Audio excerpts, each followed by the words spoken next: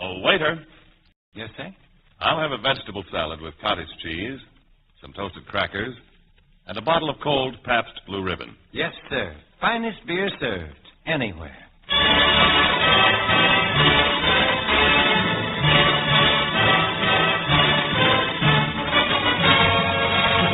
From Hollywood, Pabst Blue Ribbon, finest beer served anywhere, proudly presents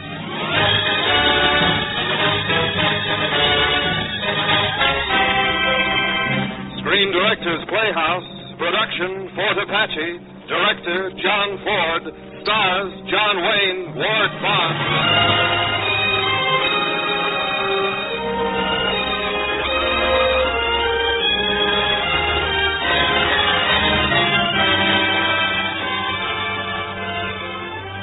The Hollywood Screen Directors present a footnote to valor, Fort Apache, starring John Wayne and Ward Bond, and introduced by the director of the film, John Ford.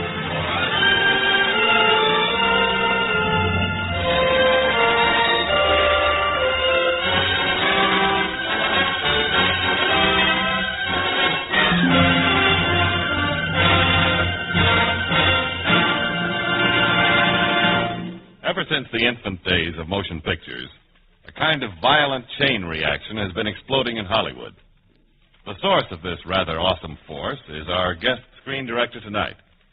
His explosions have taken the form of such brilliantly directed films as The Informer, Stagecoach, How Green Was My Valley, and tonight's story, Fort Apache. Ladies and gentlemen, the director, Mr. John Ford.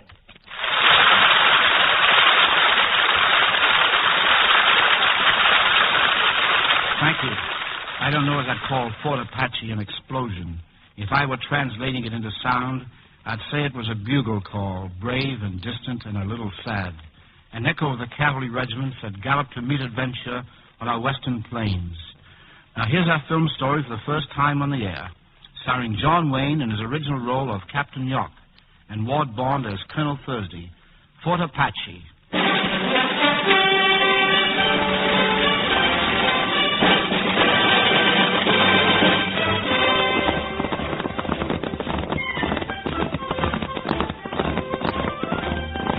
This is the story of Fort Apache, of the regiment, the officers and men who manned her.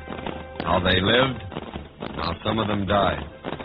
Fort Apache was the last frontier, a tiny cavalry outpost in the heart of Indian-infested country. My name is Captain Kirby York. I'd been through enough Indian campaigning to have a healthy respect for the Apache, both as a fighter and as a man. Colonel Owen Thursday, the new commanding officer, was a career man out of headquarters in Washington with a lot of strange ideas about frontier discipline, military science, and the lowly savage Indian. Gentlemen, I have been ordered to assume command of Fort Apache and to aid the Indian agent Meacham in putting down the uprising caused by the Apache chief Cochise. While some of our regiments are leading well-publicized campaigns against the great Indian nations, we are asked merely to ward off a few cowardly Digger Indians.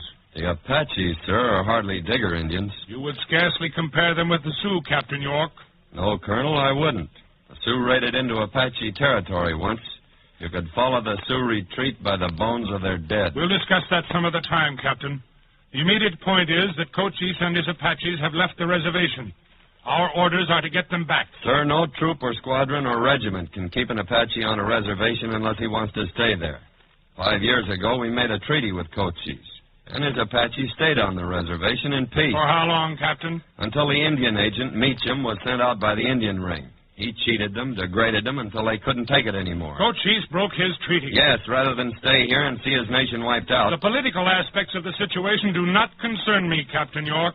We have a military job to do, which I am sure we will accomplish with glory. This is hardly a country for glory, Colonel, but I wish you luck, sir. Any questions? No questions, sir.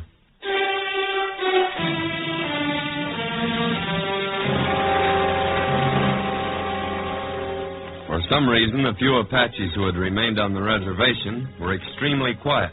This was unusual. It worried me. But evidently it didn't worry Colonel Thursday, for about a week later I was detailed to escort his daughter out riding for an inspection of the mesa.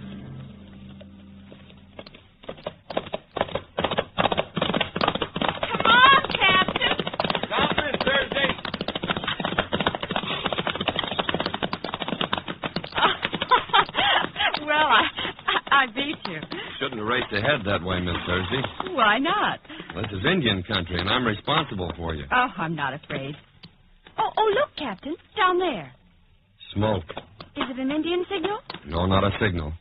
That's where our telegraph wires run through to Fort Grant. Oh. I've got to ride down this slope and find out. Can you get back alone? Alone? No, I'm going with you. Get it. Easy now. Let him have his head.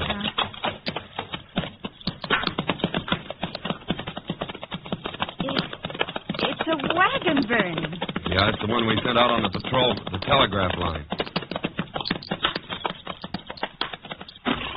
Don't look. Stay here. But the men. They're dead. Apaches. Oh. Come on, let's get out of here. We've got to get back to the fort.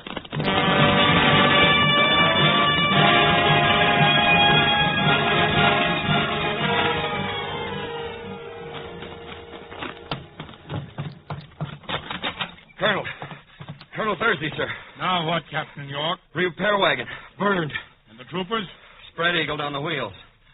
Roasted. Oh, no. Where did it happen? Near Blue Mesa, sir. They cut the telegraph wires. Captain Collingwood, hand me that map. Yes, sir. Now, show me the place, York. Here, sir. On this low spot between the hills. Captain York, send out a wagon of detail to repair the wires and bring back the bodies. Yes, sir. Sergeant Mulcahy. Yes, sir. Assemble a platoon from Company A. A platoon? I said a detail, Captain. An officer and 4 men. But those Apaches may still be around, Colonel. I am running a command, not a debating society. Captain York, you will personally take the detail and leave at once. Very good, sir. If I know Apaches, Colonel, you're sending those men to a certain death. I know what I am doing, Collingwood. And now you assemble a platoon immediately. You mean the platoon is going to trail a wagon? Correct, at a striking distance.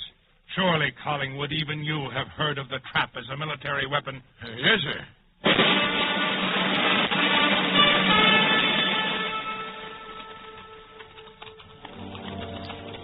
I don't like this, Captain. Send us out like this alone. Neither do I. What do you think, sir? You think the devils will be waiting for us? Can't tell. Apaches are tricky. Take it easy now. The wire breaks just around this bend. Right. Oh, put up there. Mother of mercy. 2 of our own lads burned alive. Why, you devils, you mother... Quiet, Mulcahy. They've been back. They've stripped off the men's shoes. The barbarians. I'll make them play with my own hands. All right, men, quick. Get out those blankets and that wire and work fast. If I know Apaches, they'll be back. Pete. Yeah, we're going. Go for it. You? Get up on that pole and fix that wire break. All right, we're going. I'll take care of our men myself. I'm going up that rock and have a look. They're around here. I can feel it. Any sign of them? Nothing yet, but hurry it up. They know we're here. Down! Get down! Get down off that pole, man! Come on, let's get out of here. But the wire break, it's not fixed yet. You haven't got a chance. All right, men, let's go. Come on. Let's go. There must be 100 of them. The outlaws, man. We're like clay creatures out here in the open. Faster, we gotta outrun them. It's our only chance. The devils. Return fire. They'll never take us alive. What kind of trap did the blasted colonel bring us into anyhow? Listen. Look at the dust. The column. It's the truth. It's the regiment. No repeat. Colonel Thursday and the regiment.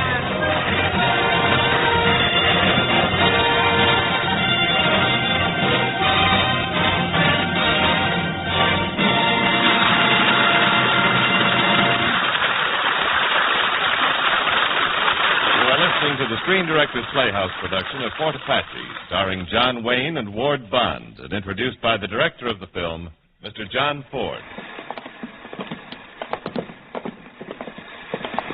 You are in Atlantic City. The boardwalk is crowded with strollers. You, foot weary and breathless from a marathon walk, pause to wipe the perspiration from your forehead. The salt air is cooling, but somehow it doesn't satisfy your thirst. There must be a place nearby where you can... Wait a second.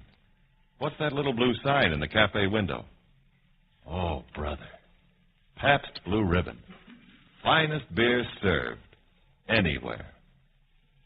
Yes, during these hot August days, you're just one of millions of men all over America to whom that Pabst Blue Ribbon sign means welcome relief. For Pabst Blue Ribbon does something more than quench your thirst. It gives you taste. Blue Ribbon taste.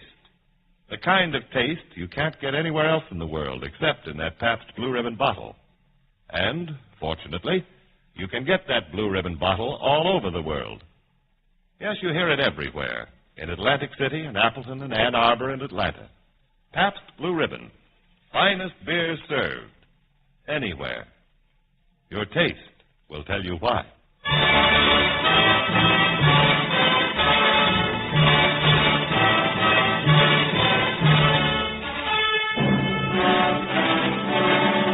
Now, back to our Screen Directors Playhouse production of Fort Apache, starring John Wayne and Ward Bond.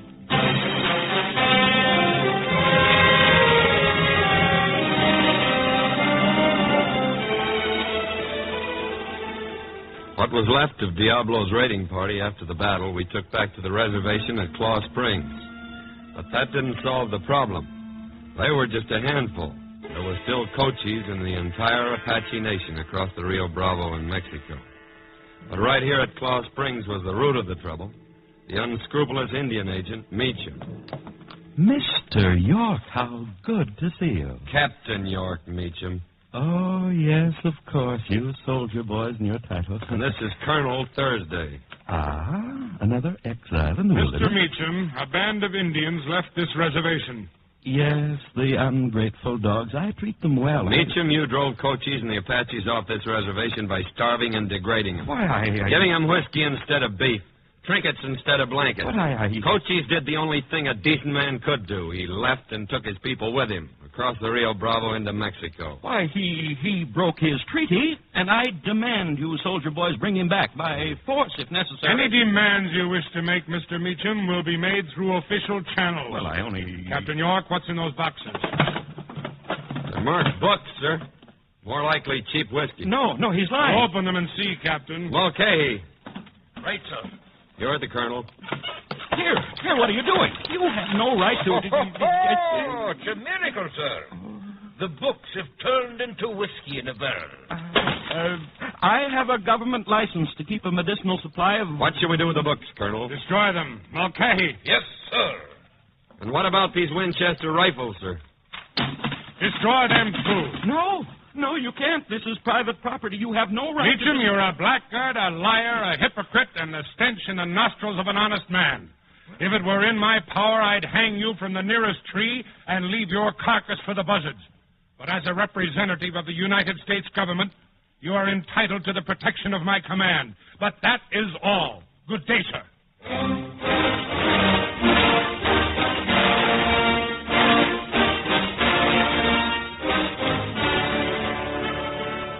You sent for me, Colonel?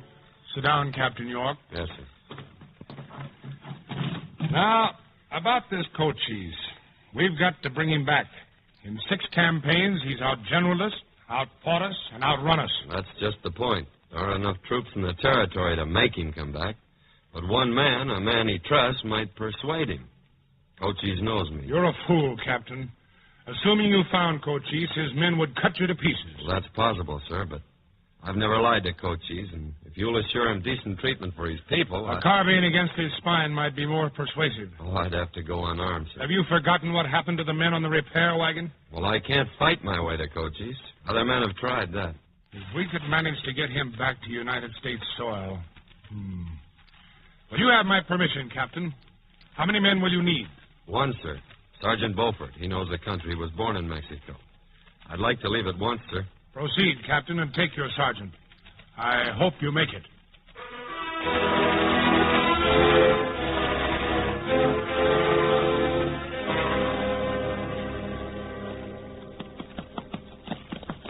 3 days, Sergeant Beaufort, and we haven't seen a sign of an Apache. See, but they have seen us. You can be sure of that. Captain, look. Look over against that hill. A signal mirror. Another one answering from this side. Yeah, they're here, all right, and we're between them. Come on, Beaufort, smile. It's too late to do anything else. They must be camped right above us. But it's not always right above it. Look up. Look up on the rocks. Holy smokes. Covered with Apaches. On both sides of the pass, thousands of them. Looks like they were expecting us. Keep smiling, Beaufort. We're going in. Captain, look at those rifles they're carrying. Winchester 7-shot repeaters. Our friend Meacham. Looks like every chief in the tribe is here. Eyes straight ahead, Beaufort. Is that him? That's Cochise in front. This is close enough. Good luck, sir.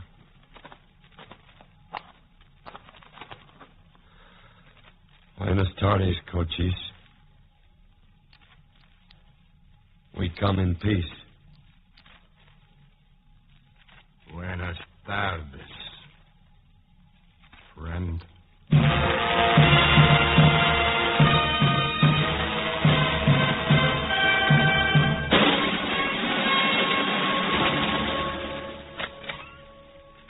Captain York, you got back. Well? Cochise has crossed the river, Colonel. He's coming in with all these people. He wants to talk peace. He's back on American soil? Yes, sir. Good. Captain, the regiment moves out at dawn. The regiment?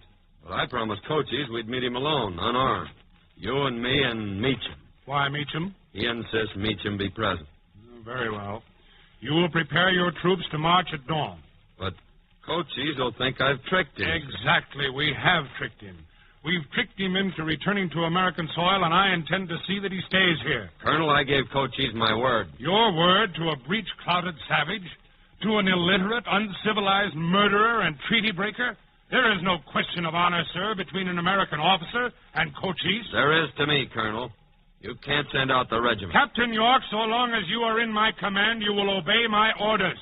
The regiment will march at dawn.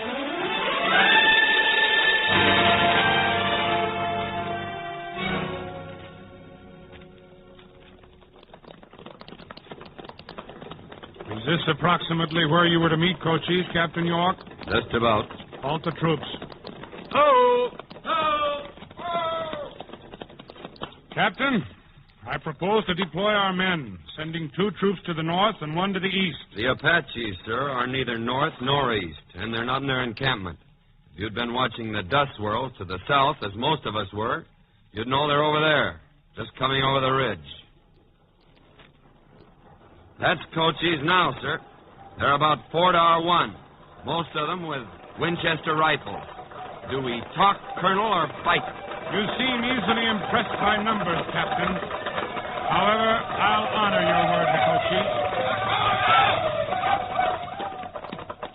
Where's Mr. Meacham? Meacham! Here, sir. Mr. Meacham, we are riding out to talk with Cochise. Oh, he's not the kind you can talk to, Colonel. I warned You will that accompany us, Mr. Meacham. Come on, Captain. Up! Huh?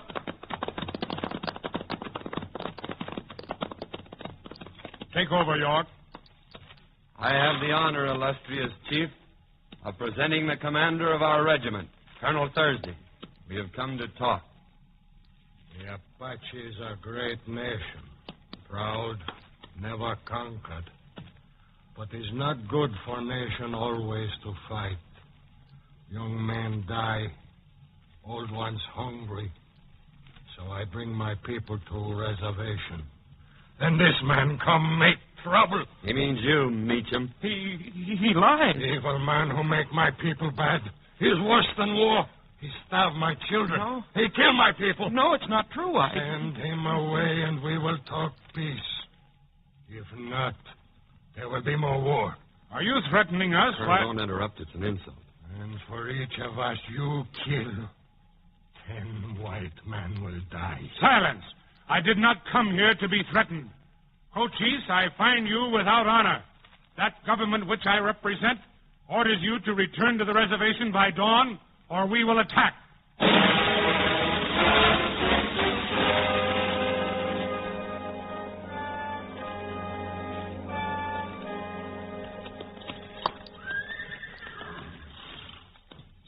It's getting light, Colonel. What do you think? I think they've had their chance. Now it's time they had their lesson. Hand me your binoculars, Captain. Yes, sir. I don't see them. Not a one down in the pass. They're there, sir, but not down in the pass, up on the rim rock. How can you know that? Because if I were Cochise, that's where I'd take up my position. What about that dust cloud at the far end of the pass? It's an Apache trick, sir. Women and children dragging mesquite to make us ride through that narrow pass into an ambush. Very ingenious, Captain. You make me suspect that your Cochise studied under Alexander the Great, at least. Gentlemen, mount your troops. We charge through the pass in a column of fours. Mounted in fours? Colonel, that'd be suicide. I tell you, they're up in those rocks on either side of the pass. It's an ambush. Captain York, there is no room in this regiment for a coward. You will remain on the ridge in safety with the supply wagons. Yes, sir.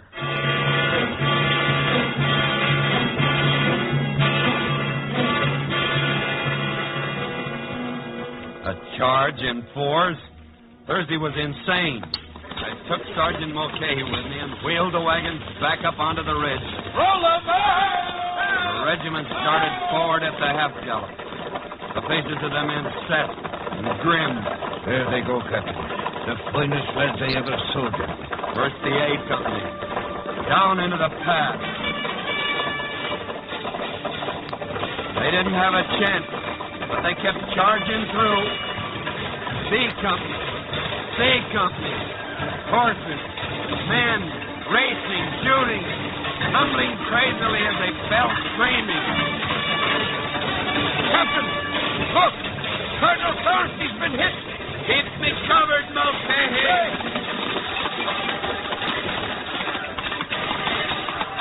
Colonel Thursday. York, hug me on your horse. Here, follow me, Colonel. I'm dug in on the ridge top. No, Captain. Your saber. I must rejoin my command. There is no command. It's wiped out. We're all that's left of it, don't you understand? Passing the wagons on the ridge. Then back to your ridge, Captain. We'll charge in fours. Come back, Colonel. Come back. Come back. Hurry, Captain, over here. Thanks, Mulcahy. Don't quick. You'll draw their fire. What difference does it make? Wiped out. Wiped out. Every man. The devils. The murdering devils. It's all over. No. Here they come. The whole Apache nation. They've got a rifle apiece and 40 rounds, Captain. No, wait. Make 'em count. Every one for the men that's gone. No, Sergeant. Hold your fire.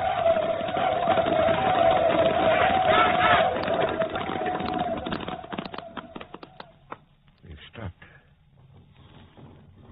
Cochise is riding out to us. Here. Take my gun. But, Captain... I gave Cochise my word. I'll meet him unarmed.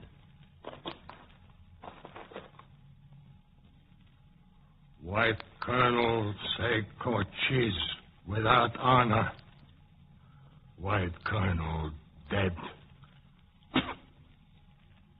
I give you your flag. For a moment, Cochise stared at me. Then he wheeled his horse, and like a great wind, the Apaches rode away.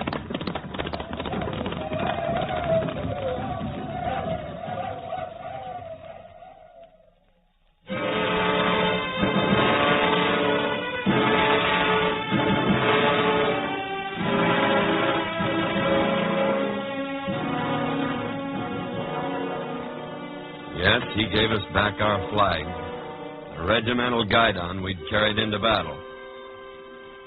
Now the regiment of Fort Apache has been reformed. Names are all changed. Those others haven't been forgotten because they haven't died. They're living right out there. Tomorrow when we take to the field, they'll be riding with us. Collingwood or O'Rourke, Mulcahy, Beaufort, yes, and Thursday. Their names may change and their faces, but they're the regiment and the regular army, now and 50 years from now.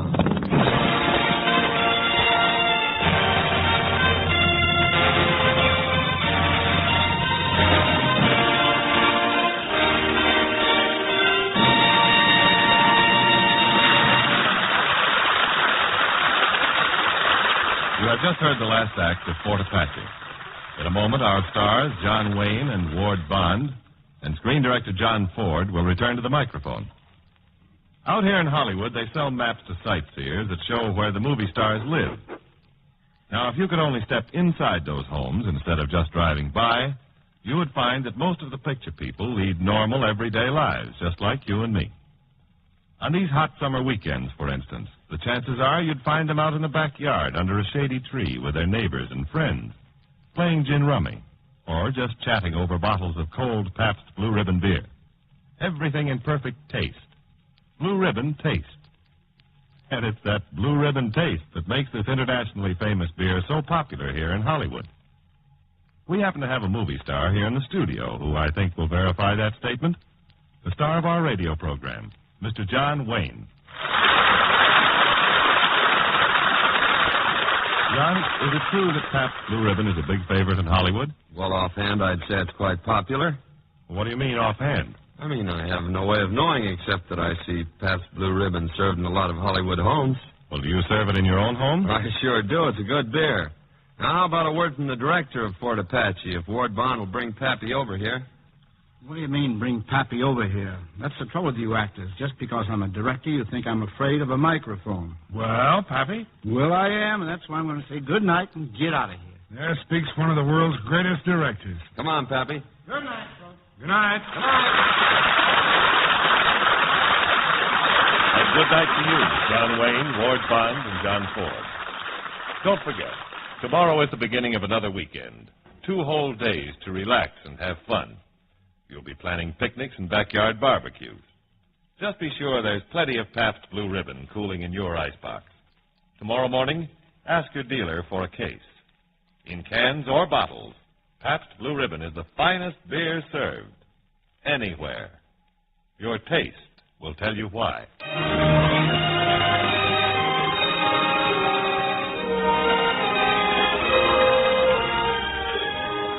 Next week on Screen Directors Playhouse, Pabst Blue Ribbon presents Jezebel, starring Betty Davis.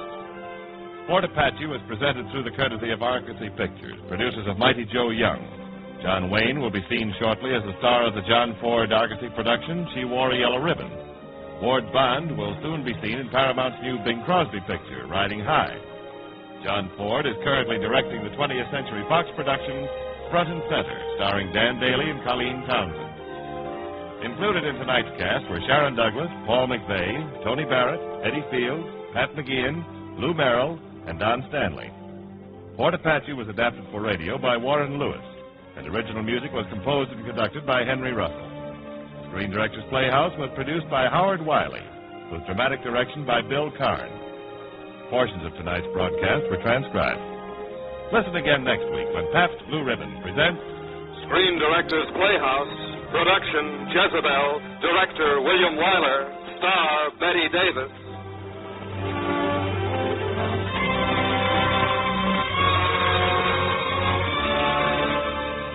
Screen Directors Playhouse is brought to you by the Pabst Brewing Company of Milwaukee, Wisconsin, Newark, New Jersey, and Peoria, Illinois, and sent your way with the best wishes of the Pabst Blue Ribbon dealers from coast to coast.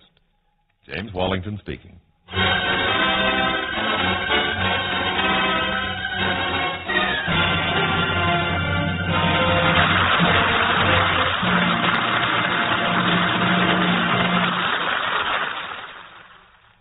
This is NBC, the national broadcasting company.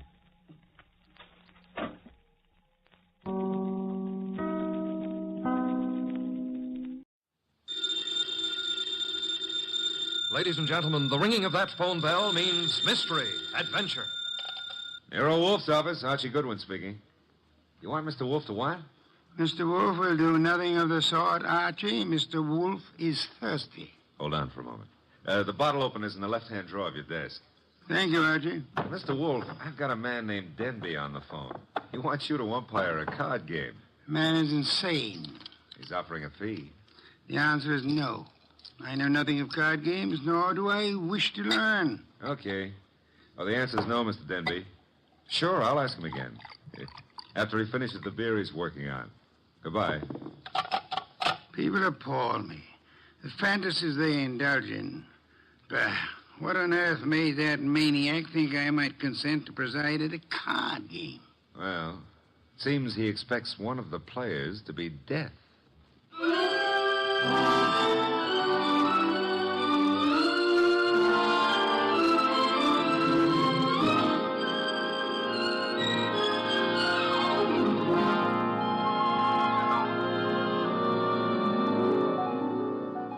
Ladies and gentlemen, it's the bulkiest, balkiest, smartest, and most unpredictable detective in the world. That chair-born genius, Nero Wolfe. Created by Rex Stout and brought to you in a new series of adventures over this NBC network in the person of Mr. Sidney Greenstreet.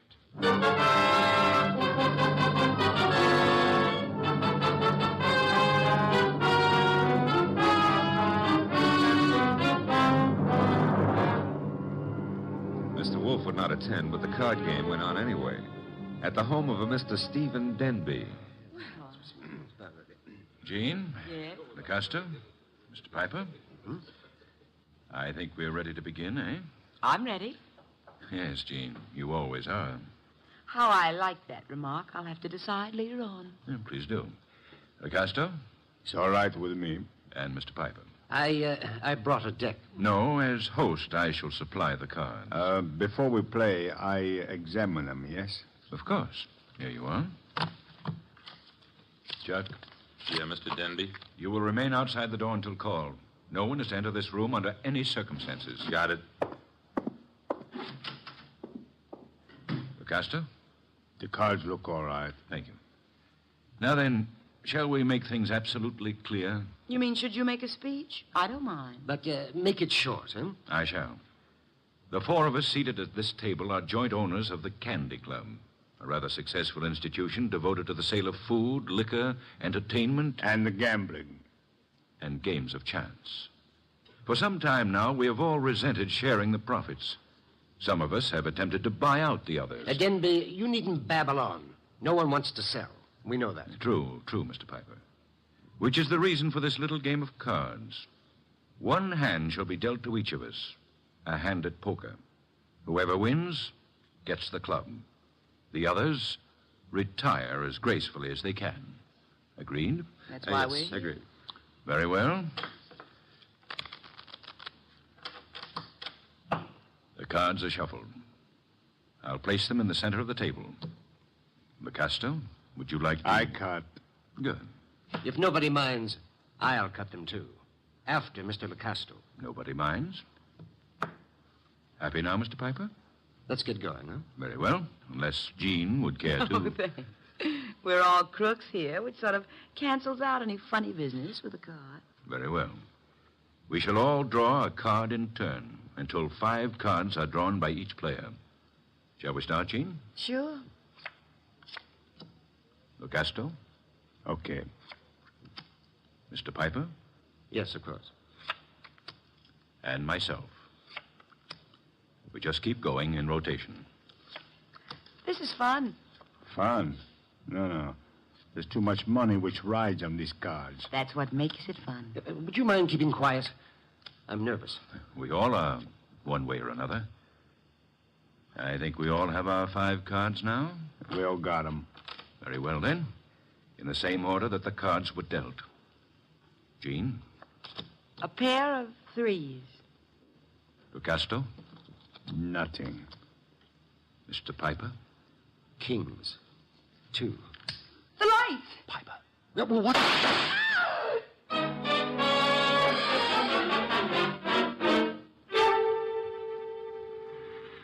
Da-da-da-da-da-da. Da-da-da.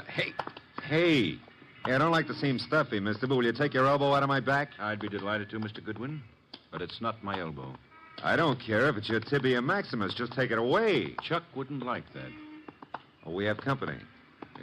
Mind if I look around? Keep right on walking, pal. That would be Chuck behind me, huh? And you are... My name is Denby. You may remember it. Oh, yeah. You phoned a couple of hours ago about a card game. Now, look, just what is your boy poking in my back? I think it's a 38. You're not sure? It might be a 45. Chuck, is it loaded? Make a funny move, pal, and you'll find out the hard way. Yo, wait a minute. It's just a passing curiosity. Where are we going? My car. Get in. If you insist. I guess you do. Okay. I'll drive, Chuck. The car bulletproof? No, that's hardly necessary. Chuck shoots first. Well, that's a saving, I guess. The only thing is, I hadn't figured on taking a ride. I told Mr. Wolf I was going for a walk. He disapproved, You're but... going for a ride. Isn't that a little corny? Now, there's a minor difference. Usually the guest, shall we say, is killed at the conclusion of the ride. In this case... Let's not make the difference too minor. Huh? You will survive the ride. It's what comes afterwards that might kill you.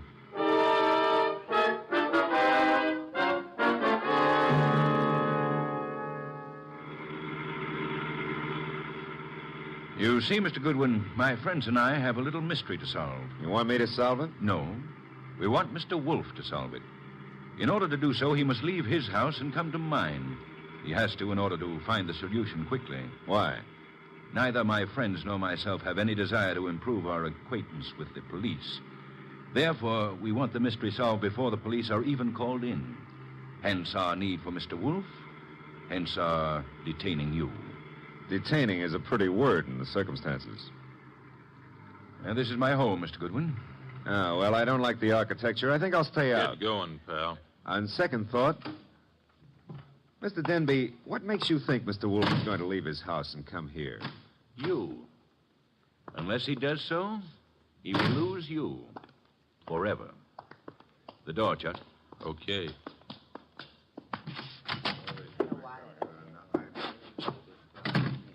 Mr. Goodwin, may I introduce you to my associates in business and in poker?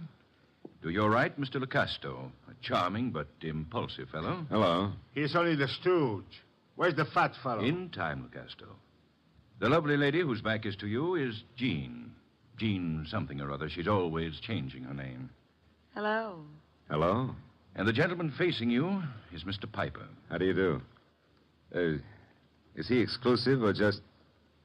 Hey, he's wearing his red carnation a little low, isn't he? Over his heart. Except that's no carnation. That, Mr. Goodwin, is blood. Lifeblood.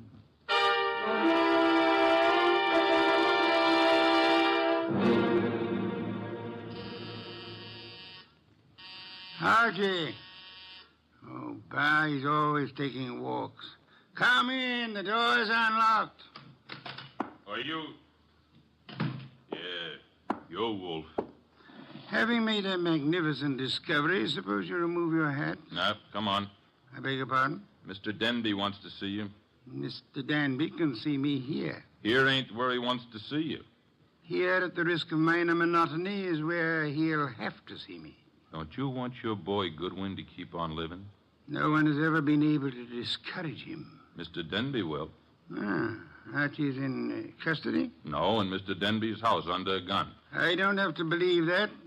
Take a look at this. Wallet. Archie's wallet. I shall accompany you. And permit me to warn you that if Mr. Goodwin has been harmed, nothing short of murder will satisfy me.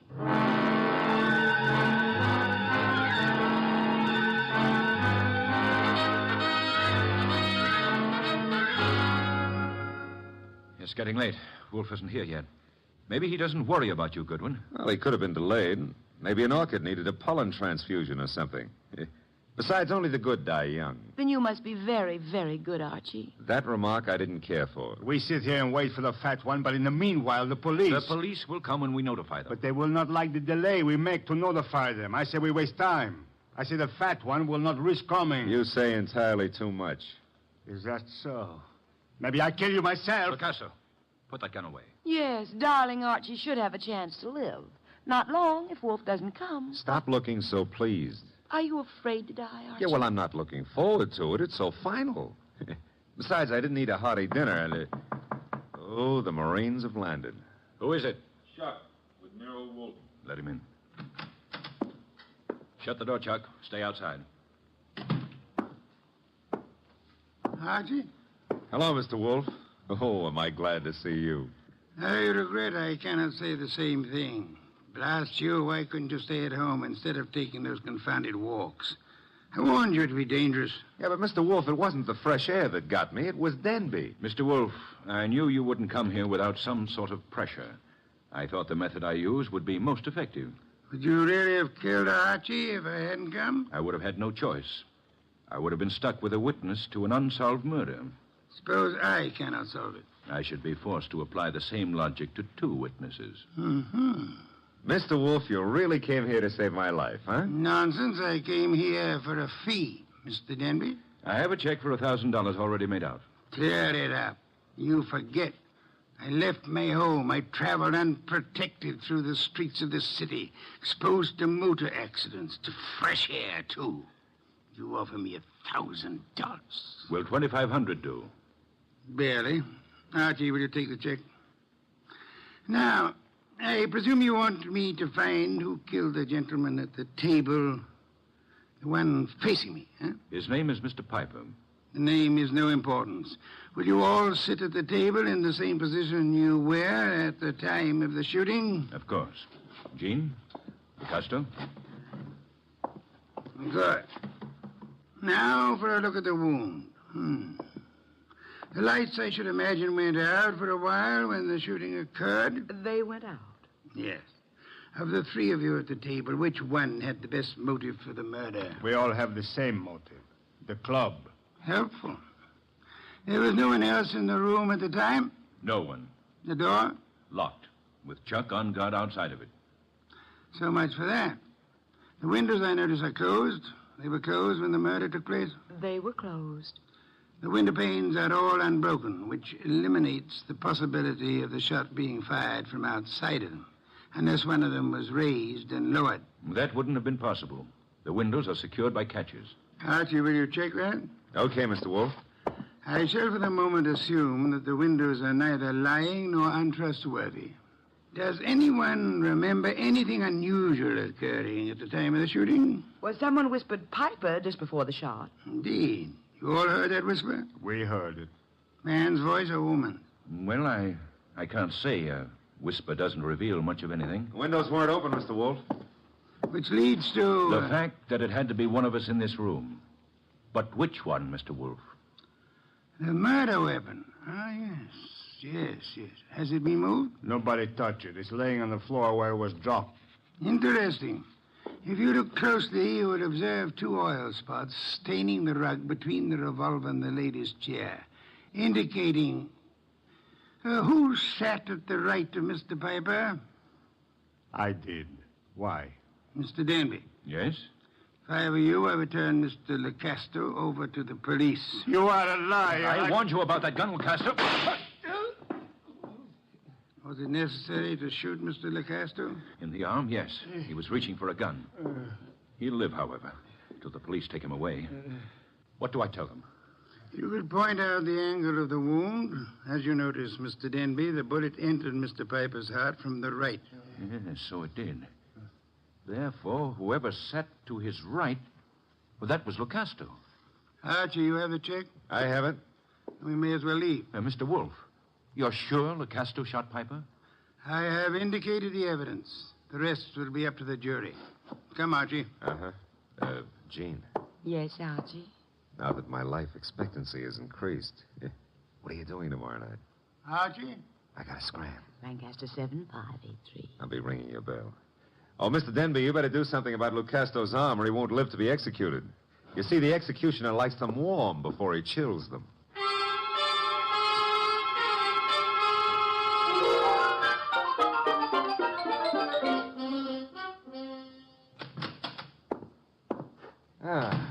The old homestead looks very nice, Mr. Wolf. Yes, Archie. You should stay in it more often. Yeah, but you never get to meet babes like Jean that way. You never get kidnapped either. Nor would I have had to leave my home in order to rescue you. Yeah, well, you earned a nice fee, fast. Indeed?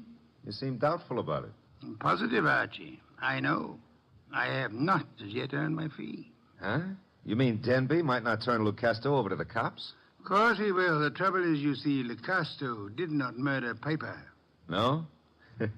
He just thought a bullet in the heart might be good for Piper's rheumatism, huh? As it happens, Piper suffered from asthma. That's beside the point. Fine. Mr. Wolf, I'm going to take it for granted that you know who did kill Piper. I'm also going to take it for granted that you won't tell me until you're ready. But why turn Lucasto over to the police? 2 reasons, Archie. First, I had no proof against the real killer. Secondly, we had to supply a scapegoat in order to be permitted to leave the Danby home. You were unarmed, helpless. Go ahead, rub it in. Nonsense. It was an interesting problem. I enjoyed it. It was, huh? Well, to me, it's still in the present tenses. Which reminds me, as old Dr. Tidmouse said, there's always a future tense. And in that future tense, Jean. No, Archie. Oh, Mr. Wolf, stop. That girl's got a love for blood that appeals to the ghoul in me. Besides, did you notice what she does to her dress? Archie, I was merely about to say that I have no objections to your dallying with the girl. Oh, I don't believe it. My ears need overhauling. I objected only to the future tense. Why not call her now? Yeah, well, I won't pretend I understand this sudden enthusiasm on your part about my love life. Probably there's some foul, scheming motive at the bottom of it. But who am I to look a gift horse in the mouth? Now, let's see. Her number was, Lancaster 7583, of course.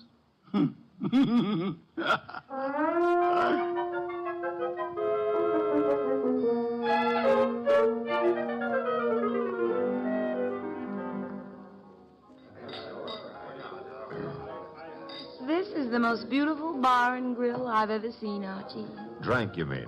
What? Never mind. All right. Archie, did anybody tell you you were beautiful, too? Well, a girl here and there has mentioned it. Oh, were they liars? Tell me, Jean, how did you ever get into the gambling den racket? Because I'm a crook? Well, I suspected that, but, I want another drink. You've had enough. I want another drink, and when Jean wants another drink, no gentleman who is a gentleman... Jean, get down. Oh, let me go. I don't want to climb under the table. You'll stay under here until the barrage stops. I guess the war's over. All right, Jean, get up. No, now I'm here. I like it.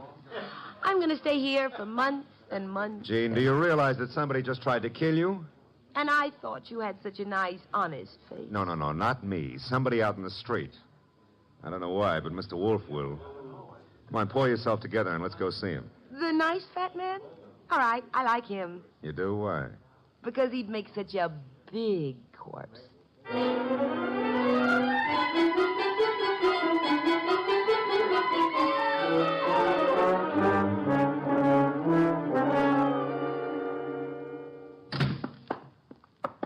Is that you, Archie? Plus Jean. What made you think I wanted her here? She's one of your fans. She thinks you'd make a lovely corpse. What was the reason for bringing her here? She was shot at. Did you expect her to be? I expected her to be killed. That's why I sent you to her. It didn't occur to you I might be killed, too? It did. I was willing to take the chance. You were willing? Oh, Mr. Wolf, Jean's a little under the weather. Splendid. In vino veritas. Watch your language. I mean that people in their cups often tell the truth, a proverb of some antiquity. Who shot at you tonight, Jean? Oh, I don't know. I didn't see. Has it occurred to you that you might just as easily have murdered Piper as not? But Lucasto killed Piper. You said so yourself. I lied. Furthermore, why the attack on you if Lucasto was the murderer? Well, I don't know. Did you also not know that Lucasto escaped from jail earlier this evening? You're making that up. Why should I? Mr. Denby turned him over to the police, but Lucasto managed to get away before being jailed. That's not cricket. Incidentally, Mr. Denby will be joining us at any moment. I expected you to bring Jean, Archie. Therefore, with the exception of Mr. Piper, who is resting in the morgue, and Mr. Lucasto, who is at large, we shall have all the participants in the card game. With them, perhaps we can deal a new hand, Archie? Okay. Maybe it's the morgue to tell us Piper escaped. Oh, wrong again. Come in, Mr. Denby. Mr. Wolf, I'm upset. I heard over the radio about Lucasto's escape. He'll try to kill us all. Why? Well, because we can testify that he murdered Piper. True. I beg your pardon? Lucasto did not kill Piper. But you said that he did. The only evidence against Lucasto was the angle of the entrance of the bullet that lodged in his heart. May I remind you of the whisper you all heard in the darkness preceding Piper's death? The whisper that said Piper? Precisely. We must assume, then, that Piper turned his body in the direction of the whisper. Therefore, the angle of the wound would be wrong for Lucasto, but the correct one for... Whoever sat opposite Piper. I sat opposite him. But that doesn't mean I killed him. Wait, you must have. Once he turned, the bullet must have come from opposite him. Only possible way. That means you, Jean. No. No, it's a frame. May I interrupt for a moment? Mr. Denby, if our present analysis is correct, it must have been you who whispered to Piper. Did you? I hadn't thought about it before, but... Denby, you're lying. No, he's not lying. Continue, Mr. Denby. Well, when the lights went out, I wanted to tell Piper something. He turned to me, and that's when he was shot. Archie, you've taken all this down. In my prettiest shorthand, Mr. Wolf. Good. I don't know why you're doing this, Denby. Maybe you think if I take the rap, you'll get the club. But remember, Lucasto's still free. He's gunning for all of us. But it'll be you. Especially you he'll want. Maybe you can talk a jury into sending me up for something I didn't do, but you won't live to gloat about it. Oh, shut up, Jean. You killed Piper and... Who's that? This is, of course, the murderer of Mr. Piper. No comments? Archie, the door, if you please. But you said I was the one who... What kind of idiocy is this? Archie, I said the door. Okay, but shall I ask him in or sock him? You will act as the situation demands. Yes, sir. But for once, I'd like to know what the situation is. Raise him, Goodwin, and keep him that way. Now back up into the living room. I don't back up good. My gears... You want it here? Never mind. I'll strip a gear. Archie, what are you doing? Just what the situation demands, backing up.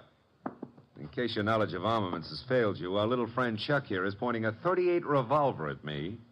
You won't save him from the chair. Maybe not. But it could give me quite a pain in the stomach. Chuck, what do you think you're doing? You double-crossing louse. Gentlemen, if you So please. you thought you'd run to the fat dick and pin it all on me, huh, Denby? You don't know what you're talking about. We haven't even mentioned you. You sure of that, huh? Then why did Wolf phone me and tell me you were about to sing? Wolf phoned you? Yeah. Said you were getting ready to feed me to the electrician up the river. Oh, he was making a stab in the dark, Chuck. Trying to start something. That's so, Wolf? Archie, will you read Chuck your notes about Mr. Denby's statement regarding the whisper? Well, that doesn't mean... It could be misunderstood. Read me the notes, Goodwin. Here it is, I quote. When the lights went out, I wanted to tell Piper something. He turned to me That's and... all I need to hear. Chuck. You were selling me out after hiring me to knock off Piper. You dumb gunman. Now you've given Wolf what he wants, a confession. I was trying to pin it on Jean. That's what you say now. It's kind of late, though. Too late for you. No. Goodbye, Mr. Denby. Nice shooting, Chuck. Stay put, Goodwin. The rest of you, I'm leaving. Police wouldn't approve. But let me have your gun. Huh? Wise guy. You know something? I've been thinking. Can you think? If I was to knock off you and Goodwin, me and Jean could split the club between us and nobody'd ever know who killed Piper. Very whimsical, Chuck, but if you don't mind... Archie, don't be an idiot. Well, if I have to get shot, I prefer it to happen when I'm moving forward. Archie. Okay, come and get it, Goodwin. March right up nice and easy and take it. I'm coming. Would somebody mind telling me why I don't fall down? Phooey. I've been shot. Well, that's not the way to talk to a man who's just been... Hey, Chuck is lying down. Is he dead? Well, there's been a mistake. I didn't shoot him. He shot me. Archie, stop blabbering. Neither of you shot the other. As a matter of fact... I shot the Chuck. Lucasto. Lucasto, Archie? Well, I thought he escaped. No, I'm not crazy. I do not escape. The fat one, he phones the police to tell them how I'm innocent. Yes, I had the police announce the escape, however, for reasons of, shall I say, strategy? Well, on account of there are no bullet holes in me, you can say whatever you like, Mr. Wolf. Thank you, Archie. That announcement helped heighten the tension our murderers were under. And then they explode. The fat one, he says to me, "Look, Asto, wait in the next room. Watch careful. Maybe there's trouble." I watch. And now? Now there's no more trouble.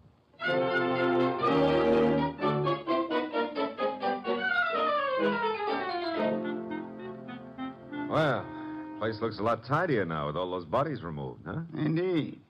I'll get you the bottle of beer. But first, make with an explanation. The case was crystal clear, Archie. Maybe, but I'm no crystal gazer.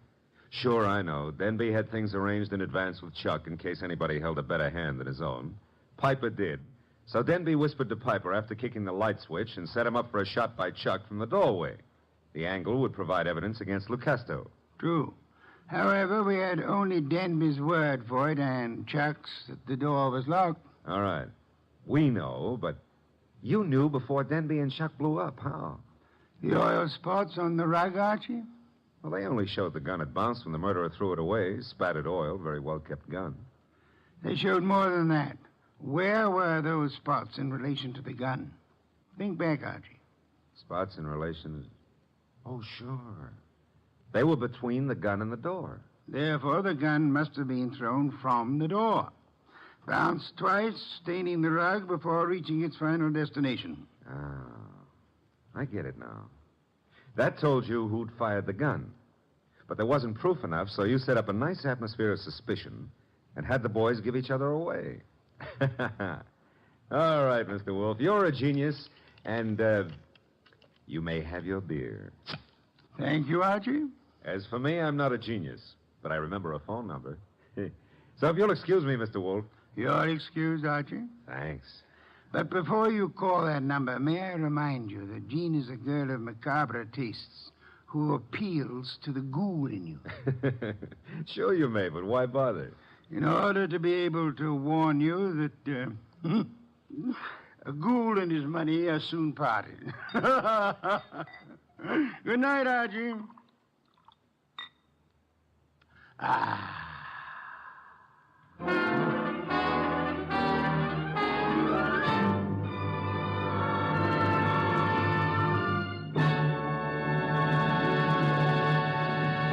You have been listening to The New Adventures of Nero Wolfe, starring Jay Novello, Howard McNear, Barney Phillips, and Bill Johnstone. Next week at this same time, Nero Wolfe and Archie will bring you The Case of the Calculated Risk. Don Stanley speaking. 3 chimes mean good times on NBC.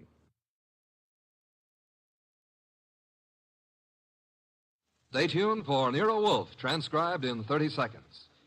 The chimes are all set to wish you a Happy New Year this Sunday with a gala broadcast of The Big Show. The unpredictable Tallulah will MC with a host of leading stars of stage, screen, and radio, including Ken Murray, Gloria Swanson, Margaret O'Brien, Jose Ferrer, and many more. And there's a carnival of fun with Theater Guild on the air also this Sunday when the sparkling Lockhart family, Jean, Kathleen, and daughter June, co-star with Van Heflin in Theater Guild's presentation of the exciting story, State Fair. Ladies and gentlemen, the ringing of that phone bell means mystery, adventure. Nero Wolfe's office, Archie Goodwin speaking. Who? Oh, I see. Oh, and you think Mr. Wolfe might be interested in going over and... Hold on a minute. Archie, I'm not interested in going anywhere. Ill-considered movement is the curse of our times. Not to mention the mania for fresh air. Phew. Bottle opener, if you please. Here you are. But that was Zabro's flower shop, Mr. Wolfe. Indeed. Got a new shipment of orchids from upstate. In that case... Mr. Wolfe, remember the curse of our times? Not to mention the mania? I'll be there. He'll be there. After all, a man must risk his life sometimes.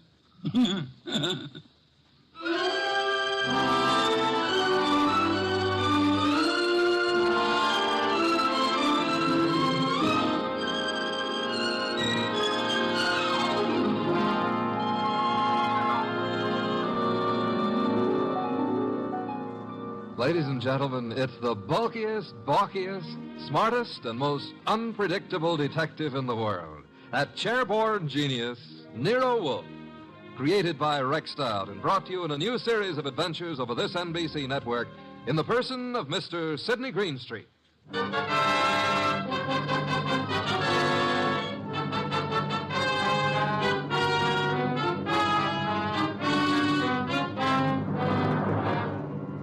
Orchids don't grow up overnight. They have to be carefully planted, tended, watered, and watched. And the same thing goes for murder. Take Zabro's flower shop minutes after we got that phone call. Zabro!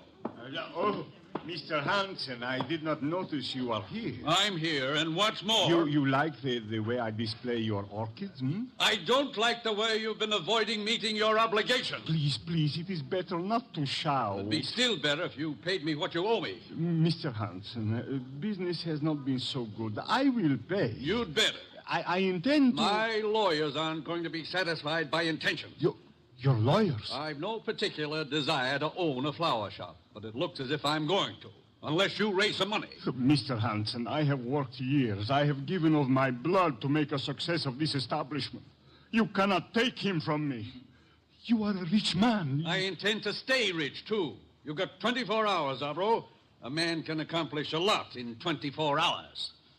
Yes, Mr. Hansen. Even maybe murder.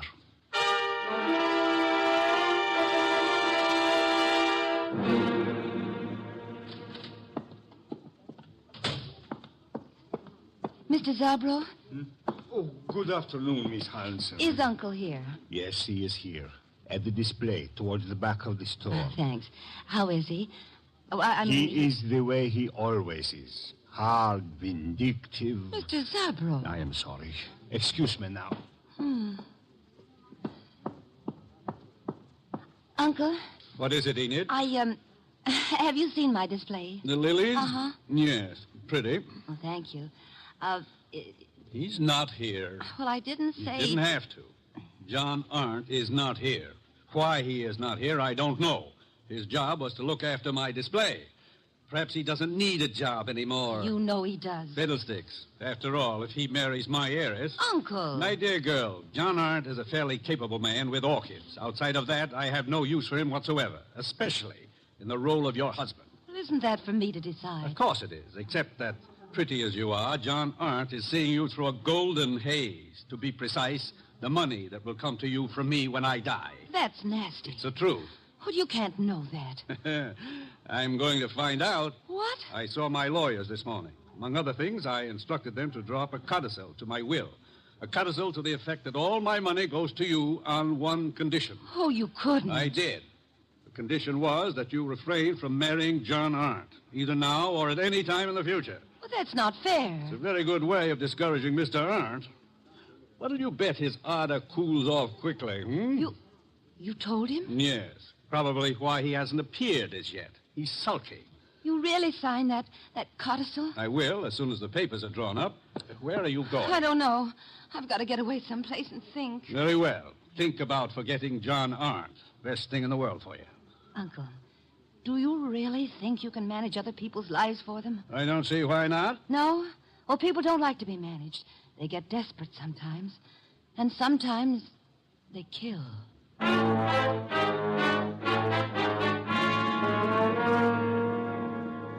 Mr. Wolf, what are you doing? Getting up. I'm up. Well, that makes you eligible for the Explorers Club or something. My coat and muffler, Archie. I got him here. Thank you. You're really going out into that weather outside? Archie, must you try to be witty? It amuses me no end. Haven't you seen enough of those weeds yet? An orchid is not a weed. Another muffler, Archie, the woolen one. You've already got two on. Please, fresh air clogs the lungs, Archie. Sure, everybody knows that, but they won't admit it. Of course not. The conspiracy of silence. Archie, I'm ready. You sure? I can see a square inch of skin showing. Come, you're driving me to Zabro's. Mm-hmm. All right, careful, and take a deep breath. I'm going to open the door. You ready? Yeah, very well. Open it. Be brave, Mr. Wolf. We'll keep the car window shut, and maybe you'll make it. Careful. The risks one takes. In you go.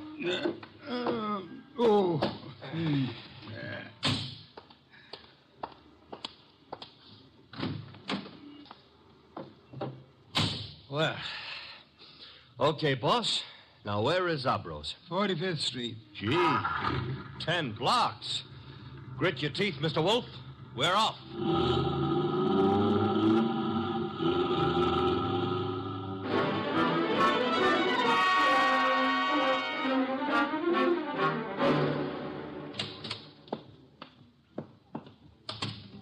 Oh, Mr. Wolf, I'm glad you are here. Those orchids you wrote me about had better be worth a trip. The trip? But I think you live only a little way from here. Don't forget it had to be made in the open air, Mr. Zabro. Where are the orchids? Towards the back.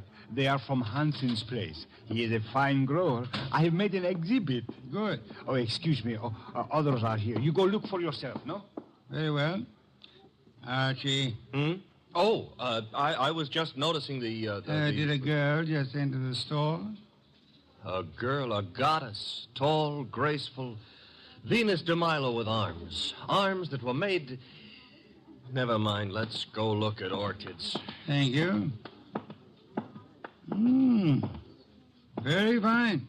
The exhibit is laid out like nature, huh?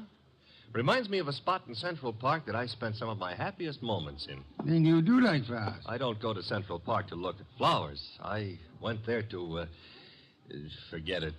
Gladly. Now go away and annoy someone else. Venus?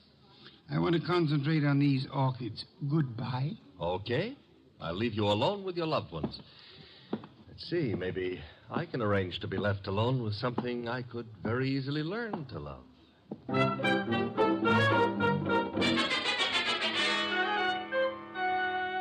Hey, boss. Don't bother me, Archie. Oh, this is serious. There's a lily display just like this one over at the other end of the store. Nothing connected with lilies could possibly be serious. Maybe not, but there's a corpse planted among these lilies. Indeed? A lot of ferns were banked up in back of the display. I saw a foot sticking out, so I slipped back, lifted a few ferns, and found a body. Fresh? Very. The wound was still bleeding. Knife wound. Sad, very. Now run along. Oh, aren't you going to do anything about it? Why should I? Anyone who'll permit himself to be found dead or alive among a display of lilies is beneath contempt. Well, maybe the poor guy didn't have a chance to crawl into an orchid display before he died. However, if that's the way you feel, I'll tell the police all about poor Mr. Hansen and let them... Who? Hansen, the orchid grower. He's one of the finest in the country. Not is. Was. Wasn't me who pushed him under the lilies. Under lilies? Bah. He would have hated that. Have you told Zabro? No. Zabro's been busy up front. Where is this display? Right along here.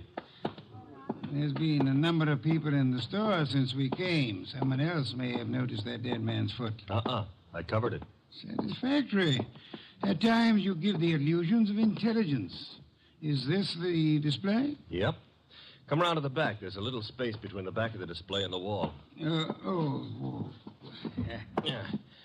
Now here, right under this pile of ferns... Yes, Archie?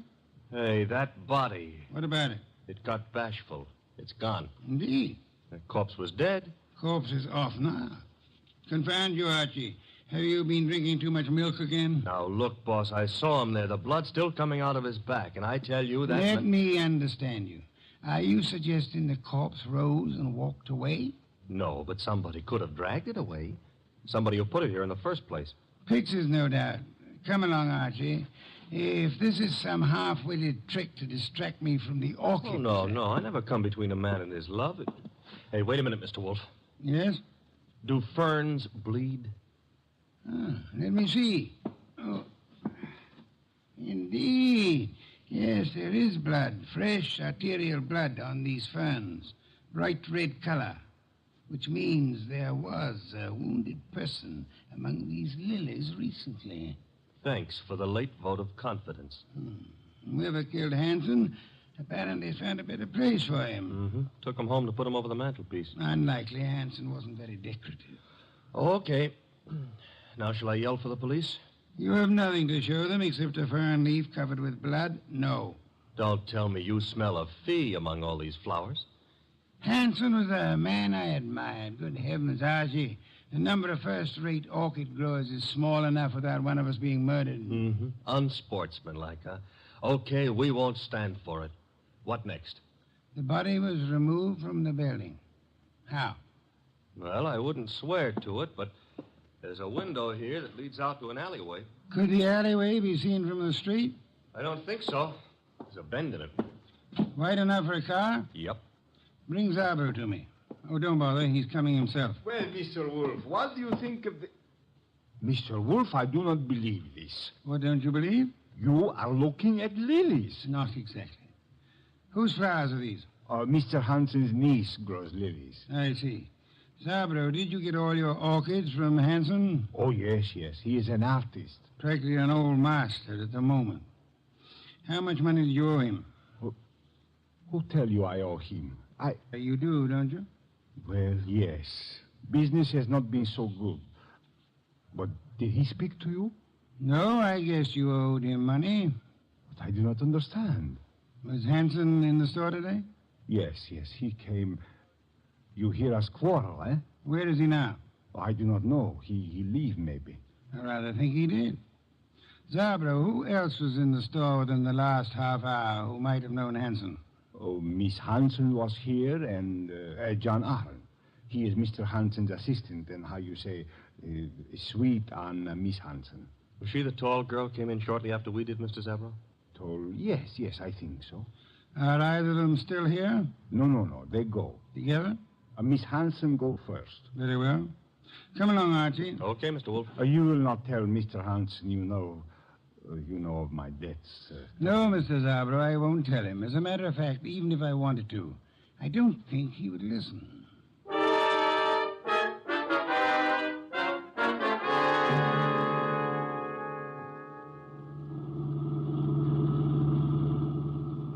I love these long drives in the country. Where are we going? Hansen's place. Oh. You think he returned to it to haunt it, huh? He was returned there, I suspect. Uh-huh. In order to cast suspicion on himself. Miss Hansen lives with him. Mr. Arndt works for him on the premises, therefore... Miss Hansen will be there? I imagine so. Why? Oh, nothing. Nothing at all. Boss, can we stop at the next town? Why? I want to buy a book on lilies. This sudden... You mean Miss Hansen grows them and there? Uh-huh. You see, that way we'll have something in common. Perhaps, but Archie, is an interest in flowers what you want to have in common with her?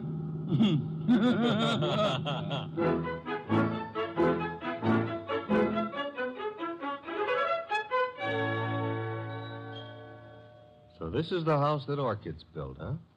Snazzy. Very handsome country home. For streamlined zombies. Hello.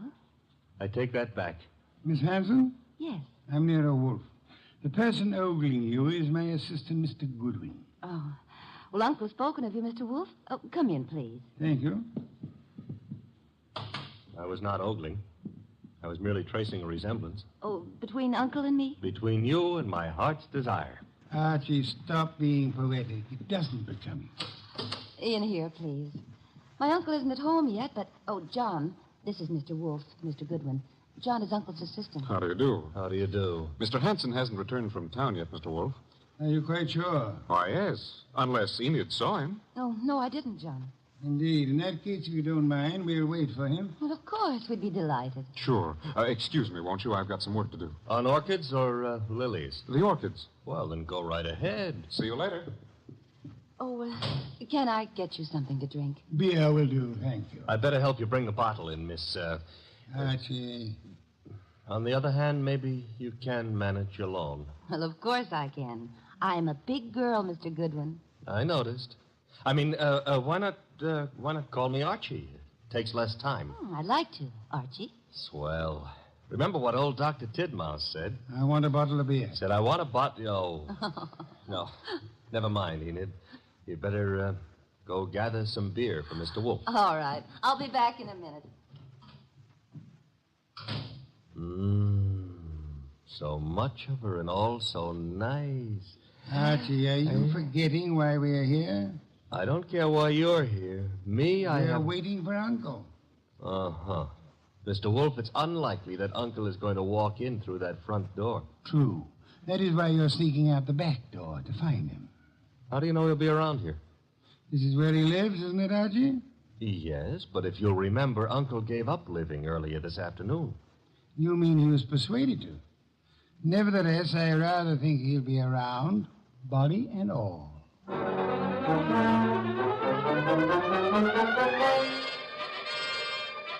He wasn't in the house, so I tried the conservatory, hothouse, what have you. It was hot in that steam-heated orchid paradise. Also, it was full of orchids. Unfortunately, it wasn't full of Miss Hanson. I wandered hither and yon for a moment, dreaming of her, until I noticed a foot. Same foot I'd seen back at Zabro's, and peculiarly enough, the same corpse was attached to it. Uncle's. I was bending over to take a closer look when I felt a thud. I realized that thud was the sound of something hitting my head, and I began to realize, too, that I'd been knocked almost unconscious, which the second blow did. I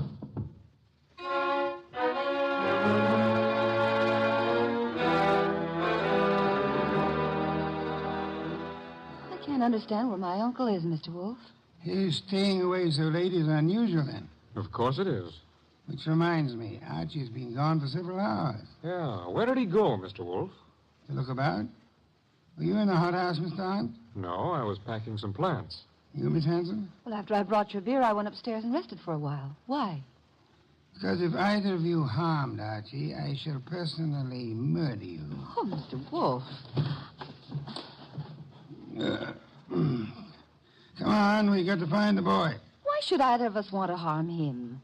Because he probably found your uncle's body. His body? What are you... I don't understand. Mr. Hanson has been murdered. Oh no. Enid. Oh, stop that, Miss Hanson. You're a perfectly healthy young woman. There's no reason for you to swoon. Now, look here, you. Besides, I rather suspect she lost no love for him. Am I right, Miss Hanson? He was my uncle. You're aware of the fact? He opposed your marriage to Miss Aunt here, huh? That's none of your business. Which means he did oppose it. Mr. Aunt, Mr. Hanson was a friend of mine. I intend to find the murderer after I find his body. It shows a lack of proper respect to transport a corpse about the countryside. Come, both of you, we must find Archie.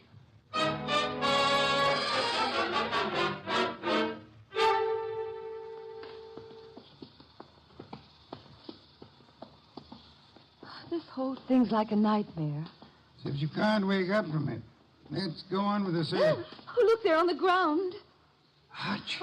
I'll see if he's all right. Why, this is fantastic. Mr. Hanson stabbed to death, and now Goodwin. He's just been stunned, thank heavens. He's coming to. Oh, I died. Oh, correct me if I'm wrong, but I'm dead. Archie, speak to me. Oh, I went to heaven. Are you all right, Archie? Uh-oh, the other place. Get up. Sure, if somebody will hold my head. Oh, this. Are we having an earthquake? You poor boy. Take my arm here. I'll take both. Ooh, he's normal. What happened, Archie? Somebody hit me when I wasn't looking. Yeah? Why? I don't know. Oh, yes, I remember. Yes? I found Uncle lying right there. Right there. The poor boy's delirious. Don't tell me he's gone again. I'm afraid he has, Archie. Are you sure you saw him? I'm positive, and then somebody slugged me. That corpse is the shyest one I've ever met. Blood would have dried. There'll be no signs of his having been placed here. Bad. Why? Your testimony would be valueless, especially since you were found unconscious. The jury would suspect you of having hit the bottle.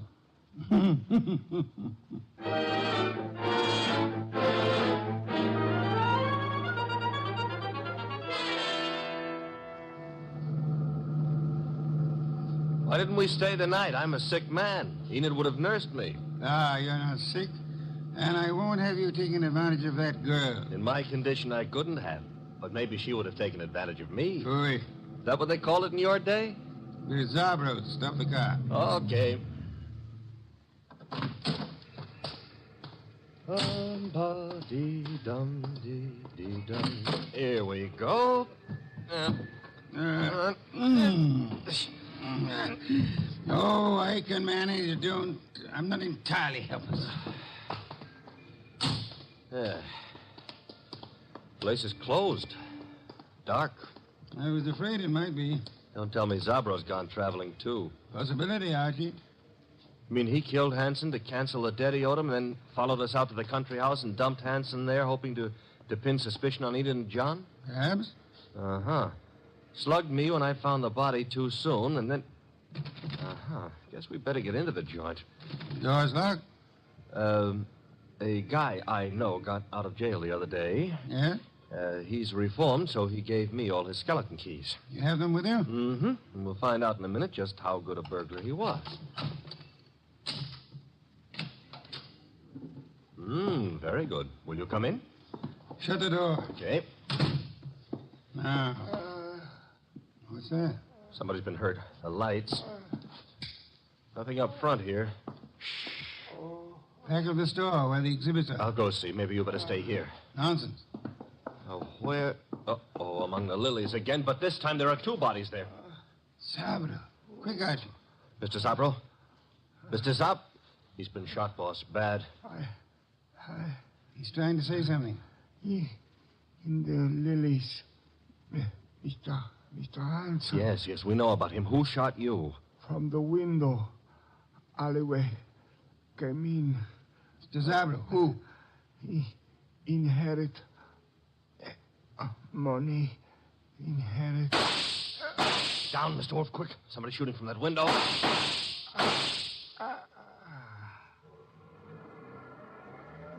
Archie. All in one piece. Are you all right? Yes, that car. It's gone. Brought the body here and... Zabro. He couldn't duck. He's dead. Yes. Police, boss, this time we've got more than a fern leaf smeared with blood to show them. Not yet, Archie. I'd prefer handing the murderer over to them along with the victims. I'm going home. Archie, get Miss Hanson and Mr. Arndt there as soon as you can. Well, suppose they don't want to come. Knock them unconscious and drag them there. Not Enid, boss. Enid's... Hey, what Zabro said about inheriting. Don't anticipate, Archie. When you get them to my office, we'll identify the murderer then.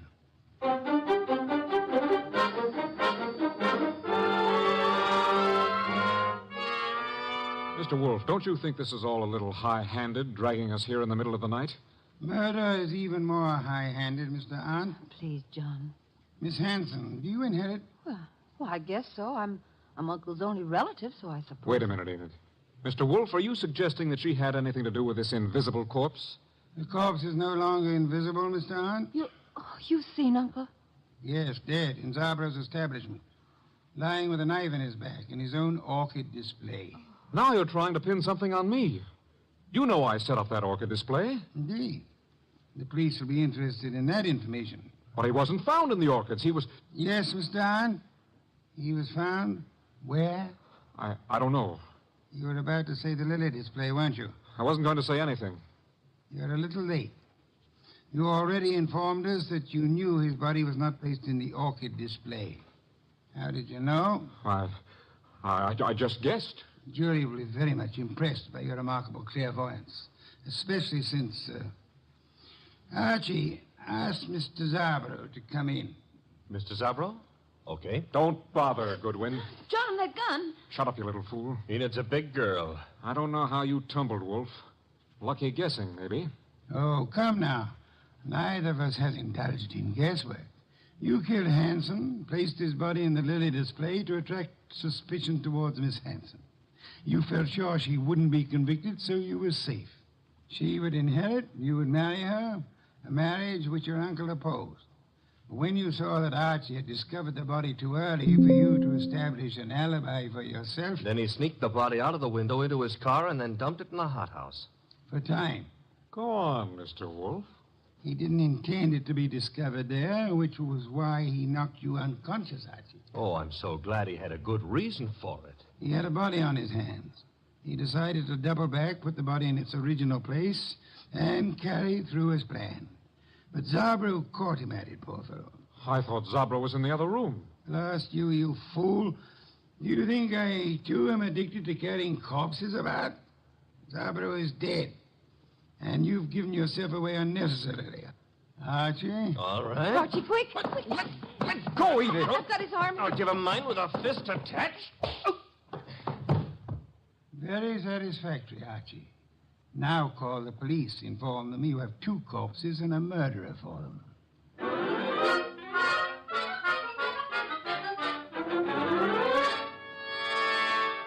You should have heard Mr. Arndt's language, boss, when the police took him away.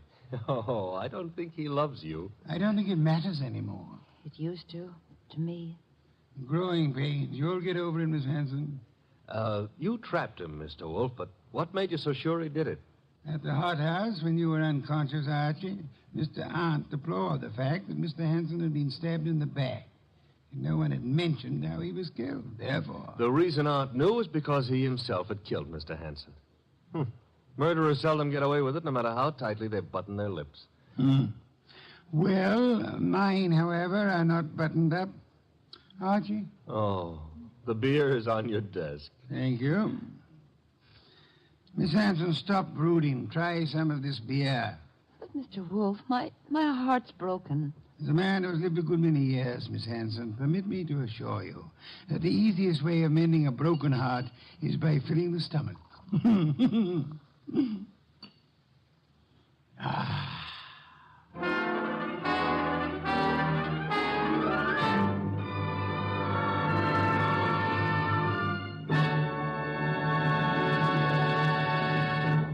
You have been listening to The New Adventures of Nero Wolfe, starring Sidney Greenstreet.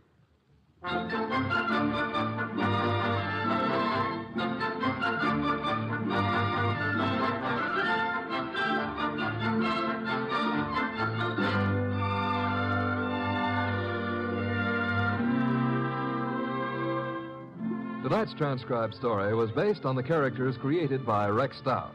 This is an Edwin Fadiman program produced and directed by J. Donald Wilson. In the cast were Larry Dobkin as Archie Goodwin, and Gigi Pearson, Jay Novello, Herb Butterfield, and Byron Kane. Next week at this same time, Nero Wolfe and Archie will bring you The Case of the Deadly Sellout. Don Stanley speaking.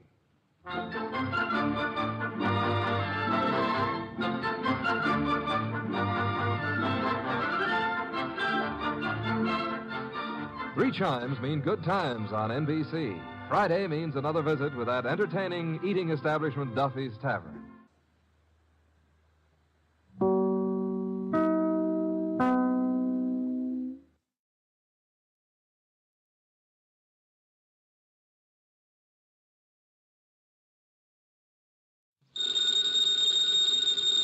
Ladies and gentlemen, that phone bell means adventure. Hello? Hello? The young man answering the phone is Archie Goodwin. And the mountain of a man engaged in deep thought in the oversized armchair is Nero Wolfe. What was that? Somebody's going to be murdered who has no manners? Well, what do you want Nero Wolfe to do? Teach him manners? Oh. Hold on. Mr. Wolfe. Yes, Archie? We've got a prospective client. In case someone she knows gets murdered, she'd like you to do something about it. Very well. However, advise her... Yes? Not to get murdered herself. I never take a corpse for a client. Greatest detective in the world.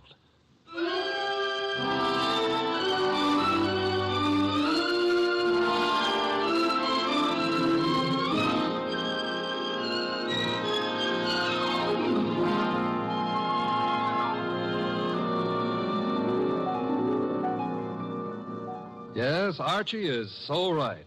He is the greatest detective in the world, and the fattest, and the least energetic. He's Nero Wolfe, created by Rex Stout and brought to you over this NBC network in a new series of adventures by Mr. Sidney Greenstreet.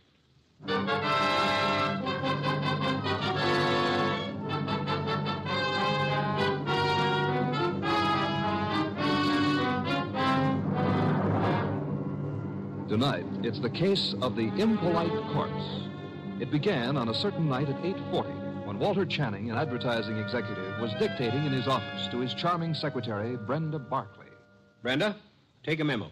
Yes, Mr. Channing. This is to be mimeographed and sent to the entire staff. The entire staff, yes, sir. Notice, effective at once, 1-hour lunch periods will be strictly enforced. Employees will post time of departure and time of return. Yes, what is it? Mr. Channing... Bennett, I'm busy. But I've got to see you, Mr. Channing. About this afternoon. This afternoon was unfortunate, Bennett, but it happened. I lost my temper. I'm sorry. So am I. Mr. Channing, I've been with the firm 14 years, and Well, because a man blows up once in 14 years. Mr. Channing's office. Oh, you've got to reconsider. That's all, Mr. Channing. I never reconsider, Bennett. It's your wife. But, Mr. Channing... That will be all, Bennett. It won't be all. You can't wipe out 14 years of a man's life. Even you can't do that, Channing. It's Mrs. Channing on the phone. Oh. Hello? You're where? That's in this building. Since when has Dr. Ellis kept evening office hours? I told you there's nothing wrong with you. No, I can't. I don't know when I'll be through. And I don't want you hanging around up here. Well, take a cab or walk. I don't care what you do. What? I can't understand you. What? Goodbye, Doris. Where was it? Walter, Yes? you are going to reconsider about Tom Bennett, aren't you?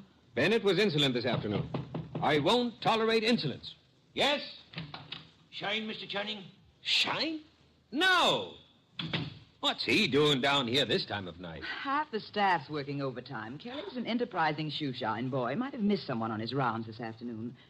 Walter, about Tom Bennett. Forget Bennett. Look, you upset the inkwell. Oh. Quick, blot the stuff. Yes, of course. Did any spill on you? Spot at my trouser cuff. Lucky it didn't get on the carpet. Walter, about Tom Bennett. I told you to forget Bennett. All right, Walter, all right. No, maybe you shouldn't. Maybe you'd be better off to use him as a model. A model? If he knows he's not wanted around here, he'll have the self-respect to get out. Meaning? Well, you've known for a long time you're not wanted. And you're still here. How you'd like to fire me. Denying that would be silly. I've been with this firm 15 years in January. Employees get a bonus of stock shares after 15 years' service. That's what I'm waiting for, and you know it. Suppose we get back to that memorandum. You'd like to get me out before I collect those shares, wouldn't you? I said let's get on with the memo. You'd be petty enough to do it, too, if you knew how. There may be a way. There isn't, and you know it. I'm too careful. You can't fire me without cause, and I've given you no cause, Walter. Nothing you can possibly dictate one of your vicious little memorandums about. Don't try my patience too far, Brenda. Walter, what? This can't be us talking like this, you and me hating each other. I find it remarkable there ever was anything between us except hate. Walter. I mean it. Look at you. You were flashy when I met you. You're getting flashier. That means cheaper, Brenda. Stop it. Too much lipstick? Too much rouge?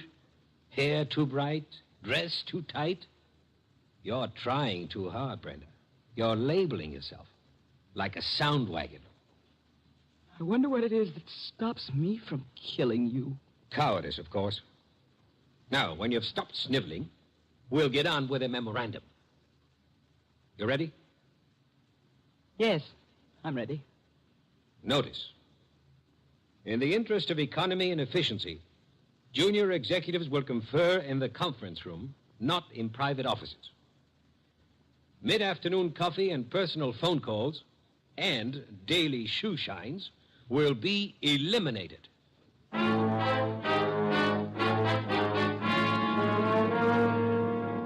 Your name is Barclay, Brenda Barclay. Very well, Miss Barclay. What can I do for you? Mr. Wolf, I don't know how to begin. Maybe I can make this easier all around by briefing Mr. Wolf on the Walter Channing case. Hey, that's funny. What? Violet eyes. I always thought they were something the poets made up. Archie? Huh? Oh, the Channing case, yes. One moment. Miss Barclay, look this way, please. To me, an eye is functional object found in mammals, birds, fish, potatoes, and horticulture. Thank you. Go on, Archie. Walter Channing was the boy wonder of advertising. At 33, executive vice president of Winslow, Hart, and Straitmeyer. Just 24 hours ago, they found him at his desk, shot through the heart. They? Who is they? A night porter and a shoeshine boy, is that right? Yes. He'd been dead about an hour. The bullet went through Channing, his desk chair, and lodged in the windowsill behind him. Police thought at first it was suicide. The gun? 38, found it on the floor, 10 feet away. No fingerprints, anyhow, no clear ones. Seldom are on a gun butt. You say suicide was suspected. Why? The gun was 10 feet from the body. It was the smudges. Smudges? Powder burns. According to the papers, he was sitting at his desk. There were no signs of a struggle. The gun was held against his chest and fired. But it wasn't suicide, Mr. Wolf. Walter Channing would never have killed himself. The police have already decided that, finally, according to the evening papers. And I presume you, Miss Barkley, are a suspect. No, not yet. But you expect to be. That's why you came to me. When the police talked to her, Her? Doris, his wife. I've been Walter Channing's secretary for 8 years. At one time, we thought we were in love. Mrs. Channing was aware of this? Yes. Oh, it was a long time ago. It was over. It was finished a long time ago, but she never believed that. Neither did Alan. Alan who? Alan Mielik, head of the media department at the agency. We were going to be married when Walter and I... Well, Decided you were in love. Miss Barkley, who finally decided you were not? You or Mr. Channing? He did. I see. And Mr. Mielik believes you did not share this change of heart. Yes. Oh, he's such a fool. I dare say you fear Mrs. Channing or Mr. Mielik or both will reveal this ill-fated romance. You know what the papers will make of it, what the police will try to make of it. Miss Barkley, did you kill Channing? No. Oh, no, I swear I didn't. Oh, Mr. Wolf, I didn't. Please, for heaven's sake, no tears. Archie, put her in a cab. Yes, sir. Then come up to the plant room. There are some things I'll want you to execute for me. Yes, sir. Women. Bah! Yes, Mr. Goodwin, I'm Abe Jackson, the night porter. He was working late that night. Mr. Channing, his secretary, Mr. Bennett, Mr. Mielik, and his secretary. About 10:30, I met the shoe shine, Kelly, on Mr. Channing's floor. There was a light burning in Channing's place. We went in to turn it off, Kelly and me, and there he was, sitting at his desk, a hole this big in his chest. Tell me, Mr. Bennett, did Channing have any enemies in the agency? Channing was a slave driver, Mr. Goodwin. The girls hated him and men were afraid of him. He'd send out memos like this one around. Here, take a look at it. It's typical. No coffee, no shoe shinings, no office conferences. If you want my opinion as one employee out of 150, whoever killed Walter Channing did the rest of us a favor. You're Amy Long, secretary to Alan Mielik. Now, what can you I tell... can tell you plenty. How she jilted Mr. Mielik, took up with Mr. Channing, got thrown over by him. I wouldn't go so far as to say Brenda Barkley would murder anyone. But if she did, Walter Channing would be 1A. Channing get his shoe shined by you? I called the agency man, sir. You know, it was Jackson and me found him. Everyone else had gone and left himself, poor soul, sitting at his desk, dead.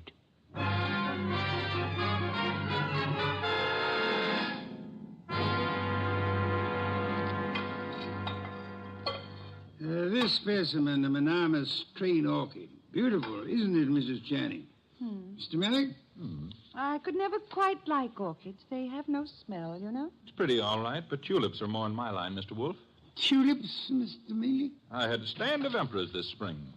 Emperors, come in, Archie. Emperors, Mr. Mielik? That's the name of a tulip, Mr. Wolf. A peasant flower. I've heard of it, of course. Archie, Mrs. Channing, Mr. Mielik, my assistant, Mr. Goodwin. Mr. Goodwin? I didn't know you had company.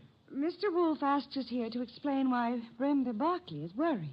And you have both agreed to respect her position. Brenda ought to know I'd never tell the police anything to get her into trouble. Phooey. Sir? He said phooey, Mr. Mielik, meaning he doubts what you say and does not admit your right to say it.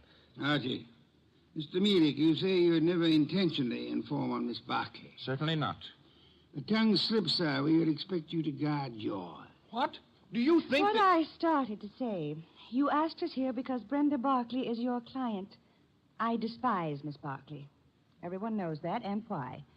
But I wouldn't stoop to implicating her in murder. You believe her innocent, then, Mrs. Channing? I believe she lacks the gumption to pull a trigger. Poison, I wouldn't put past her at all. Mr. Mielik, would you be kind enough to see me home? Of course, Mrs. Channing. Good day, Mr. Wolf. Good day. And Mr. Goodwin. You have, I suppose, an exhaustive report from me, Archie? 7 pages of notes. Save them and get me a bottle of beer. You're in a rosy mood. What happened? I said I would like a bottle of beer. No, you wouldn't. Archie, you better... Don't puff up about it. Those vest buttons won't stand the strain. I can't get you a bottle of beer. Why not? You ordered me to hold you to 4 a day. I rescind the order. You also ordered me not to let you rescind the order. What's the matter with you, anyhow? I have had to entertain two very dull people too long. Both those dull people are prime suspects. Mrs. Channing is a woman scorned. Mielik lost his girl to the guy who was killed. I can't blame her for throwing him over. Archie, the man grows tulips. What? Tulips. Phew. Well, give me a report. I checked the agency, everybody who was working down there the night of the murder. Also, I dropped in on Inspector Kramer at homicide. Also, I visited the morgue. Why the morgue? Because if I hadn't, you'd have said, why not the morgue? Go on. I drew a blank there. Kramer let me look at the clothes Channing was wearing. There was an ink stain on the left trouser cuff. An ink stain? And a hole through his shirt front with plenty of powder smudge like the paper said. He was shot with a .38 at point-blank range, sitting down. An impolite corpse. What? Discourteous. He didn't rise to meet his murderer. That is most significant, Archie. I know. I've got a theory about this case. No theories, facts, if you please. But look, Channing owned a .38. That's a fact. It's disappeared. That's another fact. The murder gun was a .38 with the numbers filed off, and it could be Channing's own gun. Thereby proving what, Archie? That his wife had access to it. Your theory involves Mrs. Channing, then? And Mielik. She decides her husband is less trouble to her, dead than alive. A regrettable tendency of wives. Have you noticed? And she sells Mielik on the idea. Now, that wouldn't be hard. They figure to make it look like suicide, but Mielik loses his head and runs, drops the gun on his way out, and... Oh, you don't buy it. Enough of theories. The facts, Archie. Out of your notebook. 1. 9 people were on the scene that night, working late for one reason or another. Mrs. Channing tells me she was visiting a doctor's office in the same building, by the way. 2, every one of those people hated Channing. 3, here's a sample of why he wasn't popular. Memorandum, huh? Dictated the night he was killed. The staff got it the next morning. A whip cracker, Mr. Channing. Fact 4, the ink stain on his trouser cuff was partly rubbed out. With what? Cleaner of some kind. I didn't get the brand. Fact 5, there's a spot on the carpet near Channing's chair. Spot of what? Ink? Blood? Looks like ink. It looks like ink. Well, I didn't analyze it on the spur of the moment. My chemical set isn't working so good, boss. And... Phooey. Archie, I want 2 things. Yes, sir? Get over to headquarters. The police have Channing's trousers. Suggest to Inspector Kramer that he have the stain analyzed. Suggest also that the spot on the carpet be analyzed at the same time. Be around him when the information arrives. This is Be Kind to the Police Week? Phooey. I never have sought to beat the police on matters of fact, only on interpretation, deduction. Get going. Oh, and Archie. Yes? When you return, I should discourse upon the sanctity of deskhood. The sanctity of what hood? Deskhood. Now be off with you, and please remember you're tracking a murderer. Don't stub your toe.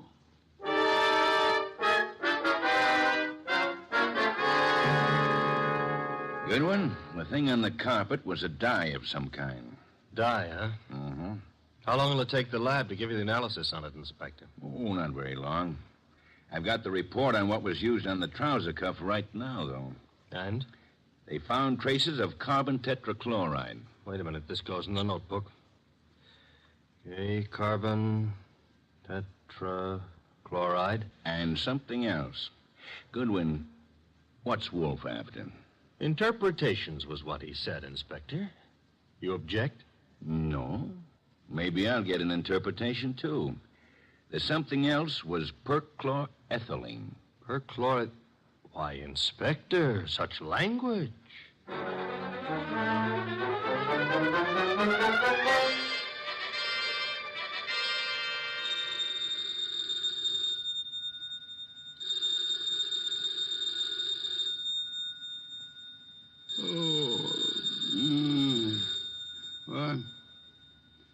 What? Archie. The phone. Oh, not back here. Hello. Mr. Wolf? Yes? This is Brenda Barkley. Oh, Mr. Wolf. What is it, Miss Barkley? You've got to come to Mr. Channing's office right away, Mr. Wolf. Mr. Goodwin has been to your office. Everything I need to know. You've got to come, Mr. Wolf. Nonsense. I don't go out. My digestion disapproves of it. I disapprove of it. But, Mr. Goodwin, he's in danger. What's that? Terrible danger. He needs you here at once. Archie, in danger? Let me talk to him. Please come. Hurry. What's happened? Hello? Sparkly? Fritz, get out of the car. Bring me my wool muffler and worsted vest. See if you can find my galoshes. Confound it, I've got to go out.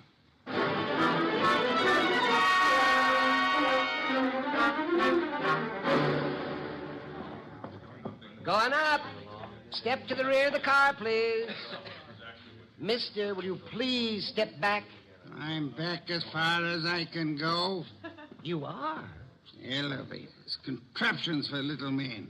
Come, take me up, young man. Hold it. Hold that car. I'm late for a date with a blonde. 16th floor, buddy. Evening, Mr. Goodwin. Good evening. I was told you were in danger. Danger? Mr. Wolf, what are you doing out down here? Sparkley's idea. About me being in danger? Obviously, she was lying. I suspected at the time. But I fell in with her suggestion. I'm anxious to end the case. My presence here is needed. Don't understand why she'd do such a thing. And why is your presence needed? 16th floor. It's a matter of perspective. Brenda's got a very nice perspective. She'll be around here someplace. The agency's got this whole floor. Her office? Down this corridor, next to Channing's.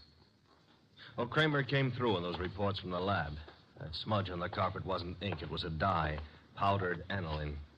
Brenda. Oh, Mr. Wolf, thank heavens you're here. Hey, I'm here, too. The police, they questioned me again this afternoon. I'm so frightened, Mr. Wolf.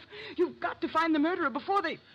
Baby, take it easy. Well, hello, Archie. Hello. What's the idea of trying to pull a fast one on Mr. Wolf? Well, I just had to see him. Please understand. Is this Channing's office? Yes. You told him I was in danger. At last, the place to sit down. Well, I had to tell him something to get him down here. He's not happy.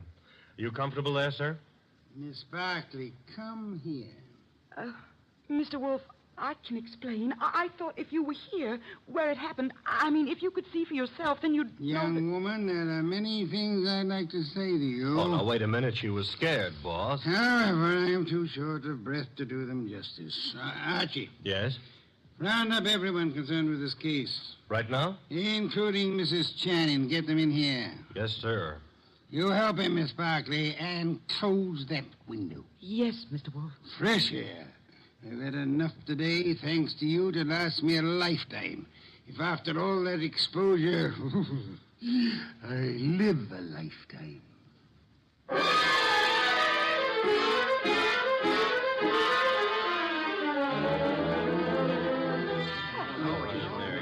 What's going on here, anyhow? A tea party. Find yourself seats. Keep your knees steady. All right, Mr. Wolf, everybody's here.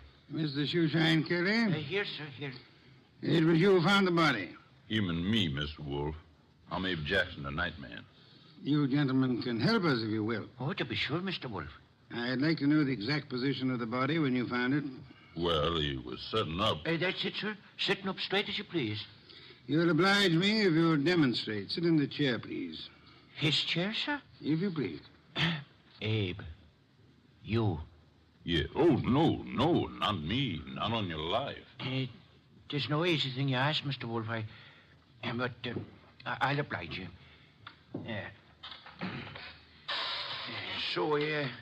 It was like this, I'd say. You agree, Mr. Jackson? A little more to the right, maybe. Yeah, that's the way it was. Archie. Yes, sir? Help me with a brief recapitulation. Well, so far as we know, Channing made no outcry. Therefore, he could not have been startled by the appearance of the killer. There were powder burns on the body. Therefore, the gun was against Channing when it was fired. His own hand couldn't have held it closer. Nobody heard the shot, probably because this office is soundproofed. The gun that killed him was lying on the floor 10 feet from the desk. In the direction of flight through that door. Go on, Archie. Killer was almost certainly well known to Channing, or Channing wouldn't have let him come that close without a struggle or an alarm. Also, the killer had access to this office. Another proof that he's not a stranger. One more point, if I may, Archie. The killer, he or she, is present here now. Here in the room. Quiet, everyone. We come now to the point I mentioned to you last night, Archie. The point I call the sanctity of deskhood. Sanctity of what? Deskhood, Mrs. Channing. Explain, Archie. Still figure it's so important? Absolutely essential. Well, I wrote it here somewhere. Oh. Desk hood refers to that area behind a desk where a man earns his livelihood, makes his career, builds his reputation. You mean here, where I'm sitting? So long as a man sits at his desk, he enjoys a curious area of privacy. He is remarkably safe from intrusion. That's it, Mr. Wolf. The sanctity of deskhood. Think about it a moment. You'll see what I mean. Nonsense. I've gone around that desk hundreds of times. I'm sure she has. Many more hundreds. If you mean what I think you mean, Mrs. Channing, you... Please, ladies. Mrs. Channing, when you approached your husband at his desk, what did he do? What did he... Why, he stood up and... He stood up. Sparkley, you agree? Well, yes, he'd have to stand up. At least he always did. But for his murderer, he did not. Archie, resume from your notes, please. Well, whoever killed Walter Channing went around the desk without Channing rising, held a gun to his chest, and pulled the trigger. Excuse me. If you will go behind the desk and stand facing Mr. Kelly, Archie. Here. This the way you mean? You know the angle of the body wound to the hole in the chair? There wasn't any angle. One was in a straight line with the other. From where you stand now in front of Mr. Kelly, if you wish to inflict an identical wound upon him, could you do it? Not from where I stand. I'd have to kneel. You'd have to kneel. Do so. Note, please, the murder tableau. The question now, who could kneel before Channing, get close enough to kill him from that position without alarming him in the least? Kelly. The shoeshine man. Hey, wait a minute now. Shut up, you, and sit there. His motive is crystal clear. The memorandum. Memorandum. You have a copy, Archie? In my notebook. Ah, yes. Miss Barclay, read the part which could explain Mr. Kelly's action. No, not Why, now. the You don't memo do was that. all over the office. Kelly must have seen it. Oh, wait a minute now. Notice effective at once. Yes, here it is. In the interest of economy, daily shoe shines will be eliminated. That'd cut off Kelly's bread and butter. Kelly, I can't believe it. Nor can I. What? It's obvious Kelly murdered Walter Channing. Mr. Wolf, now listen, I did nothing of the But kind. the obvious can be too obvious. Meaning what exactly? Archie, Yes, sir? brief these people on the ink-stained trousers. Channing spilled ink on his trouser cuff the night he was murdered. Somebody tried to clean the spot off. With what? According to the police analysis, carbon tetrachloride and perchloroethylene showed up.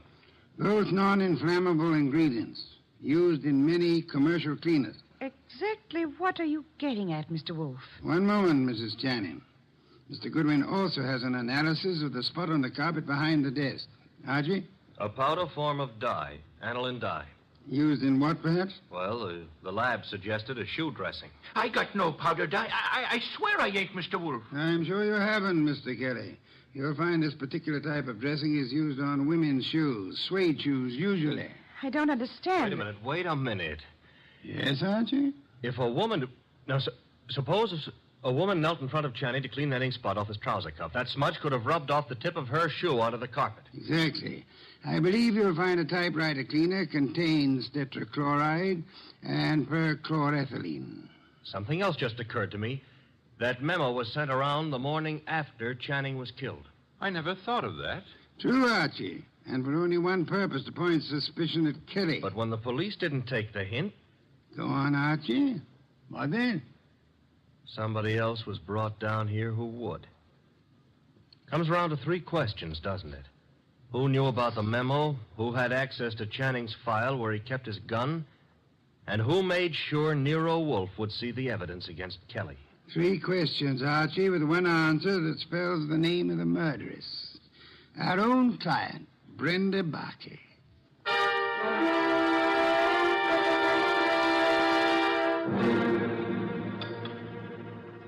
Steak, Archie, marinated. You like it? I'm not hungry. Indeed, I suggest a tonic. That reminds me. I had a call. You had? Doris Channing. She had some idea about my explaining things to her. She found my explanation insufficient? No, but she felt it lacked the personal touch. Phooey. Hand me a can of beer. However, you do have the evening off. Yes, sir. Keep out of trouble. Doris Channing is a blonde. That is, try to keep out of trouble. In the company of a blonde who wants to. Good night, sir. Good night, Archie. Good night.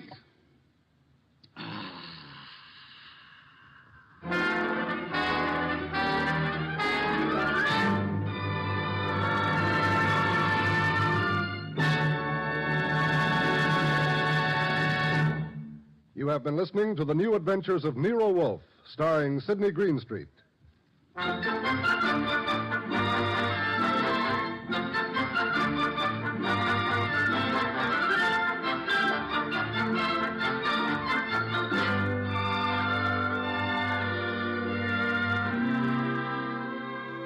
Tonight's transcribed story by William Kendall Clark was based on the characters created by Rex Stout. This is an Edmund Fadiman program produced and directed by J. Donald Wilson. In the cast were Larry Dobkin as Archie Goodwin, and Donald Morrison, Betty Lou Gerson, Bill Johnstone, Howard McNear, Mary Lansing, and Barney Phillips. Next week at this same time, Nero Wolfe and Archie will bring you the case of The Girl Who Cried Wolf. John Storm speaking.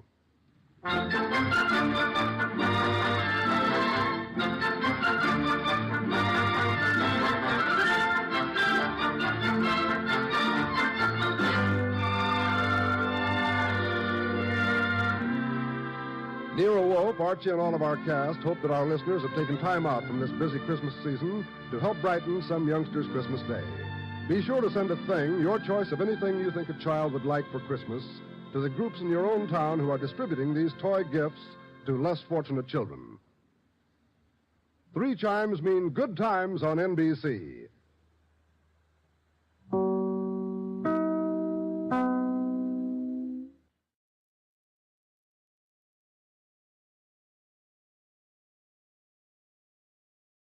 Stay tuned for Nero Wolfe.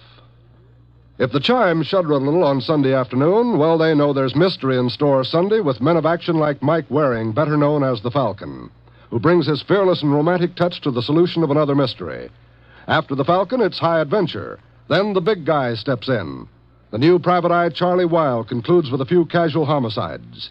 The chimes mean mystery and action this Sunday afternoon on NBC. Transcribed. My boss is the smartest and the stubbornest, the fattest and the laziest, the cleverest and the craziest, the most extravagant detective in the world, Nero Wolfe.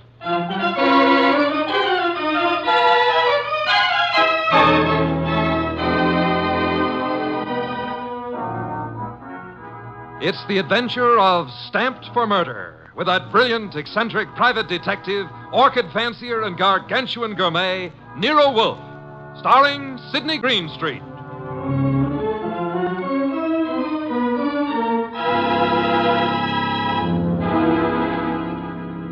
Instructions for this morning, Archie. Your notebook, please. First, Mr. Salinsbeck. Inform him that the Long Island peafowl he sent were most unsatisfactory. Peafowl's breast flesh is not sweet and tender unless it is well protected from all alarms, especially from the air, to prevent nervousness. Long Island is full of airplanes. Look, Mr. Wolfe, I shall want a dozen chickens that have been raised on blueberries and a fresh-killed lamb for tomorrow. Mr. Wolfe, please listen. There's... Mr. Goodwin, be quiet, and then dinner on the following day becomes a problem. Mr. Wolfe, dinner any day is going to be a problem if we don't pay Sausenbach's bill. Then pay it. With what?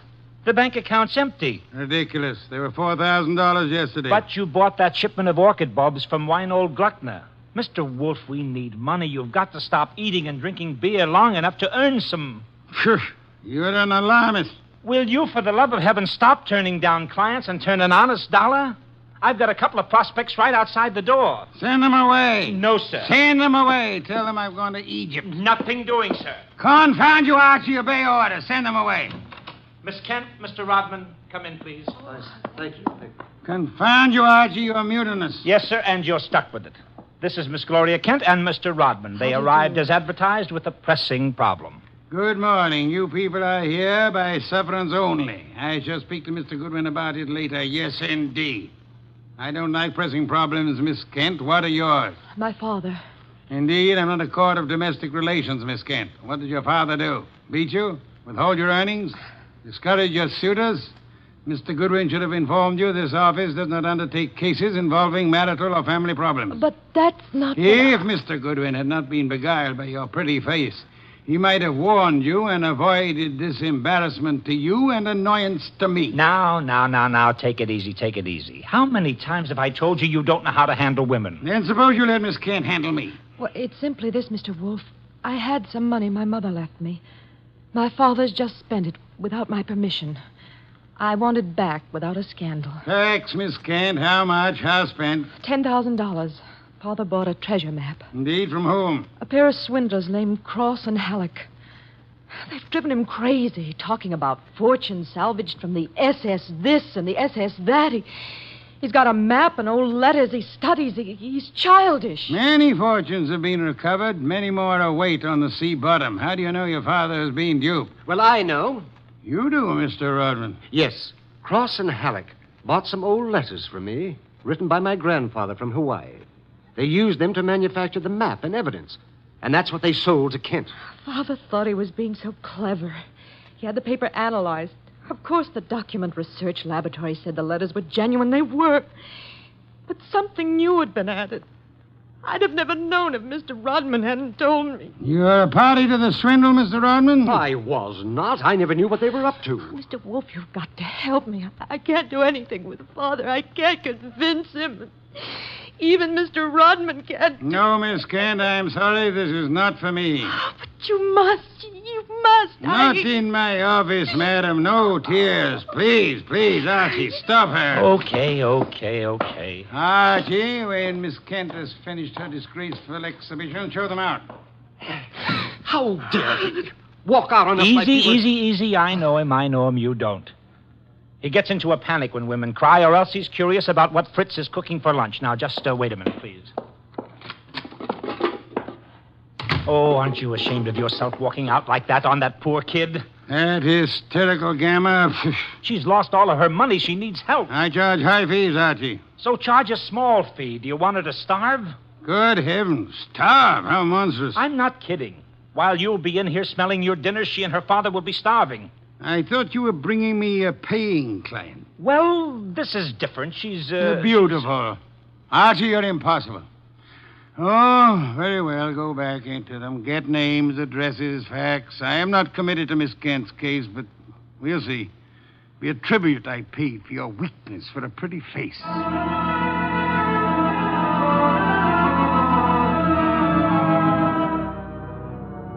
Rodman and Gloria Kent were gone, however.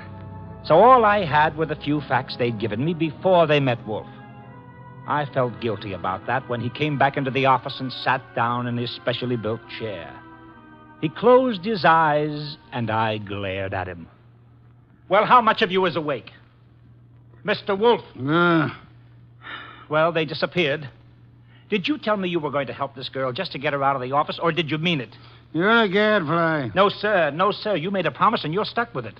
What did you get from Rodman? Name, address, occupation. He's a librarian, that's all. Very careless, Archie. You missed a significant point. Such as, How did Rodman discover the letters he sold were being altered by forgery and used for swindle? How did he locate the dupe, Mr. Kent? I guess you're right. I'll ask him next time. But what about now? Are you going to get Gloria's money back? I assume you call Miss Kent Gloria solely in order to annoy me. It does. Stop it. Get Cross and Halleck. On my way. You'll find them at the Hotel Bogart. Wrong, sir. According to my notes, their address is... Never mind their address. The Hotel Bogart is the headquarters for successful, confident tricksters. They celebrate their victories there while the money lasts. You will possibly find Cross and Halleck drinking whiskey or lunching, probably both.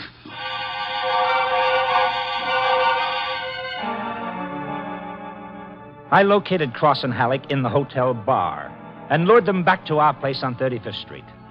Wolf was sitting behind his desk with his hands crossed on his impressive middle, at peace with his lunch and the world when I ushered them in. He sat bolt upright and scorched me with a look. Good afternoon, Mr. Wolf. The tall one's name is Cross, the short one is Halleck. They want to help me invest my money. Gentlemen, Mr. Nero Wolf. What? Who? Nero Wolf? Hey, what is this? Confound you, Archie. How drunk are they? Not too drunk for business. Let's get out of here. Come on. Wait a minute. You want me to keep him here, Mr. Wolf? Not by violence, Archie. Come back here, gentlemen.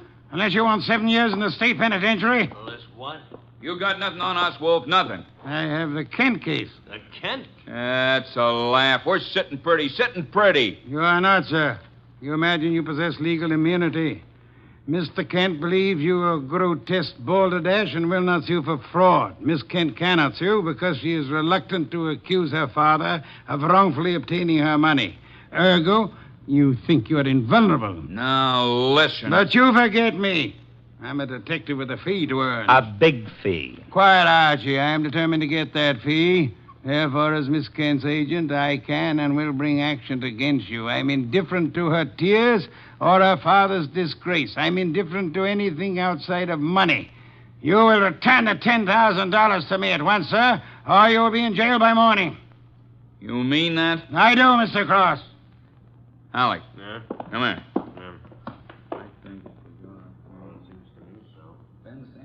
Come on, hurry. Okay. Here, Mr. Wolf. Alec and I have decided we don't want to get in any trouble with you. Here's your $10,000. Let's have it. Give the dough to Kent, Mr. Wolf, and get the letters and map back for us. You've got a reputation for being tricky, but honest. We trust you. Come on, Alec, let's go. Well, how about that? Preposterous. No, sir. Take a look. $10,000, genuine coin of the realm. That man Cross is a fool. Does he imagine I'm to be fooled so easily? What do you mean he left the money? He surrendered too quickly, Archie. Too easily. And that money in the envelope he was carrying all ready to refund. Why? Well, maybe he's got a better sucker. I heard him mention a Ben Sanford. Nonsense. Does he need Kent's forged letters and map to cheat this Ben Sanford? Couldn't he prepare another set? I guess you're right. Something's fishy. In any event, it's no concern of mine, thank heaven. Why not? I'm not committed to Miss Kent in any way. As a favor to you, I undertook to regain her money. I have done that. You may take it back to her and obtain the forged papers in return. But, Silence, Mr. Goodwin. Go to your red-haired charmer. Leave me in peace. I intend to spend this afternoon with my New World Atlas.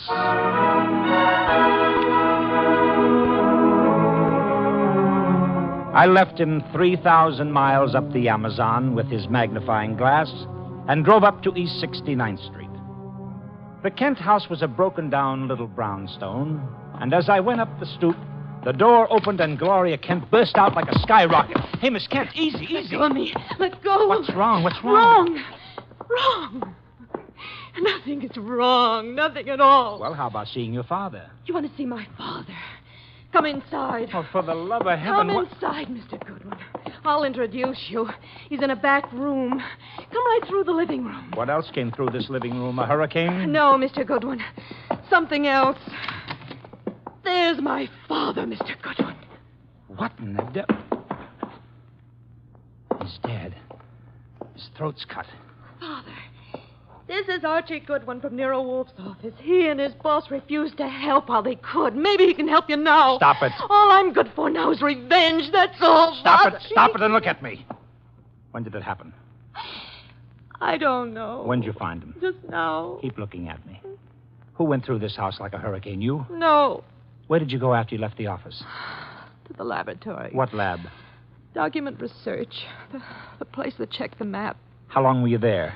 Until an hour ago. I was with Mr. Rodman. Keep looking at me. And then? I had lunch. With Rodman? Alone. And then I came home. All right. All right, now listen to me. I want you to go to Mr. Wolf's house right now. Have you got cab fare? Yes. All right, take a cab. I've got to stay here, but I'll call Mr. Wolf and tell him you're on the way. Now, get.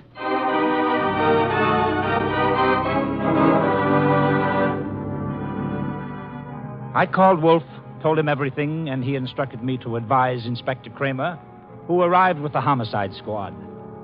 I gave the inspector everything while the squad photographed and measured, print dusted and detected. At 3:30, Kramer took me back to the house on 35th Street for a fight with Wolf. It's a great story, Wolf. Great. Kent buys a phony treasure map. Everybody knows it's phony except Kent.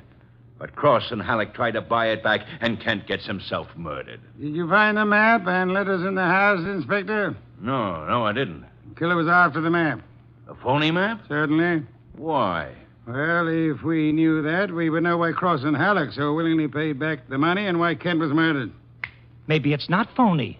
I'd better see the girl now. Oh, you fancy her for the murder? Well, I'll know after I ask a few questions. Tonight. She's had a shock, Mr. Kramer. She needs rest. Look, Wolf, I want her. Why bother with her when there's so much to be done? Yes, such as? Cross and Halleck, find them. And the mystery man they spoke of, Ben Sanford. These are the men you want now, not this poor, overwrought girl. Yeah. All right. The girl will be here for questioning tonight, though, huh?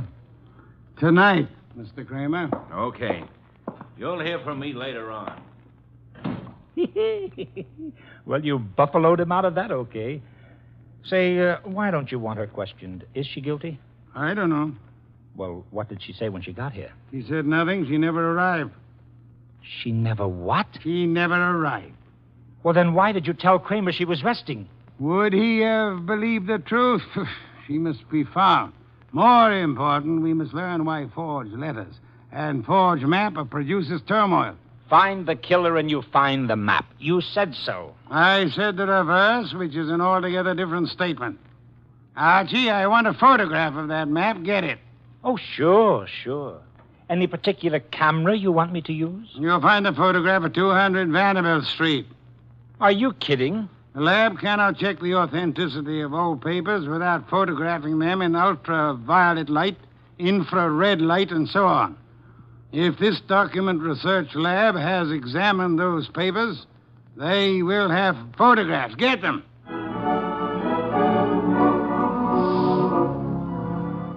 He got out of his chair and waddled back to the house elevator. It was 4:00 and time for his regular afternoon session with the orchids. I drove down to the document research laboratory on Vanderbilt and got such a shock that I grabbed the office phone and dialed Wolf at once.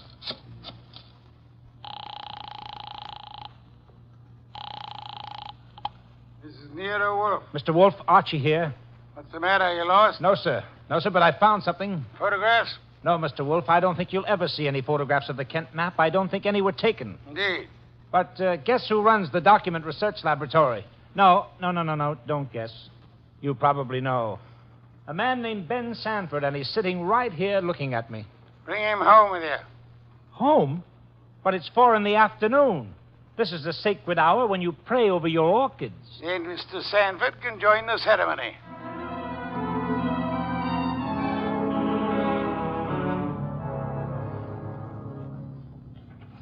Hey, how about this place? How about it? There must be 1,000,000 flowers up here. No, not flowers. Orchids only. Mr. Wolf has 10,000 plants. Never saw anything like it. And you never will again, brother. Hey, what kind is that on the bench? Oh, that's our pride and joy. Odontoglossum harryanum. Above them, the Van Petersirana, and the pink ones are the Coelogiani panduratas. Now, the large object, mulching flower pots, is Nero Wolf. Mr. Wolf, Ben Sanford. Good afternoon, sir. Hi. I came along to be obliging. I've got nothing to say about anything. How much have you offered Cross and Halleck for their treasure map? No comment. Mr. Sanford, I'm going to make some assumptions. I assume that you are not, in fact, a document expert, but an accessory to the fraud of Halleck and Cross. No comment. That you actually prepare fraudulent maps for those swindlers, and then, in the guise of an expert, guarantee their authenticity. No comment. But this you must answer. You did guarantee the authenticity of the map and letters Kent bought. It's on record. All right, I did. Then will you admit they were forged? What are you, a comic? No. You guarantee the value of the Kent map? Yes. As an expert? Yes. Then you've convicted yourself of murder. What? Murder? What is this? Mr. Kent was murdered, sir. Evidently for the map and letters he bought. But of all persons involved, you alone believe in the value of the map. No one else does. Therefore, you alone would have murdered Kent for the map. For the love of... Now, wait a minute. Chew it over, brother, chew it over. Either way, he's got you. Okay, you want me to level? Here it is. Level, Archie? Okay, boss. Thief-type talk. It means tell the truth. It's like you say. The letters were bought from Rodman. I forged the map and evidence on them. I guaranteed them to Kent. It was a swindle. The letters are without value? Oh, sure, they're old, that's all. From 1851. Just tired family gossip and stuff. Indeed. There we have the problem again, Archie. Mr. Kent is swindled with a map and letters that are known to be worthless. He alone believes the fantasy of the treasure. There isn't any treasure. Never was. Yet Cross and Halleck refunded the swindle money so eagerly. It is obvious they want those worthless documents back badly. Someone else wants them so bad he murders Mr. Kent. Why? I don't know. Archie, we must find the girl. There's a chance she turned to Mr. Rodman for refuge. I'm sorry you'll have to go there at once. If the girl isn't there, bring Rodman.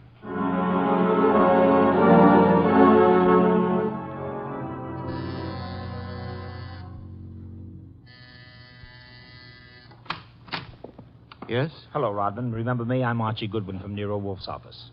Oh, yes, of course. I came to get Gloria Kent. There's been a change in plans. Tell her to come out, please. Gloria?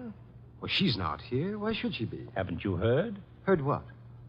Well, I guess you'd better come down and see Wolf. Mr. Goodwin, I'm afraid I can't. I'm rather busy. Look, Rodman, maybe you ought to know. Old man Kent was murdered.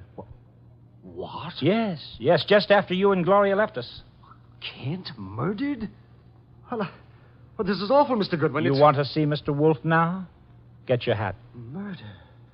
Well, believe me, I never wanted this. I'm going to tell Nero Wolf the whole mess. Every word of it. Okay, then. Come on, let's go. Yes, of course. Just a minute. I'll get my hat in the bedroom. Murdered?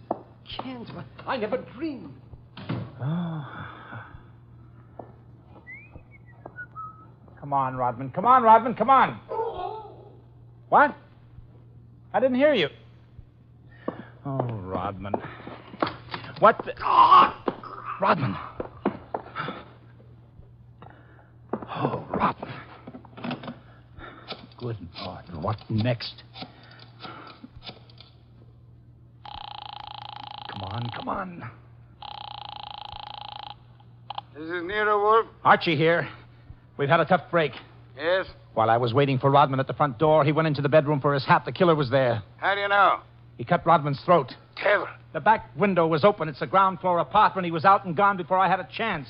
Archie, where were your wits? Let me alone. I've had a man murdered 20 feet from me. You think I'm cheering? Mr. Kramer is here, and he has news for us, Archie. He could not locate Cross and Halleck in their apartment. They had not been home all day. The maid informed him that she was waiting for her weekly salary. Well, so what?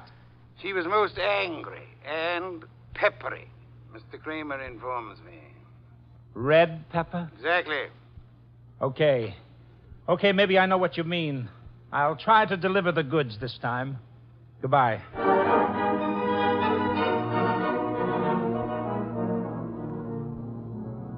I drove down to the apartment house on Gramercy Square where Cross and Halleck lived, took the elevator up to the 10th floor, found the right door, and slipped in with a pass key.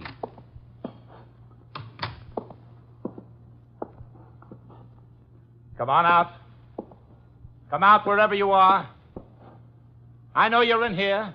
You fooled Kramer pretending to be the maid, but you didn't fool Wolf. You'd better... Gloria! Cut it out, you idiot. Lay off. It's Archie, you dope. Archie Goodwin from Nero Wolf's office. Remember me? Let it go of me. Give me the gun, Gloria. Give it to me. That's right. Who did you think I was? Halleck. Oh, brilliant. So Wolf figured you out, huh? Oh, you are a brave girl. They killed your father. You came up here and waited for them. You were going to kill them right back, huh? Oh, that red-headed temper. And you bluffed Kramer into thinking you were the maid. I had to do something. It was the only thing I could think of. To come here and kill him. Well, you're coming home with Archie. And just remember one thing. When Wolf's working for you, don't try to do any thinking. It only gets in Wolf's way.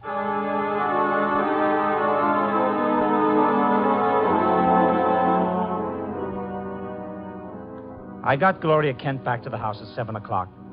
I parked the car, brought her into the office, and got the shock of my life. There was a convention on. Wolf was there, with Inspector Kramer representing the cops. Cross, Halleck, and Sanford were there representing the crooks. When Kramer saw Gloria, he scowled first at her and then at Wolf. So it was a slick one after all, Wolf. You didn't have the girl. You had no intention of producing her. Please, Mr. Kramer, that can wait. There are other matters more important. I dine at 8. That leaves me 1 hour to solve your murders. Murders? More than one? Yes, 2. Elmer Rodman. By heaven, Goodwin, if you... Please, Mr. Kramer, not now. First, Miss Kent. Good evening, Miss Kent. I presume you have met these gentlemen, Cross, Halleck, and Sanford? I... Yeah, I'll take your purse, please. Huh? Oh, why? Don't think me as naive as Mr. Goodwin, miss. When you left your home after the murder of your father, you took the map and letters with you. They are in your purse Well, that's now. not true. Archie, the purse. Thank you. We have here an interesting situation. There exist some old letters and map, forged and fraudulent, which are worth $10,000 and more to Cross and Halleck and worth 2 murders to a killer. Why? There must be something of great value in the letters. Such as? Something which Mr. Sanford could not see, although he worked on the document closely.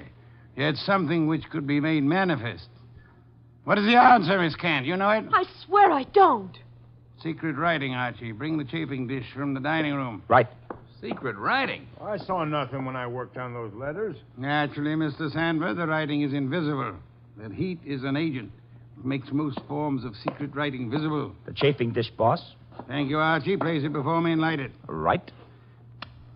Now I open Miss Kent's purse. From it, you see, I withdraw these ancient letters which he took from her house after her father's murder. That's not true. Archie. That's enough, Gloria. That's enough. From now on, you just listen.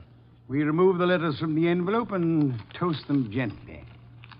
The secret ink vintage 1851 will easily succumb to the agency of heat. Careful. Those envelopes will catch fire. Hey, they've caught. Don't be upset, Mr. Cross, Mr. Halleck. The envelopes! They'll burn safely in the dish.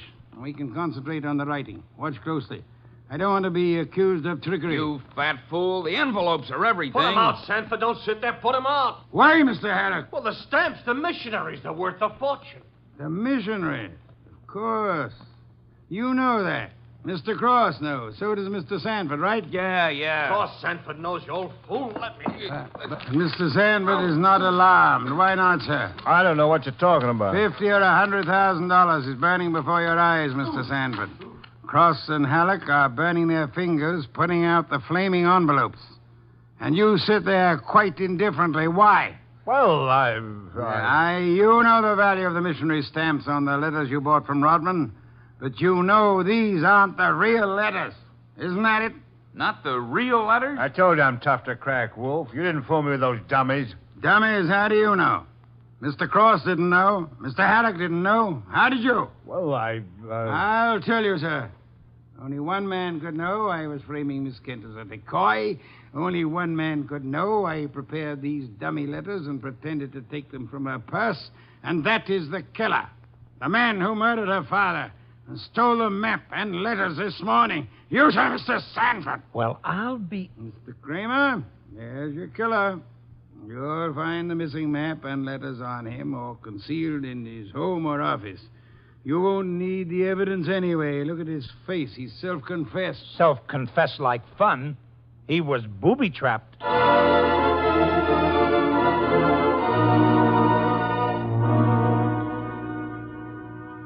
No, Mr. Kramer. Not a complicated case, really. Very simple. Elmer Rodman sold a packet of old family letters to the swindlers for a small sum.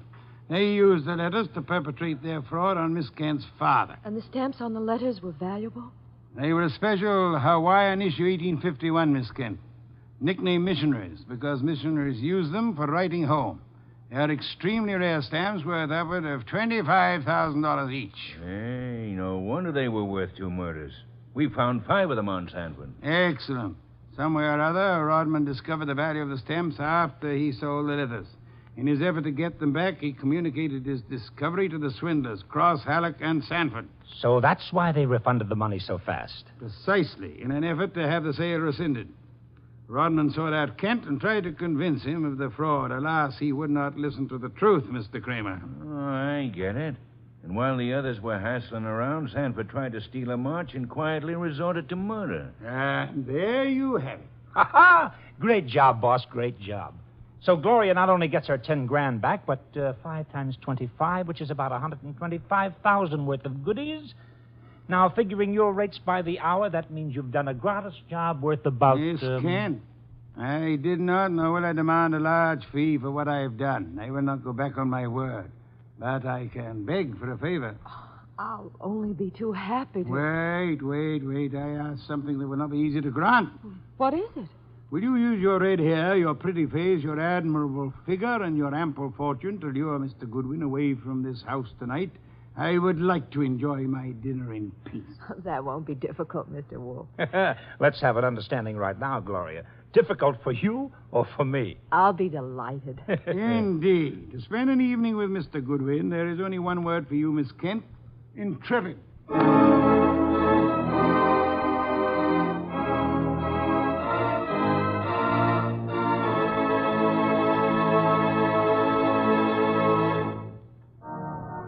You have been listening to The New Adventures of Nero Wolfe, starring Sidney Greenstreet. Tonight's story by Alfred Bester was based on the famous characters created by Rex Stout, produced by Edwin Fadiman, and directed by J. Donald Wilson. In the cast were Wally Mayer as Archie Goodwin, and Gene Bates, Howard McNair, Jay Novello, Larry Dobkin, Bill Johnstone, and Herb Vigran. Music by Joseph Enos. Next week at this same time, Nero Wolfe and Archie will bring you The Case of the Careworn Cup. Don Stanley speaking. The preceding was transcribed. 3 chimes mean good times on NBC. The chimes ring for Dennis Day and Judy Canova tomorrow night on NBC. Also, Judy Canova prepares to go operatic tomorrow because her special guest is Ezio Pinza. This is Chester William Bendix Riley. The Man Called X follows on NBC.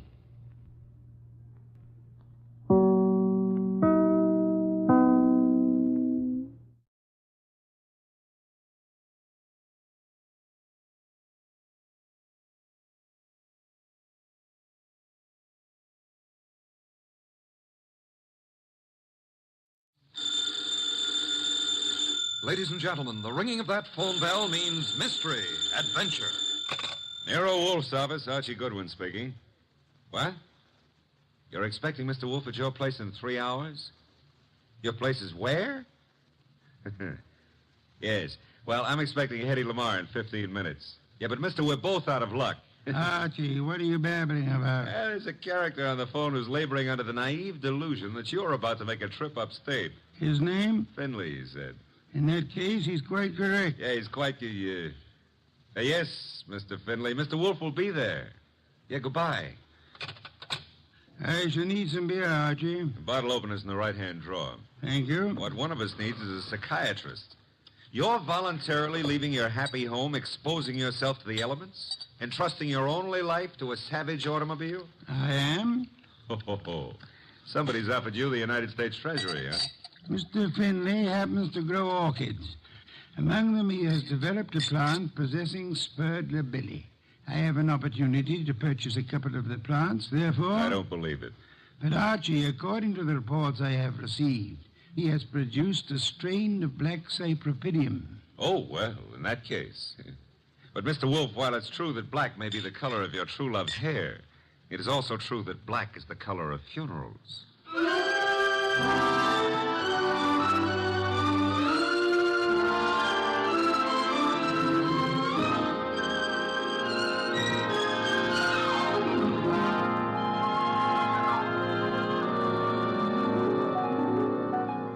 Ladies and gentlemen, it's the detective genius who rates the knife and fork the greatest tools ever invented by man.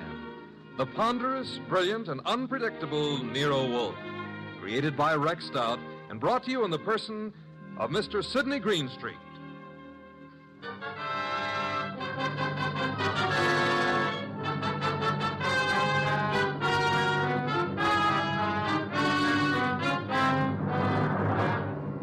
The beginning of the case of the Phantom Fingers actually had nothing to do with black orchids. The first act was played in an old house at the end of an old dirt road. It was short and simple. As short as life. And as simple as murder. Joe, I didn't believe the letters I got. Didn't believe them until now. I've been a lonely man. No wife, children. Joe, it was all coming to you after I died. There was no need for you to steal from me. All you had to do was wait. Joe, that gun. Put it down. No.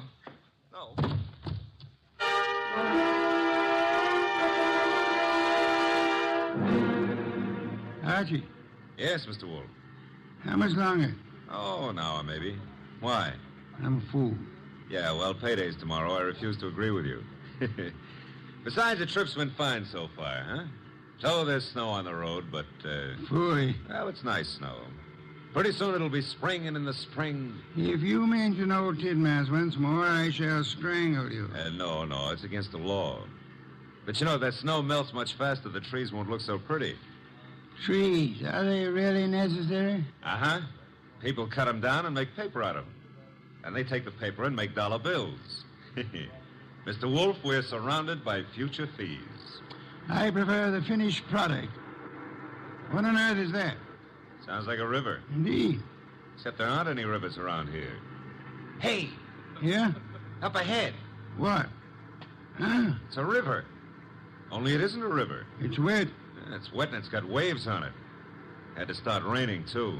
Nature. Phooey. The road behind us is covered with water. We just have to keep going onward and upward. Would you like to recite Excelsior to me? Why, sure.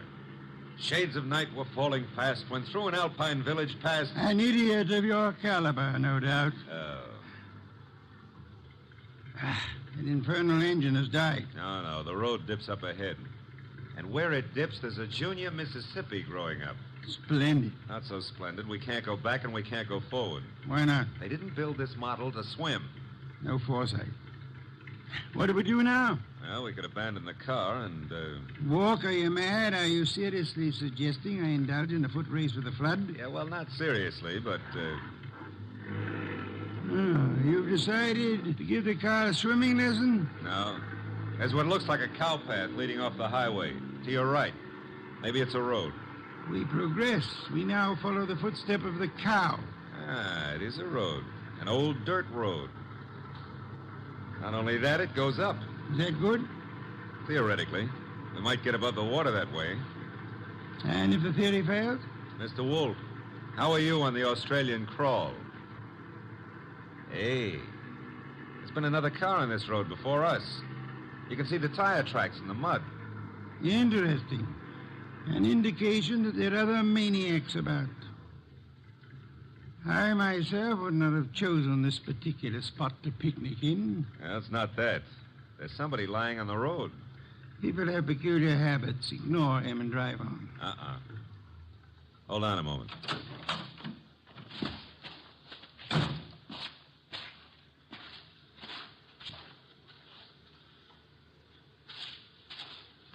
Mr. Wolf, you better come out here.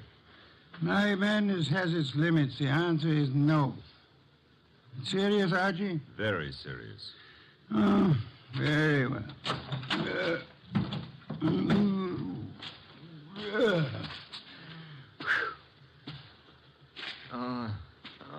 Good heavens.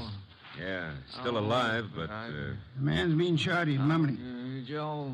He's yelling for Joe. Be still. Don't forgive stealing. Don't... So much for that. Pick him up, Archie. Put him in the car. Might be bad for him to be moved. No. There is nothing that can be bad for him. He's dead.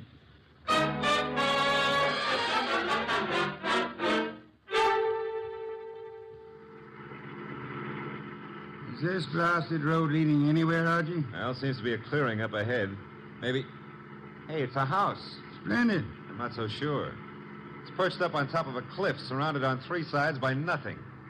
On the side facing us, there's a deep ravine and a small wooden bridge. An island in the air. Yeah. High enough to keep above water, maybe, but...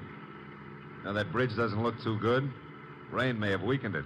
I have no choice, Archie. I have no intention of being drowned in these barbaric surroundings. The bridge, Archie. Okay, hold on. No, the thing's collapsing under us. How momentum, sir? Well, if it doesn't, 37 blondes are going to be wearing black. Correction, 38. I forgot the one in Gimbel's bargain basement. Hey, we made it. The bridge will never be the same, though. There's a car ahead of us in front of the house. The car from which our dead friend, was thrown. Only one set of car tracks in the mud along the road, and here... And all we have to do is walk in, ask for the owner of the house, and, Possibly, and possibly not. Archie, go through the corpse's pockets. Oh, that's not cricket. Yeah, all right. I'm going through. Not much on him. Handkerchief, silver, driver's license. The name was James Miller. Address Garner Lane, Walden. You know, I've got an idea this is Garner Lane, Mr. Wolf. In which case, someone named Joe was looking after the house for him, committed theft, and murdered Miller. Miller's body was then dumped on the road in the hopes that the floods would wash the body away. No one at the house seems to have noticed our arrival. Nope. Well, let's go in and ask for Joe, huh?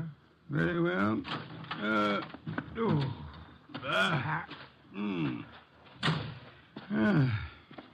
Hard. With the bridge down, there's absolutely no way of getting on or off this place. Except for a mountain goat. I don't know any mountain goats. I used to know a plain goat once, though. Indeed. He ran at the 5th at Jamaica. Stop maundering. I never maunder. Also, I never win bets on horse races. That's why I continue to work for you. That is also why you had better ring the doorbell. Okay. Nobody's going to break a leg rushing to open the door. I suppose you try. I have had more than enough of the weather. Is that polite? Besides, the killer may have some more bullets in that gun. Are you afraid? Sure. Fooey, the door, Archie. But old Dr. Tidmouse would say... Well, never mind.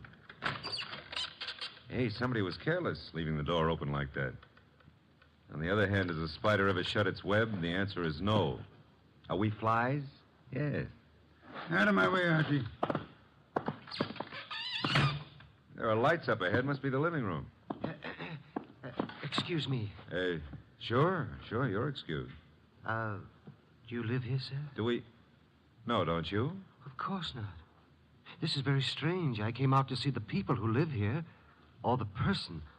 I found the door open and no one about. I've been sitting in this corner now for a long time. Well, it's a pity no one offered you a plum pie. Then you could have stuck in your thumb. You saw no one enter, sir? No one at all. I didn't want to go any further. It would have seemed like prying. Perhaps you had better come along with us. Well, all right. You know, this place, it has an evil atmosphere. Certainly has. What it needs is fresh air. Fooey. This would be the living room door. Ajar a bit. It is. Looks as pretty as a picture. Oh. Hello. Well, just think of it. 5 minutes ago, you know, I didn't know you existed. And you didn't know I existed. And now... Archie, your existence would have a sudden end unless you keep quiet. Excuse us for intruding, Miss... Intruding? Oh, but I really should ask you to excuse me. You do not live here? I wish I did, but... You see, I've been out walking. I live maybe a mile from here, and then when the flood began, I thought I'd come in here and stay for a while. And you found? An empty house. That's not what I found. As old Dr. Tidmouse has often said... Go through the rest of the house, Archie. Go through the rest... Well, never mind. I'll, That sound? Somebody's walking. Coming downstairs. I'll go and see. Hey, you! Come on into the living room. Meet your guests in one or several pieces, as you prefer. What? Oh. Hiya, folks. Ah, a host at last. That's very funny. I think I'll laugh. Ha. May I ask why? Because this here ain't my dump. I was just casing the joint. I was just taking a stroll. Through the house? I'm eccentric. Oh, clever. However, I think you'd better stay. Why? Because you may turn out to be the owner of this house after all. I rather think introductions are in order. Well, I'm Peg Shirley. My name is Wagner. Joseph Wagner? Lewis. How about you, Stroller? Cregan. Sam Cregan. Peg, Louis, Sam. Mr. Cregan, while you were strolling upstairs, did you notice anyone else about? No. There was no one outside when Archie and I entered. The bridge is down, effectively cutting us off from further visitors. We may assume, therefore, that we are the only people in or about this house. Yeah, it's cozy, ain't it? Which further means that one of you three is a murderer. What's it The murderer is the person who owns or lives in this house. All three of you denied being that person. Conclusion, one of you is a liar. I hardly expected a full immediate confession. However, we are absolutely isolated here. No one is going to come or leave until we have a killer. You know, you can't really keep us here. The flood can and will. Remember, the bridge is no longer. So you see, just the five of us alone. No one else inside the house, no one outside. Therefore... Correction, Mr. Wolf. Maybe it's a branch or something tapping against the door. Unlikely. Archie. Okay, I'll go see who or what it is. Hey. Who in the world is that? I got him. Somebody shut the door. Yeah, all right, I get it. A disreputable and unwashed gentleman, head badly hurt. Is he conscious, Archie? I don't know. He's mumbling something. Legs pushed off. Fell from the ledge. He's passed out. I guess he was trying to say that somebody pushed him out on a ledge. On the side of the cliff, maybe. He must have regained consciousness and crawled to the house.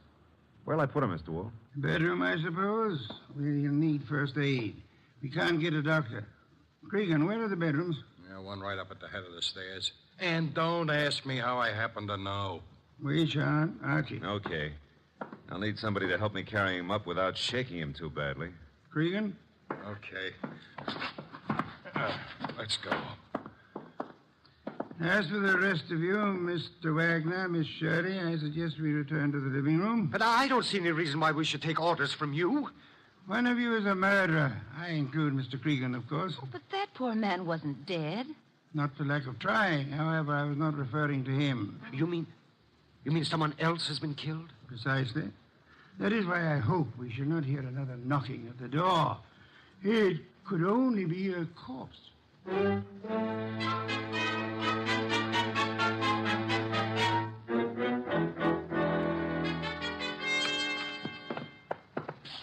Archie. And Cregan. Yeah. The injured man? Still out. Probably got a concussion. Did he say anything further? Well, he babbled a bit. I don't know if... We shall assume we're among friends, Archie. Exactly what did he say? Well, he was pushed over the edge of the cliff because he saw Miller killed. Did he also see who? No.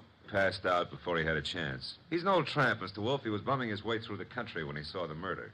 He must have decided on a touch of blackmail and receiving a concussion instead, which may last for hours or for days.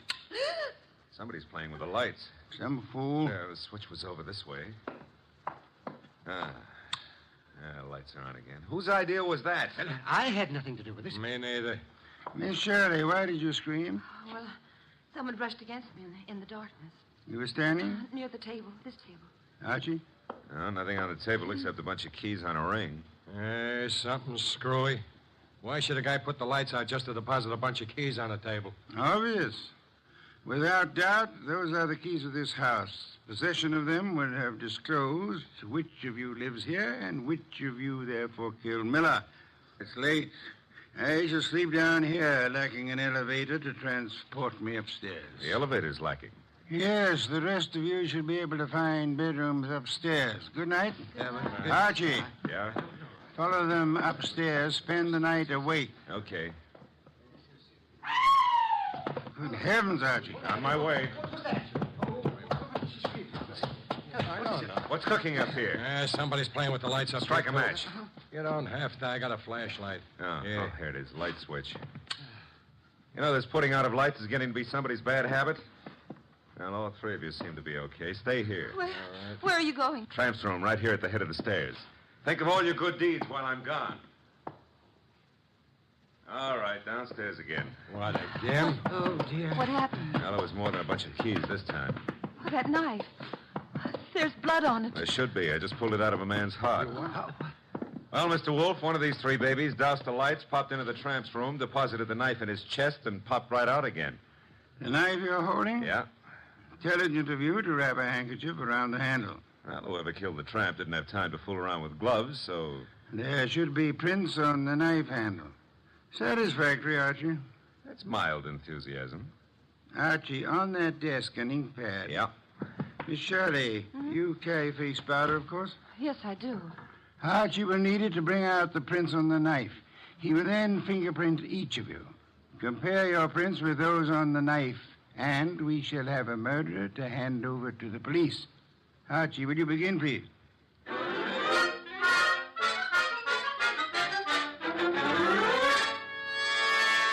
Here they are, Mr. Wolf. 3 cards labeled with Miss Shirley's name, Cregan's, and Wagner's. Their respective prints are on each card. Good. I have the knife here. Several quite distinct prints on it. It should be child's play to, Archie. Yeah? Take your own prints and mine. What? Do as I say quickly. Yes, sir. All right, give me your thumb. Thank you. That's it. Now mine. Thank me. That's it. There's something wrong. Something wrong and deadly loose in this house tonight. Well, there's a card with your prints and mine. Thank you. Now you got 5 cards altogether. So I have. Archie. What now? Take the ink pad and a fresh card with you. Where am I going with them? Upstairs? But, Mr. Wolf, there's nobody upstairs except the corpse. Precisely. It is his prints I want.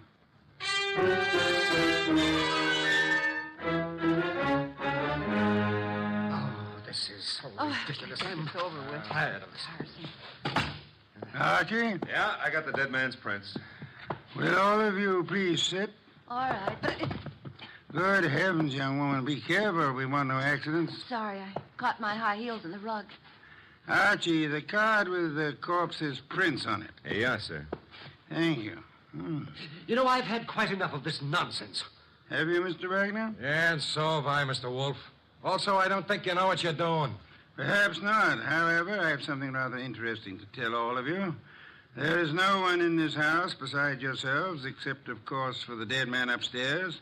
There is no one on the rock on which this house stands, except for another dead man in our car. Look, we already know all that. Bear with me. We may rule out secret passages, unusual hiding places, or anything of that esoteric and childish nature.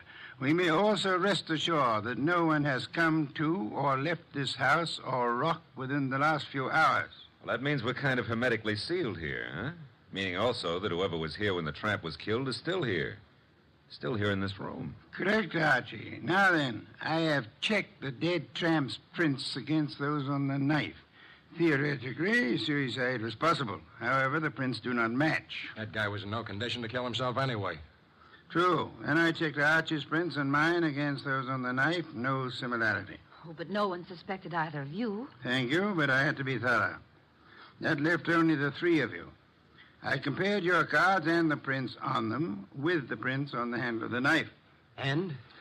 I want you to remember one thing very clearly. We are the only living people in this house or on this rock of land. No tricks are possible and may be ruled out. All right, so what? This. The prints on the handle of the knife that pierced the heart of the man upstairs do not match his prints or the prints of anyone in this room. Yeah, I knew mine wouldn't match. Would you mind saying that again? He doesn't have to. And those cards, Mr. Wolf, has the prints of everybody here. And yet none of them match the prints on the knife handle. But, well, in that case, who or what killed him? Why, there must be someone else in the house. I give you my word, there is not. Hey, you thinking about ghosts or something? Ghosts never leave fingerprints.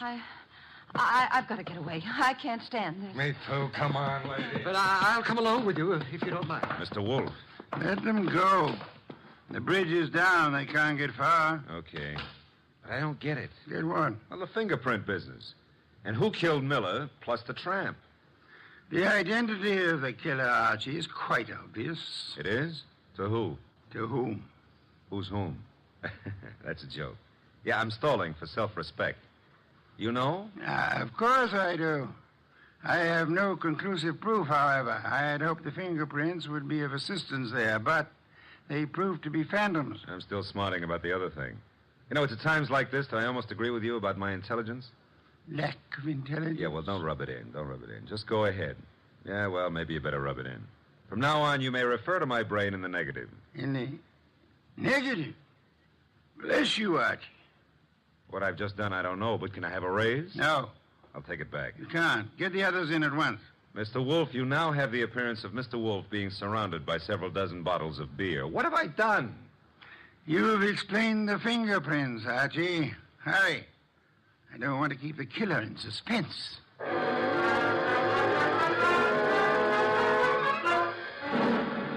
don't care. No, I'm very nervous. I don't like this. Archie.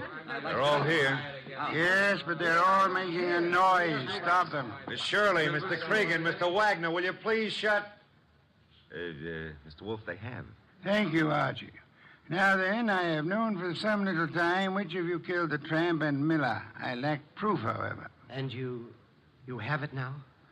I will admit for a while I was flummoxed by the negative evidence of the fingerprints. They seem to indicate that the tramp was murdered by a phantom. However, the word negative itself has solved the minor problem. Minor to who? To whom? Never mind. Shh. Archie, what is the salient feature of a film negative? Well, I suppose it's the fact that the darks are light and the lights are dark, huh? Precisely. A reversal, then, of the actual appearances. Now, are there any similarities between filmed images and fingerprints? Oh, in a way. You could call the whorls and hollows that determine the individual characteristics of a fingerprint the lights and darks, huh? You could. I shall. Miss Shirley, yes. Would you help in an experiment? Well, of course. Thank you. Archie, I want you to take Miss Shirley's fingerprints once again. Okay. Pad and card. Here you are, Miss Shirley. All right. Archie, quick. Huh? Grab her arm. I got it. Well, usually I don't have to be coached, but... Let go of me. What are you trying to do? Miss Shirley, you already had pressed your fingers on the ink pad once. Why were you about to do it a second time? Well, I just wanted to make a better impression. Fooey. Archie, wipe some of the ink off her fingers. Oh, but then it won't be any good. It'll be very good, Archie. I've done it. And take the print. No, let go of me. Maybe. I never hurt women if I can help it, but right now I won't be able to help it. Mr. Wolf wants your prints all over again, so down on the nice white card. No. There, thanks. Will you let me have that card now, Archie? Sure. In the meanwhile, hold on to Miss Shirley. A pleasure. Indeed? Would you continue to think so, Archie, if I told you that Miss Shirley's first name is not Peg, but happens to be Josephine, for which the diminutive is Joe?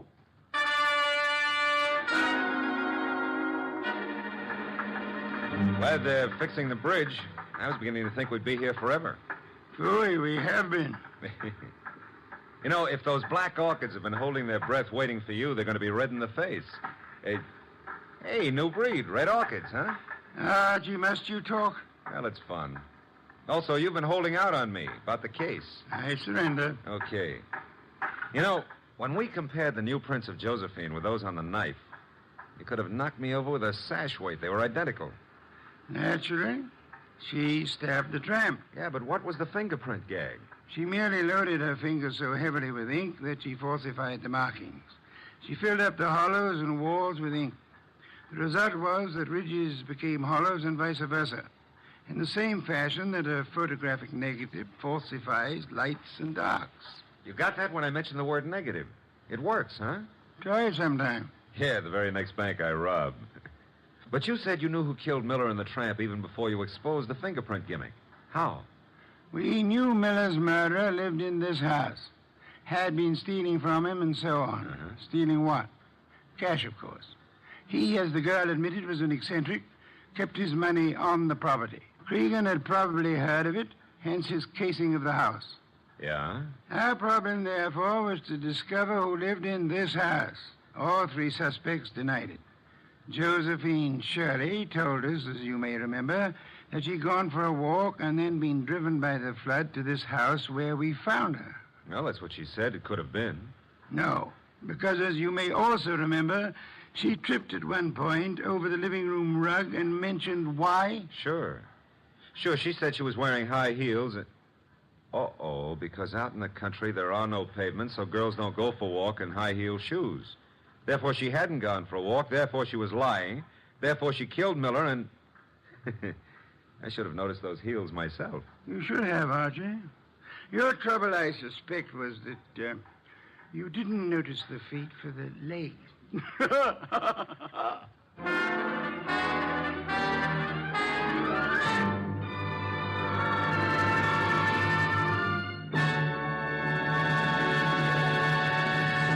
You have been listening to The New Adventures of Nero Wolfe, starring Sidney Greenstreet.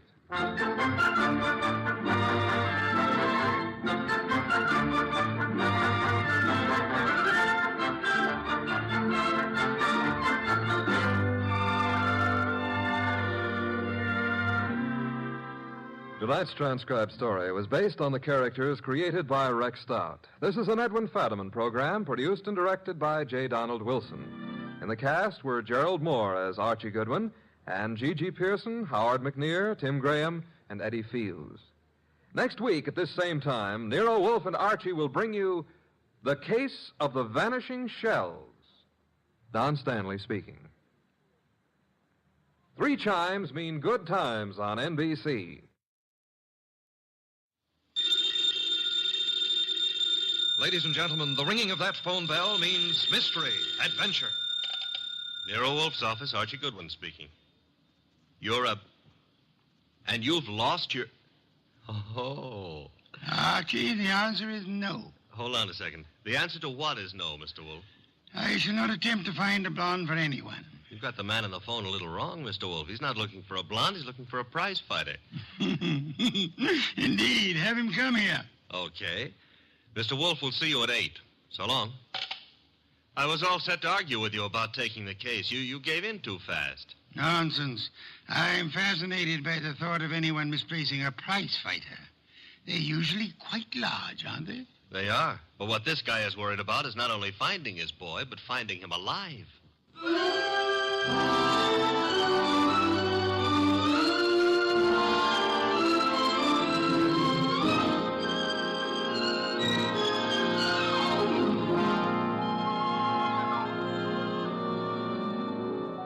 Ladies and gentlemen, it's the bulkiest, balkiest, smartest, and most unpredictable detective in the world. That chair-born genius, Nero Wolfe, created by Rex Stout and brought to you in a new series of adventures over this NBC network in the person of Mr. Sidney Greenstreet.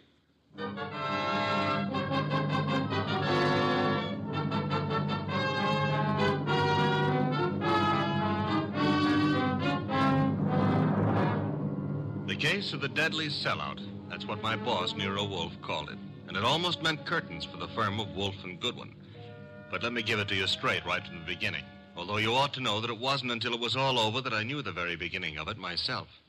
It all started in the New York flat of one Brock Rainey. Yes? The name is Jerry Fay. I'm supposed to know you? Being a very good friend of Pepe Gatto's, it's time you got to know me. May I come in? Sure. You've got a problem, Miss Fay? Pepe took a fall at the garden last night against a coffee and bum named Eubanks, right? As far as I know, Sister Gatto met his match. Please, Mr. Rainey, do me a favor. Skip the sausage meat. It happens I saw the $1,200 you counted out to him to take a quick dive in the first. You did?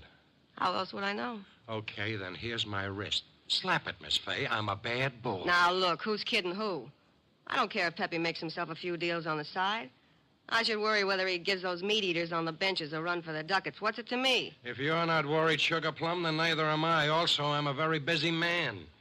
Not too busy to pay off, I hope. Pay off? To who? To me. For what? For keeping it to myself that you collected $5,000 from the Eubanks crowd for getting Pepe to take that dive. Certain people might not like to hear it. Miss Fay. Yeah? Drop dead. I don't think we understand each other. Which is just as well. Now get out of here. There's something Blow, else. bimbo. Okay, Mr. Rainey. Have it your way. I'll go find someone with a more sympathetic ear. Someone like Lawson. Arnold F. Lawson. So long. Wait. Where does Lawson come into this? You asking is stalling. Lawson dropped a sizable piece of change on last night's two-step. No. Close the door, Jerry. Oh, yeah. $25,000 to be exact. That's a lot of corn to lose because a cheap fight manager arranges a frame. At least Arnold Lawson might think so. Sit down. Who's tired? Look, Mr. Rainey, it goes very simply in only one way. Lawson at yet knows from nothing except that your boy Gatto lost the fight. He may suspect, but he don't know. And he really don't have to know. Glad to hear you say that. And I'll be glad to see the shade of 3,000 long green banknotes. How much? You heard me, $3,000. Get out. Okay, I'm going. To the next phone and call Lawson. Look, Jerry, give me time, huh? I haven't got that kind of dough right now. Tell it to Lawson. When he gets through with you, you won't need any kind of dough. You know, I've got Gatto set for a go with Mellish, the title contender. Gatto can take him. Please believe me, he's going to take him. So? So after what happened in the Eubanks fight, the odds on Gatto will be like a war debt. We can clean up. Listen, we can make Heel, I wouldn't trust you from 11:59 to midnight. Get it up. Now. I'll give you 6 hours. After that, Lawson. So long.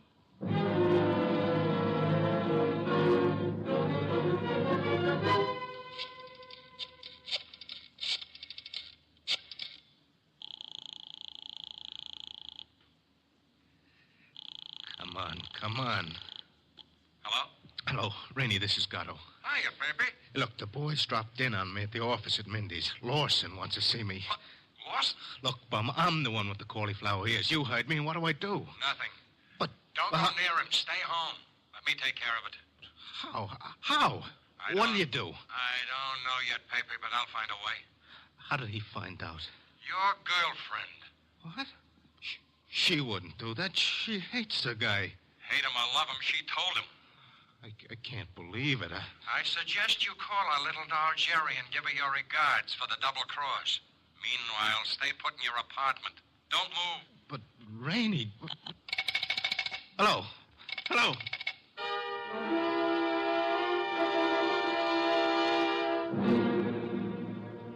75, 3. 319, 3... Archie. What on earth are you mumbling about? The high cost of blonde. Indeed. Oh, you can say that again. I have no intention of doing so. Okay, be smug. But there must have been a time even in your life when knickknacks from Tiffany figured on the budget. Phooey. Not to mention steak dinners and champagne. Or what did you feed your girls? Peppermint lozenges? Nonsense. Nonsense? They preferred lime. Oh, I'm dying, and he laughs. Mr. Wolf? Yes? I have decided that you are giving me a raise. Archie, this is not a period in which unilateral decisions are wise. So I'll be a dope and get a raise, huh? As for your future mental attainments, you may be right. As for a raise... You want to drive me to gambling? Like betting on fights or going... Okay, it's the doorbell, and I'm answering it. The name's Rainey. You're Goodwin? I'm Goodwin. Come in. Is Wolf in? Mr. Wolf is always in. Unlike prize fighters, I guess. Come on. Thank you. Mr. Wolf, this is Mr. Rainey, the man who lost his prize fighter. How do you do, sir? I'm not doing so good. Mr. Wolf, you gotta help me. That will depend. On what? The fee? I digress. Your problem is what, Mr. Rainey? Mr. Wolf, I manage a fighter named Gatto. Maybe you've heard of him. I have not. However, that is of little significance.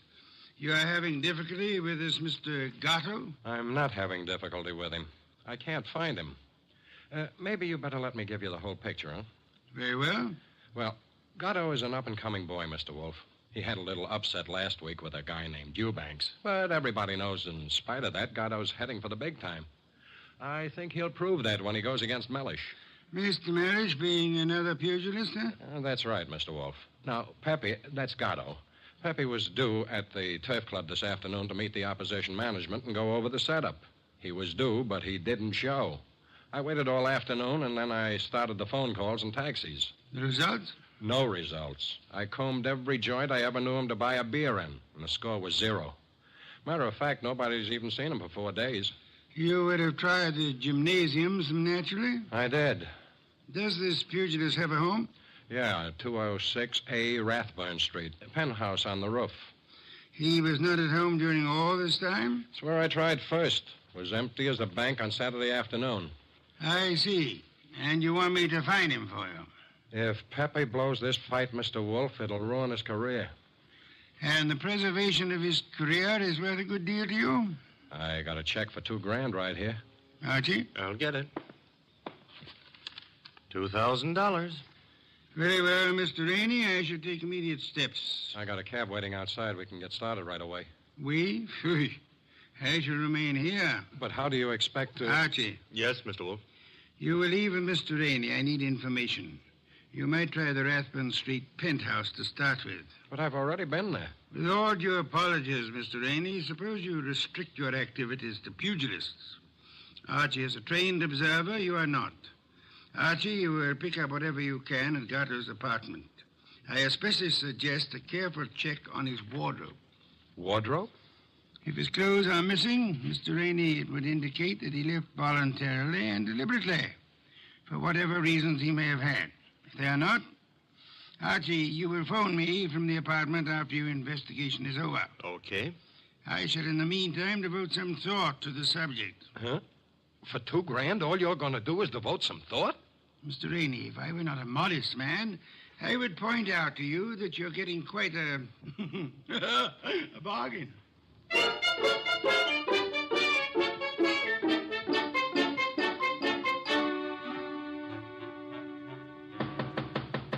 Gatto?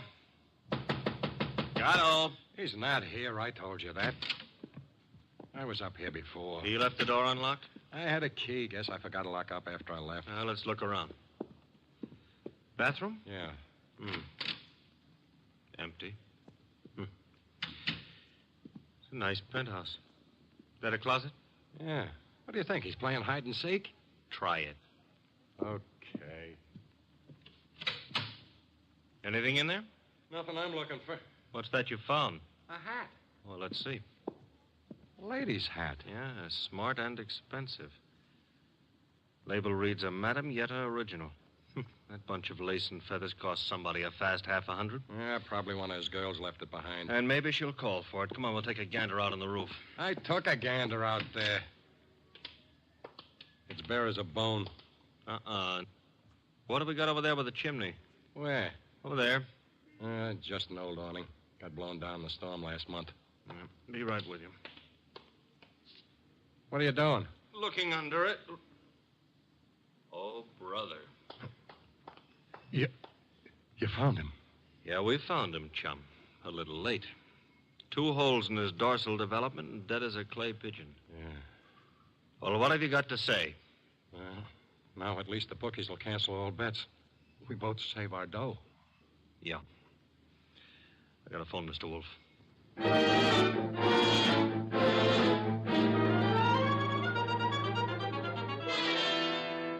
And there he was, Mr. Wolf, under the old canvas awning. Where's the hat? Oh, this is it. That's it, boss. Snazzy number, no? Where'd you find it? On the floor of the closet. You're right, Archie. Frothy little bit of millinery caprice. Have you any idea whose it may be, Mr. Rainey? I wish I did. You have to find out. Well, how, boss? The hat is an original. See, the label under the band reads a Madame Yetta original. Tomorrow morning, Archie, you will interview Madame Yetta. Yes, boss. And discover in your inimitable fashion for whom she made this chapeau. Hello?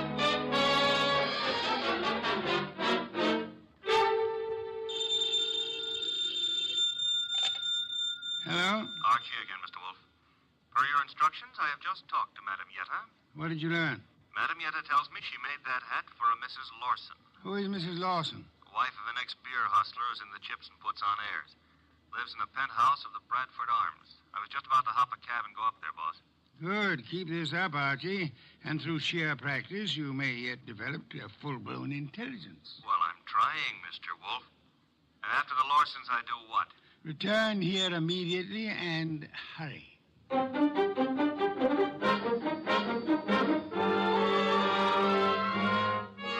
do you do, Mr. Lawson? Oh, Mr. Goodwin. My secretary tells me you're a detective. My boss might argue with you on that, Mr. Lawson. Your boss? It happens I work for Nero Wolf. I see. And you wish to see me about... About this hat. Hat? Oh, I see, yeah. Well, Mr. Goodwin, please believe me, I never wear hats like that. Would your wife be likely to say the same? My wife? Just what are you getting at? Would I seem too nosy if I asked how well you and your wife know Pepe Gato? How well do we know who? Pepe Gato. The pug? No, not such a pug. No, huh? I lost $25,000 on him in the Eubanks fight. If you ask me, he laid down like a dog. And did you talk it over with him? Talk it over with him. Never seen the man in my life. Not even at the fight? No, I placed the bet over the telephone. I'd scarcely have anything to do with a character like Gatto, Mr. Goodwin. You surely won't from here on out, Mr. Lawson. What do you mean? Gatto is dead. You don't say. He was murdered last night. Murdered? And what would you say, Mr. Lawson, if I told you that this hat is your wife's and that it was found in a closet in Gatto's apartment? Now, wait a minute. Let me get this straight. Are you implying... Not implying. Facts are sticking out. What time was this dumb brute done away with? Oh, I'd set it at somewhere between 5 and 7 p.m. last night. Well, you said it very conveniently. Thanks. Why? My wife and I drove out of the city at 4:30 yesterday afternoon. Didn't get back until 2 this morning. And this hat? It took wings and flew into Gatto's closet? Is that the answer? No, that's not the answer. Then what is? This is. A month and a half ago, I was with Celia on a bus top. She was wearing that hat, and the wind blew it off her head. I see. And from there, we figure that somebody picked it up, and it finally wound up at Gatto. You can figure anything you please. Personally, I don't feel in any way obligated to figure anything. Darling, I was just on my way out and...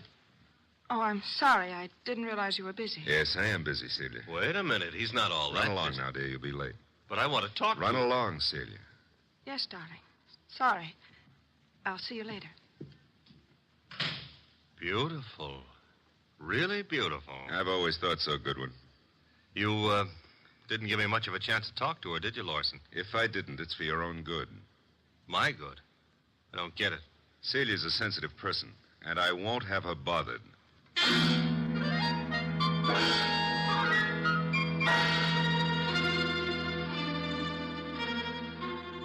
And do you mean to tell me you let him scare you? Let him scare me? Say, will you stop being so fearless with my life? The guy said don't bother my wife, so I didn't bother his wife. It was that simple. Apparently his wife is not blonde. Answer the phone, Archie. No, you answer it. Now you've hurt my feelings. Oh, well. Hello? I want to speak to Mr. Nero Wolf. Mr. Wolf speaking. Oh? Is it true that you're interested in the Gatto murder? Who are you, and how do you know he's been murdered? The second question is none of your business. And as for the first, call me Jerry. J-E-R-I. How do you do, Jerry? J-E-R-I. Where do you call? Would you like to come to an auction? An auction? You know, going, gone, to the highest bidder. And what are you placing on the auction block, Miss Jerry? A few facts. All in good condition and guaranteed to make it a cinch to snag the Gatto killer. Sounds promising. Only you'll have to bid against real money. May I have the address of the auction room? You'll have no trouble finding it. Your assistant was there last night. Where? The penthouse on top of 206A Rathburn Street. The big item goes on at 4 bells.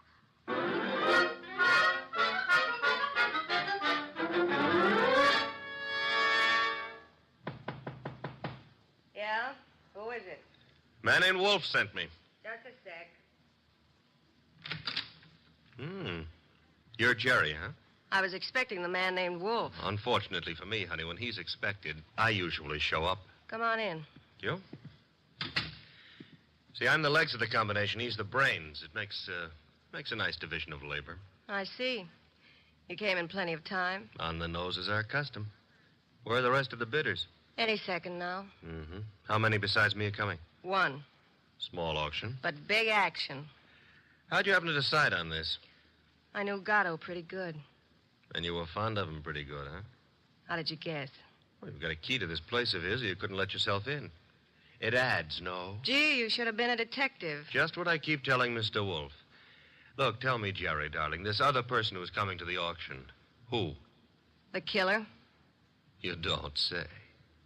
You sure the killer isn't here already? Look, I didn't kill him. The story you would like me to believe is that you witnessed the killing, huh? Called the killer and Mr. Wolf and said, come on, kids, you can get me either to talk or shut up, depending on who pays the most. That it? Something like that. Mm-hmm. Okay, prove you know what you're talking about. Who is the killer? Is it Block Rainey? Should also have your head examined, pretty boy. I talk for dough and only for dough. Not that I'm mercenary or anything, but... Okay, tell me this. How come you saw the killer in the act? Simple.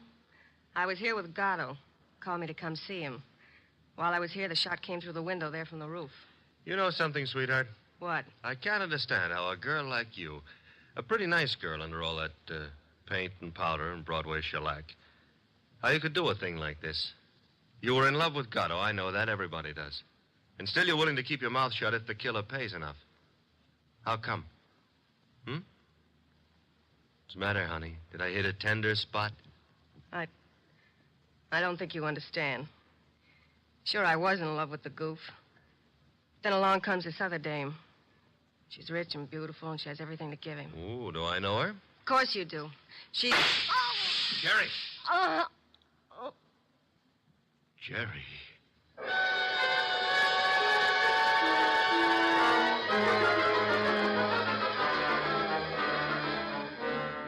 She was just about to tell me, and then the shot came through the window from the roof, boss. It's a flat roof outside. You didn't, I suppose, see the murderer? No. I caught Jerry in my arms. By the time I laid her down on the couch and got out on the roof, the killer was gone. Get right over here and bring our client with you, if you can find him. Rainey? That's right. He has a right to be in on the kill. Okay, boss. But keep away from that beer till I get there. Don't be impertinent. I shall be busy phoning Mr. and Mrs. Lawson. Meanwhile, I want them here, too. Besides, one bottle won't do any harm.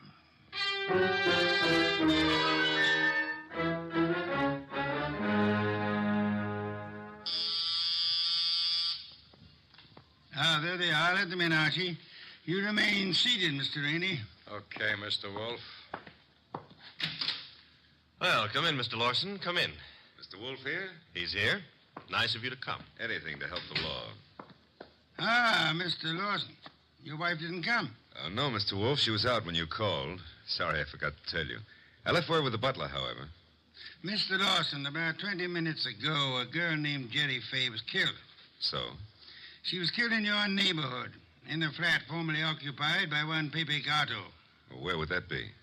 Maybe your wife knows where the flat would be. How dare you, sir? No histrionics, please. Where was your wife when the girl was killed? I'm advising you that if there is an alibi, now's the time to state it. I wouldn't humiliate Celia by alibying for her. And the police will pick her up. But she didn't kill this girl, Mr. Wolf. You have reasons for that opinion? The best of reasons. I'd be grateful if you'd state them and let me be the judge of their excellence. One should do. This one. Celia's out in the country visiting her mother. Oh? Does that settle it? Possibly. What's her mother's telephone number? Why, Merely a routine check. Well, can't you take my word? I'll take her mother's number. Well, Mr. Lawson? I'm sorry. I hoped you'd buy this story. What do you mean? The mother's been dead for 10 years. I see. Well, I don't.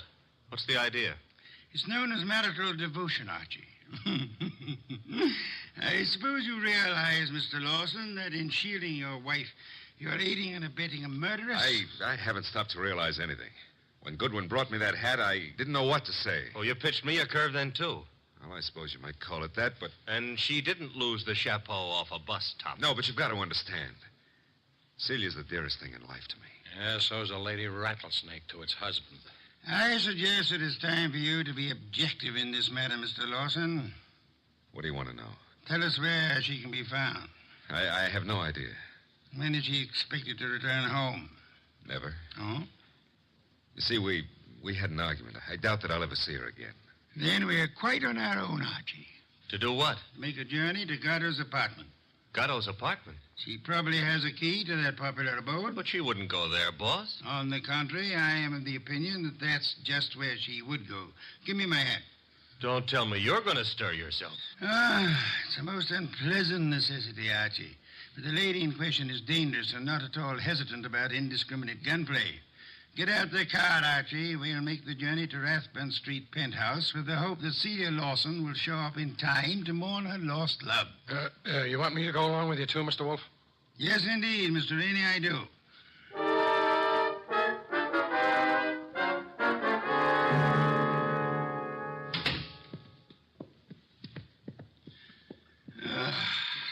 I trust this chair will hold me. Should. Biggest chair in the house. Mr. Wolf. Yes, Mr. Rainey? Mr. Wolf, am I to understand that the way you have it figured is that Mrs. Lawson killed Gatto, and then to keep the girl from pinning the crime on her, she killed her, too? What's the matter, Mr. Rainey? Don't you think the theory holds water? Well, yes. I mean, of course it does. Thank you. On the other hand, there is room for doubt. I'm glad to hear you say that, Mr. Wolf. Would you mind explaining? I'll explain, Mr. Lawson. Mr. Goodwin was in this room when Jerry Fay was killed. Right, Archie? Right, boss. He ran as quickly as he could out onto the roof, but your wife was nowhere in evidence. What difference does that make? A good deal, I'd say. Wouldn't you, Archie? Yes, a detail like that would give a jury room for doubt. Oh, don't be a fool. How so, Rainey? Well, I was about to agree with Rainey. I mean on sheer logic. I'm afraid I miss your point, Mr. Lawson. Well, what if Goodwin didn't see her? That proves nothing. She fired the shots, and then she ran down the fire escape. What fire escape? The one a few feet beyond the chimney. Mr. Lawson. Yes? Who told you there was a fire escape there?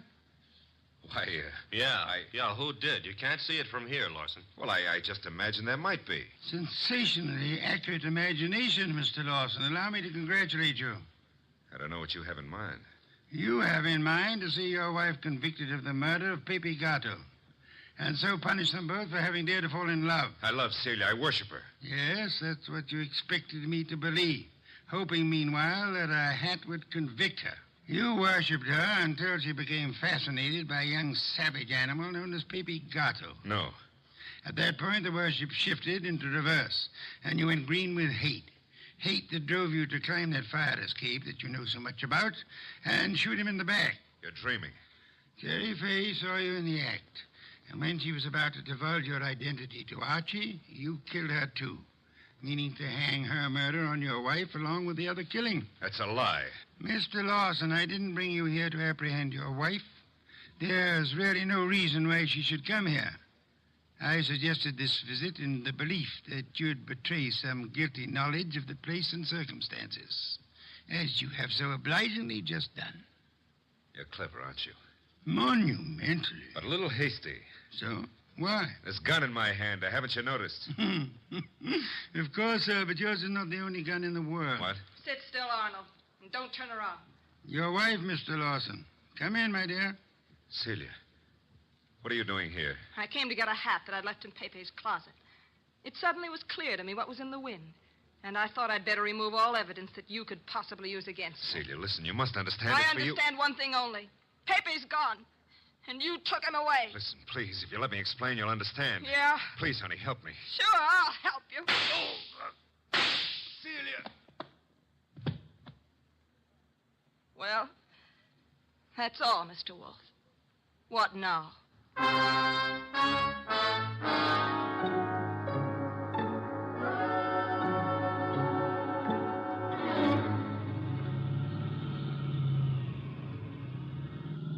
Archie, why is it when you drive it always gets so crowded outside?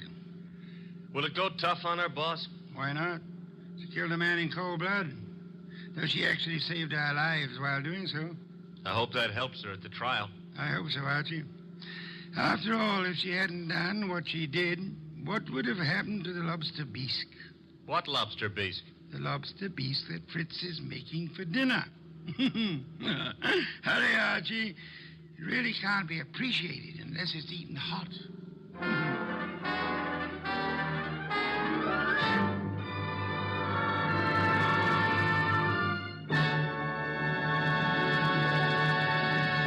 You have been listening to The New Adventures of Nero Wolfe, starring Sidney Greenstreet.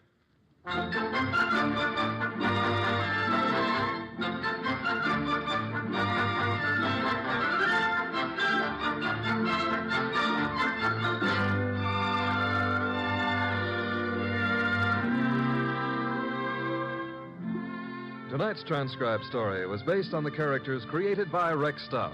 This is an Edwin Fadiman program, produced and directed by J. Donald Wilson.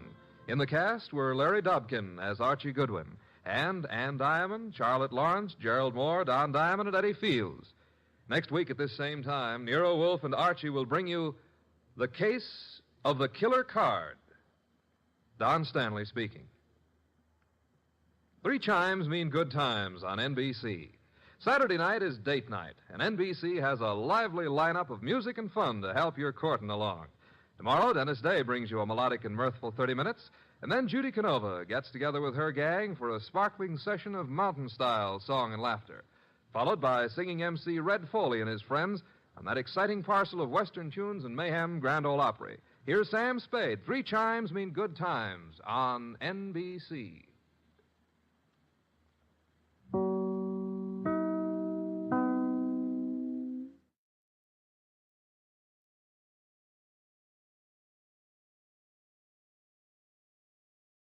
Stay tuned for Nero Wolfe, which follows transcribed in 30 seconds. What's on the menu at Duffy's Tavern tonight? Well, there's a full serving of laughs with Archie the manager, played by Ed Gardner, and his unpredictable friends, Miss Duffy, Clifton Finnegan, and Eddie the waiter. It's Duffy's Tavern later this evening over most of these NBC stations. And this Sunday, the big show comes your way once again with Bob Hope, Jimmy Durante, Perry Como, Jose Ferrer, Mindy Carson, Eddie Cantor, Meredith Wilson and his orchestra, and many, many more. And, of course, your MC once again will be Tallulah Bankhead. That's this Sunday for the big show. Now, ladies and gentlemen, we take you to the most famous brownstone house in New York City, the one located at number 601 West 35th Street. Oh, Mr. Wolfe. Mr. Wolfe. Want something, Archie? Would you be interested in taking on a case involving a woman who was found stabbed to death in one of New York's fancier men's clubs? Can't you see I'm already occupied, Archie? My Oncidium hybrid is ailing. But, sir, cash. C-A-S-H. Remember, you need it to live on. Well, you're actually learning to spell.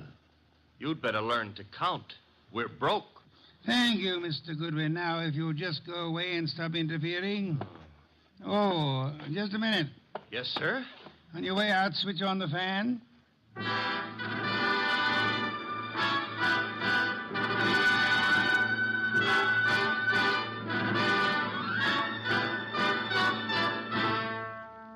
Yes, ladies and gentlemen, it's that one and only man of moves, the most famous detective in modern fiction, that corpulent, orchid-raising, beer-drinking gourmet who also happens to be a genius. Rex Stout's incomparable Nero Wolfe, starring Mr. Sidney Greenstreet. Tonight, Nero Wolfe's long-suffering assistant, Archie Goodwin, tells us of the case of the careless cleaner.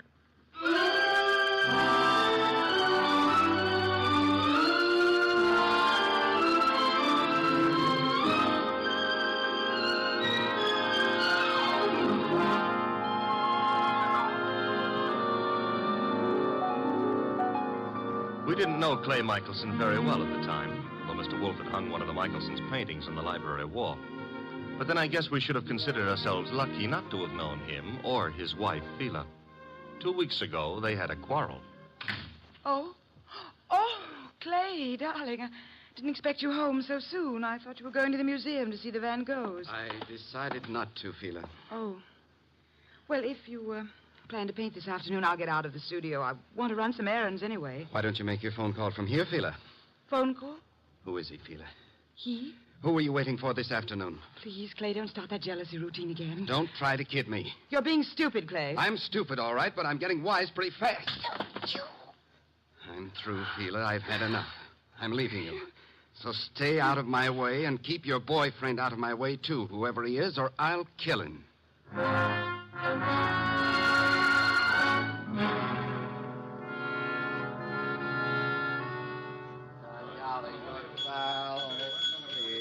Jolly good pal. Yes?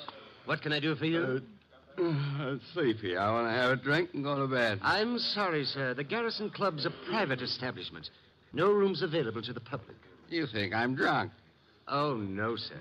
Why do you suppose I came here? And I'm sure I wouldn't know, sir. I'll tell you why. I came here to see my old pal Lou Saunders. That's why. You know Mr. Saunders? Do I know?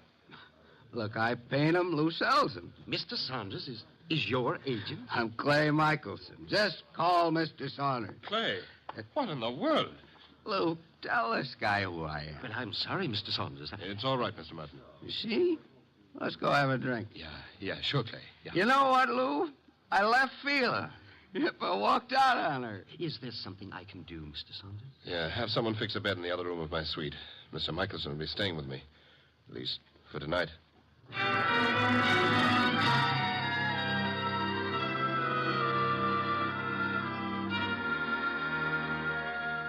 Mr. Wolfe? Yes, Archie? It's Friday. Good. Fish for dinner, then. Nope. I was not referring to dinner. You were not? I can think of nothing more interesting at the moment. Oh, I can. My salary. Of course, according to the Julian calendar. We're on the Gregorian, so let's stick to it. Today is Friday. Today I get paid. Archie, there's a drop. Oh, don't exaggerate. You can't be getting the cold shutters just because I'm asking for my money. I can distinctly feel fresh air flowing into the room. Well, it's possible I might have opened a window 6 inches. You're insane. Shut it at once. Nope. Are you trying to blackmail me? You think it might work? Never. Then the window stays open. You're fired. I accept your offer. All you have to do is pay up. I've hired you again. Oh, Mr. Wolf, you've cleaned out the bank balance again? Well, that is... Well, had you seen those Miltonians... Would I have voluntarily given up my paycheck for them?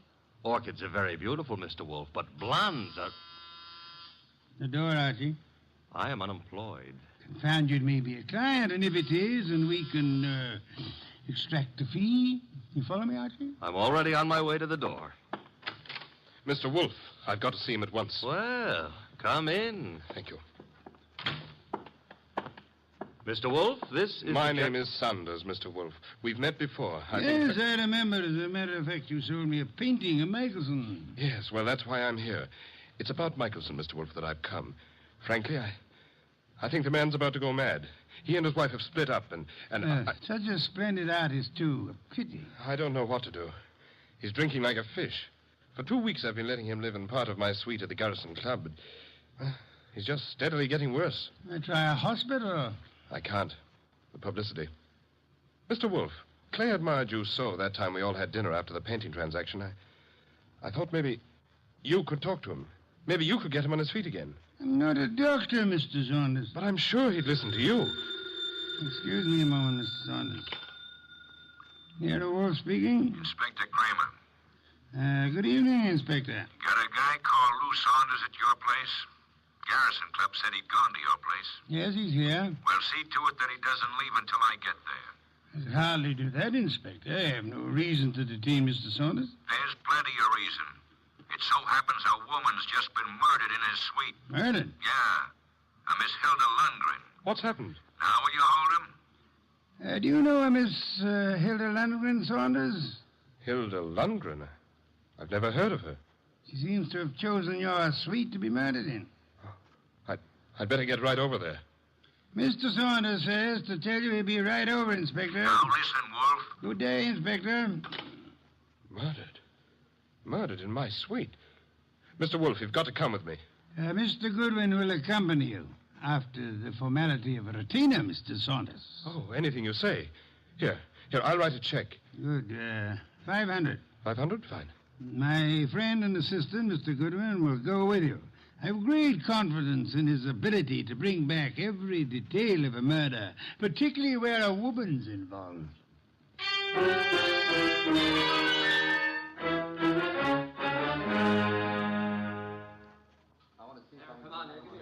Okay, you photographers, picnic's over for tonight. Pick up your stuff and get out of here. You sound real mean today, Inspector Kramer. Well, if it isn't Nero Wolf's favorite stooge. What are you doing here, Goodwin? I got bored with my knitting. Look, I wasn't asking for humor. I'm Louis Saunders, Inspector. Saunders? Ever seen that woman before? Yes, I believe I have.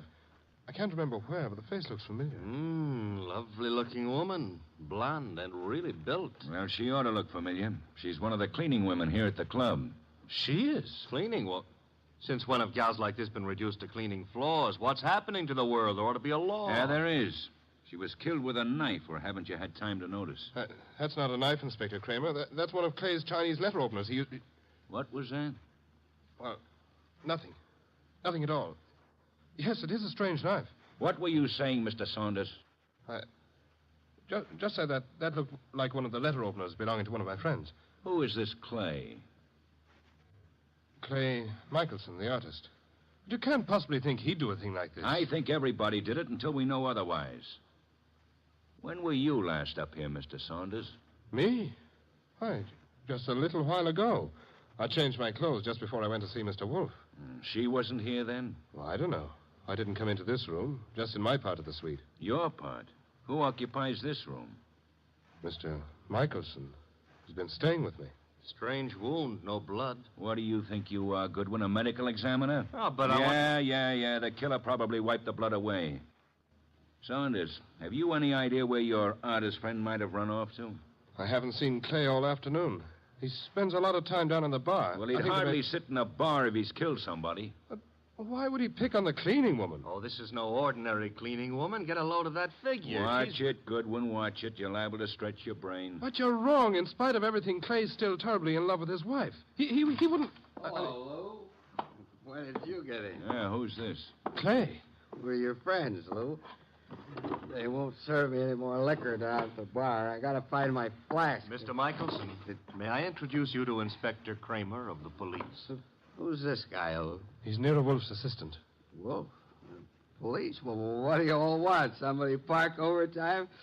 Where's my flask? The one with my initials. I just bought it this morning. Mr. Michelson, do you know that somebody was murdered here in your room? Murdered? Why don't you guys go away and joke with somebody else? Where's my flask? You better get hold of yourself. I said there's been a murder. Understand? You serious? Yep. And I wouldn't be surprised if Inspector Kramer here considers you top suspect. Me? They think I did it? You better pull yourself together, Clay. Yeah, because I got a lot of questions. Excuse me, the phone. Now, sit down, Mr. Saunders. I'll answer it. Hello? Hello? Hello? This is Fila. Who is this? This is Inspector Kramer. Hello? Hello? Who is Fila? Anyone know? Well, that's my wife. Your wife? I want to speak to her. Come back here, Michelson. Let me alone. You're not going anywhere. Now, stay back there. You're wrong, Inspector. I am going somewhere. Junior's got a gun. Yes, Inspector. You should be more careful about your gun when you shove people. Now, look, Mr. Michelson, I'll see Mr. Wolf myself. Stay back, Inspector. You haven't got a chance. We'll nab you before you get a block away. Well, then I'll just jerk these phone wires. There. And I'll lock the doors. That should hold you long enough. Good night.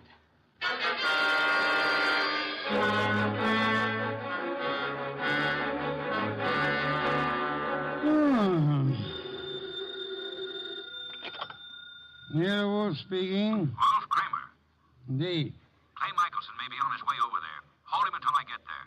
Hold him, why? Not more than 10 minutes ago, he held me up at the point of a gun. He carries a gun? It was my gun. Careless of you, Inspector. Goodbye. Come in. Mr. Wolf? Yes? My name is Clay Michelson. Yes, I was rather expecting you. You've got to help me. They think I murdered someone. You shouldn't have run away from the police. I've been drinking a lot, but I wouldn't murder anyone. Fela'd tell you that. Your wife. Was she the model in that painting of yours I purchased? What difference does that make? I tell you, they're after me for murder. You obviously loved your wife deeply at the time you painted her. Oh, here you are, Mr. Wolf. Michelson. Clay. Good Lord, man. The police are on their way over here. He came for my help, Mr. Saunders. Oh, I'm glad he did, Mr. Wolf. But we left Inspector Kramer talking from a phone booth. He'll be here any minute. And we've only a minute to decide why anyone would want to kill a cleaning woman. I didn't kill anybody. She was a beautiful woman, Mr. Wolf. I gathered that, Archie, from your unusual interest in the case. She was stabbed with a letter opener from Mr. Michelson's house. Which might add Mrs. Michelson to our suspect list. Fila? You can't suspect Fila. You're very gallant, Michelson. Just how was this beautiful young cleaning woman, this Miss Lundgren, stabbed? In the heart. Her eyes were wide open, pupils dilated with shock. Details later, Archie. Kramer will be here shortly. The moment I would like to know where everyone was. Well, Mr. Saunders was here with us, you remember? I don't know where Mrs. Michelson was, but I could go see her and find out. No, it won't be necessary, Archie. Mr. Michelson, where were you? Me? Why, I'm not sure. I can't seem to remember. It's hardly what we would call helpful. I was drunk. Maybe I went to Fila's. I've been over there lots this week trying to talk to her. Yes, I must have gone over there. Have you ever seen the murdered woman before? No, I never saw her before in my life. I've seen her before, Mr. Wolf. Indeed, Mr. Saunders. I seem to remember your earlier statement to the contrary. Well, I didn't know her name, but when I saw her, I remembered her. I understand she was quite an alcoholic. Unfortunate woman. Beautiful and Look who's here, Inspector Kramer. Oh, here you are, Michelson. And as usual, you didn't have the courtesy to ring the bell, Inspector. And give you a chance to get this guy out of here? Nothing doing, Wolf. Now, come on. We're going to headquarters. Mr. Wolf, you can't let him take me. I didn't do it. I'm afraid there's not much I can do about it, Mr. Michelson. Come on. You come along too, Saunders. I got to get a statement from you. Of course. This way. Come on. Very well. All right. I just got an angle. Really, Archie? Sure, it's simple. Saunders been going for this beautiful cleaning babe. Clay worms in. Saunders kills her. Perhaps there was jealousy somewhere in this case, Archie. Yeah, Wolf speaking. Mr. Wolf, this is Phila Michelson. You don't know me, but you once bought a painting from my husband. I've got to see you, Mr. Wolf. You've got to help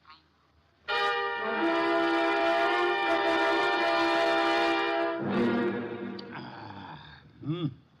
Mrs. Michelson, have some of this delicious beer. Another can, Archie. And now, Mrs. Michelson, may I ask how you found out there was a murder in the first place? A policeman came to see me. He told me what had happened, that they were looking for Clay. I don't know what to think. He's temperamental, he's jealous, and he's sometimes violent, but can't imagine anything like this, not Clay. Maybe some of those friends of his, but... You don't care for your husband's friends? No, they all live off him. They're leeches. Mrs. Michelson, did your husband come to see you this afternoon? This afternoon? No. You're quite positive? Oh, yes. Because that was his alibi for the time of the murder. He said he went to see you. Of course, he was fuzzy, usual effect of alcohol on the brain cells, but... Mrs. Michelson, might I be a little indiscreet for a moment? Indiscreet? Have you been seeing some other man? I don't know what you're talking about.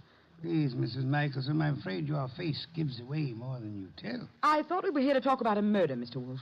Indeed, but your husband's jealousy might well fit into that category. Clay, imagine things. You're a very beautiful woman, Mrs. Michelson. Now, if you'll try telling me the truth, perhaps we can accomplish something. But I tell you... All right.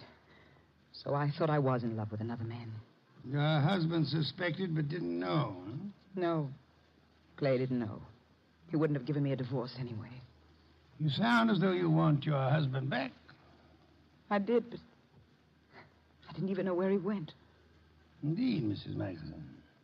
Archie informs me that the murdered woman was quite lovely. What are you trying to suggest? You said yourself you wanted your husband back. Yeah, one woman jealous of another, that's always murder. Why, that's stupid. Clay wouldn't play around with a maid. That's stupid. Clay loves me. I'm not jealous of anyone. No one, do you understand? Archie, if you'll see Mrs. Michelson home... Yes, sir. Thank you. I can find my own way. I'd prefer Archie took you, Mrs. Michelson. You wanted my help, didn't you? Thank you. Thank you, Mrs. Michelson. If you will just wait outside for a moment, please. What have you got in mind, Mr. Wolf? Try exercising your own judgment just once, Archie. You mean she's the one who's jealous? Perhaps, Archie. Perhaps she may want us to think she was jealous. Perhaps she actually doesn't want her husband back at all, only to pin a murder on him. Oh. You see, in this case, it would be simpler than divorce. Yeah? Yeah, she might just be trying to get rid of him. She might, Archie.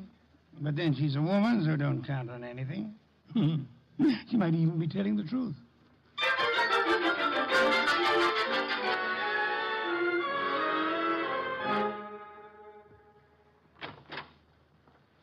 This is where I live, Mr. Goodwin. Nice. Very nice. I like Greenwich Village. I'm trying to figure out why Mr. Wolf sent you along with me. I'm a sucker for beautiful women. I wonder. Archie. Huh? Does Mr. Wolf believe me? He hasn't made an official statement yet.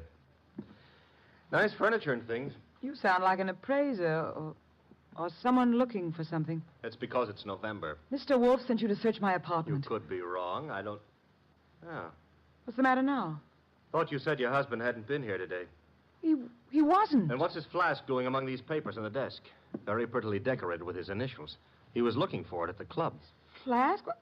I don't know what it's doing there. Yeah, sure. You're trying to help Clay. Right into the electric chair.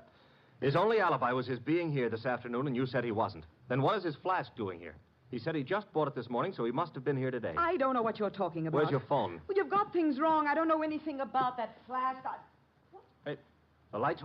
Who switched off those lights? Phila, put those lights on. Put on those lights.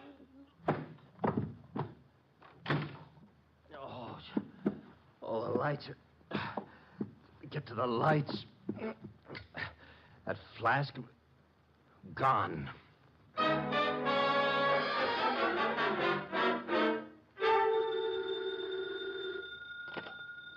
Nero Wolf speaking. Wolf, where's Fela Michelson? Fela, perhaps you might try the lost and found, Inspector. Now, look, I know she was over at your place. I thought you were interested in Clay Michelson. Well, I let him and Saunders go, for the present. They're clean until I get the medical examiner's report. Oh, when will it be ready, by the way? An autopsy takes time, you know that. Where's the Michelson woman? I believe she had a date with Archie. Why do you want her? I'm sure it never dawned on you, Wolf, but this cleaning woman who was killed was some dish. Maybe Mrs. Michelson was the jealous one. Your thinking is beginning to bear an amazing resemblance to Archie's, Inspector. Also, it maybe never dawned on you that Fela Michelson hasn't offered an alibi for the time of the murder. You're right, Inspector. Yeah, you are. Come on, Wolf, quit stalling. Where's Fela Michelson? What? Oh, I really don't know, Inspector, but perhaps as a last resort, of course, you might try her home. Good night, Inspector.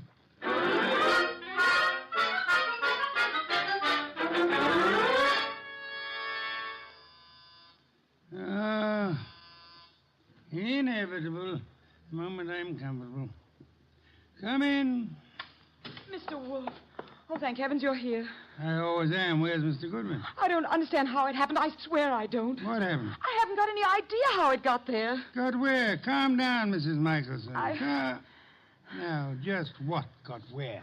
Clay's new flask. Your assistant Archie. He came home with me, and that new initial flask was there. He thinks Clay was there this afternoon, and that I'm trying to frame him or something. Oh, here you are. She's here, therefore. This is our gal, Mr. Wolf. She's been lying right down the line. I tell you, Clay wasn't there. Then why did you give me this clout on the head and grab the evidence and run? I didn't hit you. I ran, but I didn't hit you. And I didn't take that flask either. Oh, next thing she'll say there wasn't any flask. Stop gaping at Mrs. Michelson, Archie, and open the door. Yeah, sure. Well, Mr. Wolf, they let Clay and me go for the... Fela, what are you doing here? After your visit this afternoon, Mr. Saunders, she decided to come down and see me. After my visit? What makes you think I was at Fela's? It was Mr. Saunders, not your husband, who came to visit you this afternoon, wasn't it, Mrs. Michelson? I don't have anything to do with Mr. Saunders. Then might I ask why you called him today? I wasn't calling him. I was calling Clay. You told me earlier yourself that you didn't know where Mr. Michelson was. Well, all right. So what if it was Mr. Saunders who came this afternoon? As he has for many afternoons. What are you trying to get at, Mr. Wolf? Saunders? He and Fela? Yes, Archie. Mr. Saunders, the artist's friend and agent, happens to be the one who was making a fool of the artist. But that's all over. I told him. That's what I was talking to Mr. Saunders about this afternoon. I didn't want Clay to know. Clay would never have come back. All right, so it was Fela and me. I admit it, but that's not murder. I suggest that it is, Mr. Saunders. I suggest that one of you two murdered the cleaning woman. Whichever one of you carelessly left the whiskey flask in Fela's apartment. This is murder, Mr. Wolf. Not a joke. Not at all a joke. You see, our cleaning woman was not murdered by the knife found in her body. She was poisoned. Poisoned? Not by the knife? Poisoned. She undoubtedly drank from Michelson's flask while she was working in his room at the Garrison Club. But she was stabbed. True. However, Miss Lundgren was an alcoholic. Saunders mentioned that, and I checked with the club manager. But how does that prove there was poison in the flask? That she was poisoned? Archie, would you mind repeating your description of the dead Miss Lundgren? First, as to the wound. Okay. There was no blood. Someone advanced a fantastic theory about wiping the blood away. And now, Archie, the description of the body of Miss Lundgren. I mentioned the fact that her eyes were wide open, the pupils were dilated. Hey, dilated pupils? Yes, Archie. The lack of blood had already made me wonder about the entire affair. When you added the dilated pupils... What's special about dilated pupils? In death, that is a common symptom of poison by a certain vegetable drug of considerable potency. But what was the point of stabbing her? The poison did the job. However, the killer later used the letter knife in an effort to deceive the police. However, he unhappily forgot that the dead don't bleed. I think you're guessing, Mr. Wolf. Am I? All I can say is that I was at the pool in the early afternoon. You're very certain you were at the club pool and the murder was committed, Mr. Saunders? Certainly. From 1 until 3. Excuse me, please. Wolf speaking. Inspector Kramer, medical examiner's report just came in this minute. And get a load of this, Wizard. The dame didn't die of stabbing at all. I know. You know? She died of drinking a fatal dose of poison known as deadly nightshade. What? How do you know that? Inspector, do they know what time she died? Time? The medical examiner says 2:30. Thank you, Inspector. Oh, incidentally, if you care to drop over here, you may pick up the murderer. Goodbye. I heard him, Wolf. She died at 2:30. As I told you, I was in the pool at 2:30. Which is exactly how you prove yourself a murderer, Mr. Saunders. Oh, I proved myself... Even the police didn't know what time she died. Until just now. And the body wasn't found until the evening. How did you know she died between 1 and 3? I didn't know, but... You probably were at the pool at the time. The maid drank the poisoned whiskey you put in the flask of your friend Clay Michelson. I tell you, you're crazy. You planned to get rid of Clay, who stood in the way of your marrying Fila. When you came back to your room at 3 and found that the maid had drunk it instead, you stabbed her with Clay's letter opener to cover up the real cause of the murder and throw suspicion on Clay. Oh, this is nonsense. Ridiculous. And then, when you learned that the woman for whose love you were willing to commit murder was through with you, you took Michelson's new flask to Fila's home, confident that it would be found there. Yes, and then he attacked me and stole that flask again in order to make it look like Fila had done it. Exactly, Archie. Mr. Saunders, the chances are that your fingerprints will be found on that whiskey flask, and they'll be able to trace the poison to wherever you purchased it. The chances are... Oh, no, you don't. Careful now, all of you. Guns bore me, Saunders. Oh, yeah? I'm leaving. You are not... Clay! Oh! Clay.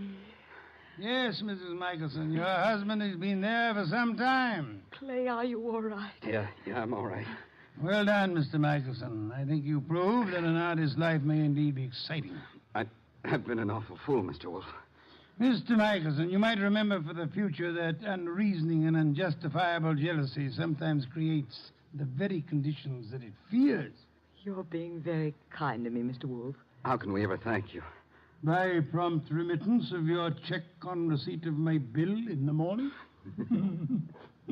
Good day, Mr. and Mrs. Michelson. Good day, Mr. Wolf. Good day. What's the matter, Archie? You look glum. Yeah. I always have the lousiest luck. Meaning? A hectic case with 2 beautiful dames. Michelson gets one, the undertaker gets the other, and what do I get? Hey, that reminds me. You got a fee. I get paid.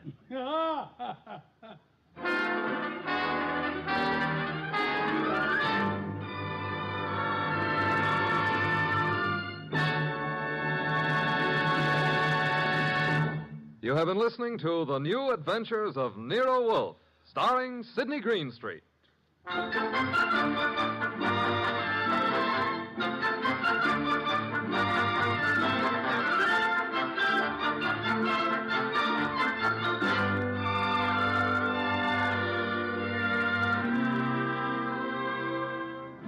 Tonight's transcribed story was written by Cheryl Hendricks and based on the famous characters created by Rex Stout. This is an Edwin Fadiman program, produced and directed by J. Donald Wilson. In the cast were Larry Dobkin as Archie Goodwin, and Betty Lou Gerson, Howard McNear, Dan O'Hurley, Vic Perrin, and Bill Johnstone. Next week at this same time, Nero Wolfe and Archie will bring you The Case of the Beautiful Archer. Don Stanley speaking.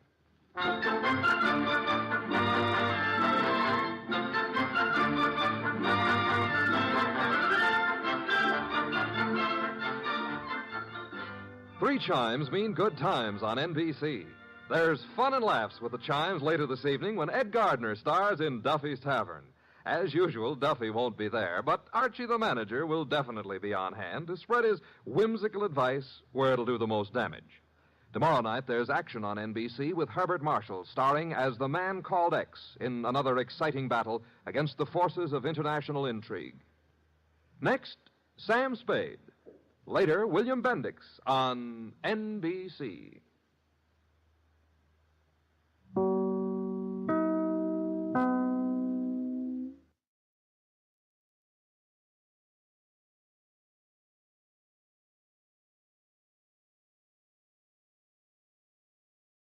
Stay tuned for Nero Wolfe, who follows transcribed in 30 seconds. Later tonight, over most of these NBC stations, Duffy's Tavern comes your way, and on the menu at Duffy's tonight, there's a blue plate special of grilled English language, served up by the delightfully ungrammatical Archie, plus laughs garnished with chuckles, brought to you by Archie's remarkable crew. There's no cover charge at Duffy's Tavern. Just keep your dial tuned to NBC. And this Sunday means another broadcast of The Big Show. Your guests include Fred Allen, Douglas Fairbanks, Danny Thomas, and many, many more. Tallulah, of course, is your hostess on The Big Show. Ladies and gentlemen, that phone bell means adventure. Hello? Hello? The young man answering the phone is Archie Goodwin. The mountain of a man engaged in deep thought in the oversized armchair is Nero Wolfe. Mr. Wolfe, we've got a case. I'm not sure whether somebody's going to kill a rabbit or a rabbit is going to kill somebody, but either way, it's going to be murder. Please, Mr. Wolfe, even orchids have to eat. Phooey. Yes, sir, Mr. Wolfe will take the case. As a matter of fact, he's working on it right now. Money, work. Bah. Greatest detective in the world.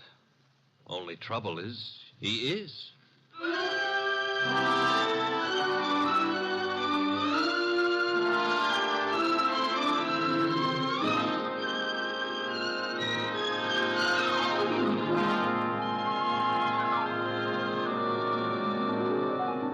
Yes, ladies and gentlemen, Archie is right. Nero Wolfe is the greatest detective in the world, and the fattest, and the least energetic. Nero Wolfe, created by Rex Stout, and brought to you over this NBC network in a new series of adventures by Mr. Sidney Greenstreet.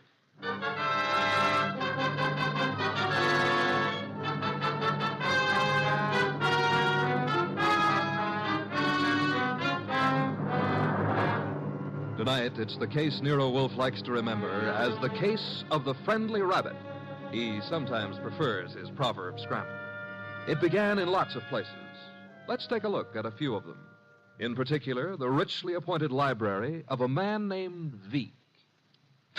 Mr. Veek, what's happening? Relax, Haynes. Your blood pressure. I thought it was a gag, but you really are shutting the club down. I'm shutting it down. Why? I got the joint rolling. The suckers are pouring in. And next week, the governor's committee. Huh? It's moving out of Baylor County. Our joint enterprise is in Baylor County. I think the club needs a rest. Crime committees so rarely admire gambling. Oh, that's different. So it is. The club needs a rest. You need a vacation. Florida, perhaps? I don't like Florida. Pick any place you like, just so long as you get out of reach of a subpoena. The heat's on, huh, boss? You've just coined a phrase that may very well catch on. Get out and stay out of the state until I send for you. Okay, Mr. Veek. Sure, Mr. Veek. Marshal? Yeah? That about covers us in Baylor, am I right? You're right. The dear governor's dear committee will be sorely disappointed. However, I doubt it'll give up quite so soon. I wouldn't think so. Therefore, have the truck driver deliver another shipment of carrots to the rabbit farm. Eh, Marshal? Okay, boss.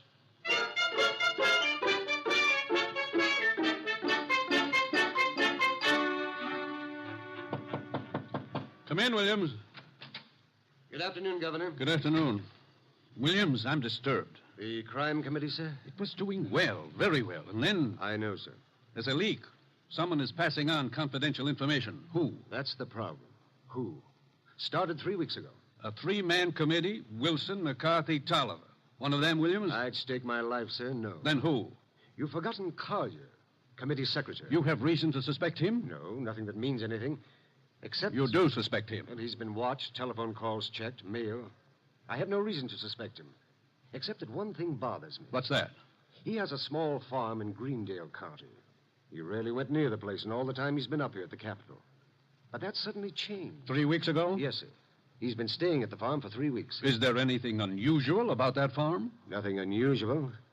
Except Jimmy Collier has gone in for raising rabbits.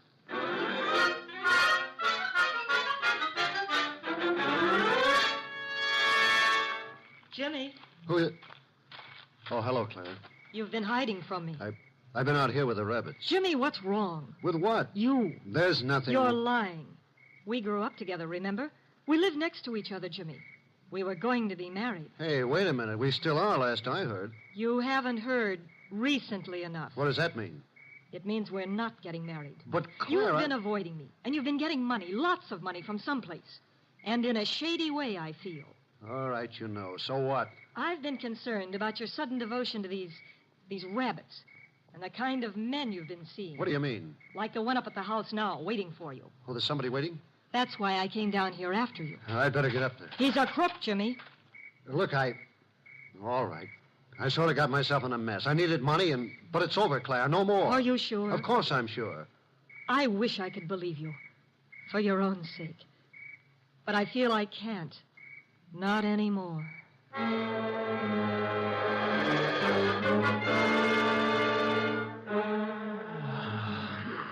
Archie. Yes, Mr. Wolf. Either stop breathing so heavily or... Take the evening off? Stop breathing. Old Dr. Tidmouse wouldn't approve of that. Who in blue and assorted blazes is old Dr. Tidmouse? My family doctor. Mavis keeps your puny mind, but you don't have a family. Answer the phone. Oh, but it might be a case. It might be very important. It might mean work, Mr. Wolf. Archie. W-O-R-K. You've got millions in the bank. Why worry? Confound you. Do you want me to answer that phone myself? Now you've got me. No, Mr. Wolf. Couldn't let you knock yourself out lifting a telephone receiver. Nero Wolf's office, Archie Goodwin speaking. What? Wait, Mr. Wolf is to go up to Greendale? Oh, now, look, friend. Mr. Wolf does not go anywhere, and that includes Greendale. He wouldn't stir out of the house for anybody short of the... What? I see. Yes, sir, in an hour. Goodbye. Mr. Wolf, brace yourself. You've got an appointment with a Mr. Williams at the Starlight Hotel in Greendale for 1 hour from now. You're insane. No, I'll admit I've been tempted. Sure, were it not for the fact that often the native hue of resolution is sicklied o'er with a pale cast of thought. Quoting Hamlet will get you no place. I would fire you. And then who would drive you to the Starlight Hotel in Greendale? I'm not going to Greendale. Nevertheless, in an hour you will be there. And who, may I inquire, says so? The governor of the state.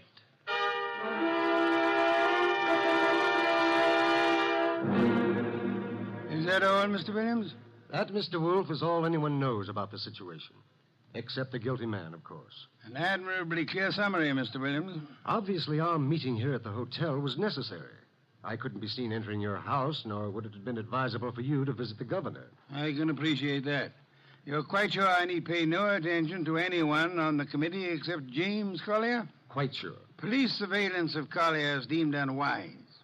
He has suddenly taken interest in rabbits, but although keeping them may perhaps be considered suspicious, it is hardly in itself of value. You have no other evidence against Collier? I know we're clutching at straws, Mr. Wolf. But there is a leak and work is being nullified. Something must be done. Hence the governor's call for you.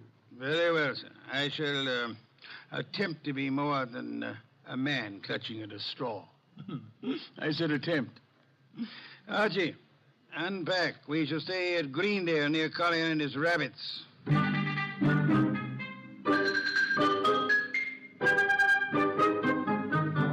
Mr. Wolf? Mr. Wolf? Oh, naturally, I know that shutting your eyes and pushing your lips in and out indicates you're thinking feverishly, but there's nothing for you to think about. Three. Oh, I accept your correction. What are you thinking about? Hotel beds. They're notoriously flimsy. Oh, you gave up on the case so soon. Fiddlesticks. I already know exactly what role the rabbits play in our problem. Therefore... We're going to drive out to Collier's farm? You are. While you test the hotel beds, fine. It'll be necessary for you to spend the night at Collier's place. You'll drive out there and pretend you've lost a cylinder or something. Oh, a lost cylinder.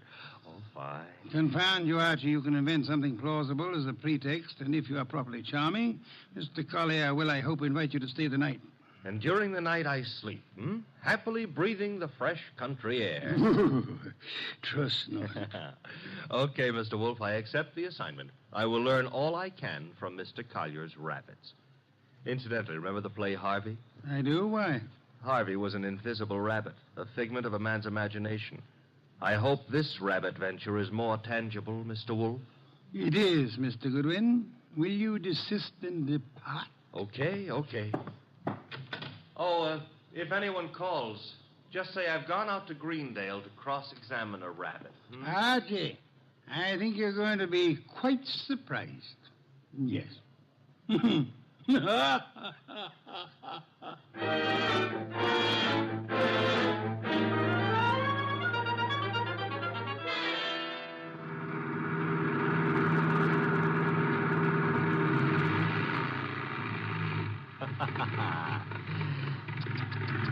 Running out of gas, and me such a big boy.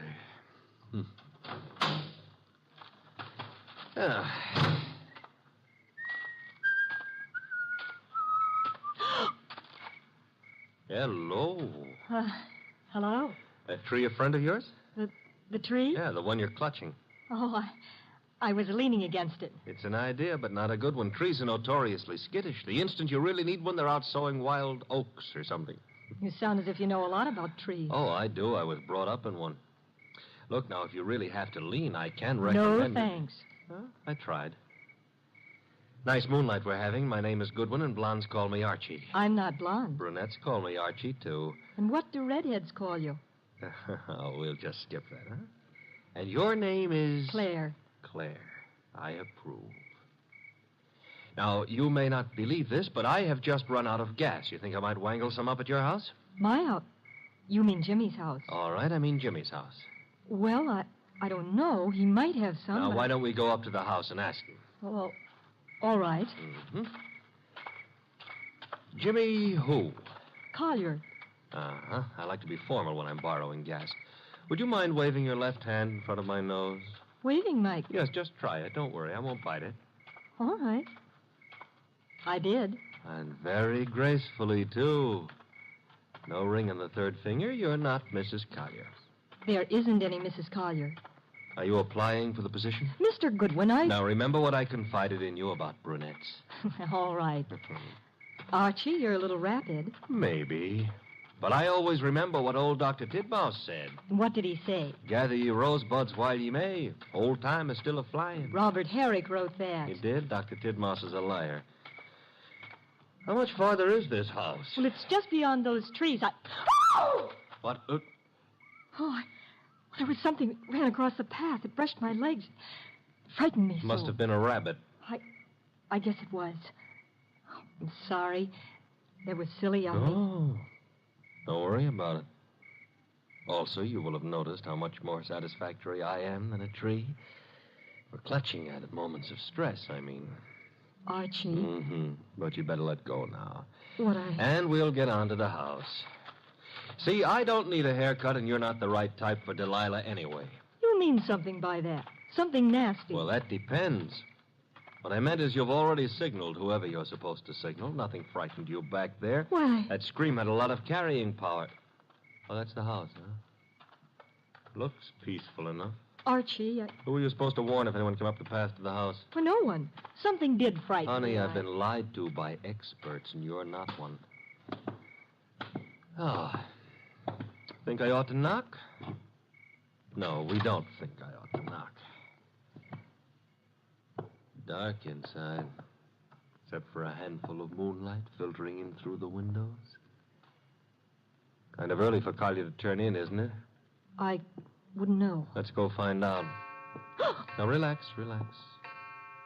Grandpa's making with the chimes. Time is, 10 o'clock. Oh, it's getting late. Come on. This would be the living room, filled with early American furniture. The early Americans would be pleased. Nothing here. What's that door lead to? I don't know. Or won't tell? Smaller room. Dark as...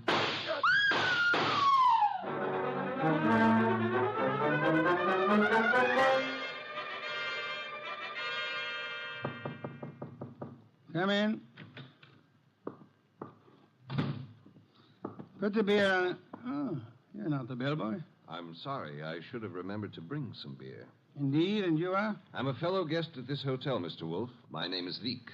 Wieck, yes. A criminal of moderate intelligence and immoderate pretensions. We won't quarrel, Mr. Wolf. I've something to offer you.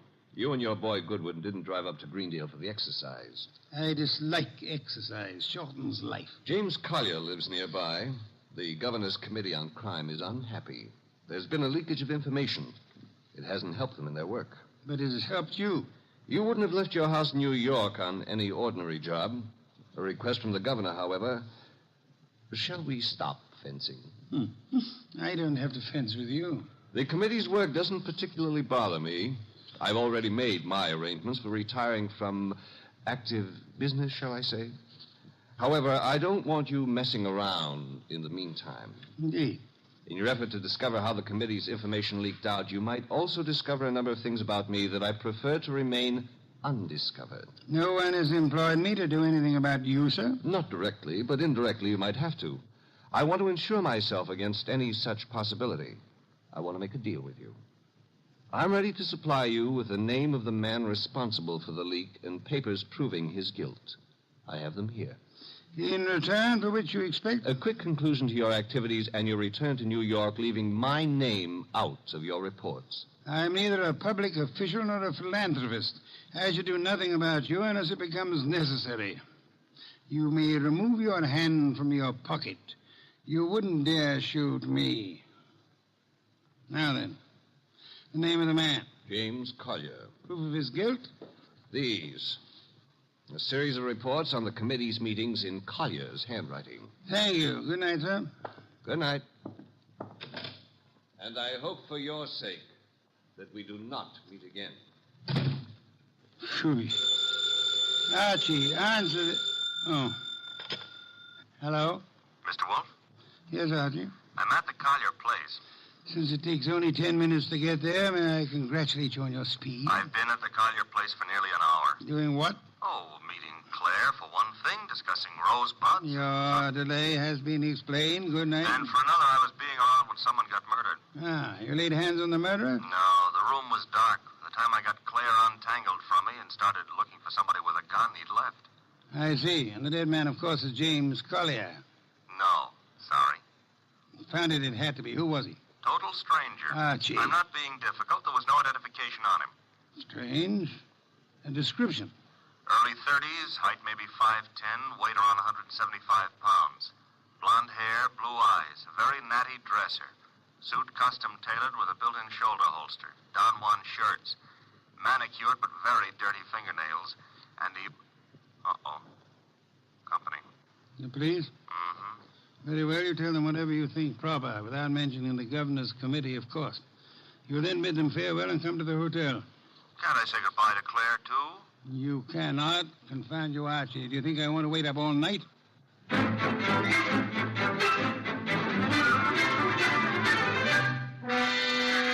Police were not happy about letting me go, but I threatened to tell you on them, so they gave up. You have told me the entire story of what occurred at the Collier farm, Archie? Mm-hmm. All details. If you like, I wouldn't mind repeating the parts about Claire. Phooey. You may call it phooey, I call it love. By the way, did you know that it was Robert Herrick who wrote that... Confound you, be quiet. Okay, push your lips around, but you've missed something. I have? Mm-hmm. The burning question of the day. The night, rather. Which is? Where is James Collier? Ah. Stop vying. The cops want him on suspicion of murder. The way it shapes up, he shot our unknown pal and then headed for the nearest border. Nonsense. Mean he didn't shoot our unknown pal? I mean Collier's whereabouts are not a mystery. You know where he is? I know where he is. I don't believe it. You couldn't know. You haven't been out of the hotel. You haven't had any calls. Archie, I use my intelligence. If you had used yours instead of holding the girl... I still wouldn't know where Collier is. Never mind. I'm impressed. What do I do now? You get Mr. Wieck on the phone. Huh? He's staying here at the hotel. Oh, old home week. Operator. Mr. Wieck, please. Hello? Hello, Mr. Wieck? Who is this? Mr. Wolf wants to speak with you. Just a second. Here you are, sir.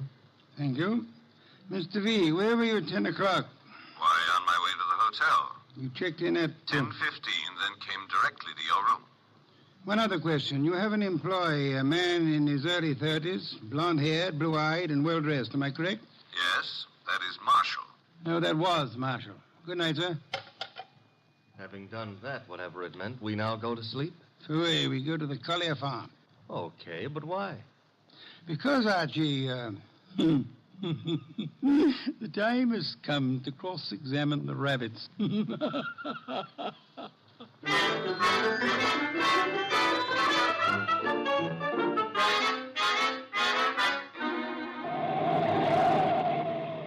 Confound you, Archie. You're not driving a truck. Be careful. Truck drivers are careful. Also, they're courteous. Indeed. Furthermore, they will always stop to help a motorist in time of trouble.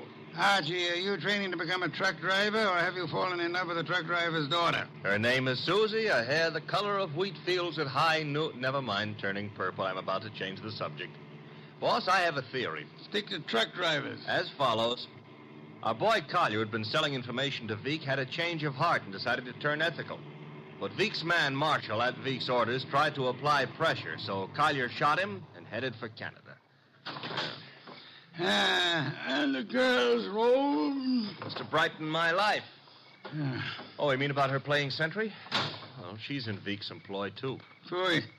Don't like my theory. It's charming. It merely happens to be wrong. Merely happens to be... Why is it wrong? Because, Archie, of a dead man's dirty fingernails, Marshall's fingernails. Oh.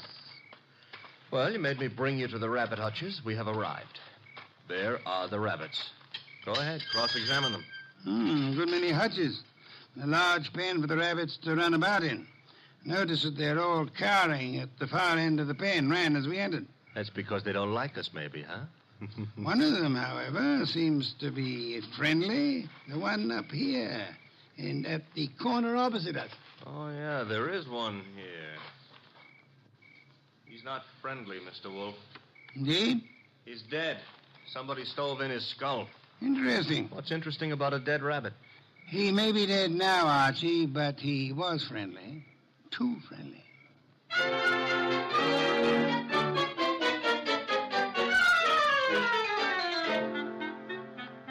Claire, this is Mr. Wolf. Mr. Wolf, this is Claire.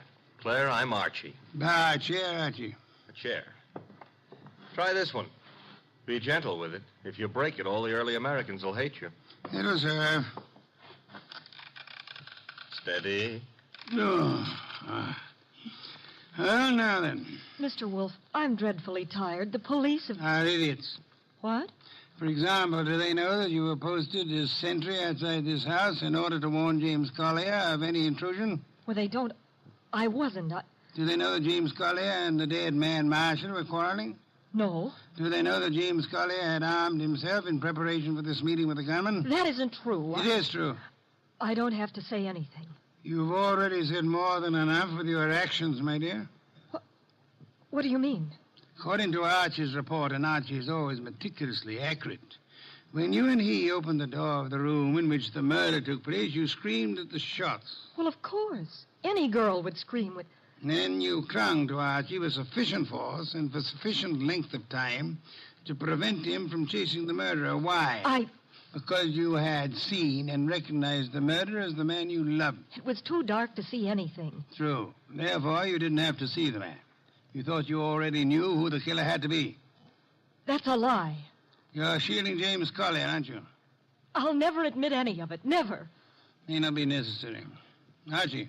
Yes, Mr. Wolf? Get hold of that policeman outside and remember what happened to one particular rabbit. Well, look around for freshly dug earth.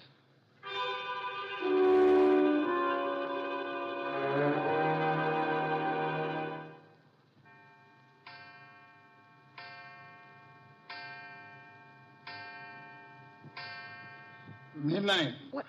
What are we waiting for? A return? Archie's? No, it'll take him longer. Well, then whose? Mr. Veek's, of course, complete with revolver. Come in, Mr. Veek. It couldn't have been easier. No one outside, only the two of you here. I warned you, Wolf. Fiddlesticks. You merely tried to use me as a prop for an alibi and a rationalization for a motive. I don't understand. Mr. Wolf does. Indeed, I do. Did you really think me fool enough to believe your proposal, Mr. Veek? It was plausible. It was nonsense. You pretended you were handing James Collier, plus the proofs of his guilt, over to me in an effort to keep yourself out of the picture. But your proposition was silly. No matter how much I might have wanted to help you, I would have been powerless once James Collier went before a jury. You're too intelligent not to know that. That couldn't have given you enough to go on. It didn't. You yourself gave me more. I did. When you came to my room, you told me you knew Mr. Goodwin and I had come to Greendale, checked in at the hotel. I did. However, when I phoned you later and asked for an account of your movements between 10 and 10:30, you replied that you had driven to the hotel, signed in, and came directly to my room. Obviously, you already knew of my presence in the hotel. How? Only one way you could have known. You had seen Archie at some time prior to the time you checked in at the hotel, and the only place where Archie Was here, at the farm. Yes, which told me Mr. Veek had been here at the time of Marshall's death. What was Veek doing here? Only one thing. Murder. Then he killed the gunman. No other possibility. But, Jimmy, I thought he did it. James Collier couldn't have killed Marshall because at the time he was killed, James Collier was already dead. Archie! What's this? Me, Mr. Veek. Let's play. Untap that gun first. My arm! That's nice and cooperative, so... You'll be quiet for a while. A cop is back in the rabbit pen, Mr. Wolf, guarding Collier's grave. Grave, Archie? Yeah, with James Collier in it. Oh, poor Jimmy. Veek knew the expose was coming. He had to shut Collier up. So he had his gunman, Marshall, kill Collier and bury him in the rabbit run back of the hutches. You spotted that, boss, because of... A dead rabbit. The others scuttled away from the man who bore James Collier's body to that lonely spot. But one rabbit overcame his fear. He was too friendly. And got killed for it. There was that and the dirty fingernails of Marshall, the gunman who killed and buried James Collier. Your description indicated extreme neatness. The dirty fingernails were a wrong note. Yeah, indicated he'd been digging. So we know now, don't we? Veek killed his own trigger man to frame a dead man for it. Collier would be thought guilty. He'd be hunted among the living. And all the while... Oh, I'm sorry, Claire. It's all right, Archie. I didn't love Jimmy. That was all washed up. Mr. Wolf, I understand everything, except why did Jimmy suddenly start staying at the farm with the rabbits? He knew he'd be watched. He couldn't risk conveying his information by telephone or the mails. Nor could he be seen holding conversation with men who might be traced to Veek. But who would suspect a truck driver delivering carrots for the rabbits as being the go-between for Jimmy Collier and Veek? Nero Wolf. Which is why I hope there's an adequate bed in this house for Mr. Wolf. I'm sure I'll be able to find one. Splendid, Archie. You will have the police remove Mr. Veek, and then... And then maybe Claire would like to go gathering rosebuds, huh? By moonlight? I would like to. Phooey. I shall go up to bed now. I've seen the moonlight more times than I care to remember. However, while you and Miss Claire stroll through the moonlight, Archie... Yeah? You might remember that rosebuds have thorns.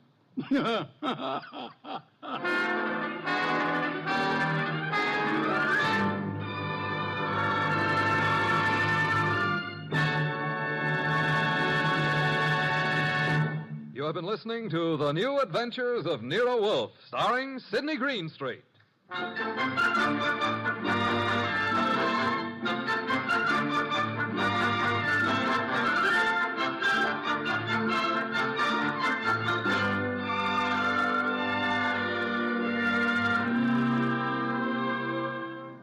Tonight's transcribed story was based on the characters created by Rex Stout. This is an Edwin Fadiman program, produced and directed by J. Donald Wilson.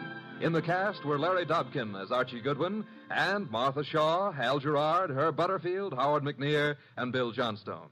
Next week at this same time, Nero Wolfe and Archie will bring you The Case of the Impolite Corpse. Don Stanley speaking.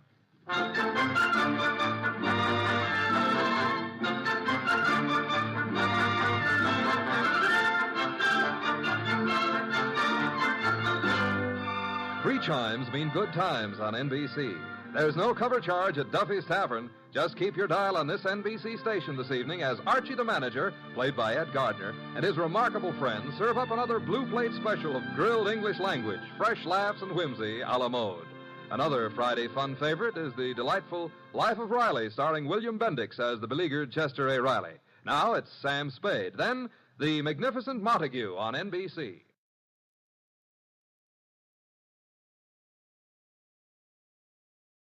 Stay tuned for Nero Wolfe. Saturday night chimes on NBC mean a full hour of fun with Dennis Day and Judy Canova. Dennis always appears perplexed and bewildered. But one thing that doesn't perplex him is how to make a popular ballad come to life in his thrilling tenor voice. And there's music also on the Judy Canova Show, plus comedy in the mischievous Canova manner. That's Judy Canova and Dennis Day, tomorrow night over most NBC stations. My boss is the smartest and the stubbornest, the fattest and the laziest, the cleverest and the craziest, the most extravagant detective in the world, Nero Wolfe.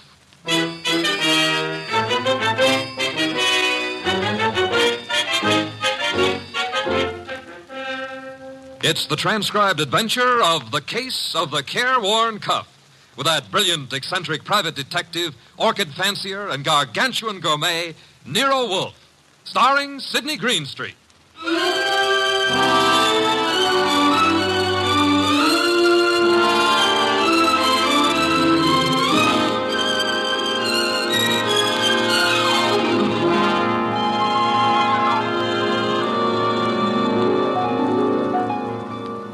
The place is Nero Wolfe's office. At the moment, the world's greatest motionless detective is sitting in the chair which was built especially to support his 300 pounds. His eyes are closed, and he's making sounds through his nose.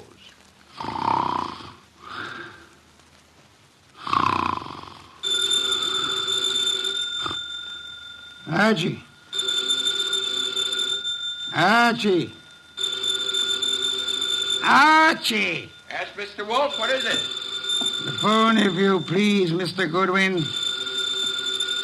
Well, it's on your desk, only 8 3/4 inches from your left elbow. All you have to do is lean forward. Found it, Archie. What do you think I am, an athlete?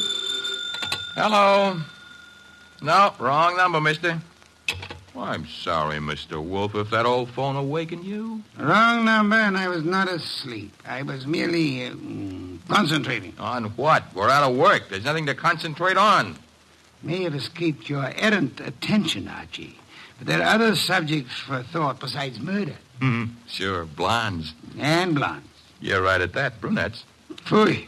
That's not a nice thing to say about any girl, even if she does happen to be a brunette. Archie. Yes, sir? Go away. You annoy me. Suppose I did. Who'd get you beer for you? Fritz. Tonight happens to be Fritz's night off. However, you can always get your beer for yourself. Don't be an idiot. There are exactly 23 steps between here and the kitchen. As you very well know, I abominate strenuous physical activity. 23 steps times 2 is 46. You could walk very slow. Nonsense. Now that you mention it, I happen to be mildly thirsty, Archie. Would you... Now that I mention it, you'd better let the beer go for tonight. Why? Our stock is running low. You being careless? I've been careful, because something else is also running low. What? Money? Fiddlesticks, there's plenty in the bank. Sure, but very little of it is yours. Mr. Wolfe, do you remember that batch of orchids you bought last week? Of course I do. Magnificent and very rare specimen. I got a magnificent bill for him this morning, too. It was large? It was large. Confound it, Archie. I shall have to do some work. You turned down half a dozen cases in the last few weeks. One of them may still require me. Most of them hired other detectives. However, there is a Mr. Wenceslas who might still be in need. His problem is what? As I remember, he's being followed by midgets. He wanted you to do something about it. Not that he minded the midgets so much. It was the elephants they were riding. The man needs a psychiatrist, not a detective. Anyone else? I can check my files, but I don't think... Aha! Saved by the bell. Another cliche like that, and I shall... Answer the phone yourself? Assassinate. You see what it is. Okay. Hello? Yes, Mr. Wolfe is in. Yes, he'll be in. He always is. What? But... That was a Mr. Charles Porter. He was in a hurry. He's on his way over right now. Should be here in 10 minutes. Prospective client, I trust? $1,000 worth of prospective client. Splendid, Archie, my beer. Okay, but look, I'm not sure you're going to accept his offer. Indeed, what does he want me to do for his paltry fee? That's the point. If I heard him right, he wants you to do nothing.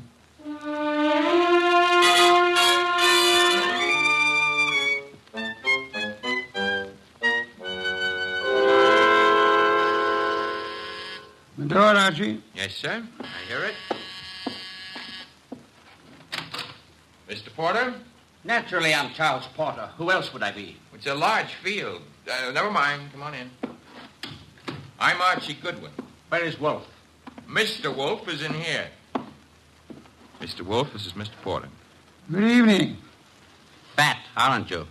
It's moderately noticeable.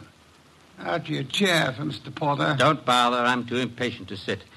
When I've business to take care of, I take care of it quickly. Very well. Send him out of the room. Mr. Goodwin, nonsense. He's my assistant. He remains. I don't like it. Archie, show Mr. Porter out. Now, wait. There's no need to get temperamental. Perhaps I'm a little abrupt. Rude. I'm a worried man. And impatient. You're wasting time, Mr. Porter. I suppose I am. The reason I came to you... Young man, what are you doing with that notebook? Getting ready to make marks in it. But... Oh, never mind. Mr. Wolf, you have a client named Dorothy Spencer. Have I? There's no need to be coy about it. I happen to know. Then you know. I want you to drop her. Drop her? Refuse to handle her case. Close the books on her. You know what I mean. Why should I? The girl has no money. I have. That doesn't answer my question. Perhaps this will. Appear to be a small package of dollar bills. It happens to be $1,000. Archie, will you? I will. It is $1,000. Thank you. Mr. Porter. Yes? You're paying me $1,000 in order that I refuse to act for Miss Spencer. Nothing more. That's right. What does she suspect you of? I said nothing about... Well, that is... You must know that as well as I do. Possibly, and nevertheless, what does she suspect you of? Of being a blackmailer. Whereas your occupation really is? I'm a musician. Pianist. I'm appearing nightly at the Windsor Hotel. Archie, have you made out a receipt for Mr. Porter? Yep. Give it to him and show him to the door. Okay. Mr. Porter? Mr. Wolf, I want your assurance that the entire affair is definitely finished. My association with Miss Spencer, you mean? You have my assurance that it is. You will forgive a classical illusion. The Cabo. Thank you. Good night. Mr. Wolf, I have a secret about Mr. Porter. He smells. Some perfume or other. More important, his right coat cuff is more worn than his left cuff. And a carver happens to be a musical term, meaning start again from the beginning. Oh? Porter thought it meant finished. Therefore, Mr. Porter is a liar. His ignorance of common musical term indicates that he's not a musician. The worn right coat cuff, that he is an office worker. That's kind of leaping to a deduction. But even if Porter's a liar, Mr. Wolf, there is something else. He paid you $1,000 to drop a client named Dorothy Spencer. Mr. Wolf, you never had a client with that name.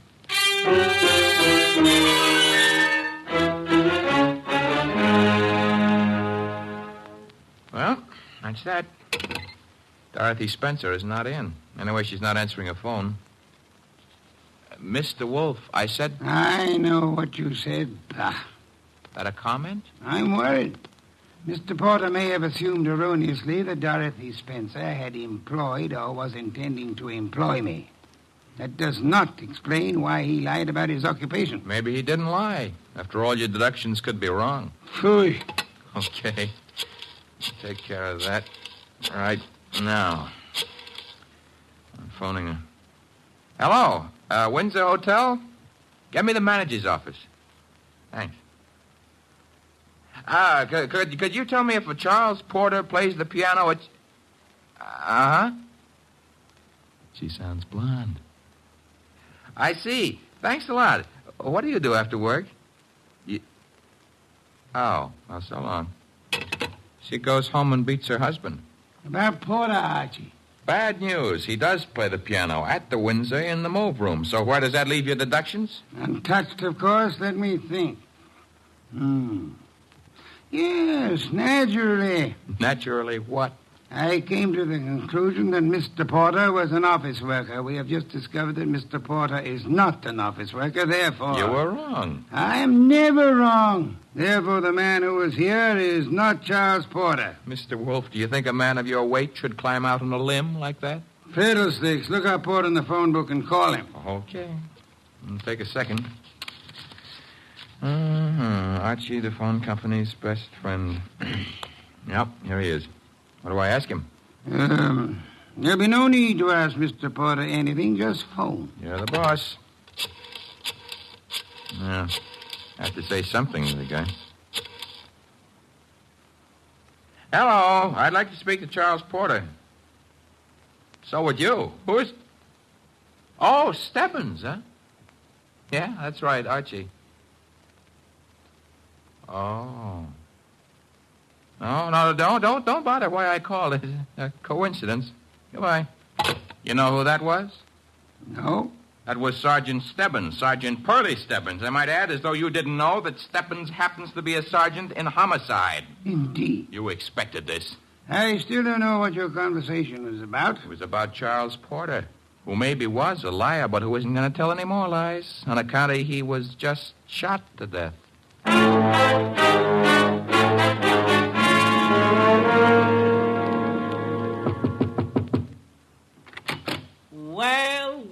Well, if it ain't Archie Goodwin. Come in, Goodwin. Thank you, Sergeant Stebbins. I've been expecting you. Oh, that's sweet of you to say that, Pearlie.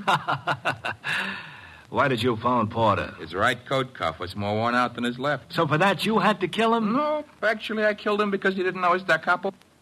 Hey. Yeah, hey. He don't look good anymore, huh? Guys who stop bullets with their face never look good. Pearlie, you've been robbed. I did... That corpse is not Porter. Now, relax, Goodwin, relax. His fingerprints were on file and they check. His girlfriend says he's Porter. If he could get up and talk, he'd tell you he was Porter. And what makes you think he isn't? Well, because when he visited us earlier tonight, he looked different. Not much, but...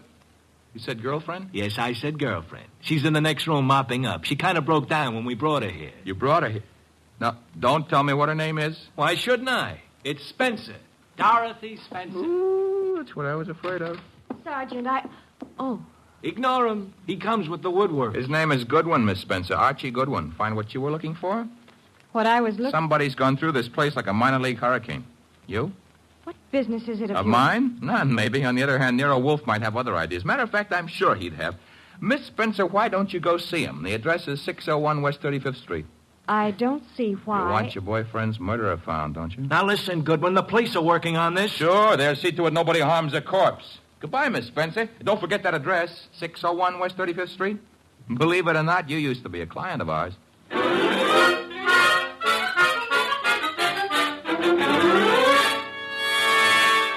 Oh, Mr. Wolfe, you're getting to be so brilliant, it's boring. Phooey. That is, All right, tonight you deserve it. I'll get you another can of beer. But this is the last one. Unless you promise to do some exercise, like maybe standing up and sitting down 5 minutes a day. Thank you. And why should I indulge in such idiotic behavior? Well, after a while, you might be able to see your shoes. I've already seen them. Oh, that was 20 years ago. Things had changed. No more buttons. Hey, that must be Dorothy Spencer. She's undoubtedly young and beautiful. You deduced that from the way she pressed the buzzer? I deduced that from the gleam in your eye, bah. Bah, all you want. I'm going to keep that gleam shining. Hello, Miss Spencer. Come in. Thank you. Mr. Wolfe. Is the large sitting-down gentleman behind the desk. This is Dorothy Spencer, Mr. Wolfe. You will forgive me not rising. It is due to a necessary conservation of energy rather than rudeness. Archie, a chair. Sure. Here you are, Miss Spencer. Thanks. Now then, Miss Spencer, have the police found anything but dust in Mr. Porter's closet? Why, no. You were engaged to Mr. Porter? I was. That ring you're wearing he gave it you? Yes. May I see it? Well, all right. Here. Thank you. Expensive. Very expensive. You may have it back. Miss Spencer, why are you marrying Charles Porter? I loved him. Phooey.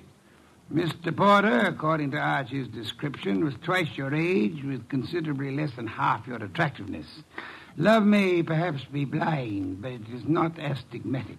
I don't know what you mean. What were you searching for under the nose of the police? Nothing. Nothing at all. How did your fiancé earn his money? He played the piano at the... Phooey. What he earned there in a year wouldn't begin to pay for the ring he gave you. Would you like to try again? I don't know how he made his money. I suggest that you do. I suggest that he earned money by the same method that he induced you to consider marrying him. Blackmail. Oh, but... Why was he blackmailing you? Old letters I'd written when I was too young to know any better. Your motives for murdering Porter would be twofold, then. Recovery of blackmail material and the avoidance of marriage to a man you dislike. I didn't kill Charles. Your doorbell, Archie. Get Miss Spencer into the kitchen. Once. Must be the police. Yeah, let's go, Miss Spencer. Right through that door. And stay there until I call you. Front door, Archie. Mr. Wolf, do I know Dorothy Spencer's here? You know nothing. A simple role for you to play. I haven't got time to resent that insult right now, but wait until the next time you drop a collar button. Well, bless my soul, if it isn't dear old Inspector Kramer. How is the homicide department? Where's Wolf? Big surprise. He's sitting. Mr. Wolf? Good evening, Inspector. Where's Dorothy Spencer? This is not the Bureau of Missing Persons. The district attorney would like to talk to her. I shall tell her so the next time we meet. Yeah, that could be right now. She's in this house. I don't see her. Mind if I look around for myself? You have a search warrant, of course. It so happens no, but... Archie, the inspector's leaving. Okay, I'm leaving. I suppose by the time I get back with a warrant, she'll be in Hoboken. Hoboken? Where's that? Look, Wolf, you can go too far. One of these days you won't be able to talk yourself out of it. Trail me to the door, Goodwin, to show what a good detective you are. Ooh, Inspector Kramer doesn't love us anymore. Unfortunate. Archie, take Miss Spencer to a respectable hotel. Register her under an assumed name. She is to stay there until notified otherwise. Luckily, the good inspector neglected to inform us that she was the leading suspect in a murder case. Hence, we're not accessories after the fact, and I don't want her arrested for murder as yet. Her beauty has won you over. You will then return here immediately. Okay. What are you going to be doing in the meanwhile? Archie, shall be thinking.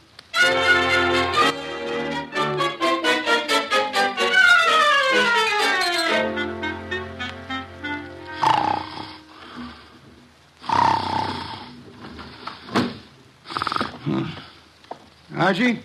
No. No, not Archie. Our impatient and non-musical friend came in through the window. How are you, Mr. Not Porter, of course? Where's the girl? Question is beginning to bore me. I don't know. I think she's here. So did the police. I might add that they were slightly closer to the truth. Incidentally, what makes you think she was Porter's accomplice? She must have been. Nonsense, she wasn't. Porter was blackmailing her, just as he was blackmailing you. In her case, it was letters. In yours, a previous criminal record, perhaps, that your employers might be interested in. I want to know where she is. Maybe this would help you remember. Good heavens, don't point a pistol at me. It annoys me. The police, I should think, opened the door for them like a good fellow. Oh, no. I'm leaving. But if I don't find that girl, I'll be back. Knock the blasted thing down if it isn't open. All right, well, I've got the search warrant. Also, no doubt, a fine tooth comb. Bah.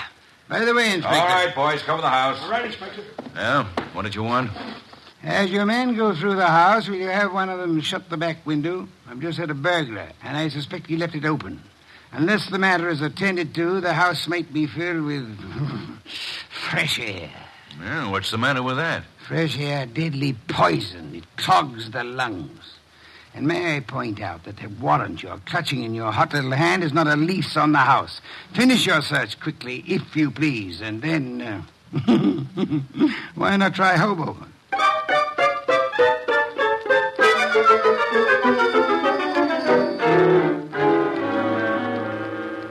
So I just missed the inspector, huh? You did? That I can stand. I'm sorry about the burglar, though. Perhaps we can arrange to have you meet him in the morning. He left his calling card with name and address on it? He dropped his handkerchief here on my desk. Oh. It's a handkerchief. It smells. So it does. But, All of our unknown friends' clothes carry the odor. Therefore... Yeah? You will go out immediately to the nearest drugstore, buy a specimen of every cake of soap manufactured in this country.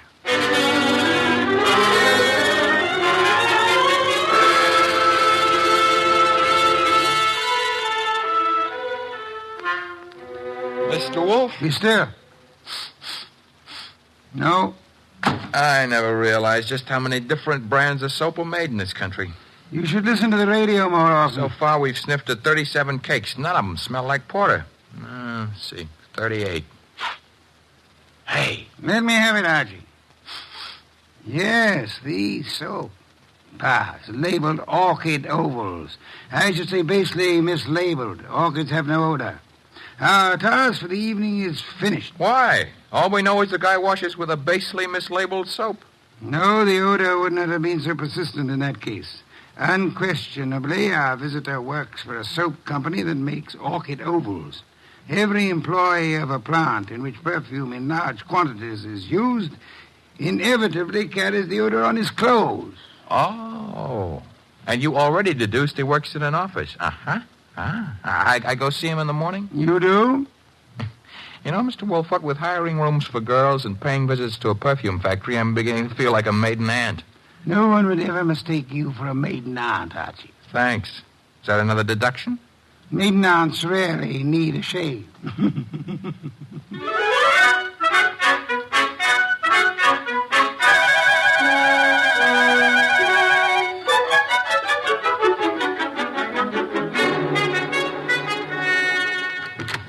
Orchid Ovals, good morning. 1 moment, please. Oh, can I do anything for you, sir? Yeah. That is, let's postpone that question and slip in another one. I'm looking for one of your office people. In his 40s, 5'10", brown hair and eyes, speaks in a sharp, quick voice. He owes you money, too. Who owes me money? Mr. Wheeler, the man you were describing. He owes everybody money, in spite of the fact that he's office manager and makes lots and lots of money. How much does he owe you? Oh, not an awful lot. It won't break me if I don't get it. Is he in yet? Well, he was, but he went home. He was sort of sick. Sort of? He got a phone call from somebody and rushed out.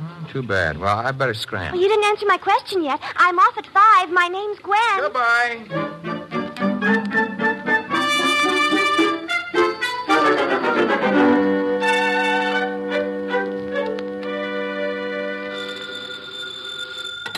Wolf speaking. Archie here. Unknown's name is Wheeler. He left the office this morning sick after he got a mysterious phone call. Bad, probably. Get to Dorothy Spencer at once and bring her here. Right. I'm at Wheeler's house now. Thought I'd better check. His wife's here, too. Blonde? Uh-huh. How could you tell? Fatuous smirk in your voice. Get out of there fast, and don't stop to console Mrs. Wheeler.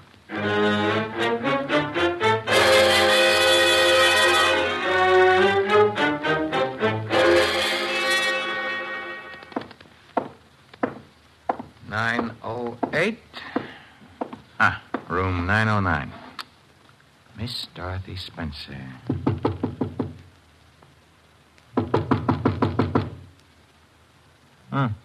Nobody home. Shut that door behind you, Goodwin. What? Never mind pulling triggers. I'll shut it. Oh, Archie. I would prefer silence. Keep your hands high, Goodwin. It's unhealthy. All the blood had run into my head. Archie, he murdered Charles. He did. Tut, Mr. Wheeler. You really shouldn't have. It's against the law. Get into the bathroom, both of you. I already shaved. I phoned him. I thought maybe he had my letters. Porter couldn't keep his mouth shut about his other He victims. was going to force Dorothy to marry him. Did you find his material, Wheeler? Yes, in an office. He read it as a front. It's all burned. And why all the melodrama? You know about me, so does she. I can't trust anyone. Get into the bathroom, I said. Look, let's not lose our heads about this. Get moving, Goodwin. I like it here. All right, then. Here is where you'll get it. Hey, wait a minute. Something's wrong. I got shot and Wheeler fell down. I shot him, Goodwin. Stebbins. Dear Sergeant Stebbins. Oh, you little flat-footed angel. It's lucky for you my flat feet got staked out here in time. Just for that, I'll buy you a pair of arch supports for your next birthday. But I'm beginning not to believe this. You had it all figured out? Well, not exactly. Well, that is... Wolf sent you here. Well, he kind of phoned in and suggested one of us shoot down here and do some rescue work. That old devil. Hey, you're not kidding. What are you laughing about? Wolf wasn't sure whether you'd need rescuing from Wheeler or... Stop killing yourself with your own jokes. Or whether Miss Spencer would need rescuing from you.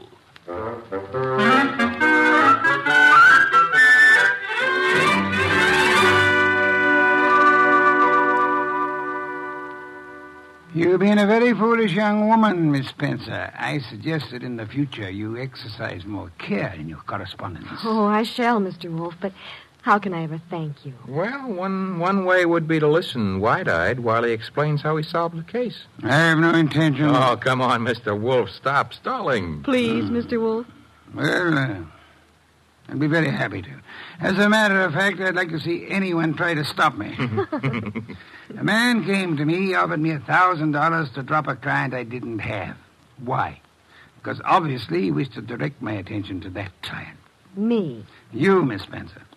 Now then, he identified himself as Charles Porter, a musician. But I tested him and discovered that he knew nothing of music. Ha! The da capo routine. Precisely. Therefore, he was an imposter. His purpose? Yeah? To indicate by no means subtly that enmity existed between Porter and Dorothy Spencer. Huh? Thus, when Porter was found murdered, I would presumably be convinced that Dorothy Spencer, balked in her effort to enlist my aid against Porter, had resorted to most foul and bloody murder. Most foul and bloody murder is very fancy, Dorothy. Shows he likes you. I thereupon asked myself, why should an unknown seek to convince me that Dorothy Spencer was Porter's murderer? And you answered yourself? One reason only, because he himself intended to murder Porter, as he did. For which peccadillo he has, thanks to Sergeant Stebbins' accuracy with a revolver, already paid with his own life. Quodirat demonstrandum. Latin for that's what you wanted to know. I think you're wonderful, Mr. Wolf, and I'm going to... Ah, be careful. Kiss you. Archie, Miss Spencer is a very dangerous young woman. Today I feel brave. Do you, Archie? Very brave. What are you doing tonight? Nothing. Let's do it together. Bah. Oh, is that Mr. Wolf? I said bah. Would you very much mind conducting your romance elsewhere? I would not. And do so at once. I have a very important matter to attend to. Goodbye, Mr. Wolf. Goodbye. Night, sir. Very important. Very important.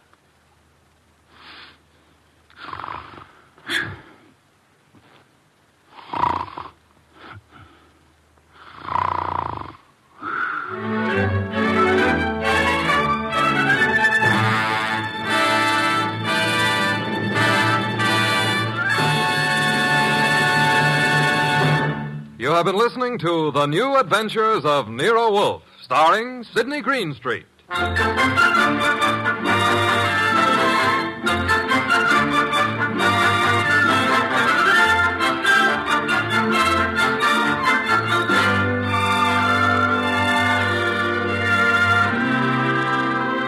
Tonight's transcribed story was based on the characters created by Rex Stout, produced and directed by J. Donald Wilson. In the cast were Lamont Johnson as Archie Goodwin and Jane Webb, Peter Leeds, Bill Johnstone, and Wilms Herbert. Next week at this same time, Nero Wolfe and Archie will bring you The Case of the Dear Dead Lady. Don Stanley speaking.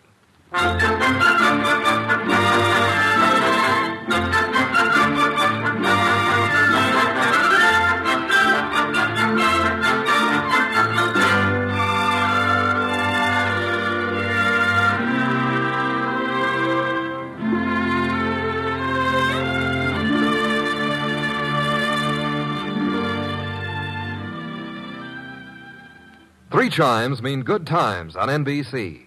The NBC chimes are excited about the big show, an hour and a half every Sunday night with Tallulah Bankhead as Femme C. Comedy with stars like Jimmy Durante, Fred Allen, Jack Carson, Groucho Marx, and a host of others. Music with Meredith Wilson, Mindy Carson, and many more. It presents drama with Mr. Jose Ferrer and many more leading stars of Broadway and Hollywood. It's The Big Show. Starts Sunday, November 5th on NBC.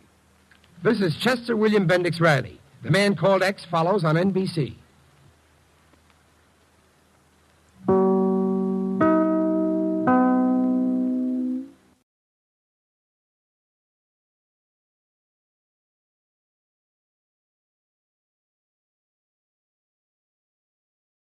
There's a full serving of laughs on the menu at Duffy's Tavern tonight with Archie the Manager, played by Ed Gardner. Archie's colleagues in comedy are Miss Duffy, Clifton Finnegan, and Eddie the Waiter. This Sunday, the big show comes your way once again on NBC. And just listen to a few of the stars who'll be with you. Fred Allen, Jack Carson, Mindy Carson, Ed Archie Gardner, Ed Wynn, and many, many more. And, of course, your MC will be Tallulah Bankhead. Listen Sunday for the big show. Ladies and gentlemen, that phone bell means exciting adventure. Hello? Hello. The handsome young man answering the phone is Archie Goodwin. A mountain of a man engrossed in deep thought in the oversized armchair is Nero Wolfe. Hey, boss. Oh, Mr. Wolfe. Mr. Wolfe. There's a guy on the phone wants us to take a case. Seems that someone was mad at a guy who was mad, and now this guy on the phone is mad, wants us to find out who did the killing. What do you say, Mr. Wolfe? We need the money. Hello? Yes, Mr. Wolfe says he'll be happy to take the case. Just present yourself and a check for $2,000 at 601 West 35th Street at 11 o'clock. Mr. Wolfe can't wait till you get here. He's dying to go to work. Goodbye. Greatest detective in the world. The only trouble is, he is.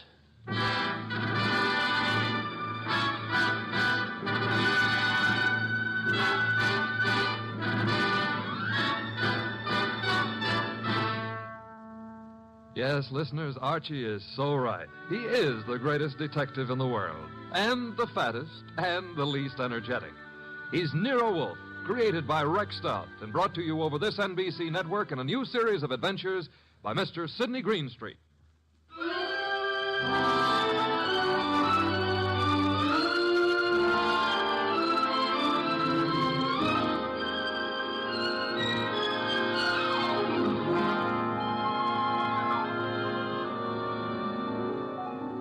Tonight, it's The Case of the Beautiful Archer. That's a good title. And it was a good case, too. It began in the consulting room of Dr. Raynard Townley of the Townley Sanitarium, skipping a jump north of Nyack, New York, when a very lovely young lovely glared across the desk at the good doctor. Shall we pretend you don't know who I am, Dr. Townley? How could we possibly do that, my dear Diana Lawrence?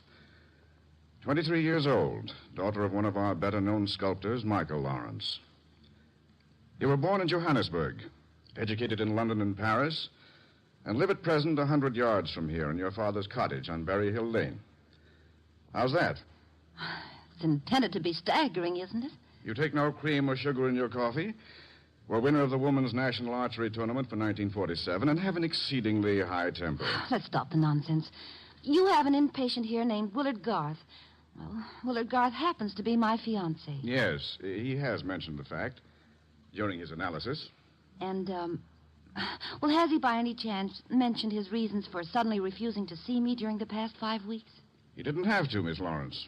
Well, what do you mean? I mean that I recommended he give you up as a bad job. What? Well, I suppose you had some purpose in saying what you did. Of course. I'm the boy's doctor. You think you're in love with Willard Garth, I know, but actually, you're infatuated with the Garth millions. You take a lot on yourself, don't you, Doctor? I consider it important to relieve Willard of all painful external pressure. You've done well for Willard, Dr. Townley, relieving him of me. I think so. Now, let's see you relieve yourself of me. You, purchased the gun for this occasion, Miss Lawrence? Yes. And what exactly do you hope to accomplish with it? A quick and complete reversal of your decision about me. I'm not as easy to handle as Willard is, you see. And if you intend to ruin my life, then I intend to end yours, here and now. The phone is ringing. Let it ring. Just as you say. It's the house phone, Miss Lawrence. It may be Willard, you know. Oh, Willard? Yes, he usually phones me from his room at about this time every day. Oh. Well, all right. Answer it, but be careful what you say. You're in command, it seems. Hello? Oh, why, hello. I thought it would be you, Willard. Look, my boy, Diana Lawrence is here. I've had a talk with her, and I've reconsidered my opinion. Yes, I'm quite serious. If you're at all sensible, you'll see her regularly and plan on a marriage as soon as you're discharged. Yes.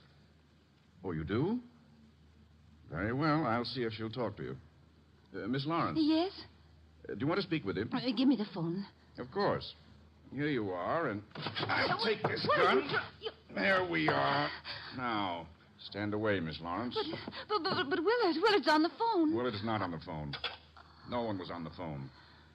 The ring came from the push-button bell under my desk here. Oh. Sometimes I find it convenient to interrupt my consultations with a phone call. Oh, you smug, deceitful, self-sufficient... Murder is a vexatious business.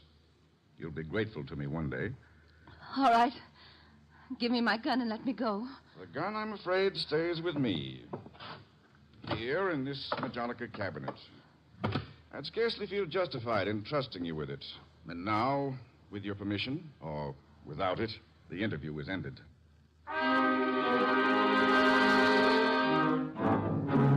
Later that day, the phone in the Lawrence house on Berry Hill Lane began to jingle. And this time it was no phony.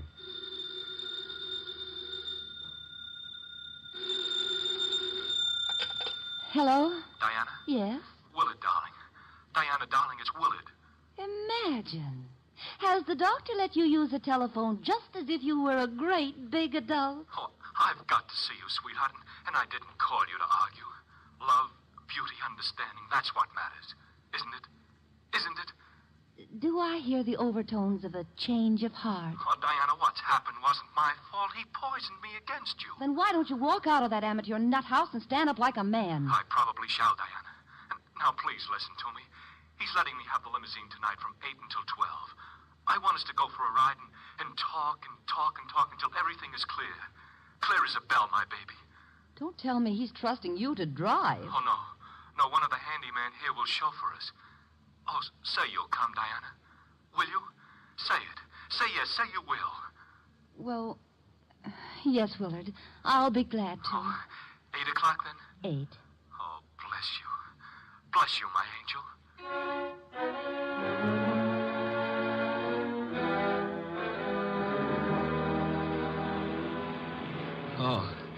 Oh, so that's it.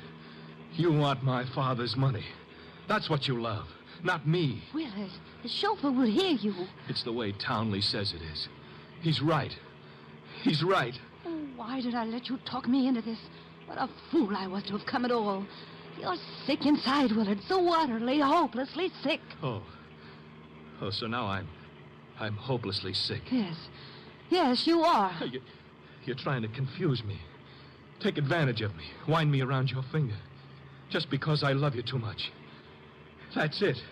That's my illness. Of course, I see it now. You're the thing I must get rid of. You with your beautiful, beautiful face and your twisted values. You're at the bottom of all my agony. Willard! Willard! I'm saving myself. I'm saving myself. Once you're dead, the sickness is ended. I'll be safe. I'll be safe. I'll be safe. Willard.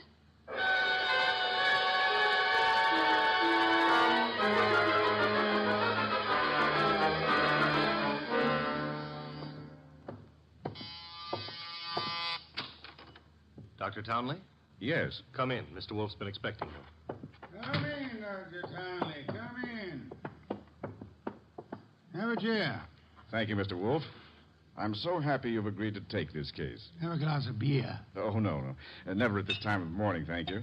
Well, Doctor, the newspapers check with what you told me. The girl and young Garth went out for a ride in your limousine last night. The car was driven by one of your handymen. That's right. Haynes, his name is. And they never came back. Young Garth was found dead in the car with 2 bullets in him. The girl was gone, and also Haynes, the handyman chauffeur, huh? Correct, sir. Have you any idea where he could be? No, sir. And the young lady, tell me about her. She's Diana Lawrence, daughter of Michael Lawrence. The sculptor? The sculptor. She lives with him in a small cottage near my sanatorium on Berry Hill Lane. An extremely aggressive and self-centered female with more than a slight flair for violence. Your description might easily lead me to suspect her of this murder, sir. Well, I'm aware of that. And I don't think you'll be far off the mark. As I told you on the phone, she tried to murder me yesterday morning. The police have made no headway in locating her? No, the homicide division has contacted her father, but he's remained quite noncommittal. He simply says that he's sure she's incapable of killing a fly and that he hasn't laid eyes on her since 8 o'clock last night. Highly suspicious behavior. She was unquestionably in the car with young Garth when he was murdered. But she wasn't alone in the car with him. You're referring to Haynes? Yes, but he can't be found either, remember? It appears that he failed to list his address on his job application. But somehow, Mr. Wolf, I'm quite sure he'll show up this afternoon. Somehow, Dr. Townley, if I were you, I wouldn't be quite so sure. We must begin by facing the initial problem of locating our suspects. Archie? Yes, sir? Get out the car and drive up to the house on Berry Hill Lane. And then? There you will ask Mr. Michael Lawrence to be sensible enough to cooperate with us in finding his daughter. And if the answer is no?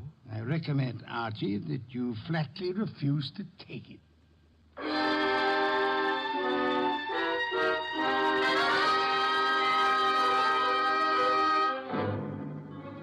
Mr. Lawrence was no simple baby to handle. He was in the studio when I walked in, chiseling on a statue of a boy and a girl, both wearing less clothes than the law allows. And before I got a chance to state my name, he commenced giving me a free lecture on the marble work of art. She's good. Really good. She's practically superb. The Ariadne. The what Ariadne? The girl in the statue. Oh. That's Ariadne, tragic nymph of Greek mythology. Don't tell me you're not familiar with Apollo and Ariadne. All right, I won't. The Apollo, on the other hand, is unfinished. The face, you see, it lacks something. The passion of yearning, Olympian desire. And yet, you know, the two figures have motion. Like your daughter? Eh? Your daughter, Diana, she's got motion also.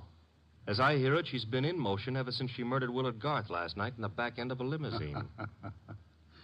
So you're another flatfoot? Not exactly. I'm paid in private by Nero Wolfe. Nero Wolfe? Yeah. You don't mean that a creditable man like Wolfe thinks Diana killed young Garth? Well, he'd like to talk over the possibility with her. How laughable. Look at that face. Is there anything of the murderess in a face like that? In a face like what? Oh, I'm sorry. Diana posed for the Ariadne, you see, and the likeness is exact. Do you think a girl of this type, classic, sensitive, civilized, could descend to the clumsy, brute level of murder? Well, it's a little hard to imagine. There. Even you agree with me. On the other hand... Shall we discuss the other hand over a cup of coffee? I'm quite exhausted. If you insist. I do. Sit down and inhale the atmosphere of culture at its source. There's a pot warming on the stove. Pot of what? Coffee or culture? Well, wait and see what he means. Should never ignore a phone call. Who knows? Might be something important. Yes? This is Diana, Father. Oh, yes, Diana. It's all over the papers. Yes, I know. Well, I don't think they'll find me where I am, and I'm staying here until things quiet down a little. Where are you, honey? What did you say? I said, where are you? You said honey. Daddy, you never call me honey. I know it's because I'm excited. Where are you, sweetheart? Well, you mustn't let anybody find out. Not a soul in the world. Where are you? Well, you know where Tyne Pike turns off to the left beyond Bartsville? Yes? Well, I'm... Call me later, Angel. But, Father, Oh, get that motorman's number. You will live, my friend, but not long if you don't control your curiosity. You hit me. With that mallet you hit me. What was the big idea? Do you really have to ask that question? Weren't you trying to trick my daughter into disclosing her whereabouts? The police are pretty interested in her whereabouts. Then let them find her. But you can't be surprised, my friend, if I choose to protect Diana's interests.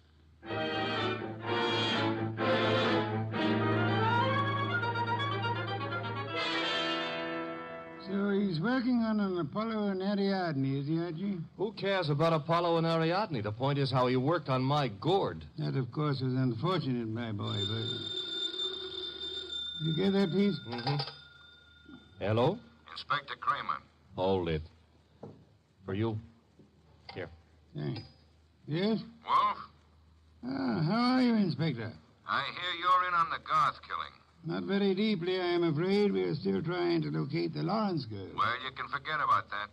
Yeah? Yes, we've already located her and released her on a habeas corpus. That sounds interesting. Her father had a lawyer on our heads before she was in here 10 minutes. Too bad you couldn't have held on to her. Oh, I don't know. I'm not so sure we want her. Why not? Well, first of all, it's not likely she did it. No? No.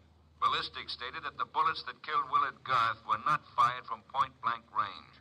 And she was sitting beside him on the back seat. I see. Also, we found the murder weapon in the grass near where the limousine was parked, and she admitted it was hers. That sounds like a poor reason to release her. Well, the point is she wasn't in possession of the gun when the killing happened. At least so she says. No, who was? That doctor. What doctor? Townley. The guy who runs that sanitarium. According to her, he took the gun away from her for safekeeping at noon yesterday.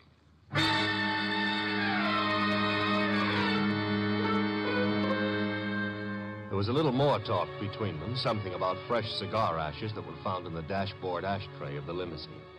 After that, the boss hung up and exerted himself enough to put a call through to the Townley Sanatorium. I'm afraid the doctor is very busy just now. So am I, and my business happens to be highly important. Well, I'll say you called, Mr. Wolf, and I'll ask him to contact you just as soon as he has a free moment. Do you happen to have a free moment, miss? Why, well, yes, sir.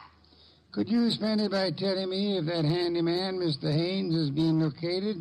Why, yes, as a matter of fact, he has. One of the staff just found out where he lives, Mr. Wolf. Well? He has a little cottage at 206 Dockside Road. That's out near Sheepshead Bay. Thank you. Archie. I'm going someplace, I suppose? You are? You're going to Sheepshead Bay.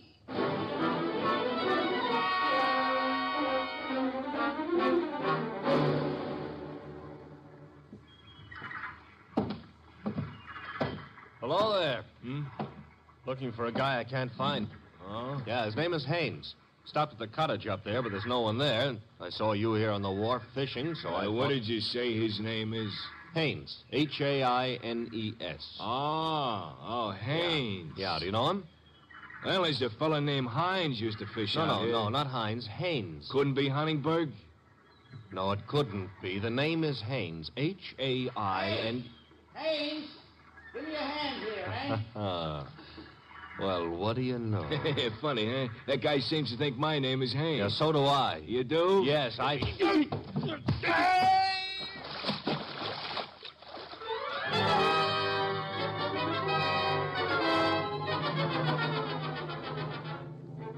I got back to our house soaked to the skin and minus Haynes, and just in time to see the boss in the exhausting process of walking across the room to answer the phone. Hello? This is Dr. Townley. You called me. So I did. About the murder? More specifically, about the statement from Diana Lawrence that you removed a firearm from her possession yesterday morning. Oh, that's quite correct. It's here in my Majonica cabinet. Is it? Of course it is. I suggest you check. Just a moment. Mr. Wolf. Yeah? I'd like to see you at once. The gun, I suppose, has vanished. What? How did you know? Because it is at ballistics, Doctor. It turned out to be the gun that killed Willard Garth. I see. Do you? Yes, and I understand everything now. It's all so crystal clear. Just how crystal clear? I'm quite certain, Mr. Wolf, that I can put my finger on the killer. Then I think it would be well if you came here immediately. No, I'm afraid it's impossible, sir. There's an important operation scheduled, and I simply cannot leave. What do you suggest? Well, is it outside the realm of possibility that you come here? Is it, Mr. Wolf? Hello, Mr. Wolf. Mr. Wolf?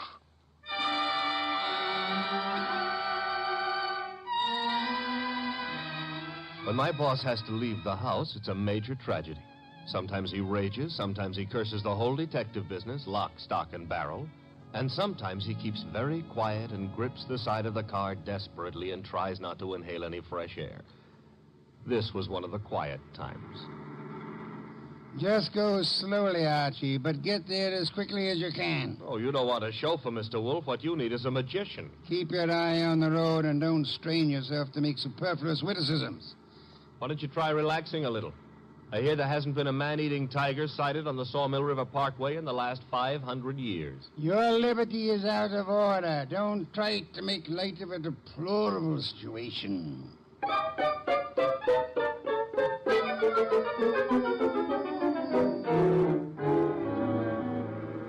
Here's the sanatorium. And there's Dr. Townley coming to meet us. It's terribly nice of you to have come, Mr. Wolf. I've heard about your aversion to traveling, and I appreciate your going to the trouble. Don't mention it. Oh, Archie, help me out with my other arm. There we are. Now, calm down. You're all in one piece. I think you'll find the trip highly profitable, Mr. Wolf. You'll consider it time very well. Hey, what's the matter? What is it? What happened? He's been shot. It's hardly likely. There wasn't a sound. This kind of shot doesn't make a sound, boss. What do you mean? Better take a look for yourself. There's an arrow in his back, and he's dead.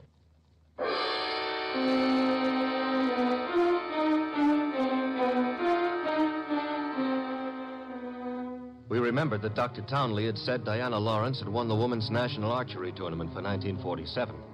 The Lawrence house was visible through the trees 100 yards away, so we started for it and the sculptor's studio. There's no one around. So this is his latest effort, Apollo and Ariadne. Yeah. Done a little work on it since I was here. The Apollo's face is more finished and... Hey, boss. Yes? You know, somehow or other, Apollo looks a little familiar. I wouldn't be surprised, Archie. I think if you examine it closely... Mr. Wolf. Our host. You remember me, don't you? I met you once at a dinner party at your house, the time they opened the new museum on 67th Street. Of course, Mr. Lawrence. And to what do I owe the honor? It's not much of an honor. Dr. Townley has been murdered. No. I am afraid Mr. Goodwin is being accurate. He's been murdered with a bow and arrow. And what does that mean to you, Mr. Lawrence? I'm sorry.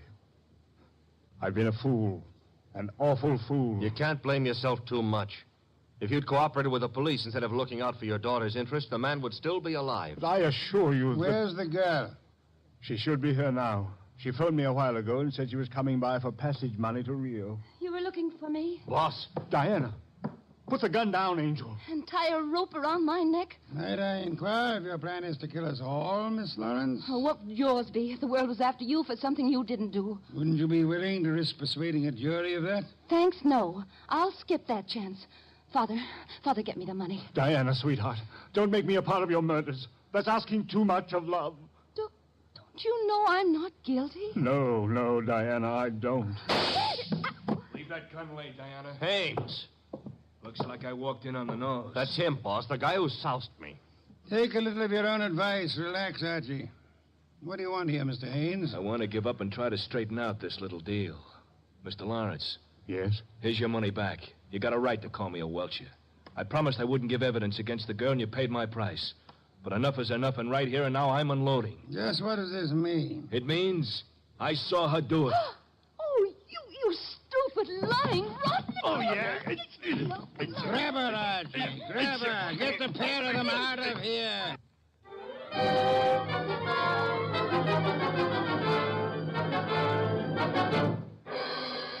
What can I say to myself now? What can I do? I'm sorry, Mr. Lawrence, but it's not necessary to eat your heart out. Many fathers before you have done their best and failed. But I had a special duty toward Diana. Special duty? Yes. Well, you see, you'll find it out sooner or later, so I'd best tell you now. I'm not a real father. I adopted her 9 years ago when she was 14. I see. And I should never have done it. I realize now that I wasn't equal to the task. Well, all's not lost yet. They may not convict her, you know. Yeah? I said they may not convict her. But how could they fail to convict her? She killed Garth, didn't she? Did she? She shot him. But the gun was in Townley's possession. She could easily have stolen that. She could have broken into his office later.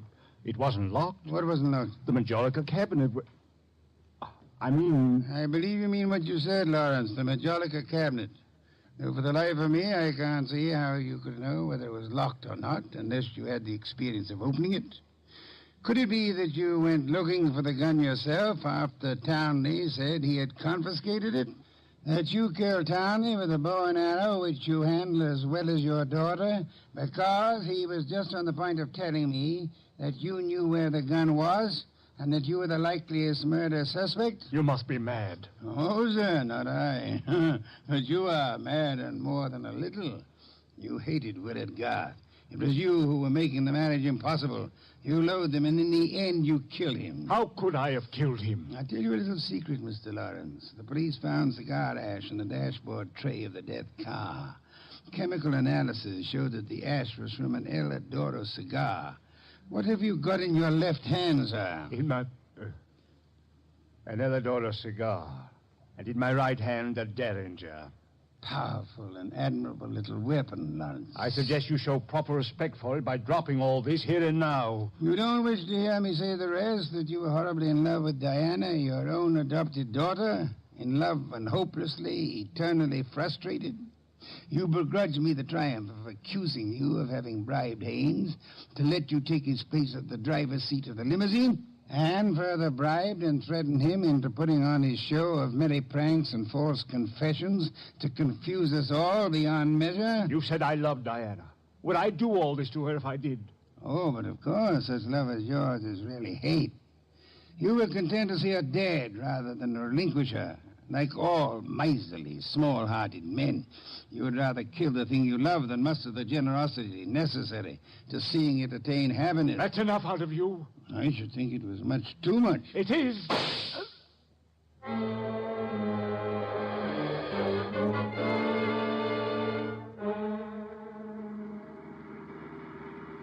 Archie, my boy, I'm grateful to you, both for coming back into the house when you did and for being such a good shot. Hope you remember that next time you feel like insulting me. Tell me, what's with that cigar ash routine? Who told you the ashes in the limousine were from an El Adoro, boss? I never heard anything about that. As a matter of fact, neither did I. No one could possibly have determined the brand by any chemical means in existence. I knew that, you see, and I took the long chance that Lawrence didn't. Oh. But I still don't get the mainspring of the deal. How did you know he was in love with Diana? That was genius. I have to admit it. You see, it all hinged on the statue of Apollo and Ariadne. According to the Greek myth, Apollo fell deeply in love with the nymph, but because they were of different worlds, he was condemned to pursue her always and never to catch her. Well, what's that got to do with the price of eggs? Isn't it perfectly obvious? Didn't he tell you that Diana had posed for the Ariadne? Yeah, but I still don't... And you yourself remarked on the fact that the finished Apollo looked somehow familiar, didn't you, Archie? Yeah, I did, boss. Don't you know why that was? You mean that... I mean that Michael Lawrence unconsciously revealed the true state of his heart. He didn't intend to, I suppose. But precisely and accurately, he chiseled the features of the tortured god in his very own image. Oh. And speaking of torture, Archie... Yeah? Will we be home in time for dinner? Oh, boss, you can't be that hungry. Oh, I am. Good heavens, Archie. Do you realize that I haven't eaten since lunch?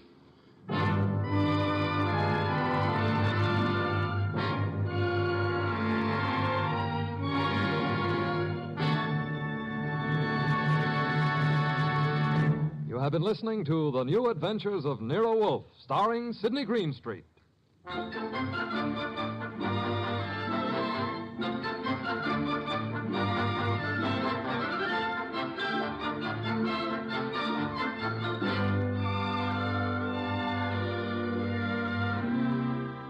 Tonight's transcribed story by Peter Berry was based on the characters created by Rex Stout.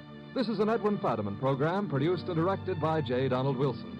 In the cast were Larry Dobkin as Archie Goodwin and Gigi Pearson, Ted Von Elst, Bill Johnstone, Peter Leeds, and Jay Novello. Next week at this same time, Nero Wolfe and Archie will bring you The Case of the Brave Rabbit. Don Stanley speaking. There's fun and laughs later tonight when Ed Archie Gardner stars as Archie the manager in Duffy's Tavern. As usual, Duffy won't be there, but Archie will be there, armed with his own whimsical version of the English language. Another Friday favorite you'll hear later is The Delightful Life of Riley, starring William Bendix as Chester A. Riley.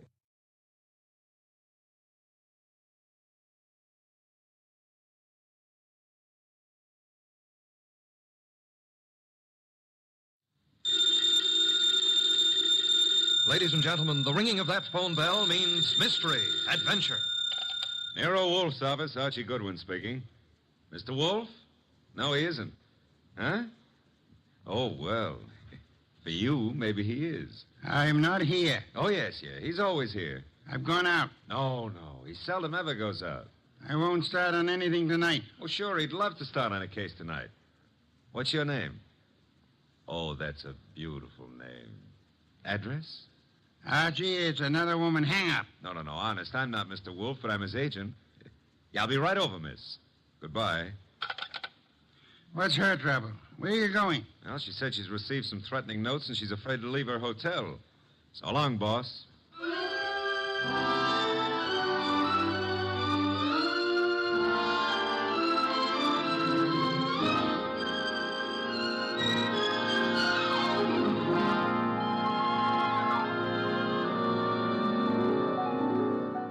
Ladies and gentlemen, it's that genius who is the bulkiest, balkiest, most ponderous, and most brilliant detective in the world. Yes, none other than that chair-borne mass of unpredictable intellect, Nero Wolfe.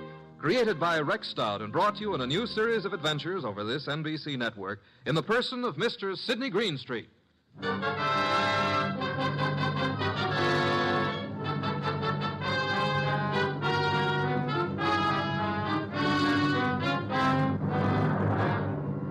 We prefer to call tonight's story The Case of the Vanishing Shells. It didn't seem to be difficult at first, but, well, I'm not a stupid individual, but so often I allow myself to become mesmerized by beautiful women. Heaven bless them. Doris Murray was such a woman. She phoned us first late one afternoon about 5 o'clock, then again at 5:30. Very well, Mr. Goodwin, but I would prefer to see Mr. Wolfe. Well, I said I'd be there at 6, Miss Murray. I don't want to talk any longer on the phone. Please hurry. There's someone at the door. I'll see you in the cocktail lounge at your hotel. At 6 o'clock. That's half an hour. Don't fail. Who is it? Emil Stoner. Oh, come in, Emil.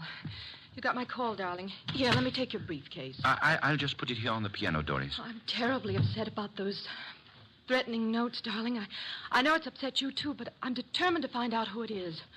I'm not going to let them bluff me out of my first chance to play the star part in one of your shows. But look, Doris, there's that other part. Is that all I mean to you? Well, what can they divulge that'll harm us? What? Several things. And I can't afford I mean at this time... You're frightened, Emil. Doris, I'm going to give the star part to Paula. Paula? You've been divorced for 4 years. Why? Because I feel she can play it better. Is that what you're going to say? Well, I can act rings around her. Now, look, Doris. I know it's a big disappointment to you, but that's the way it is. Get out. Get out. Go on across the hall to Paula. Give her the part. Louse up your show. She and that playwright of hers. Get out, Emil. But, Doris... You frightened little... Get out!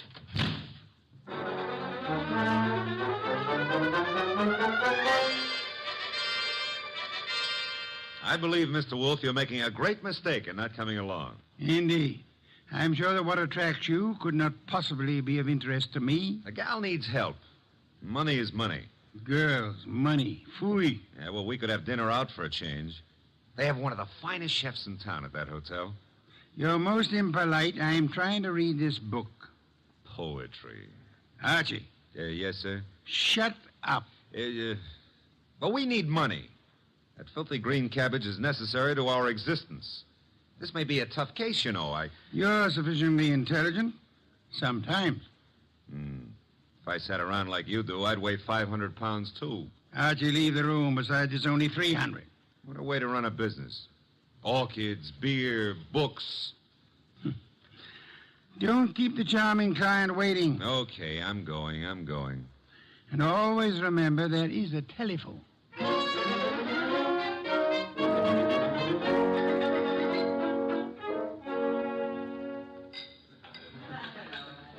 Thank you, waiter. Oh, good evening, Miss Moray. I'm Archie Goodwin. Well, I didn't expect...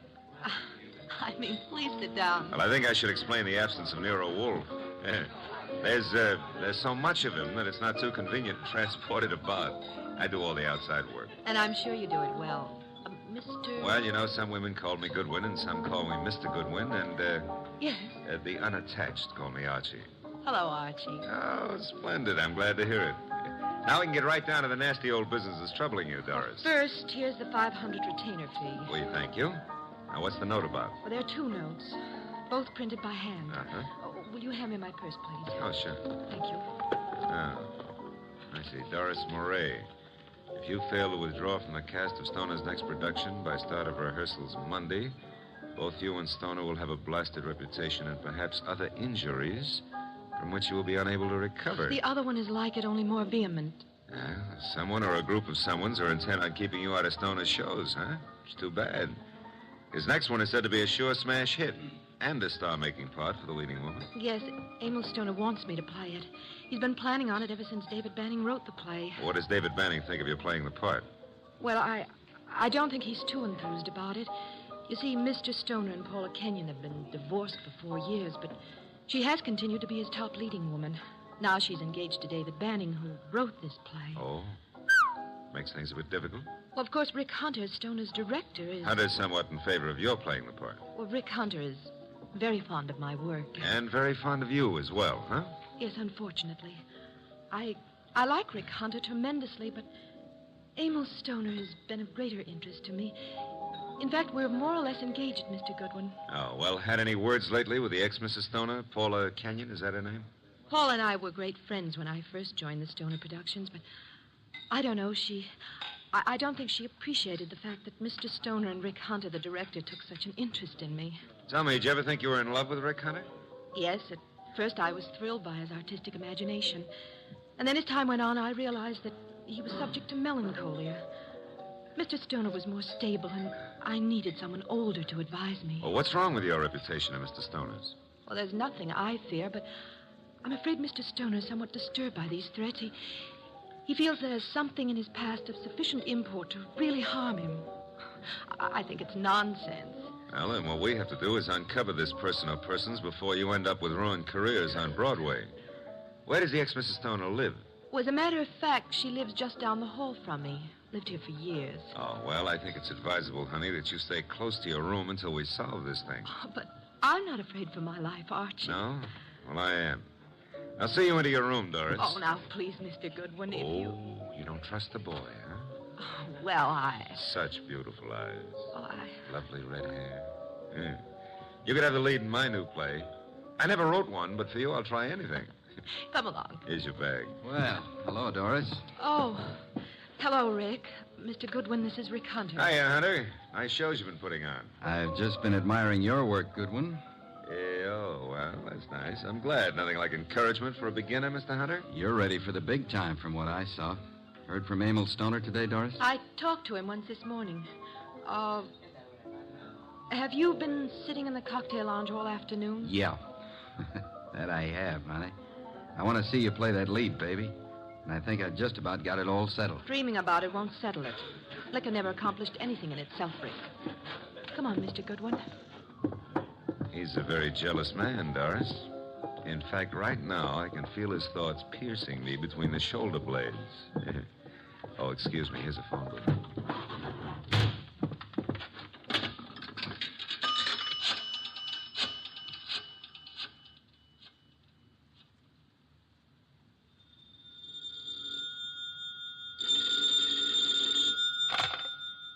Yes, Archie? How do you know it's Archie? I felt the time was exactly right for you to call. I wish you felt it was time to earn some money. Is this a worthwhile case? Well, she's a beautiful redhead, and, That, of course, makes it very worthwhile. Yeah, well, I got $500 as a retainer. Phooey, a pittance, and probably all you'll ever get. What do you mean by that? She's probably guilty. Now, look, boss, she's the victim. Received notes threatening her reputation and her health if she plays the star part in Emil Stoner's new production. Also, they threatened Emil Stoner likewise. The playwright, Dave Banning, is engaged to Paula Kenyon. Incidentally, she lives here at the hotel, too, just down the hall from Doris. I remember her. And the playwright wants Paula Kenyon to play the part. Well, Archie, you have only the beginning. It is probably too late to prevent whatever is going to happen. Like what, for instance? Have you found a body yet? Call me after you find the body. What body? There's no body. But there will be, Archie. There's always a body where you are concerned. Either a body beautiful or a dead one. Bye.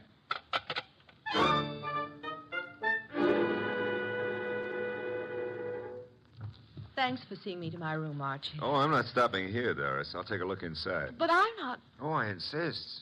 Part of my job, you know. If I fail to take every precaution, Mr. Wolf would never... Well, look in that chair. Emil. Emil? Emil Stoner? Oh, 3 red dots on his shirt front. Doris, hold on. I'm all right. Yes, I'm all right. All right, sit down. That's it. Now, let's see. The body's still warm. What's this crumpled in his left hand? A horoscope. Between the fingers of his right hand, an unlit cigarette. Monogram PK. Paula Kenyon.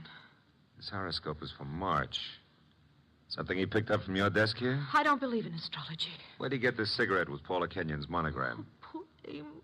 Poor Emil. I didn't believe anyone would really harm us. Oh, why was I so stubborn? When did you see him last? Please, shouldn't we do something? Call the police? No, not yet. When did you see him? Why, I saw him this morning. I'm so shocked I can hardly think clearly. Doris. Yes? There's a briefcase here on the piano with a newspaper on top of it. What? Oh, it is. Yes, it's Emil's. He must have left it here this morning. That's strange. Emil Stoner was bald, but... But what? Well, I'm sure he's a man who always wore a hat, but I see no hat. He must have come up the elevator as I went down to meet you. Who would know he'd come up here? Your director, Rick Hunter, he said he'd been in the bar all afternoon. What else was it he said? Thought he had everything just about settled. Oh, no, Rick couldn't. He just... Oh, Mr. Goodwin, I couldn't believe that. I can believe anything about anybody. I learned that the hard way. In my book, everybody's guilty until proved otherwise. Even you, baby. What? Even you. Yeah. A Herald Tribune newspaper. Are you sure you haven't seen him since this morning, Doris? What are you doing? Absolutely nothing. Someone came in here and shot him. Call the police. I insist. Maybe... What? Maybe I did leave my door unlocked. Why did I do that? Well, he couldn't have opened the door otherwise, could he? No. Give me the check room, please. Oh, hello. Did you, do you know Mr. Emil Stoner, the producer? You do? Well, tell me, did he check his hat with you this afternoon or this evening? He didn't, huh? All right, thanks. He must have carried it up here to this floor. Doris, do you have a gun? I own a gun. A small .25 automatic. But it's not here. Where is it? I had the handle repaired, and it's been in my dressing room for a week or two. I hate to do this, Doris, but I'm going to move the body away from the back of that chair. Oh. There. Yeah, 3 wounds. 1 bullet went through the upper part of the chest, out the middle of the back. I'd say right through the heart. By the angle of the wound, he was shot while sitting down. Please, Mr. Goodwin, must we stay here? I want to give this room a thorough going over. We'll go down to the lobby. I want to use that phone booth again. And, Doris, I hope... I know what you're going to say. You hope that gun of mine... is still in your dressing room at the theater.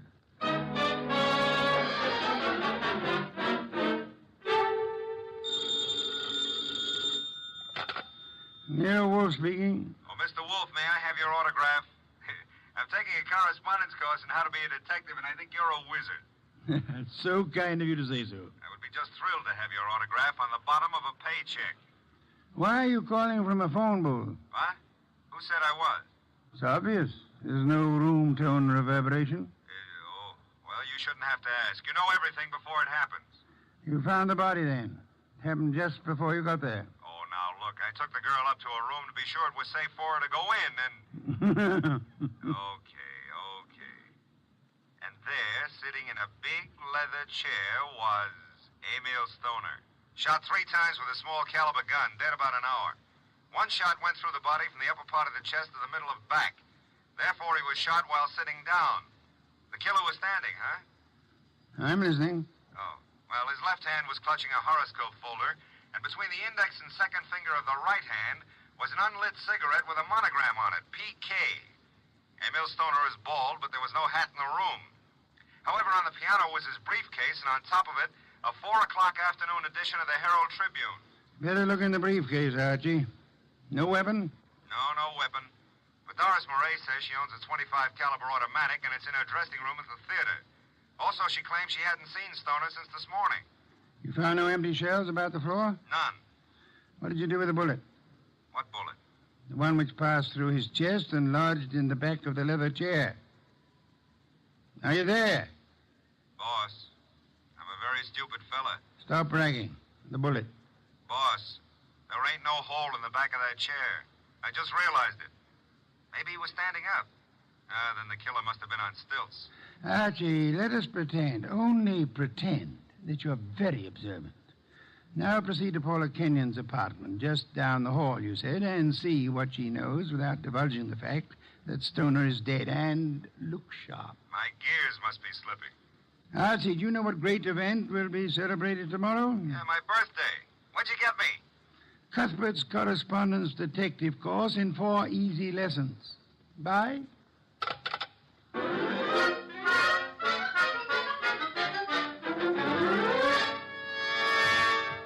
This is Paula's apartment.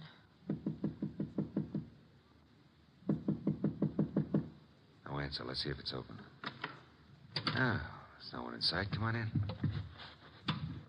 Now, look, if anyone walks in on us, we found the door open and we just came in to wait, huh? Which is the truth, isn't it? Yeah, that's right. Oh. Here on the desk we have a stack of horoscopes, Doris. And a box of Paula's monogrammed cigarettes. Mr. Goodwin. Huh? This is Emil's gray fedora hat. Then he was in this apartment this afternoon. What are you staring at? Oh, small pearl-handled automatic. Yes. .25 caliber. Yeah, it's been fired very recently. We won't touch it now. Does it look like yours? Archie, it is mine. Your initials? I found old Jenkins, the stage doorman at the theater, to look in my dressing room, and... well, my gun isn't there. Did you leave the gun out in plain view in the dressing room? Yes, for several days anyway. Then I put it behind the mirror. I suppose many people have seen it then. I'm sure. I hope, Doris, that your fingerprints are not the only ones on that gun. If they use my gun to shoot him in my apartment, why would they bring the gun back here and leave it in plain Well, sight? maybe they didn't do it just that way. No? His hat's here, the gun is here, and yet he's dead in your apartment. How can you answer that? Well, maybe he was sitting here waiting for Paula, and someone called him out and over to your place and shot him. That's no good. Doesn't make sense. Now, if he was sitting in this chair here and someone entered that door... Hey. What is it? Look in the chair back. Huh? Little round hole. Start looking for some empty shells around here. You find something? No, I want to make a call. He was shot with this automatic. 3 shells were ejected. They certainly vanished. Yeah, Wolf speaking. Archie, I'm at Paula Kenyon's.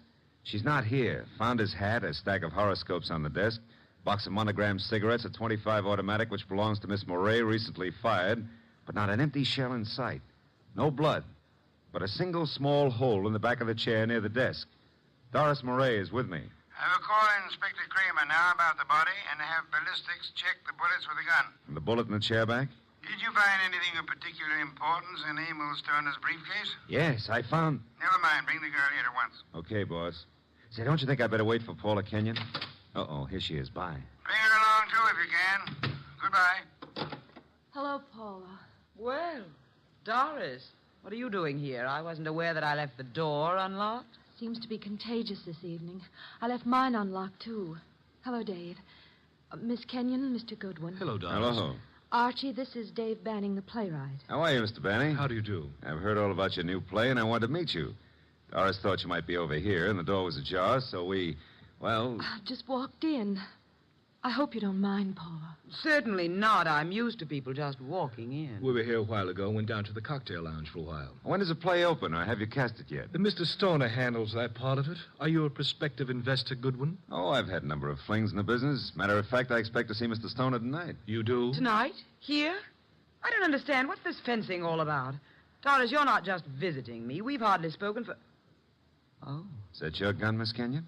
It's yours, Doris. Yes, that's right, Paula. It was in my dressing room. When did you see Mr. Stoner last? But I haven't seen him today. I had lunch with him. Why? What hat did he wear at lunchtime, Mr. Banning? Why, the gray fedora. How did it get here? That's Emil's. What is this? What are you two doing here? Where is Emil? Come on, cut out the melodramatics. Mr. Stoner is dead. He's what? Paula. And without any further explanation, I shall have to ask you to accompany me downtown. Police? If you will, please.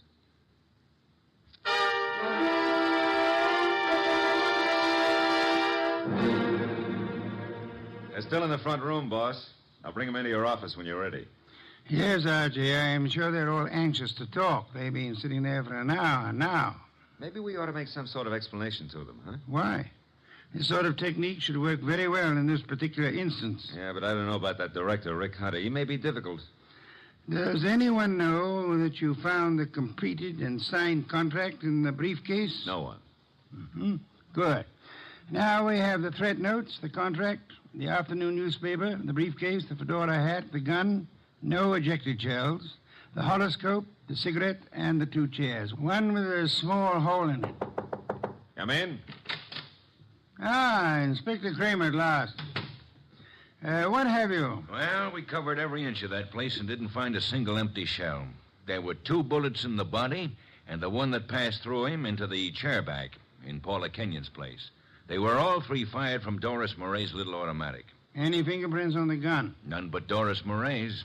Not unexpected, to say the least. The bullet that was lodged in the chair in Paula's place went through his heart. Now, he was apparently shot in her room, but... But how did he get into Doris Murray's place? I'll be able to explain that when we locate those 3 empty shells, Inspector. Bring our guest in, Archie. Come in, please. Ladies and gentlemen, Mr. Nero Wolfe. Miss Paula Kenyon. Hello. Miss Doris Murray. Hello. Rick Hunter, the director. How do you do? David Banning, the playwright. How do you do?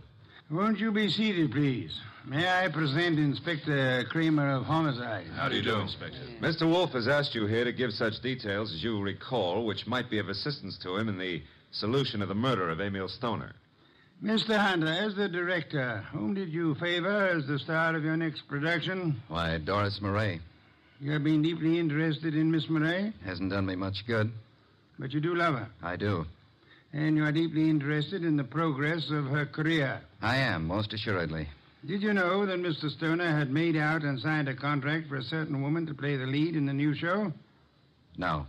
You knew that Doris Murray had a gun in her dressing room? Yes.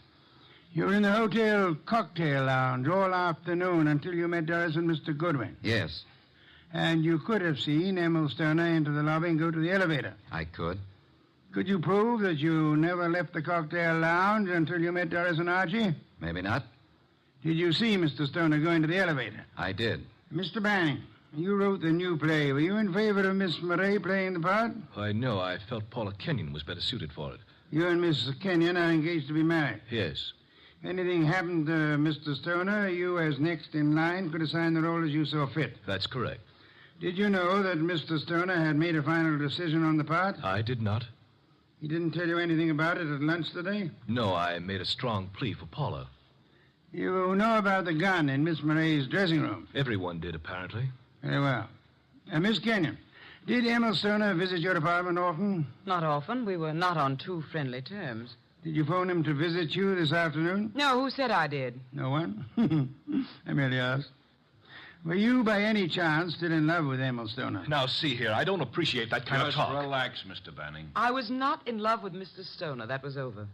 You and Doris Murray were at one time very friendly. Yes, till I found out how two-faced she was. Emil was a fool to fall for her, but you couldn't tell him anything. All she's interested in is a career. You're not interested in your career, Miss Kenyon? Well, yes, in a way. You wanted the star part. You phoned Stoner this morning. Yes, but he said he was going to give it to her. You knew about Doris's gun? No, I You didn't. recognized it immediately, boss. Well, yes, I knew. What if I did? Then you wrote these threatening notes to Miss Murray. I did not. I did not. You didn't know the contract had already been signed? No. Then you still had a motive to kill him. I wrote those notes. She had nothing to do with it. You can check them on my typewriter. We know, Mr. Banning. We've already done that. I know how it looks, but Paula didn't do it. I knew he was coming to her place. I called him. I knew Paula was out. I did it.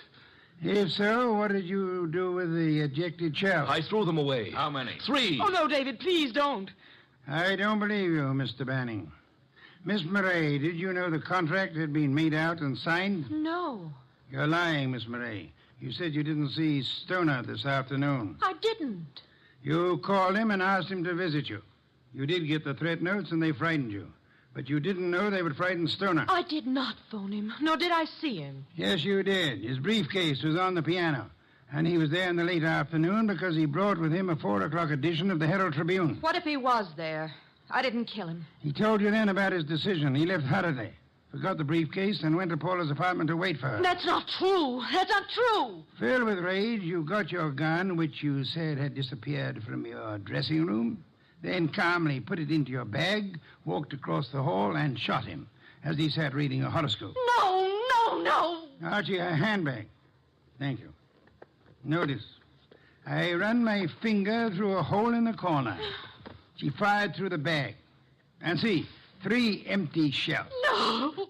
And here's the contract made out to Paula Kenyon. Too bad, Miss Murray.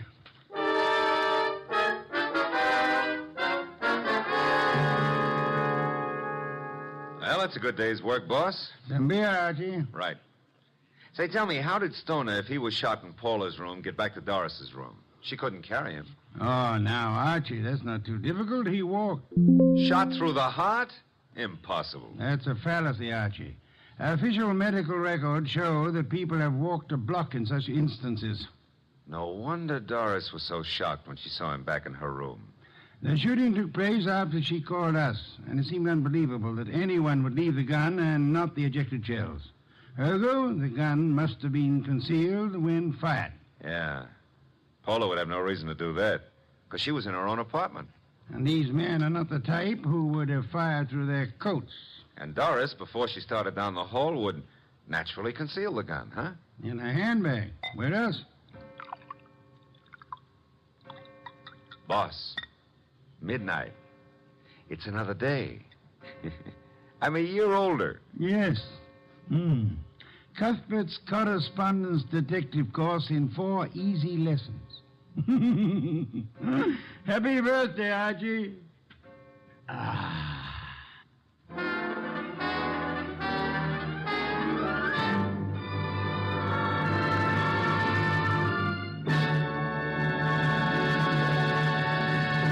You have been listening to The New Adventures of Nero Wolfe, starring Sidney Greenstreet.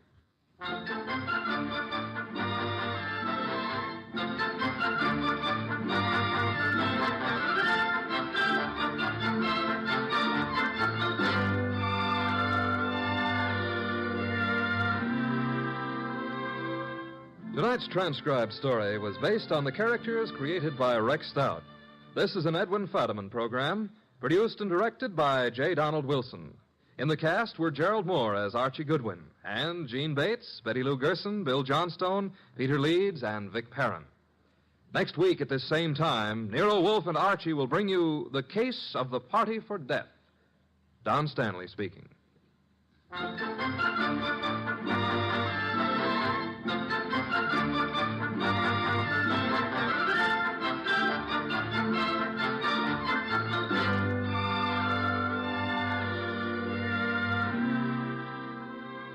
Three chimes mean good times on NBC.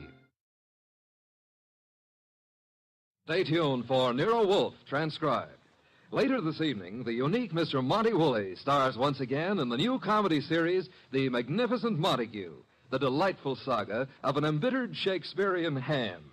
After many triumphant years on the stage, the Magnificent Montague now portrays Uncle Goodhart, the hero of a radio serial, and his trials and tribulations are 30 minutes of delightful listening over most of these NBC stations. And today being Friday means another visit to Duffy's Tavern, where Archie the manager presides over another sparkling session of mischief and madness. Ladies and gentlemen, the ringing of that phone bell means adventure. Hello? Hello? The young man answering the phone is Archie Goodwin. Yes, this is Nero Wolfe's office. The mountain of a man in the oversized armchair, staring at Archie with a beady eye, is Nero Wolfe. Mr. Wolfe is in. Mr. Wolfe is always in. Would he stay in until... He would. Archie, what on earth? Boss, she sounds blonde. Phooey. Don't believe I can tell over the phone? Okay. Excuse me, miss, but are you blonde? Oh. Go ahead and laugh. Thank you. Mr. Wolf, we'll see you. Goodbye. I did not say. No, but you will. Besides, she wasn't blonde. And I want you to see red. Oh, Archie, you better think of some new ones. Ridiculous.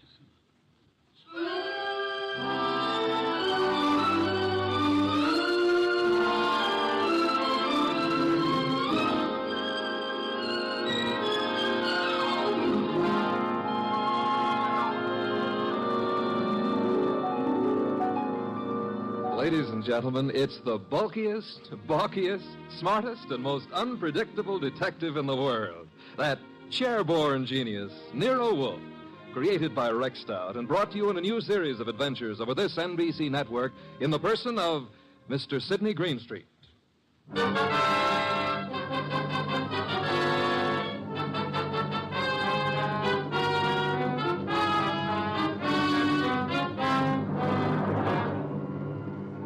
Tonight, it's the case of the girl who cried wolf.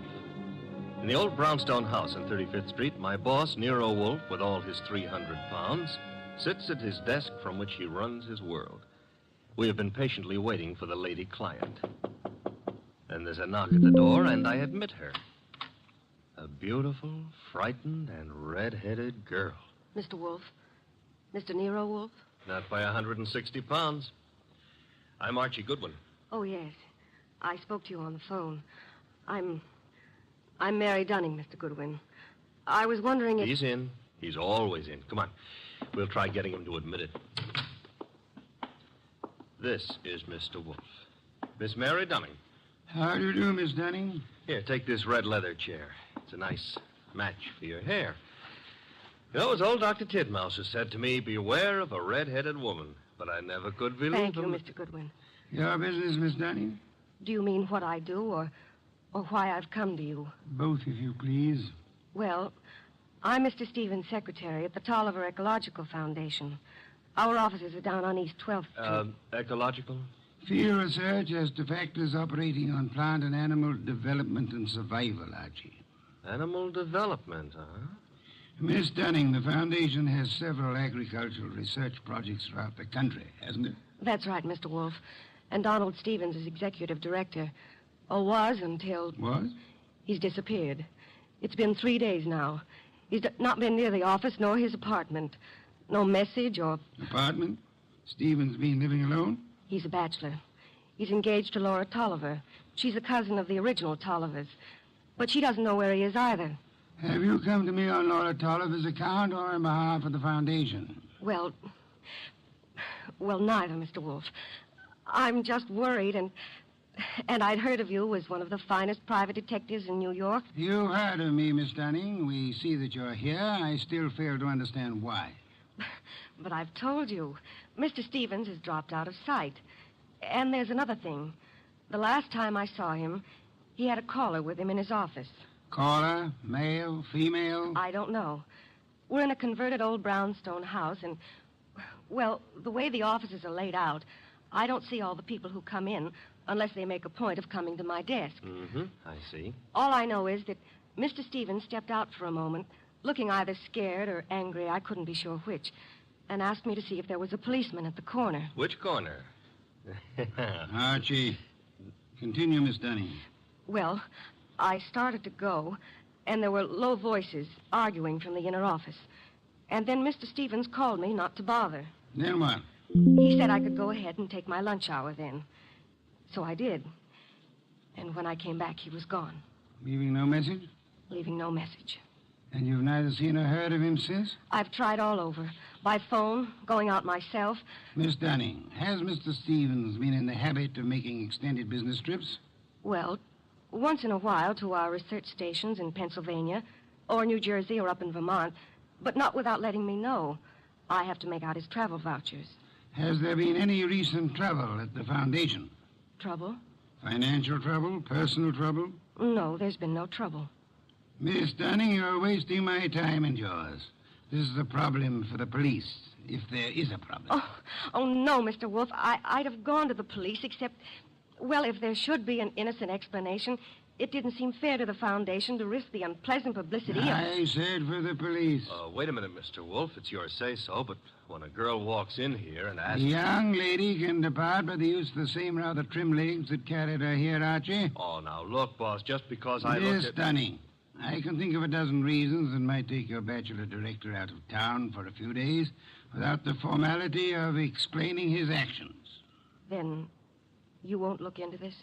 Despite Mr. Goodwin's frowns, no. Should Mr. Stevens not turn up tomorrow or so, I suggest you advise the police or whatever attorney acts for the Foundation. There is such a person, of course. Yes. Jonas Dowd is counsel. He's also a cult trustee. Consult him, then, by all means. But you don't seem to understand. If you'll excuse me, I'm overdue for an important conference with my cook. We have just received a shipment of truffles from France. Well, of course, if Mr. Wolf, if you ask me... Precisely what I've refrained from doing, Archie. Would you be good enough to escort Miss Dunning to the door? To the door, Archie.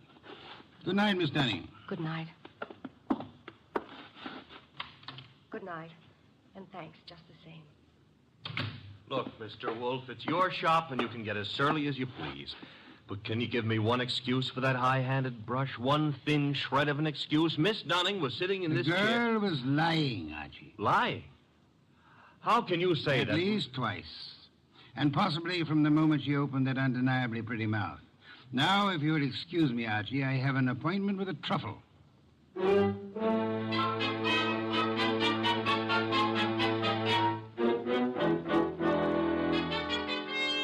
You say you have a surprise for me, Archie. Enough to yank you 3 inches out of that chair.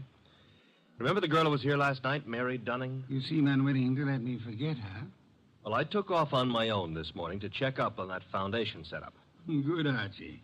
I ventured a small bet with Fritz that you would. All right. See if your bet included this. I found Stevens down there right in his office. Missing executive director. Yes, and the missing Mr. Stevens claimed he had just been on a business trip. Delayed getting back because his car had been smacked by a hit-and-run driver in New Jersey. Now, here's the payoff. He even tried to make out that he'd been thinking of calling you in on a problem. Hit-and-run accident? No, something about the foundation.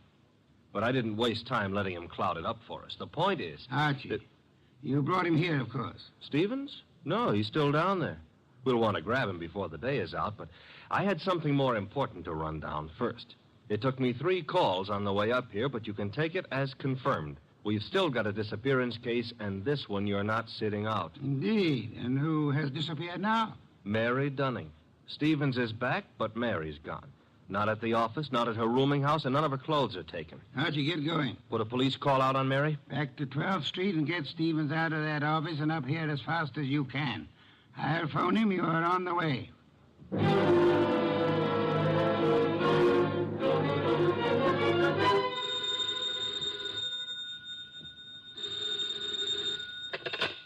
Hello? This Donald Stevens? Yes, this is Donald Stevens. This is Nero Wolf. I understand you've been thinking of consulting me. Well, as a matter of fact, I have, Mr. Wolf. I started to explain to Mr. Goodwin, but... Are you alone there at the office? Why, well, yes. As it happens... Be careful. I don't think your car smash-up was an accident. I've just sent Mr. Goodwin to ask you to come here. Meanwhile, I'd suggest... Oh, excuse me, Mr. Wolf. There seems to be someone coming in now. Wait, Mr. Stevens. There hasn't been time for Archie to get there yet. Excuse me, Mr. Wolf. Don't. Just hold the wire a moment. Wait, Mr. Stevens. Come on in. I haven't had a chance yet. Oh, what? No! No!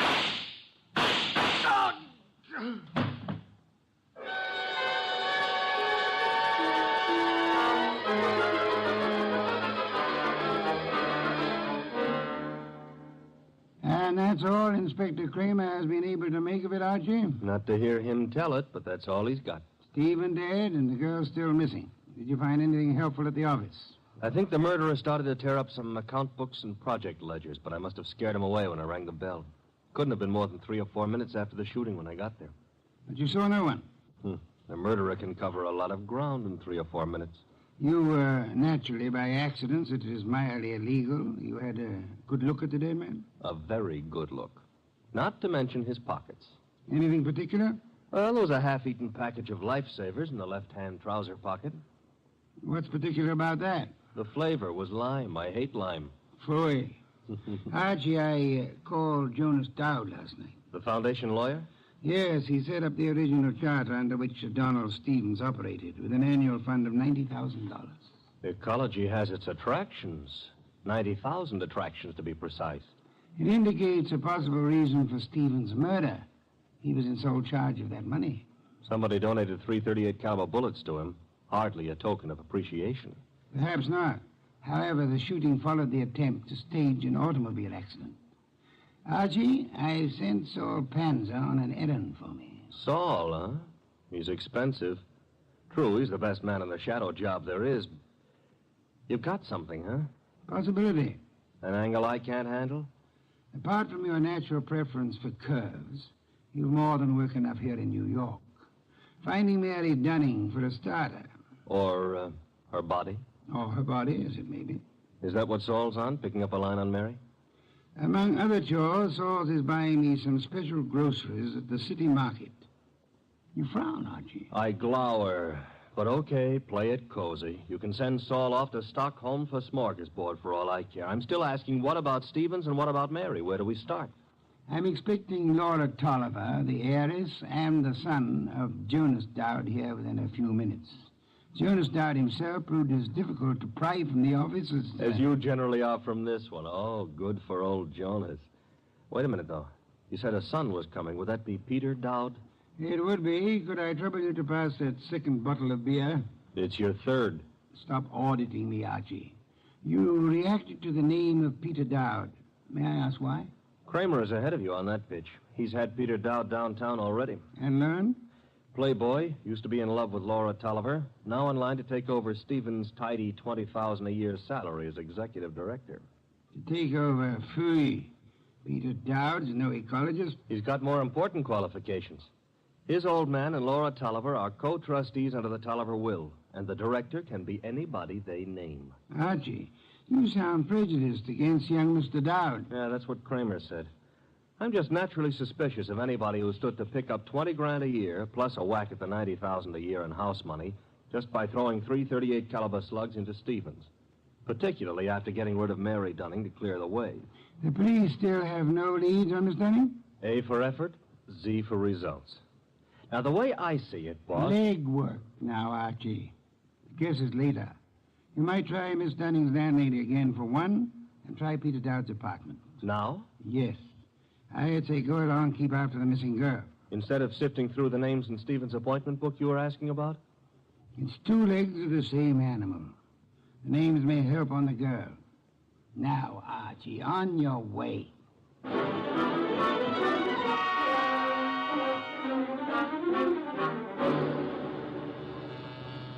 Come in. Mr. Wool? Yes, come in, Miss Tolliver, Mr. Dowd. Sit down. It's good of you both to come. Miss Tolliver, I'm profoundly sorry of your loss. You were to marry Mr. Stevens, as I understand it. Yes, 3 weeks from today. I was trying to warn poor Stevens just as the murderer came in. But he evidently knew his caller well enough to feel no alarm. The police told us that, Mr. Wolf. We've just come from Inspector Kramer's office. I know, Mr. Dowd. Did you gather the inspector meant to see you again? Why should he? How could anyone think that Peter could have anything to do with this horrible business? I see that you have no doubts about Mr. Dowd here, Miss Tolliver. Easy, Laura. Yes, Mr. Wolf, I gathered that Kramer was interested in me. He's got a man outside here watching us now. You're alert, Mr. Dowd, or... Oh, what? Or aware that Inspector Kramer may have grounds for keeping you under surveillance. Look, Mr. Wolf, I didn't come here to be put through the jumps again. First Kramer and now you. I'm acting for the Tolliver Foundation, Mr. Dowd. I have been since your father retained me last night. Well, why jump on me, then? Young man, at my age and weight, the chances of my jumping on anyone are about as likely as, as unlikely as to expect that you're not still in love with Miss Laura Tolliver here. Mr. Wolf, we haven't admitted that we... Miss Tolliver, your concern a moment ago at the possibility that this young man might be charged with Stevens' murder... Now, wait a minute, Mr. Wolf. Climb back on me if you want, but let Laura alone. If you're trying to I'm no longer trying, Mr. Dowd. You both confirmed the point for me. All right. I am still in love with Laura. I think Laura's known ever since she accepted Stevens' ring that their engagement was a mistake. What are you going to make of that? Did Stevens know you hadn't given up on Laura? I told him twice. I even went down to the foundation just... Just when, Mr. Dowd? This morning while I was telephoning Stevens, for example? I haven't been near the Foundation office for days. I've been out of town. Mr. Wolf, you've no right to twist and turn everything Peter says. I do love him, but I... Laura. Well, that's the first time you've come right out with it since... I'm sorry, Peter. I've wanted to tell you 1,000 times. But, well, you kept going away on all those trips, and I never knew whether it was for some other girl or... Mr. Dowd, Miss Tolliver, could this tender exchange be postponed till you two find yourselves alone? Go ahead, Mr. Wolf. Ask anything you want, as long as I know it's all right with Laura here. Roundly spoken, Mr. Dowd. May I ask about Mary? What's Mary Dunning got to do with this? I'm glad you're aware of the Mary I meant. Well, I've met her at the Foundation, of course. We've all heard she's missing. You couldn't suggest where she might be. How would Peter know? Let's return to Mr. Stevens. Can either of you explain his 3 days' absence from the city? I've been out of town myself. Miss Tolliver? He could have been inspecting any one of the research plants. He didn't tell me, if that's what you mean. Stevens said this morning he had been wanting to consult me. You can't suggest why? Well, no, I can't. About Foundation business or personal business? .338 caliber bullets kept Mr. Stevens from making that clear, Miss Tolliver. Mr. Dowd's father is sending me over some material, but as yet it's not in my hands. Are you familiar with the personnel at the research stations? There aren't any more than 4 or 5 project managers. Halsey in Vermont, Schwartz down in Pennsylvania. Excuse me. Nero Wolf? Archie, Yes, Archie. you can take it back about Mary Dunning. If she's a liar, she's just gone to a lot of trouble to make it look good. Dead? No, but knocked out with chloroform and stuffed in a closet in a man's apartment. And guess whose apartment? Spare me your charades, Archie. Peter Dowd's. That's where I'm calling from. Is he still with you? As it happens, yes. Better hang on to him. There's been another development. Inspector Kramer's got hold of a man named Schwartz. The Pennsylvania project manager. Right. Schwartz was at the Foundation office this morning, and he says Peter Dowd was going in as he came out. When? Within minutes of your call to Stevens. Kramer's on his way to your place now to pick up young Dowd. Any instructions? I'd like more company. Well, the ball game is all wrapped up, isn't it? I'd still like more company. Right, Mary and Schwartz? If you can get them here. And Archie. Yes? Get them here.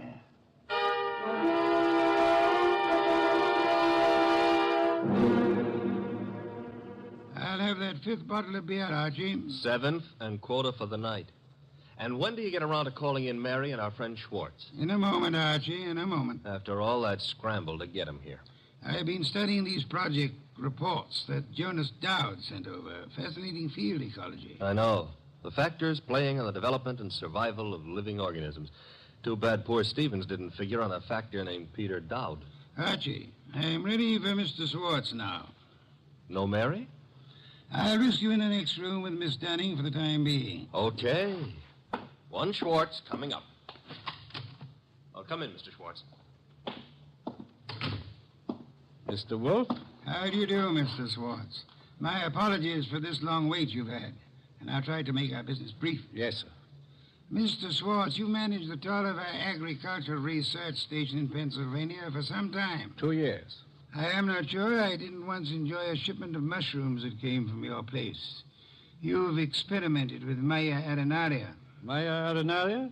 Yes, of course. Yes, we've done some work with mushrooms. They were excellent. By the way, I understand you saw Mr. Stevens just before he was shot down. If I'd stayed 10 minutes longer, he might still be alive. May I ask the purpose of your call? I was delivering the monthly reports. No special trouble you came to discuss? No, sir. You met Peter Dowd coming in at the Foundation as you were going out. How did he look? In a hurry. How so? He just pushed past with his face turned away. You're sure it was he? Yes, I had seen him at the Foundation maybe 2 or 3 times before. Were you aware that Mr. Stevens and Mr. Dowd were both apparently in love with the same young lady? I'm a research worker, Mr. Wolf. I wouldn't know about Mr. Stevens' personal affairs. Just an hour ago, before Inspector Kramer took him from here, young Dowd admitted that he'd been there today. I didn't think I could be mistaken. But he said only because Stevens had phoned him to come. Were you there when that call was made? No, there was no call to Dowd while I was there. Excuse me, Mr. Schwartz. Yes, Nero Wolf speaking. This is Saul Panzer. Yes, Saul, you're still... Yeah, still down here at the city market. Looks as if you were right. Indeed? One of their trucks just pulled in with a load of full crates. Top quality produce.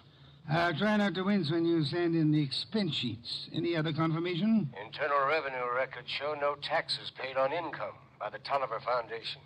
Thank you, Saul. Phone any information as you get it. You'll forgive me again, Mr. Swartz. Archie, Yes, boss? would you ask Miss Dunning to step in now? Coming up. Come in now, Miss Dunning.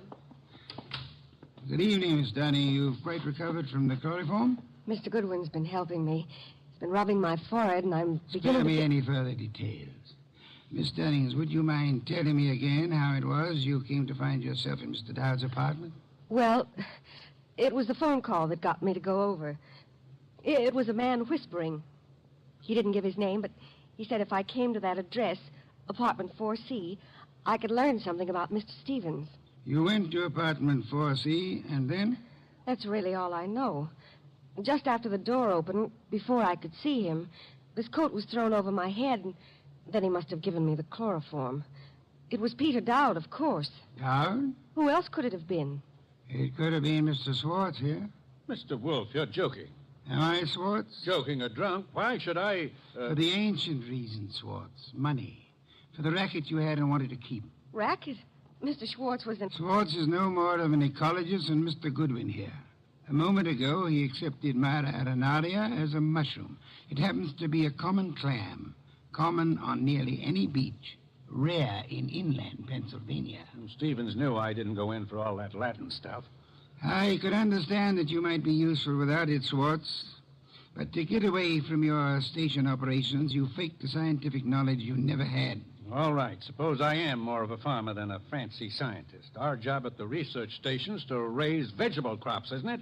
As you worked it, Swartz, of course. You turned the agricultural research project into a commercial farm. All expenses met from tax-free funds, and not a cent of return shown for the produce sold. So that's why Saul Panzer drew the rutabagus run. Stephen had the innocence of a specialist interested in his own field only. But even Stevens finally began to get onto those doctored reports of yours, Swartz. And when was it the Internal Revenue men began asking questions? Look, Goodwin, is this fat guy out of his mind?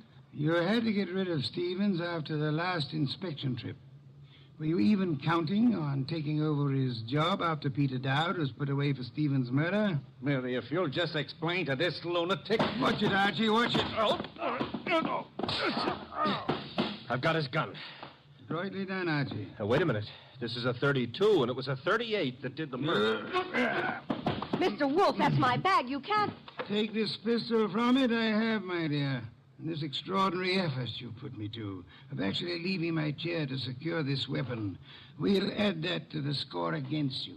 Mr. Wolf, if you aren't too tuckered to answer, that gun from Mary's bag. It's a 38. It may be the one used on Stevens. But Mary couldn't. She didn't. The ballistics tells us that this is the weapon. Then Swartz must have passed it to her for safekeeping, till it could be planted in young Dowd's apartment or car or whatever. I didn't have anything to do with it. Miss Dunning, you had to do with more than you know. Do you realize that if Mr. Goodwin hadn't found you at the Dowd apartment when he did, that you might not be alive at this moment? You were the one person who knew Swartz's crime. Mary, don't listen to him. She's listening, Swartz. Miss Dunning, you thought the chloroform scheme was directed solely against Peter Dowd, and so you let Swartz talk you into it. Mr. Goodwin tells me the door of that closet was sealed with Scotch tape. I didn't know that. Schwartz actually tried... Your chloroform sleep was meant to turn into a permanent one, Miss Dunning. And I was trying to cover for him. All right, here it is. Schwartz planned it all. He did try the hit and run, and he did shoot Stevens. He's a liar. Mary, you've been juggling those books since... Say the details for Inspector Kramer, Swartz. There's guilt enough to be divided between you and guilt enough to burn you both.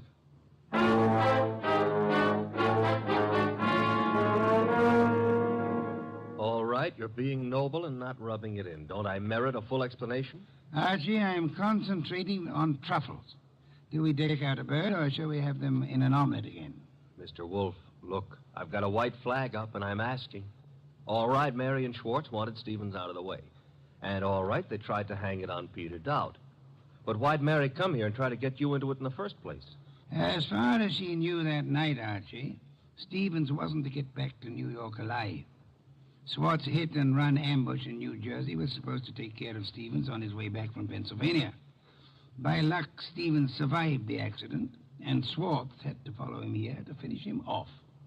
Yes, but I still don't see why. Mary came here to establish her innocence by pretending to seek our help. Oh. And she thought to keep suspicion from Swartz by creating the imaginary figure of a threatening caller at the office several days before. She knew Stevens meant to consult me about Swartz, and she could guess Jonas Dowd would call me in eventually. Stevens said he wanted to consult you that morning when I... That morning when you couldn't hear Stevens out because you were seeing him as Mary Dunning wanted us to see him. Oh, a trick operated with two vanishing acts to explain. Stevens's and Mary's. You have it, Archie. And both fake. A straight business trip branded a run-out or a snatch only by Mary's account, and then the chloroform act at Dowd's apartment. You have it in full. Mm-hmm. Except how you knew she was lying to start with. Point one, the girl offered no fee, no prospect of a fee. Mm-hmm. Stay at that.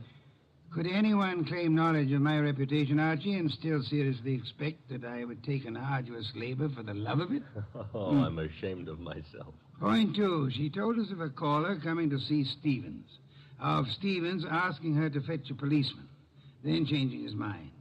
When asked to call a policeman, what woman's curiosity would be satisfied by being told not to bother? How utterly brilliant you are. Yes. Archie, a bottle of beer. All right. And now back to a serious problem, you know. I think I see a compromise on these troubles. Between bird and omelet? Archie, why not both? Ah.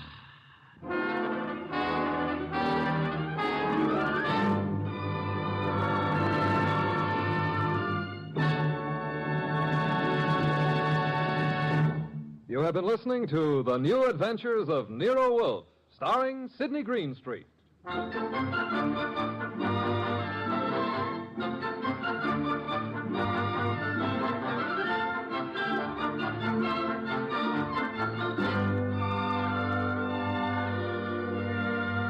Tonight's transcribed story by Charles O'Neill was based on the characters created by Rex Stout. This is an Edwin Fadiman program, produced and directed by J. Donald Wilson. In the cast were Larry Dobkin as Archie Goodwin, and Charlotte Lawrence, Howard McNear, Mona Keneally, Lamont Johnson, and Herb Butterfield. Next week at this same time, Nero Wolfe and Archie will bring you The Case of the Slaughtered Santa Clauses. Don Stanley speaking. 3 chimes mean good times on NBC. There's no cover charge at Duffy's Tavern. Just keep your dial tuned to NBC later as Archie the manager and his delightful friends cook up another mad and merry session at that remarkable restaurant, Duffy's Tavern.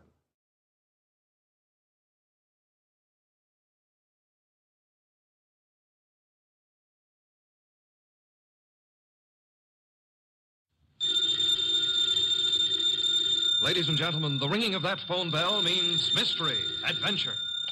Nero Wolfe's office, Archie Goodwin speaking. Mr. Wolfe? Yeah, he's right here. Who's this? Archie, hang up. Don't ask questions. You have a what? Archie, it's past your bedtime. Well, I'm afraid, Mr. Wolfe, it's past his bedtime. Your bedtime. It's a client, boss. That's what I was afraid of. Foolish. Hello? Hello? Well, why do you look so bewildered? He's coming right over. He says he's got a date with murder.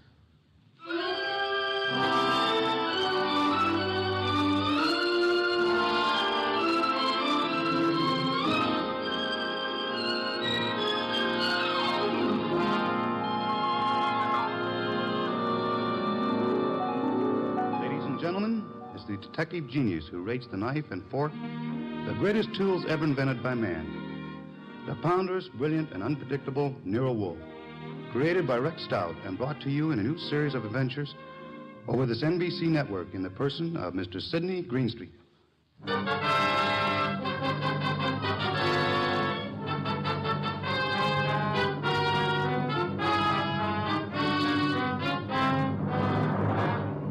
Tonight's story, The Case of the Calculated Risk, was as strange and baffling as any Nero Wolfe had to deal with.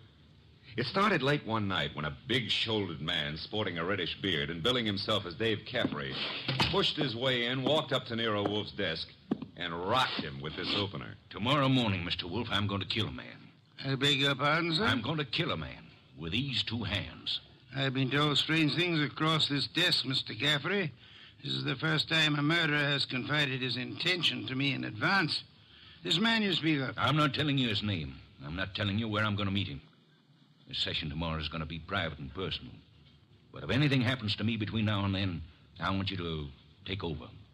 Mr. Caffrey, do you seriously think I could assist you in a matter of private vengeance? That's not what I'm asking. This guy deserves to die. I plan to kill him with these two hands, me, myself. But if I slip up, if he gets me first, I want you to see that justice is done. But I assure you, sir... I told you this guy deserves to die. Let me tell you why. Years ago down south, there were 3 men in business together, partners. Me and 2 others. Your notebook, Archie, if Mr. Caffrey doesn't mind. You're wasting your time, Wolf. The names I'll use will be phony. I won't give you anything you can check back on. We'll take our chance, sir. Please proceed. It happened in a town about 40 miles from the place where we had our business. We'd gone there to collect some money, the 3 of us. Carl, Mitch, and me. Dave Caffrey. But all we collected was bad news. So bad that Carl hadn't even given our right names at the hotel. Said he was scared some of our creditors would come hitting up on us for what we owed. 3 of us had some drinks, and we'd been pacing around for nearly an hour. I can still remember the way Mitch stood and looked at me. And then up at Carl, when Carl suddenly pulled to a stop and came out with this idea of his. So, Dave, you've got 6,000 cash on hand. You counted it, Mitch. Well, didn't we make it 62.40, Carl? Whichever. We've got this 6,000 odd, plus some slow accounts receivable against debts of 38,000. With 3 of us trying to live from the business, we haven't got a chance. Well, we ain't got much of a one, Carl, but... It's hopeless, Dave. With 2 partners, though. 2 partners? You reckon on pulling out, Carl? I say we cut cards for it, Mitch. Low man drops out. Break up the partnership? After sticking together all these years? Wait a minute, Dave, wait a minute. Maybe Carl's right. Maybe this could work. Carl, you mean the low man drops out clean? Right now? Right now, Mitch. Other 2 to take over assets and debts and see if they can get this thing back in the black. Okay, Carl. Get the cards out. Dave? Well, that's what you guys want. Okay, then.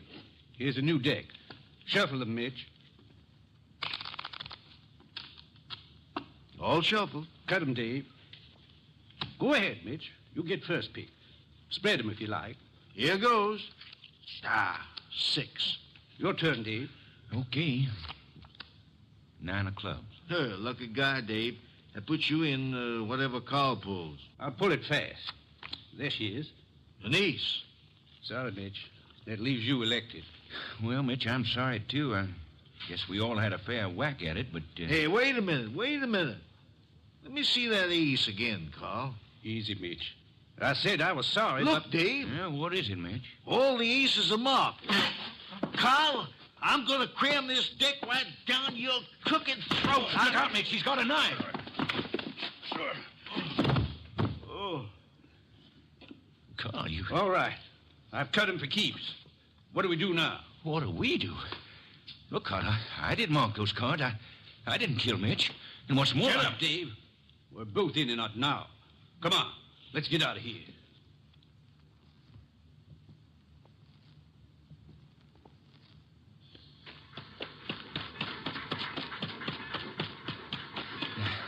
Now what, Carl? Look, Dave, this is where we split up.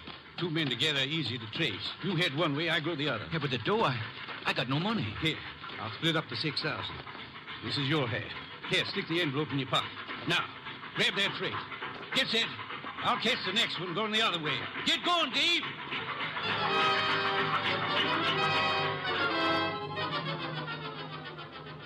And that's how it was, Mr. Wolf. It all happened so fast that I... This man you call Carl, he would seem to be one of the world's choice creatures, Mr. Caffrey. When I thought to look in that envelope he gave me, I found $40 and a few folds of wrapping paper in it. I was mad enough to... Well, I got off the freight and intended to go back, but...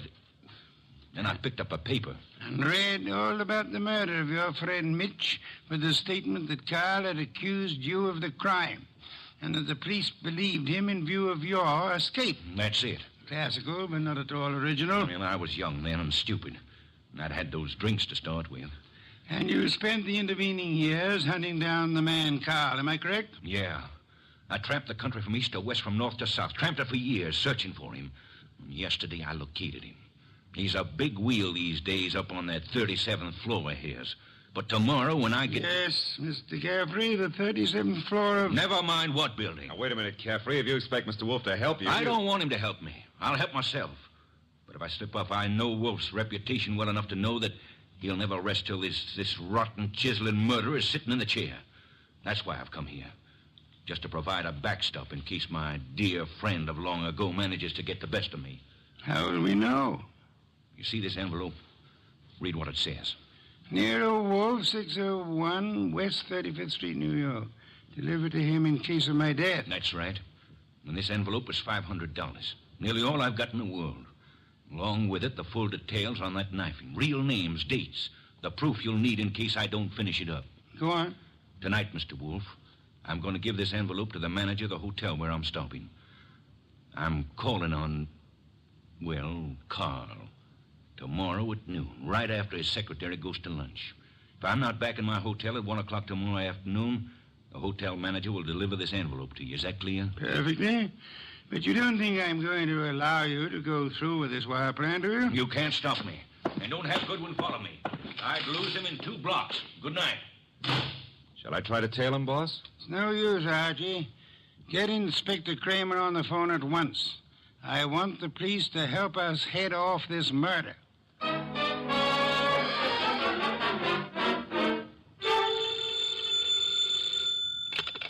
Nero Wolf speaking. It's Archie. I'm calling from the morgue. And? They found Caffrey's body in a subway washroom, mugged and stabbed.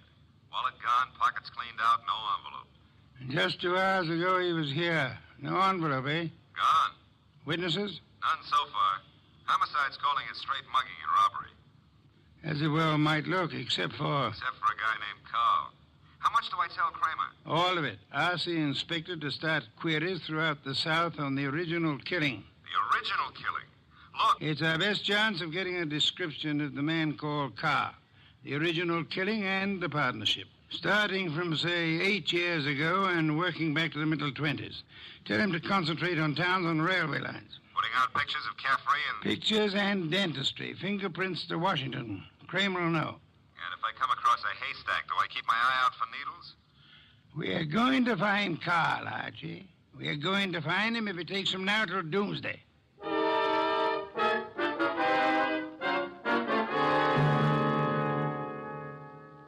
Mr. Wolf, let's face it, we're licked. Licked, Archie? 3 days now. We found Caffrey's hotel here in New York. No traceable phone calls. Not a witness has turned up on that subway washroom party. And Kramer says he's getting nowhere with those answers from the Southland. The original story is bound to come slowly, Archie. We are asking a check on the unsolved killings of a dozen states over a 20-year period. And what now? You start trudging, Archie. Trudging? Through office buildings, through 37th floors of many office buildings. You keep trudging till we find him. Oh, now, wait a minute, Mr. Wolf. This is a big city, remember? I might have to go through hundreds of buildings. This morning, Archie, the Municipal Reference Library informed me that there are exactly 34 buildings of 37 floors or higher in Manhattan. Now, when you rule out the United Nations building, hotels, Okay. Maybe not so many 37th floors, but lots of offices per floor. Maybe 40 or 50. Call it 30 times 40, and you've still got 1,200 to start with. And you don't know what kind of business. You don't know what Carl's real name is. You don't even know what he looks like. There could be 4,000 men like him. 4,000 affluent men, Archie? Yeah, well, all right. Caffrey said he was in the chips, though. You know, for a guy who'd been bumming around, that could mean anything from 10 grand a year up. Say, wait a minute. That cuts your field to 1,000. 1,000 tall men? Tall? I've been over those notes. Caffrey didn't say he was tall. As plainly as you could ask. Caffrey was almost your height, but he said Mitch stood and looked at me. And then he looked up at Carl. Up, Archie. That makes Carl your height or taller. Yeah. Well, maybe Caffrey and Mitch were sitting down, and Carl was, Caffrey told us the three were standing at the time. Check your notes. I've studied them. Okay. Maybe that does cut it down some. Yeah, it's still a lot of citizens that start checking for a southern accent. Don't rely on accent, Archie. Carl has had many years to lose any accent he might have had. Yeah, that's true. And so we narrow it, Archie. A man almost surely tall. A man not using the name he was born with. A man with an unexplained gap in his past. I ought to be able to reach right out and tap him. You go skeptical again, Archie? Well, it's still a pretty big haystack. Let's see if we can't trim it some more.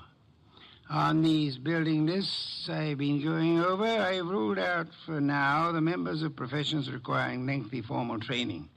Medical men, lawyers, scientists of most kinds. Yeah, that's chopping it down, I'll admit that. I'll have further eliminations as we get into it. And I'm putting Saul Panzer on a second list this afternoon. Some of the credit references I'll handle by phone. So I start trudging, huh? You start trudging. And remember, Archie, since you'll probably be operating through secretaries, you're looking for a murderer named Carl, not for a new set of telephone numbers to brighten your winter.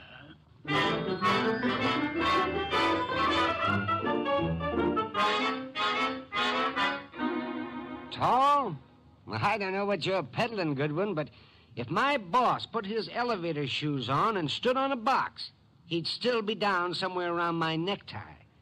If he stood on his money, though, we'd need a helicopter to get up near his shoelaces.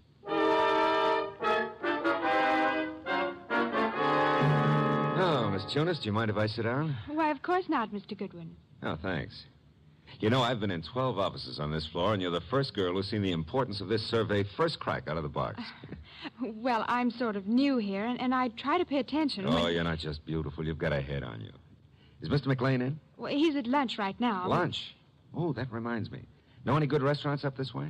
Well, I was just going to the downstairs drugstore myself, but I wouldn't say Well, that... come on. Put your bonnet on and let's skip the drugstore. This meal is on the Executive Resources Survey.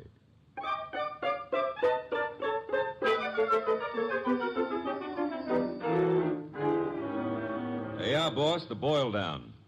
Tinsley, McLean, Fernandez, Tesreau, and Kaplan.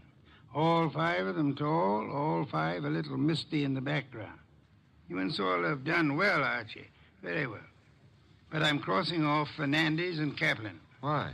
The Credit Bureau report clears Fernandez, and Kaplan was on a special war job. The FBI x-rayed his record twice. Leaving J.P. Tinsley, Carson McLean, and Philip Tesreau, huh? I'd like to see all three here, Archie. Get them here one way or another.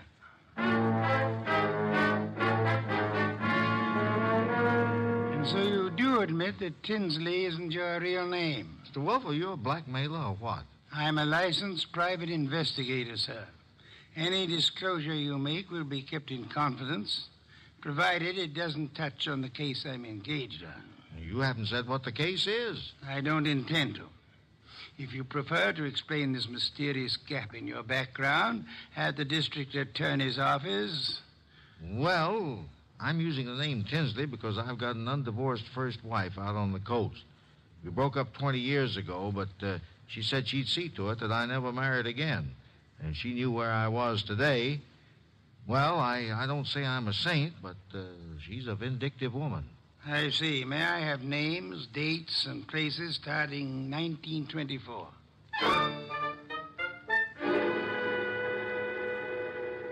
I can't quite understand your interest, Mr. Wolf.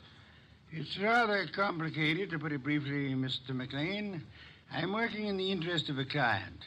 Our people have found this puzzling gap in your background, and I'd appreciate such clarification as you may be able to supply. But I told you, Mr. Goodwin, I was raised and educated in the Orient. Until 32, I was in business with my father in China. Where you say your father died? Died. With the Depression, I returned to New York, started this importing business in a small way, weathered through the early 30s, and I think my bankers can assure you of my standing today. They've done so. Carson, McLean and Company has an excellent credit rating. Thank you, Mr. Wolf. To switch somewhat abruptly, Mr. McLean, would you happen to remember how you spent the evening of the 19th? Of this month? Of this month? Well, I could hardly... Wait. You say the 19th. Would that have been on a Tuesday? Yes, it was Tuesday. Well, that simplifies it. I'm nearly always at the office on Tuesday nights dictating the revisions in our weekly wholesalers' lists. Let me see. Yes, I was there on the 19th. Had a tray sent in. Miss Tunis and I worked till just after midnight. Miss Helen Tunis, the secretary Mr. Goodwin spoke of. She's been with me for 2 or 3 months. Miss Tunis can confirm this dictation on the night of the 19th? Of course. And Mr. Wolf, your manner is so persuasive that I'd scarcely realize you're asking some extraordinary searching questions. May I ask why in the world you... If you'll indulge me, Mr. McLean, my prying is nearly concluded. You say you were in China until 1932.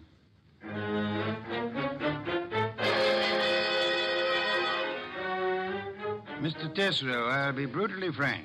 We know that your name is not Tesreau. And we know that you served a prison term from 34 to 38 for arson. I'd like some straight answers. I didn't say I wouldn't answer your questions. The past can remain your own, provided... Look, Mr. Wolf, I've been going straight for 12 years. And this business of mine is on the level. Now, if this is a shakedown... I'm asking where you were on the night of the 19th. And I'm telling you I stayed in town. I ate alone. And I went to a movie. I caught the 11:35 for Stanford. And that's all there is to it.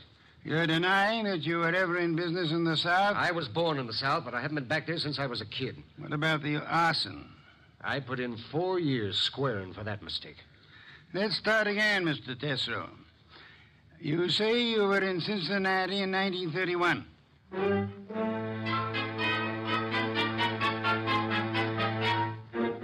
Okay, Mr. Wolf, 3 candidates and we're still on the 1-yard line. Our 1-yard line.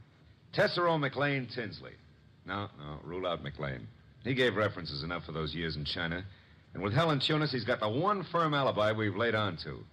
Caffrey was killed before midnight.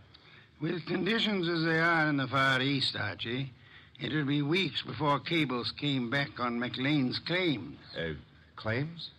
You figure the whole Chinese background's a fake? I want you to see Miss Tunis again, Archie, taking all precautions for her safety. And this is one time I give you permission to ply her with all the attentions you can contrive. Are we far enough to pull tails on any of these 3? I've got Saul Pans on Tesreau, and Saul promised to have men on Tinsley and McLean. Pictures of the 3 have gone to Kramer for circulation in the South. Oh. No answer yet from the coast on Tinsley, huh? Not yet. For the moment, Archie, you'll concentrate on Helen Tunis.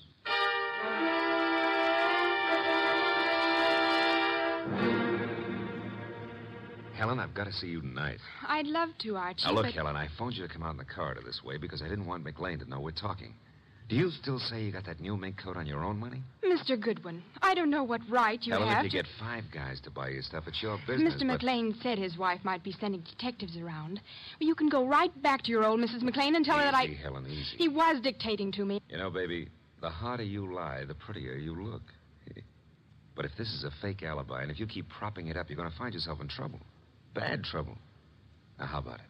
Do I see you at your apartment tonight, or would you rather come down with me to Nero Wolf's right now? Archie, All right. I can't go with you now, and I've got a dinner date with my aunt tonight that I can't break, but I'll try to be back at my apartment by 11.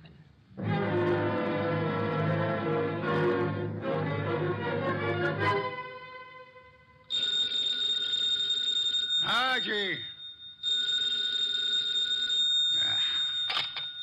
Nero Wolf speaking. This is Archie, Mr. Wolf. I'm at Helen Tunis' apartment. Well? I could cut my throat for not making her come with me this afternoon. Trouble? Not for her anymore, poor kid. I got here 3 minutes ago and found her strangled. Couldn't have happened more than half an hour ago. McLean. Didn't Saul Panzer say he was getting a tail on him? He was a new man, and he lost him. I should have left you on McLean, Archie. No, we were both wrong. What do you want me to do? Phone the police immediately. Well, this is 32nd Street. I'm only 3 blocks in a job from the office. What if I come back and call from there? Come back, then. I'll phone Kramer myself. Mr. Wolf, I'm still kicking myself for that. Look out, Archie. Too late, Mr. Wolf. Keep coming right in, Goodwin, with your hands up. No, I wouldn't try that. McLean. And keep your hand out of that desk drawer, Wolf. This time you're too late, McLean. My hand's in the drawer, and I think I'll leave it there. You don't think I'd shoot? I'm sure you would. But you've got 2 of us to cover now. No, Archie, don't try to draw yet. How'd you get in here, McLean? He surprised me after making his way in through the area way below, and of course it had to be Fritz's night out. I caught your fat friend just 2 seconds before he could get in his call to the police, Goodwin. I overheard his talk with you from the hallway here. My apologies for not crying out sooner, Archie. Get your hand out of that drawer. Pull it out without the gun, Wolf, or I'll let you have it now. I refuse to, McLean. Seems obvious that you mean to kill us in any case. I'm afraid that's true, Wolf. But when you called me here and Goodwin started making dates with Helen Tunis... Poor kid, I told her not to talk to you. She didn't, Goodwin.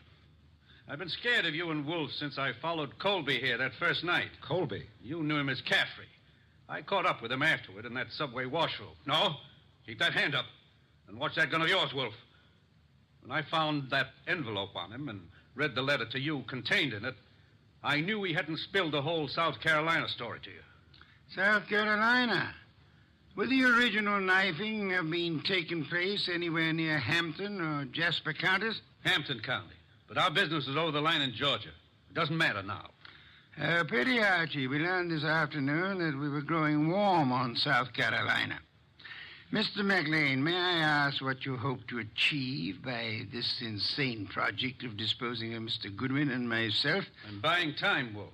I've $90,000 in small bills in that bag there, plus a plane ticket to Buenos Aires. I've got a silencer on this gun.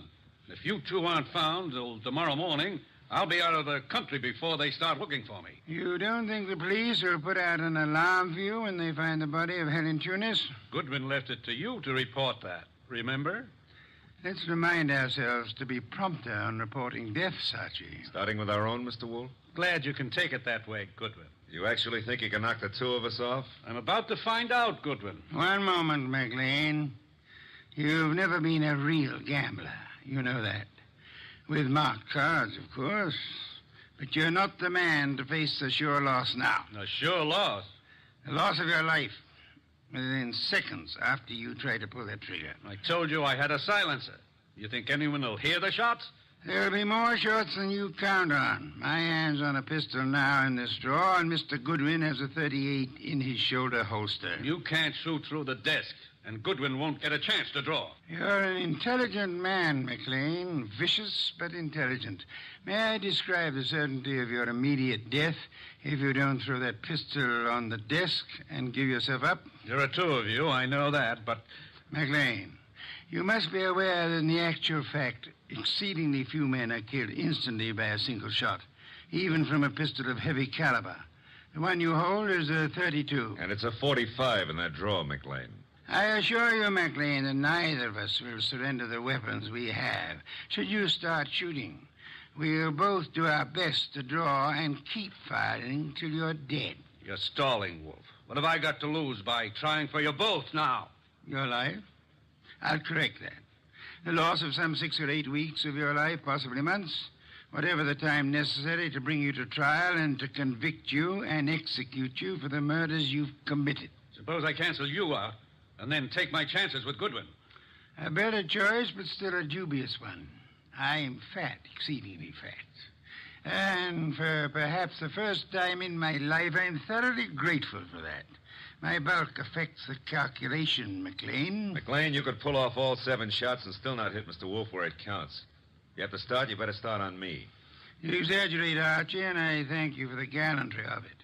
No, it's quite likely that with 2 or 3 shots, McLean might well dispose of me, but not with your first shot, McLean, and we'll not permit you many more than your first. Look, if I promise to do no more than tie you two up to give me my head start, will you toss in your guns? Of course not. Do I speak for us both, Archie? Check. I say let's start it now. Wolf, if I give you half of what's in that bag, would you forget these admissions I've made and help on my defense? I've told you I refuse to bargain. I think that I shall count 5. If your weapon hasn't been tossed on the desk by then, I'll do my best to get my pistol into action. Are you in accord, Archie? Start counting. Wait a minute, Mr. Wolf. 1. If I trade half that bag for no shooting and 1 hour start, no tying up, just your promise that... 2. All the bag for a half-hour start, 90,000. 3. Are you ready, Archie? All set, sir. Except if you're the one who walks out of this, call up every number in my little red book, huh? And tell each girl I was thinking of her just before you got the 5. Agreed. I resume 4. Okay. You win. Holy sweet Susan, it worked. Commendable choice, McLean, for us at least. You see, I'm afraid I forgot to mention one slight factor which might have operated in your favor. What's that, boss? I must confess, Archie, that my 45 is in the upstairs den where I took it to oil it last night. Holy cow, you didn't have a gun? Why, you... Take it easy, McLean. I've really got one. Oh, by the way, Mr. Wolf, signal's off on those women, huh? When my heart gets back down out of my throat, I'll call them myself. I'll trouble you for a beer first, Archie. And then, if you'll be good enough to phone Inspector Kramer, you can bid him pick up his triple murderer, the one-time cutter of cards. Fortunately for us, who's never been a real gambler.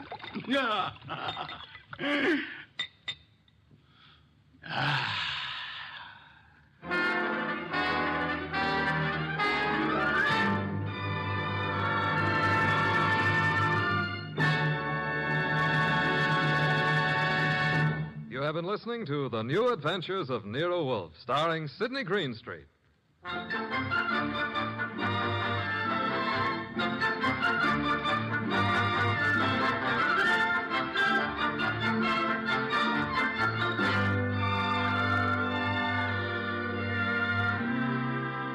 Tonight's transcribed story was based on the characters created by Rex Stout. This is an Edwin Fadiman program produced and directed by J. Donald Wilson. In the cast were Gerald Moore as Archie Goodwin and Lorraine Carter, Bill Johnstone, Howard McNear, Herb Butterfield, and Vic Rodman. Next week at this same time, Nero Wolfe and Archie will bring you The Case of the Phantom Fingers. Don Stanley speaking. 3 chimes mean good times on NBC. Stay tuned for Nero Wolfe. This Sunday marks the premiere of The Big Show on NBC. Not just any big show, it's the big show. NBC's hour and a half of comedy, music, and drama. The best of each. The Big Show will be heard every Sunday afternoon over most of these stations, with Tallulah Bankhead as Mistress of Ceremonies. Your stars for this Sunday's broadcast include Jimmy Durante, Fred Allen, Ethel Merman, Frankie Lane, Mindy Carson, Meredith Wilson, Danny Thomas, and hosts of others. All this and Tallulah, too. No wonder it's The Big Show. My boss is the smartest and the stubbornest, the fattest and the laziest, the cleverest and the craziest, the most extravagant detective in the world, Nero Wolfe.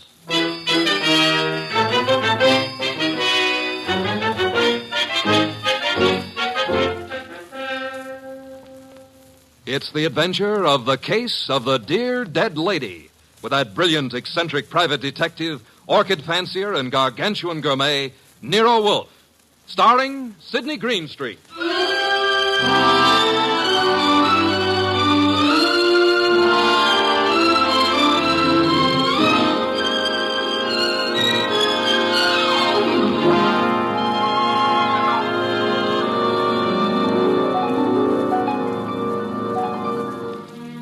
Nero Wolfe had just come downstairs, having tended to his precious orchids.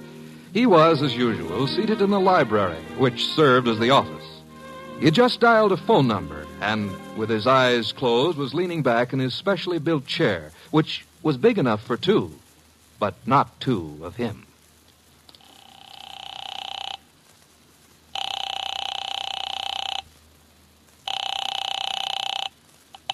Halsbrecher's Market, domestic and imported delicacies. Mr. Halsbrecher, this is Nero Wolfe. Oh, yeah, Mr. Wolfe. I was just about to ring you. Well, I have need of 2 pounds of duck liver.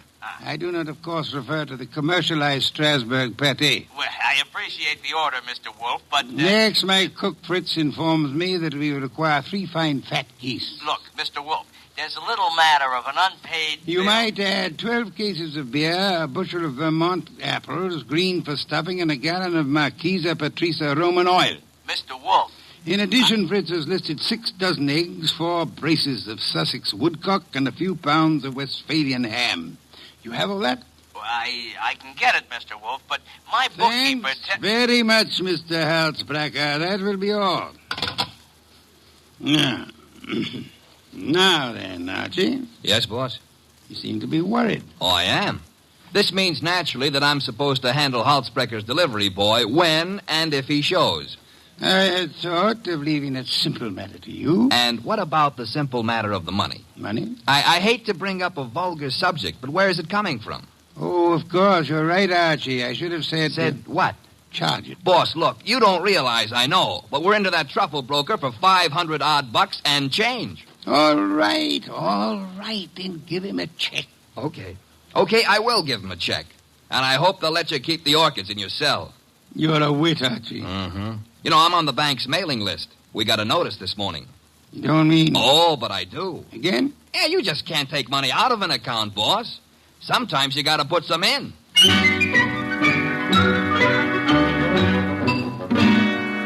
This is the only way to deal with the man I work for, and if I hadn't thrown him that scare, he wouldn't have been willing to listen when the door buzzer rang, and a prosperous-looking young guy in the kind of clothes that don't grow on trees came in and stood in front of the boss's chair, fiddling with the brim of his pork pie. My name is Oliphant, Mr. Wolf. Oliphant? Yes, sir, Oliphant. I am the spiritual leader and guiding head of a small religious group known as the Seekers of the Inner Power. I see. Also a man addicted to marrying neither wisely nor well, but often. You read the papers? I do. Mr. Wolf, I am as aware of my sin-ridden past as anyone else is.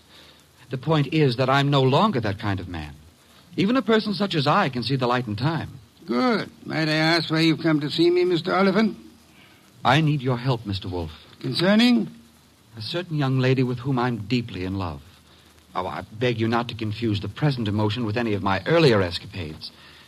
What I feel for Miss Dana is the pure and righteous glow of an upright seeker of the inner power. I promise to look on you as thoroughly redeemed, Mr. Oliphant. Proceed. Oh, by the way, do I recognize the name of your young lady as a Park Avenue socialite, an amateur swimming champion? Yes, but she's sweet, wonderful, beautiful. I've asked her to marry me, and she's given me some hope. In time, I fully expect to make her my wife. Well, then where's the problem? The problem is the presence of another man in her life.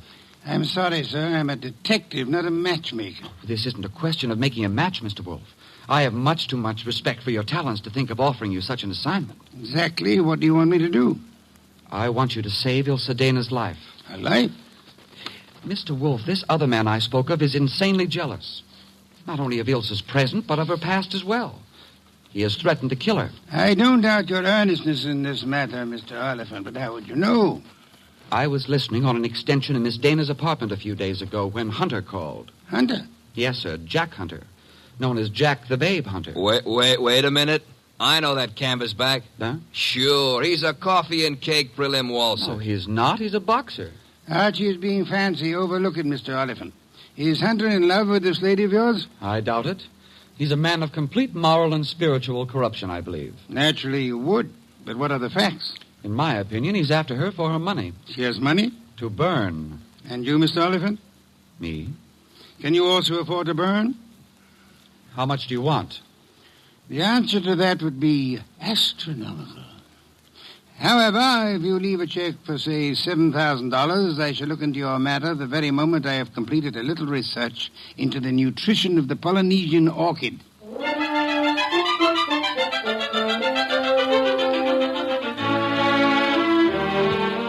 Oliphant's check gave our bank account a slight blood transfusion. I think it was the boss's plan to spend a week or two in the plant rooms before he got busy on the case.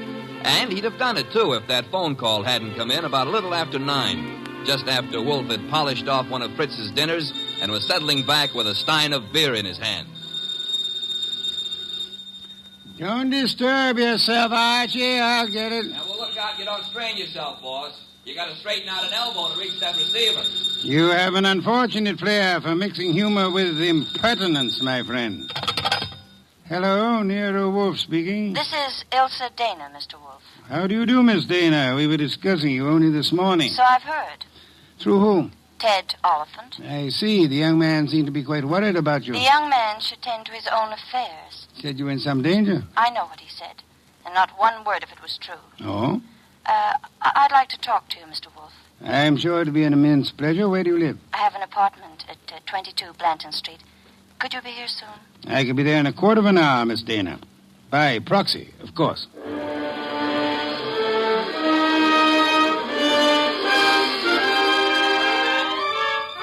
The proxy, naturally, was yours truly. 10 minutes later, at 9:20, I walked up to Ilsa Dana's door with a nosy elevator boy giving me the 00. The reason for his interest was that her door was open and the room inside was empty except for a little twisted pile of pale pink satin, which at close range turned out to be a woman. Which woman turned out to be Ilsa Dana. And Ilsa Dana was dead. She used to be pretty. She isn't now. Yeah, strangulation doesn't help any girl's looks, son. Make anything of it? Well, the position of her body and the bloodstains on her pointed fingernails tells me that she put up a tough struggle before somebody succeeded in smothering with a pillow from the sofa over there. Yeah, that figures. When did it happen, I wonder? Yeah, the last 15 minutes, I'd guess. Say, who's been up in the elevator this evening? Nobody for her. Well, somebody came up. Well, who says not? They could have used the stairs, you know. Yeah. How well do you know Miss Dana? I know exactly zero about Miss Dana. How could you ride her up and down every day and know nothing about her? It's a rule of the house to keep your mouth shut. The rule also goes when being questioned by a cop. A cop? Who's a cop? Oh, I guess you're a cello player from the Philharmonic. Look, I happen to work for a guy named Nero Wolfe. Oh. Heard of him? Maybe. Well, if your memory comes alive, son, I might see my way clear to spend a few dollars with you. Understand? I'll keep you in mind. Going down, mister?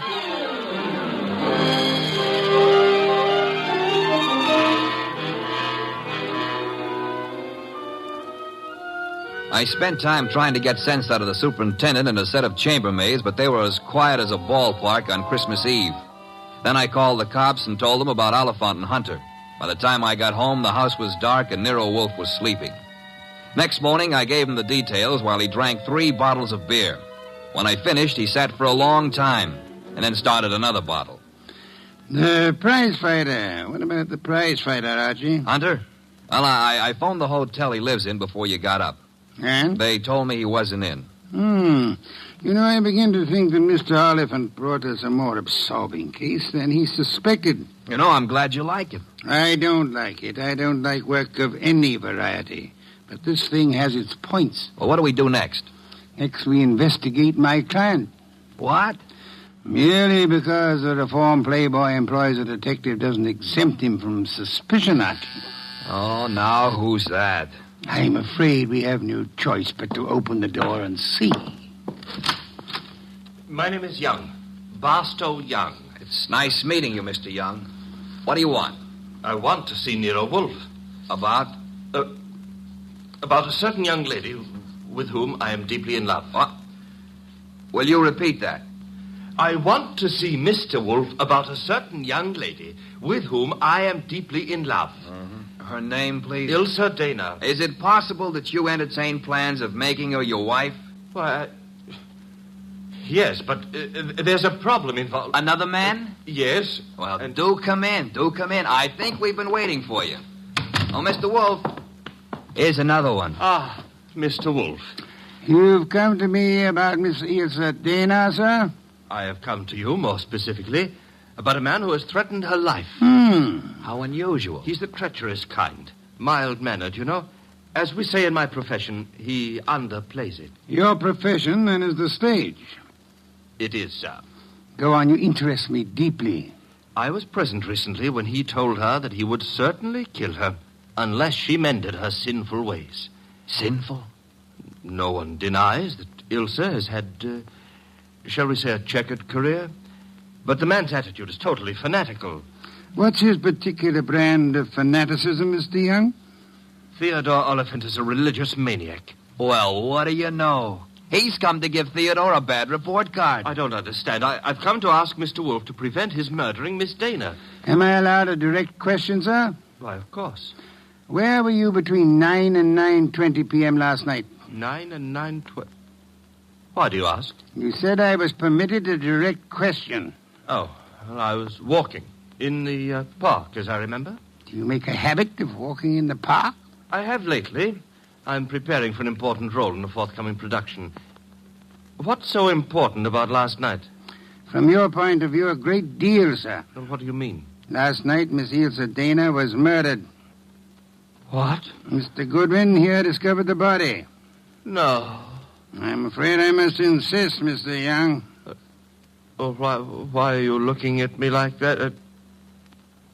Are you accusing me of... I have accused you of nothing, my dear sir. Well, now, look, you're making a mistake. Oliphant killed her. You may be sure of that. I have your word. I know him. He was trying to reform her, wanted to make her a devout follower of his cult, the Seekers of Power. I heard him tell her to her face that if she refused redemption, he would see to it that she didn't live on in her wickedness. You could produce other witnesses? Do you know, in your own smug way, you're as detestable a character as I have ever had. All right. Let's everybody take 5. Yeah? Nero Wolf? He's busy. This is Archie Goodwin. You'll do, Goodwin. This is Jack the Babe Hunter. Oh? How are you? Great. Except the cops seem to want to talk to me about some murder fandango because, as I get it, you named my name. You got it wrong. I doubt it, and I'm coming over there to set you straight.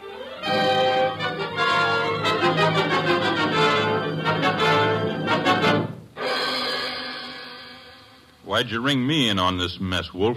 You knew the girl pretty well. Me and how many more? Besides, what time was she murdered? Last night between 9 and 9:20. I see. So if you would inform the police where you were at the time, that should be that. Yeah. By the way, Mr. Hunter, where were you at the time? I don't see your badge, Wolf. I was only wondering. I haven't been near the Dana woman for over a month. But if you're really interested, I'll give you the name of the killer. Please do not keep us in suspense, Mr. Hunter. A couple of years back, Ilsa financed a guy in a big and lousy Shakespearean play that closed like a clam and nothing flat. Go on. It was money down the drain. The guy's got nerve. And he was in love with her, and he figured she'd do anything for him. So he comes back to her to finance him again. This time in Hamlet, no less. I see. And I don't have to tell you what a flop that would be. You needn't tell me the actor's name either. You know? Mr. Barstow Young just left here. Yeah? Well, he's your man, Wolf. He got so sore when she told him she wouldn't toss any more moolah into his broken-down career, he went off his rocker and tore it down. Your reason for thinking so? I met him on the street one day, and he started beefing to me with blood in his eyes. It's all I could do not to punch him. The results might have been less fatal if you had followed your instincts, sir. I couldn't. Guy's built like a broomstick. He's weak as a cat. Hit him once, he'd crack like dry plaster. I see. What's on your mind? This man you're accusing of Miss Dana's murder, Mr. Hunter, he was very much in love with her. She was thinking about marrying him, he said. He said? Yes, he did. I heard him, too. He was talking through his skull cap. Ilsa wasn't going to marry anybody. No? No, she couldn't. Why couldn't she? Well, she just couldn't, that's all. So long.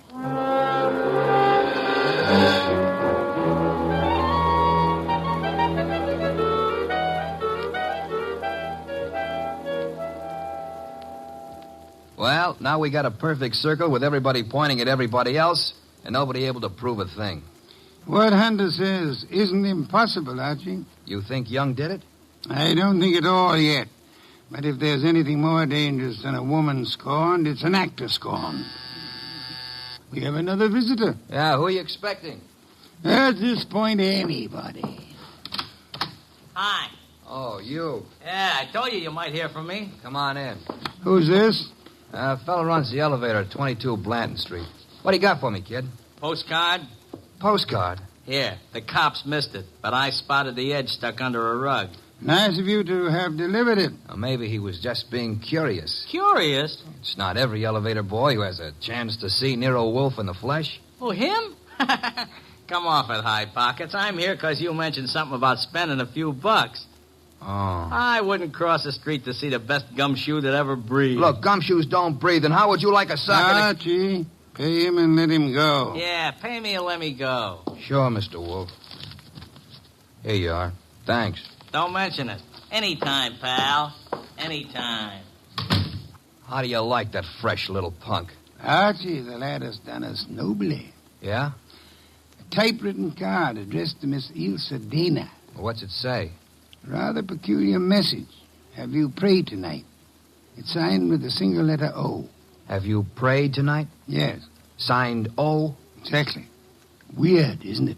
Well, what's weird about it? What could be plainer? Have you prayed tonight? Now, I ask you, who is the man in this deal who's interested in praying? All of us, I hope, are God-fearing. All right. But I ask you again, what does O stand for? It could stand for O'Brien, Obituary, Omaha. What about Oliphant? Oliphant, too. What's with this indifference? The case is cracking and you slough it off.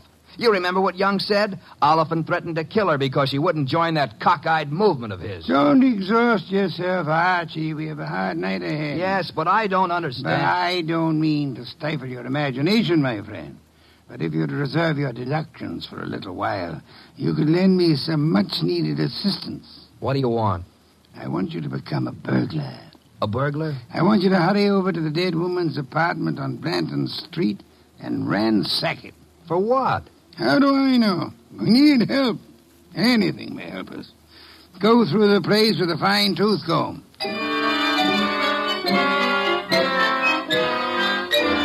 I tore the late Miss Dana's apartment to shreds, but I saw nothing. Then, just as I was about to give it up as a bum job, I noticed a little writing desk in the living room. Pried loose the lock and spotted something among a pile of papers that belonged to no well-to-do flat. It was a pawn ticket, lot 8N046, and the address was a pawn shop around the corner on 6th Avenue. It wasn't more than 90 seconds later that I walked into the joint and tossed the ticket across the counter. Oh, yeah, this, want to redeem it. And fast, huh, Pops? That's nothing that's worth much, mister. No? No. Oh, what is it? This? Small steel filing box. Oh. Anything in it? I don't know. Come to me locked, never been able to get it open.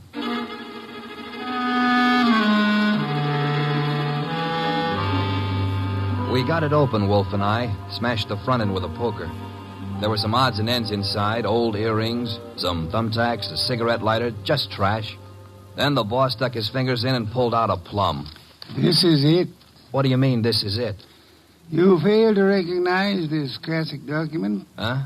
A marriage license, Archie. A marriage license. Yeah, well, whose marriage license? The wording is self-explanatory. Listen.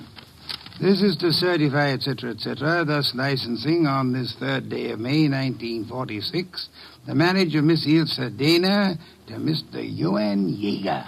Johann Jaeger? Exactly. Well, who in the world is Johann Jaeger? We'll soon see. I don't get it.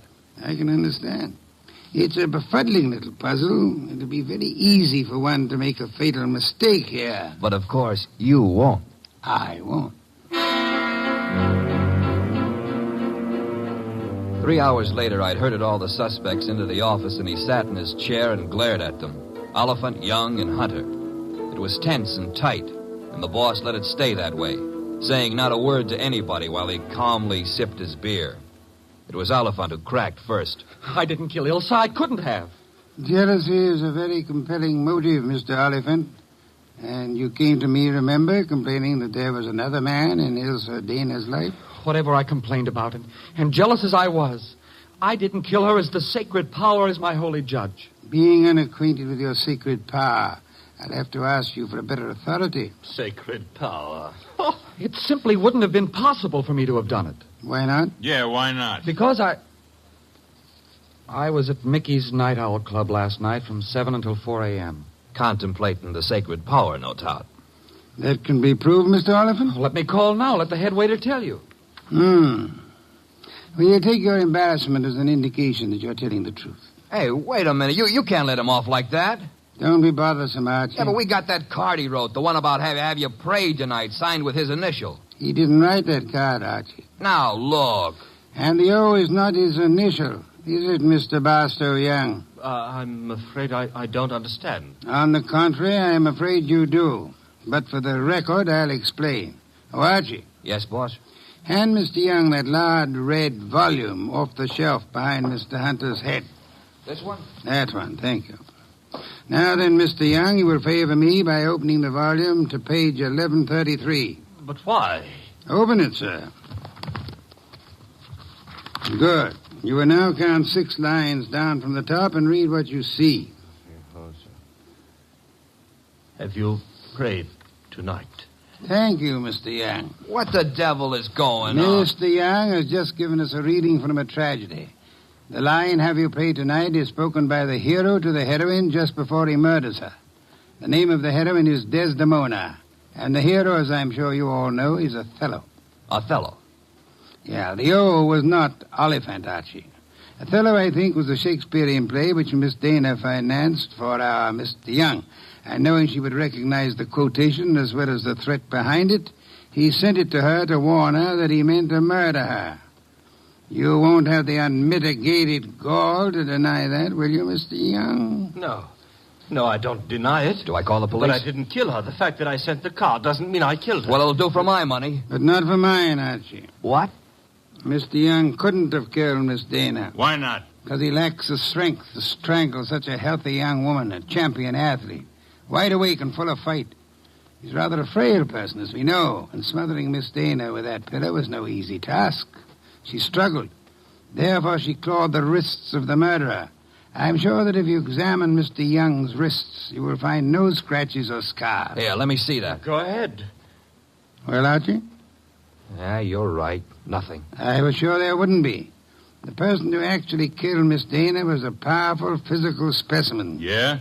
Yes, Mr. Hunter. In all probability, a professional athlete. A muscular man in good condition. You pointing at me? Seems quite likely, doesn't it? You're out of your head. Am I? Yeah. Ilse Dana war Ehefrau. Nicht wahr? Jawohl. I mean... You said yeah, Mr. Hunter. And you meant yeah, yes. I asked you in German if Ilse Dana was your wife, and you, in the heat of emotion, answered me yes in your mother tongue. Look, what's going on here? Allow me to present Mr. Johann Jaeger, Archie. Him? I've known it since we first saw that marriage license. You see, Jack Hunter is the English translation of our friend's real name back in Germany, where he comes from, Mr. Johann Jaeger. Oh, what do you know? So you proved nothing. Yeah, I was married to Ilse. That's why I said she couldn't marry anybody else. But I didn't kill her. She was my wife. I loved her. Oliphant told us you were insanely jealous of her. What if he did? You know better. Do we? Sure you do. Ilse told you herself over the phone that every word Oliphant said was a lie. Interesting. What is? How you could possibly know what Ilse Dana told me over the phone. I haven't mentioned it to you or anybody else. Oh, well, you see... I see most clearly, Mr. Jaeger, that you must have been in the apartment with her listening on the extension phone, or you couldn't possibly have that information. And it was only a few minutes after that telephone call that Ilse Dana was smothered to death. And I see it's about time I said good night. Wait a minute, Jaeger. Wait a minute. Good work, Archie. I advise you to sit still, Mr. Johann Jaeger Hunter. I was right. I told you he threatened to kill her. But why? I've only guessed at the story. Reconstructed it, so to say. But I think you and Mr. Young ought to be congratulated. On what, sir? On not having won your fair lady. You've always thought of her as a sweet, demure society girl. But actually, she was a vicious person, as bad as the man who killed her, if not worse. She tortured him cruelly for 4 long years. How can you say that about her? How can you doubt it, Mr. Oliphant? There must have been a great many men in her life. We know at least 2 definitely, you and Mr. Young. But she was in love with me. She was in love with me. I'm sorry to shatter your illusions, but she was not in love with either of you. She was using you for her purpose. What was her purpose? Tormenting the man she married. That was her preoccupation day and night. She delighted in tyrannizing over him, as one might in breaking a bull or taming a wild mustang. Do I come near the truth, Hunter? Yes. Until I couldn't stand it any longer. May I ask then why you married her? Why? Because I couldn't help myself. I crawled for her. I married her on the terms that nobody should ever know I was her husband. She was too good for me, she told me that to my face over and over. That we belonged to different worlds. But I was crazy about her, so I took it. What I've taken you wouldn't believe. Oh, I'm sure I would, Mr. Hunt. I'm a very understanding man. The question is, will a jury believe you? And that we must begin to learn immediately. Archie. Yes, sir? Phone for Inspector Kramer.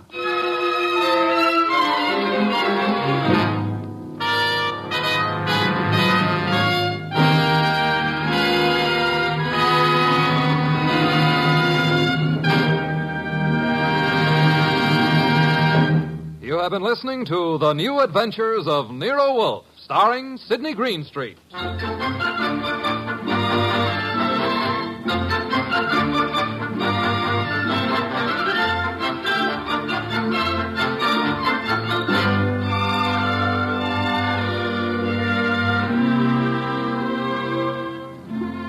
Tonight's transcribed story by Peter Berry was based on the famous characters created by Rex Stout. This is an Edwin Fadiman program produced and directed by J. Donald Wilson. In the cast were Herb Ellis as Archie Goodwin and Lee Millar, Marna Keneally, Larry Dobkin, Barney Phillips, and Jerry Hausner. Next week at this same time, Nero Wolfe and Archie will bring you The Case of the Headless Hunter. Don Stanley speaking.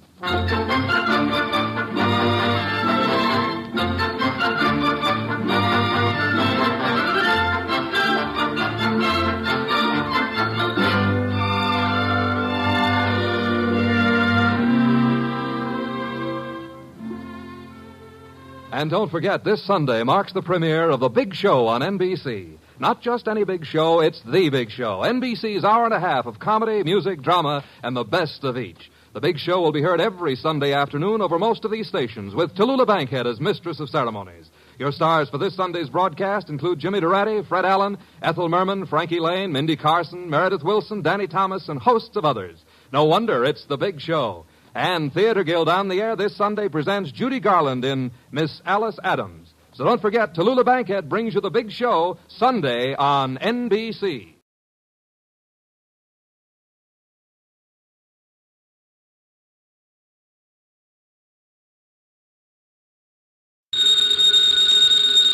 Ladies and gentlemen, the ringing of that phone bell means mystery, adventure.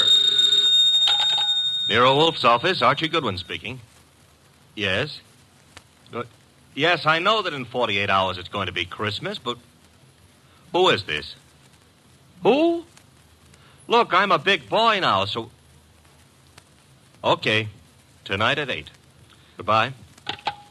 What the devil was that? This may come as a shock to you, Mr. Wolfe, but that was Santa Claus. You've been drinking? Uh-huh, the usual, milk.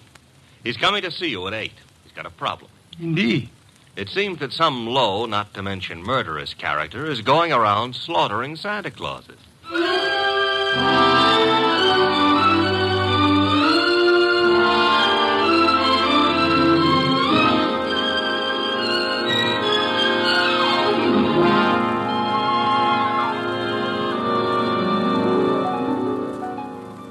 Ladies and gentlemen, it's the bulkiest, balkiest, smartest, and most unpredictable detective in the world. That chair-born genius, Nero Wolfe.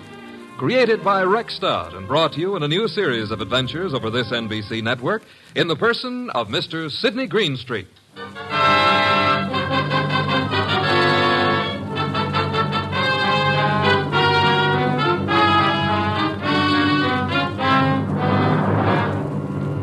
Began earlier than 8, however, the case of the slaughtered Santas. It began, to be precise, on the corner of 34th Street and Carlisle.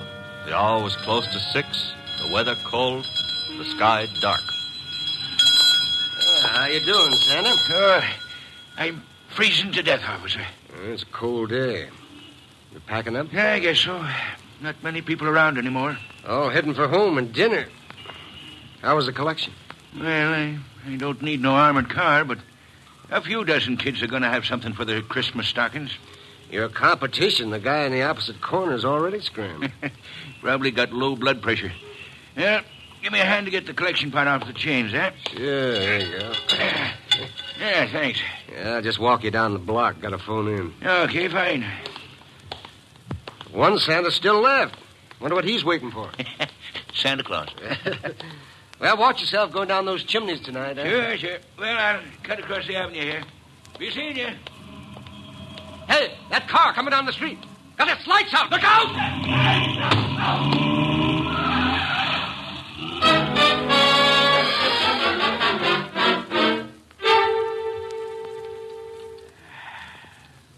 Hey, Peg. Huh? Did I ever tell you I love you? Oh, it's not me you love. It's the hot soup. Now, you're not the only woman who can cook a dish of soup. Huh? It helps, though. I'm just beginning to thaw out. Yeah, that's a cold corner you play Santa Claus on. Well, don't hurt to make a few bucks. I ain't done so good this past year. Well, maybe the next year will be... Oh, well. Besides, I kind of like it, you know. Kids asking questions all day long. Yeah. You know, I wonder how they figure the other two Santas at the intersection. Our kids think of only one thing at a time. More soup? Sure, Peg. You know, one of them other Santas got hit by a car tonight. Oh? Yeah, he packed up a few minutes before I did, started crossing the avenue, and bang! Hit-and-run driver. Oh, gosh, that's too bad. Was he hurt? Yes, he was killed. Here's your soup. Oh, with traffic the way it is nowadays. Well, I better take a look at the stew. Somebody at the door. I'll get it, Peg. Okay. Yeah, what? Oh! Mike!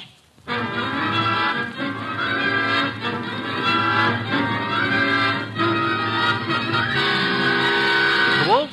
Yes, Archie? I've been thinking. Good heavens. Oh, I admit it won't bring about a national emergency. But, Mr. Wolf, Christmas is only a couple of days away. If you're hinting about your present... No. I was just imagining you behind a team of reindeer. Your imagination is morbid. You'd make a wonderful Santa Claus. Phooey. You got the perfect build for it. Of course, as for character... Archie. Yeah? Can you picture me scrambling down a chimney? Well, I might have to build bigger chimneys, but... Bah. There's that, too. However... That is the front door. True. I was thinking... You might see who it is. Well, if nobody's been lying to me on the phone, that'll be Santa Claus. Let him in. But I haven't decided what I want for Christmas yet, Mr. Wolf. For example, should she be blonde or brunette, tall or short? Archie. On my way. Good evening. I dislike dawdling on anyone's doorstep. Well, stop dawdling. Come in, please. Mr. Wolf has been warned of my arrival? He has. Through here. Mr. Wolf, this is Santa Claus? My name is Barton, John Barton. How do you do, sir? I have no time for the social graces, Mr. Wolf. I'm about to be murdered. Hardly in my house. I have objections. I'm a frightened man, Mr. Wolf. Indeed. This costume you see me in is responsible for it all. Why are you in it? I had a notion it might be, well, entertaining to play Santa Claus in public. I'm a wealthy man, sir. I can afford to have whims.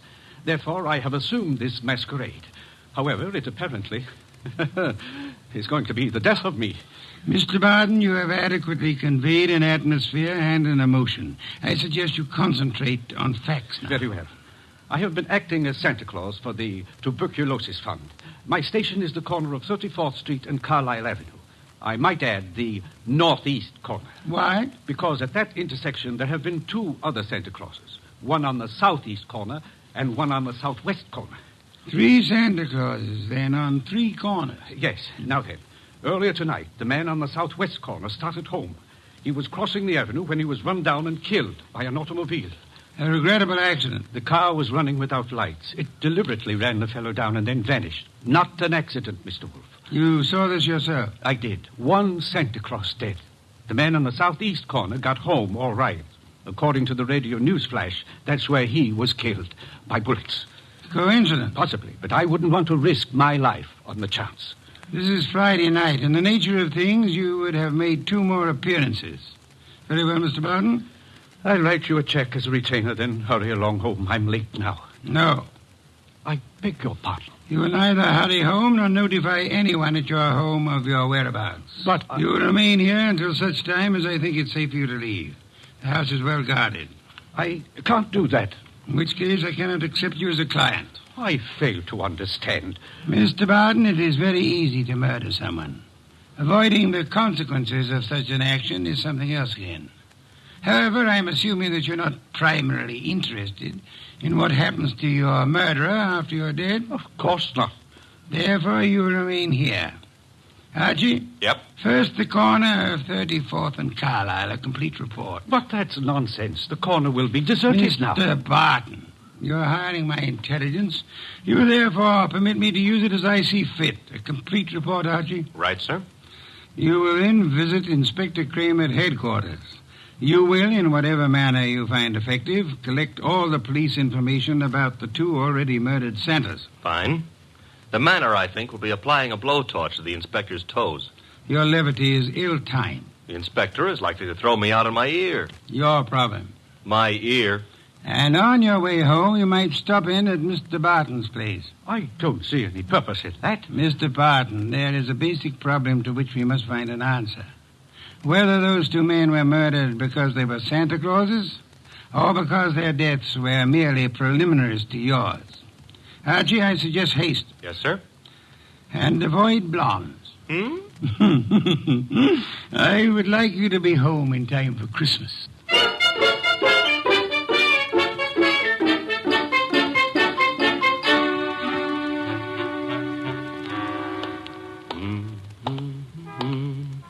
Hey, Bud.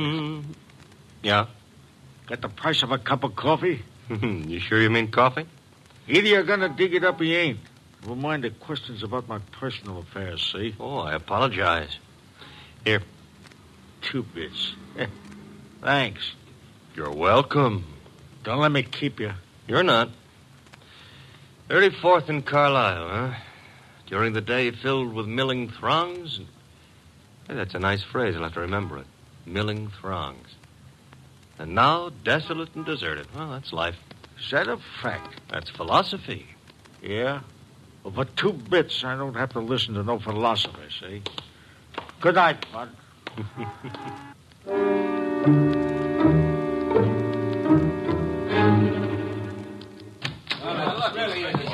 Uh-oh.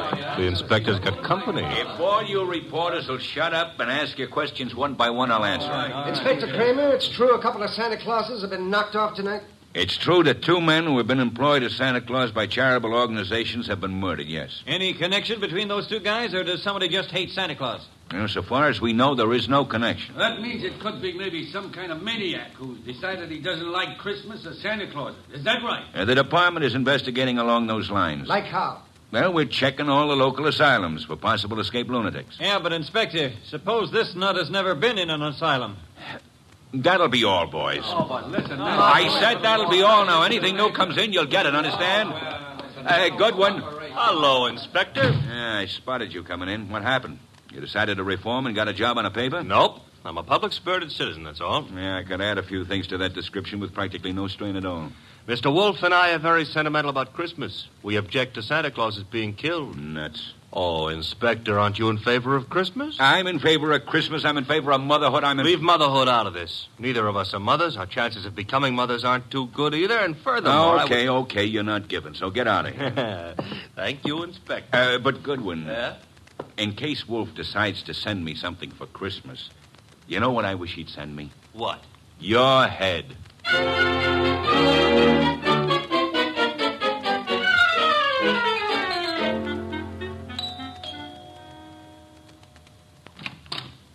Well, Oh. now I know what I want for Christmas. What did you say? I said my name is Goodwin and it's cold on your doorstep. Oh, I'm sorry. Come in. Mm-hmm. You didn't mention your name. I'm Laura Barton. Mrs. Laura Barton? No, Fine. That is, what relation are you to John Barton? his niece. Why do you ask? Oh, you've got a beautiful voice. All this marble and no butler? I don't know where Pleasant is. He should be here. Have him shot at sunrise. Oh, Laura. Wayne, this is Mr. Goodwin. Never heard of him. What does he want? Well, I don't know. Wayne what? Stevens? Uh-huh. Friend of Mr. Barton? Half-brother, but we seem to be doing all the answering. How about your answering some questions, Goodwin? I'll try. Come into the library.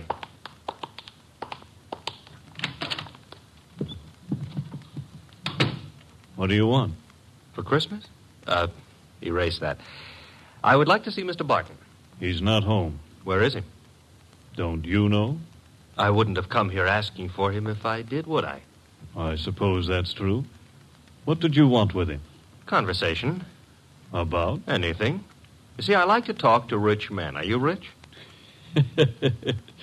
I can't play the piano either. You could always learn. But being rich is harder, I found it. Mr. Goodwin, you must have some reason for coming here, some reason concerning Uncle. Laura, you're being imaginative. Well, Uncle is late. He's probably still on that street corner playing Santa Claus. He enjoys it. Why bother about I what... don't know, except... He's never been as late as this? Well, no. Not since he started that masquerade of his. Would you happen to know where the butler is? Out getting drunk, I suspect. He was in the kitchen a little while ago. Disappeared. Pleasant likes to look on the wine when it's red, or even when it's rye. No, I take that back. Oh, you do? He prefers Irish whiskey. We don't stock it, therefore... Oh, too bad. I better run along. Good night, Mr. Stevens. Miss Barton. Good night. I'll see you out.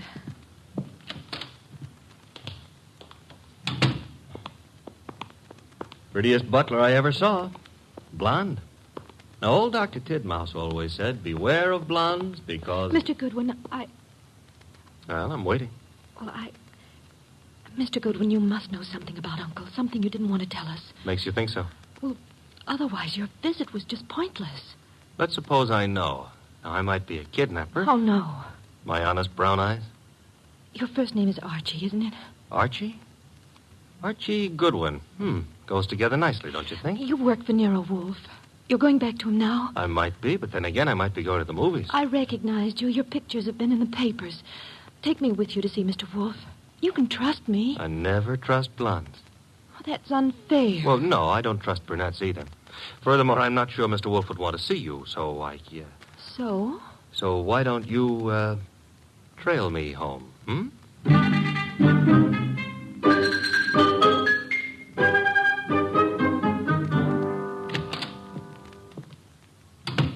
Is that you, Archie? Archie? Where's Santa Claus? Guest room. He was tired. What, I've been trailed home. Indeed? By a blonde. Phooey. All right, I admit I didn't make any strenuous effort to shake her off, but she trailed... Where is she? Outside. Good. Your report. Oh, but she might freeze to death out there. That's her problem. Your report, Archie. It's short and simple. It would be simple.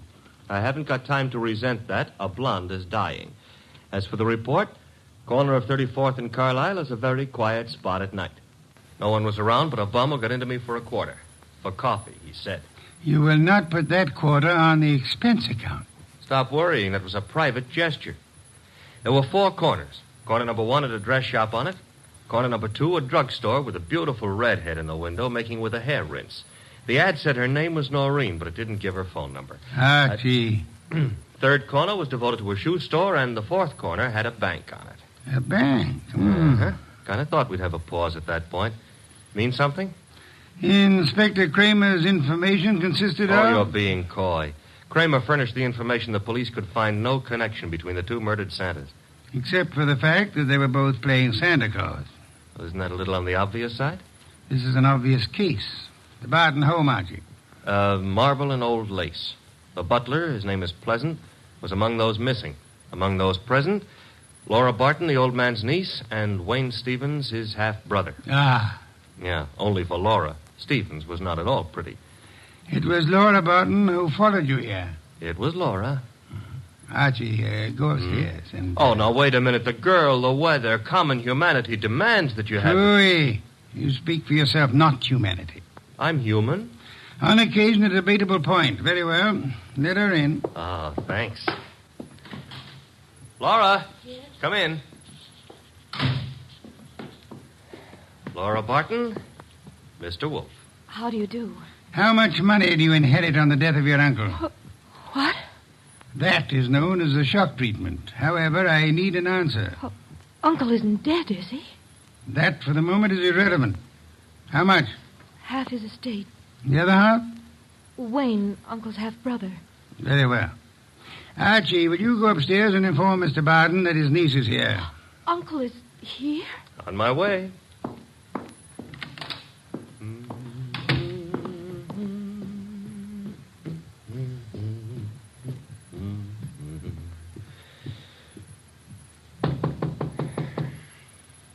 Yes? Archie, Mr. Barton. Come in. Mr. Wolfe would like you to come downstairs. I suppose he has a reason. Mm-hmm. A blonde reason, your niece. My niece? That's right. Hey, where'd you get that? A man of my wealth finds it safer to carry a revolver. Yeah, but it's not safe to point it at people, especially for the people. Turn around, Goodwin. But, Mr. Barton, we're protecting you. By letting that girl into the house, if I had the time, I'd be amused. As it is...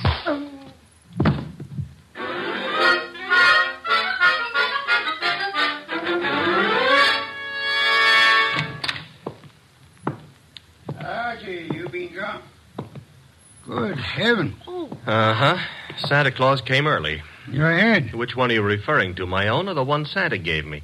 You had better sit. No, I had enough trouble getting up a little while ago. I'm staying out of any positions in which I might have to do that again. Mr. Barton is among the missing.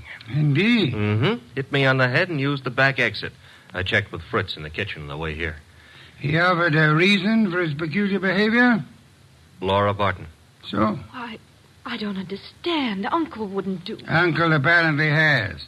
He also, would appear, fancies himself in costume. Well, he used to be very much interested in the stage. He acted for a while a long time ago till the family objected, but... Archie? Got it. Nero Wolf's office, Archie Goodwin speaking. You recite very nicely, Goodwin. This is Kramer. Let me have Wolf, huh? Mr. Wolf? Inspector Kramer. Yes, Inspector? The papers haven't been carrying it, Wolf, but you're working on the Santa Claus case, aren't you? Possibility? You didn't send Goodwin down to headquarters on a possibility. Never mind.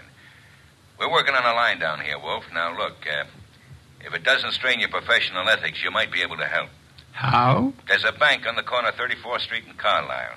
We got the thought that suppose a gang was preparing to take that bank tomorrow morning. Those Santa Clauses have been on the corner for nearly a week now. They might have noticed something about the bank's routine, guards or what have you, that could interfere with the gang's plan. A mighty ingenious and imaginative thought, Inspector. Hey, you didn't say yes or no. I have at the moment no opinion. That's all you're going to give us? At the moment. However, Inspector, in a very little while I shall give you, the murderer. Archie, Miss Barton will remain here. As for you... Yeah? You will return to 34th Street and find our coffee-loving friend. You will persuade him in whatever manner you think best to return here with you. Huh? Yes. You know, I think it possible you may be able to put that quarter on the expense account after all.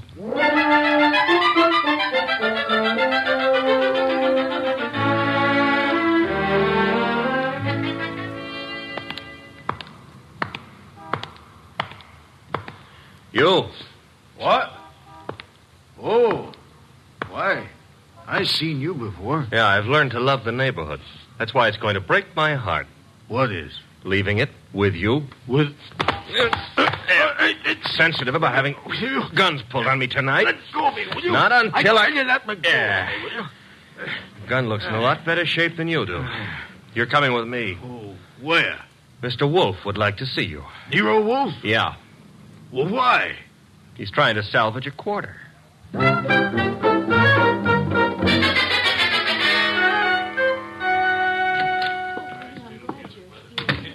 Archie. Uh-huh. Complete with, he wouldn't give his name. He did have a gun to it, though. This one. Yes. Archie, you know Miss Barton, of course? Hi. And Mr. Stevens? He joined us a moment ago. Miss Barton thought she'd be happy if he were here. Hello, Stevens. That's not the only reason I came. My brother is still missing. I'm concerned. Yes. You, sir, will you sit down? Watching people stand makes me uncomfortable. I don't have to. You do. Archie is stronger than you are. All right. That's better. If you don't mind, Mr. Wolf, I've never been here before, never met you. But you look as though you could handle things. I think my brother's been kidnapped. Possibility we shall have to consider. Miss Barton, perhaps you have a theory, too? Well, I don't know. Uncle's been behaving strangely for weeks now. What way? Well, I'm not sure. Wayne... Well, of course, John's always been a little peculiar, but I'm afraid I saw nothing especially strange, outside of this Santa Claus stunt, of course. I see. Miss Barton, your uncle played Santa Claus all week on one of the corners of 34th Street in Carlisle. I know. On two other corners, two other men indulged in the same activity. Those two other men are now dead. Oh, no. Well, wait. Mr. Wolf, you mean they were killed by mistake for Barton? It is true that one man, made up of Santa Claus, looks very much like any other man similarly costumed. But the answer is no.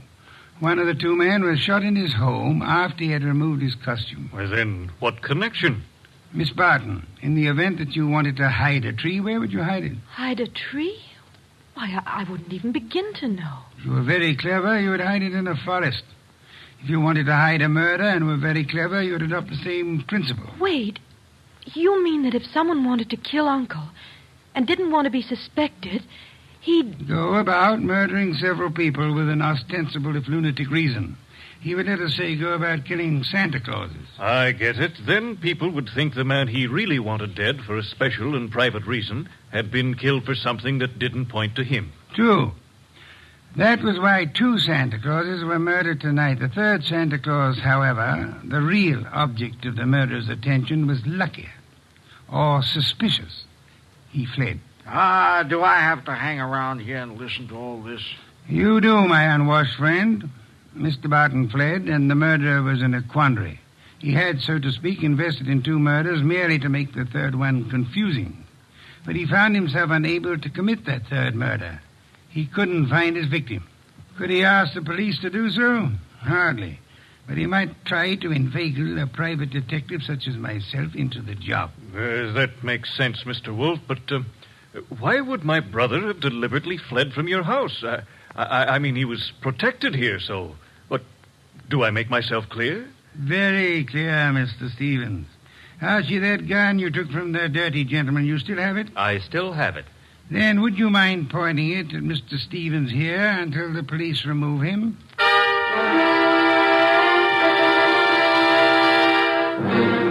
All right, come along, Stevens. Well, that's the end of Mr. Stevens. Inspector Kramer will take good care of him from now on. But now, Mr. Wolf, Laura and me and the refugee from a washcloth over here would still like to know how and why and who was involved. I knew 2 people had a motive for John Barton's death. Laura Barton and Wayne Stevens. One of them proceeded to kill Santa Clauses in the hope that the police would assume those killings to be the work of a lunatic. The paper certainly hopped on that assumption. Yes. However, John Barton, aware that his life was in danger, escaped his murderer and hid. In this house? No. A man in Santa Claus costume came here and said he was Barton. However, he was an obvious imposter. He proved that by his flight when his niece came here. You mean he could fool you, but he knew he wouldn't be able to fool me, so... Precisely, therefore, was not Barton. Who was it? Who else had disappeared at the propitious moment? The butler, Pleasant. True. I distrust coincidence. Stevens needed an accomplice, hence he sent Pleasant here. And Pleasant would give you a song and dance about Barton's danger and then scram. You'd start investigating, discover Barton was missing, try to find him, and lead Stevens to his victim, huh? I frustrated that part of the plan by insisting on Pleasant's remaining here, which he did until... That part of it's fine. But how did you choose between Laura and Stevens? It was Stevens who knew, without being told, that Barton had been in his house and had fled from it. Yeah. You yourself mentioned that Stevens had only been here a moment, so you hadn't told him. Obviously, the butler phoned him as soon as he had hit you over the head and escaped. Furthermore, the butler masquerading as Barton had attempted to throw suspicion on Miss Barton. That convinced me of her innocence. Well, you've done it again, Mr. Wolf, except for one minor detail. You're not very successful at irony, Archie. What minor detail? Where is Barton? In this house. Huh? When did that happen? You arrived home with the gentleman sitting near you. The bum? Wait a minute. This I ought to be able to figure out myself. Laura said Barton used to be an actor. That's item 1, huh? Yes, Archie. Also, why is a supposed tramp hanging around a deserted intersection for handouts? The answer is he wasn't. He was keeping an eye out for trouble he knew was after him. Oh, so it turns out I gave a quarter to a millionaire. Uncle, your uncle. Well, that is... I know, my dear. Yes, I'm Uncle. I did rather a decent job, didn't I? No one recognized me. Except, of course, you, Mr. Wolf. Not recognition, Mr. Barton. Logic. Archie, open some beer for us. Yes, sir. Logic, eh? Well, whatever it was, Mr. Wolf, I owe you a good deal. How can I ever repay you? Oddly enough, the answer is simplicity itself. Make out a check.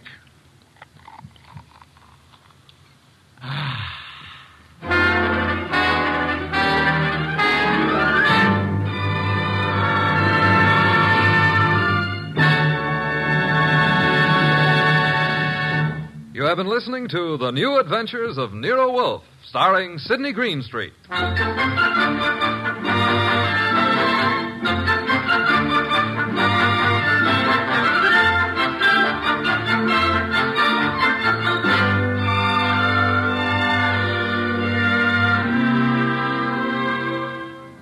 Tonight's transcribed story was based on the characters created by Rex Stout.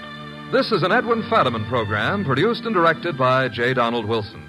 In the cast were Larry Dobkin as Archie Goodwin, and Howard McNear, Grace Lennard, Vic Rodman, Herbert Butterfield, Bill Johnstone, Gene Bates, and Bob Bruce. Next week at this same time, Nero Wolfe and Archie will bring you The Case of the Bashful Body. Don Stanley speaking. 3 chimes mean good times on NBC.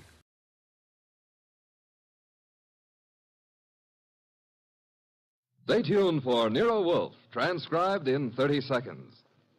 Tomorrow, you're invited to a 1-hour concert by the renowned NBC Symphony.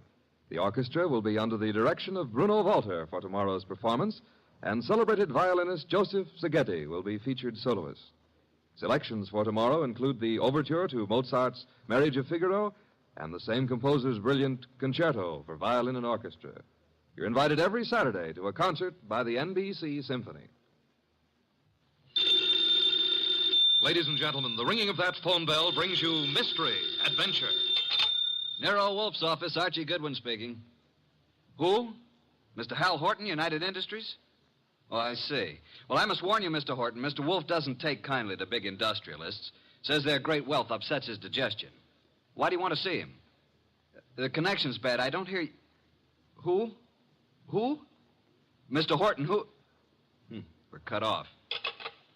What is it, Mr. Goodwin? Mr. Hal Horton called. I understand that. I won't see him. Tell him what money I have to invest I put into orchid plants. Mr. Horton wasn't promoting anything. And what did he call you for? The great Horton needs a detective. Maybe just my occupational reflex, but I thought he said somebody'd been murdered.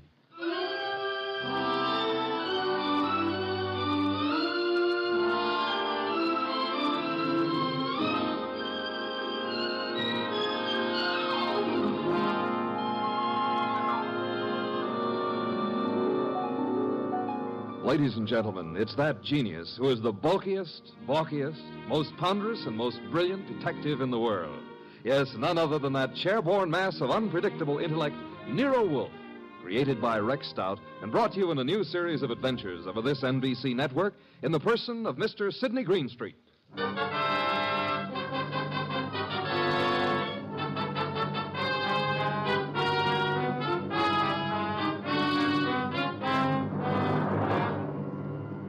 It turned out that what Horton had said had been murder, which became celebrated in the case of the malevolent medic. But its solution wasn't a simple matter of following up his accusation. It had false clues mixed all through it like raisins in a pudding. The man we came to know as the malevolent medic was young Dr. Benjamin Sloan. The case began on the sunny afternoon when Grace Banks, his nurse, came into his private office. Waiting room's finally empty, I take it? Well, there's one more patient, darling. I'm sorry, doctor. Mrs. Horton's here for another of the thiamine chloride shots you ordered for. I said you could give her those, Grace. She doesn't have to wait to see me. Oh, she's hung up her mink coat, parked her orchid and her alligator bag, and filled up all the ashtrays with lipstick cigarette stubs. Mrs. Horton prefers to wait for you. She seems very upset. I hoped she'd get hold of herself. Mrs. Hal Horton with all that money. Whatever gives her such jitters? Darling, if I ever get in that condition after we're married, please shoot me. I've advised her to go to a specialist. Hers isn't a true medical case. Well, I'll do what I can. Get a needle ready, will you, Grace, and show Mrs. Horton in. Yes, darling. I mean, doctor. Mrs. Horton, will you step in now?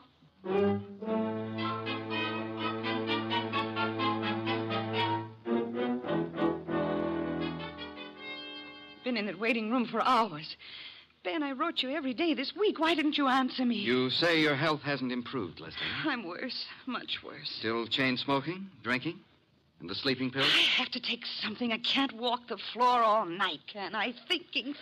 Why are you so unhappy, Leslie? You have what you always said you wanted. Money, clothes, excitement. You have the right to say that. But don't. Please don't. I'm only pointing out facts you should face. I told you from the beginning you need a nerve specialist. I need you. Nobody else can help me at all. Leslie, you went over this the last time you were here, and in all those letters you've been sending. Now, let's cross it off for good, shall we? Don't talk like that. You don't mean I'm no longer a lovesick dope, and you're the wife of one of the biggest industrialists in the country. Yes, Hal Horton. I despise him. He thinks his money makes him God. He thinks he can buy anything that he bought me. He made me think I was getting the world with a fence around it. Everything I want is on the other side of that fence. You don't know what you do want. I want us the way we used to be, happy in love together. Leslie, please be quiet. Why? Miss Banks is in the laboratory. She can hear you. What of it? I'm not ashamed. I'll tell her. I'll tell everybody. Imagine Hal's face when he finds out I'm leaving him, that I'm coming back to you. He already knows about you. I told him you were in love with me, that you're jealous. He doesn't like it. Leslie, you're raving. Now stop it. You always said I was the most attractive woman in the world. You made your choice. Now get this into your head. I'm really in love now. In a few weeks, I'm going to be married. Now I'll get your medicine. So it's really true. You are going to be married. Yes. I'd heard it, but I didn't believe it. Going to marry a nurse. All my friends have known and been laughing at me. Please, now that's enough. I made a plan, a wonderful, beautiful plan about us. Ben, you love me. Ben, say you love me. Mrs. Horton, that is all over. Don't love me. No longer. You're here as my patient, and that's all. After this treatment, I must ask you to get another doctor. A wonderful, beautiful plan for us. And now she threatens to step in and spoil it. Well, maybe I'll spoil a few plans. How would you like that? Threats will accomplish nothing. I can ruin things for you, Ben. All those fancy ideas of yours about having a fine practice, being a great doctor. Do you want to give those up? I can arrange it so that maybe there won't be any wonderful future for you. Are you prepared to face that possibility? Because I'm prepared to make it a reality. And I mean it. You'll regret this day as long as you live. I'll get your medicine, Mrs. Horton. Hand me my bag. Thank you.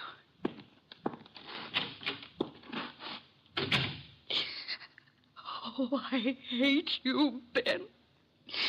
I hate you both.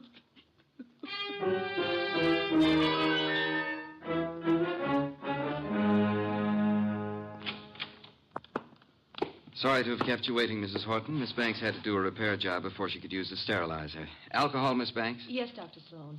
Now, Mrs. Horton, may I help? Thanks. So nice of you. There. Right side for the hypo this time, isn't it?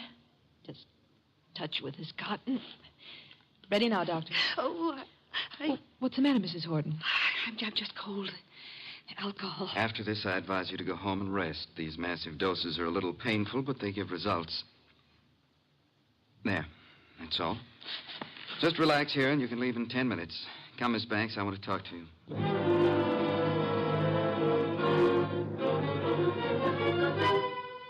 Doctor! Doctor! I feel sick. I feel very sick. You might as well stop acting. I can't get up. My feet. Ben, look at her. Something's happened. Hysteria. No, her face. Oh, Ben, she's falling. Mrs. Horton, hold on to me. I've got you. Hold her up. Leslie, what is it? Pain. Terrible pain. Where? What from? Sick everywhere. Pain, everything's pain. Pain in my head, pain in my feet. My feet. My feet.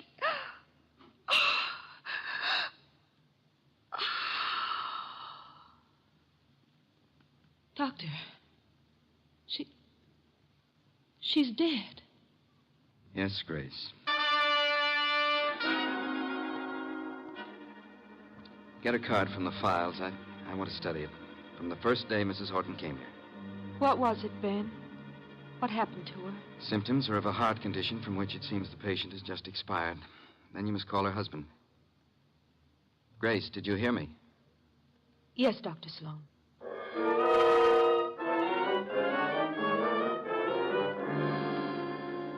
While I discourage your visit here, Mr. Horton, I do have a sort of curiosity about the operation of so-called big business.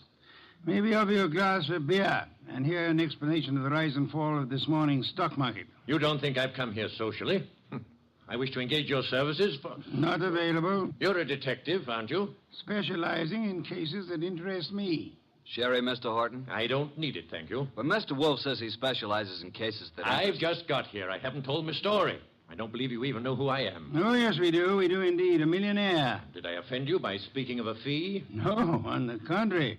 It is that portion of your conversation which interested me most.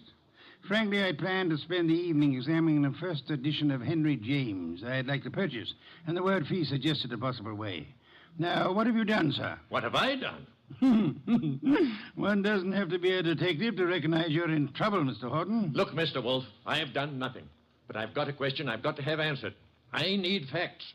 They tell me you're the man who can give them to me. If Nero Wolf can't get them for you, they're not facts, they're fancies, Mr. Horton. Well, my story's involved. But the gist of it is your beautiful wife, a former model, died last week. The death certificate indicated a heart attack. You suggest she was murdered. How did you know? Never mind how I came to my conclusions. How did you come to yours? Leslie had been going to a Dr. Benjamin Sloan. She said he was a specialist. Some friend had recommended. She'd been upset. He was giving her vitamin B shots, she told me. You doubt that was true? Dr. Sloan informed me, after she died in his office, there'd been a heart condition from the beginning. Well, I don't believe it. Leslie was a very emotional girl. She'd have been quite frightened of a heart ailment. She'd have told me about it. Maybe she didn't comprehend its seriousness. Dr. Sloan did. Why didn't he get in touch with me at once about it?